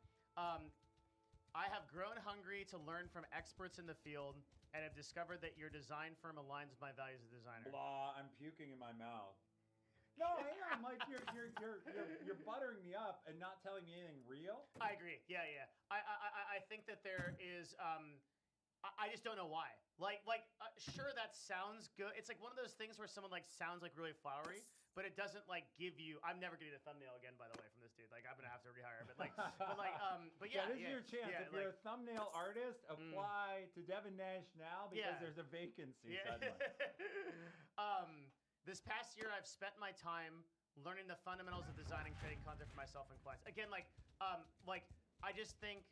None of this is specific, but I don't think we're helping much by I would say something like your firm's focus on thumbnail creation is a personal fascination of mine, and obviously this is I would edit this, but is what caused me to take interest in this job.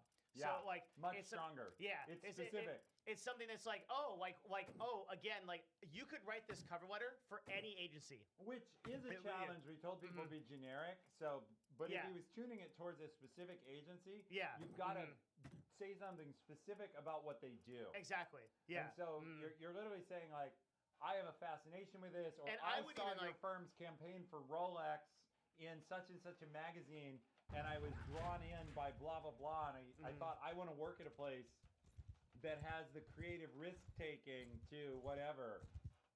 Yeah, that is so good. Like, I actually like to get, since Ethan doesn't like cover letters that much, like I like to get super personal in my cover letters. Like, I love your firm's focus on this, right? I'm passionate about this. This is your chance to show you why you're you to them. So this is a chance for you to get super, this super is super granular. important. No, this is really important. Most people want to write the most generic thing possible because they're afraid to get ruled out. And in fact, you're trying to get ruled in. Yes, it's the opposite. So you want to be as opposite. specific as possible. The same thing when I write a job description, like there's a lot of computer science people here, generally at Twitch. I never write like, oh, we need a rockstar ninja coder with 4 years of C++. That tells you nothing, and it's fucking everybody. Yeah. What I instead say is, do you want to make an impact on how Amazon brings content to gamers? Or do you want to make an impact on how chat services work? Are you passionate about Twitch chat? About how Twitch should serve gamers?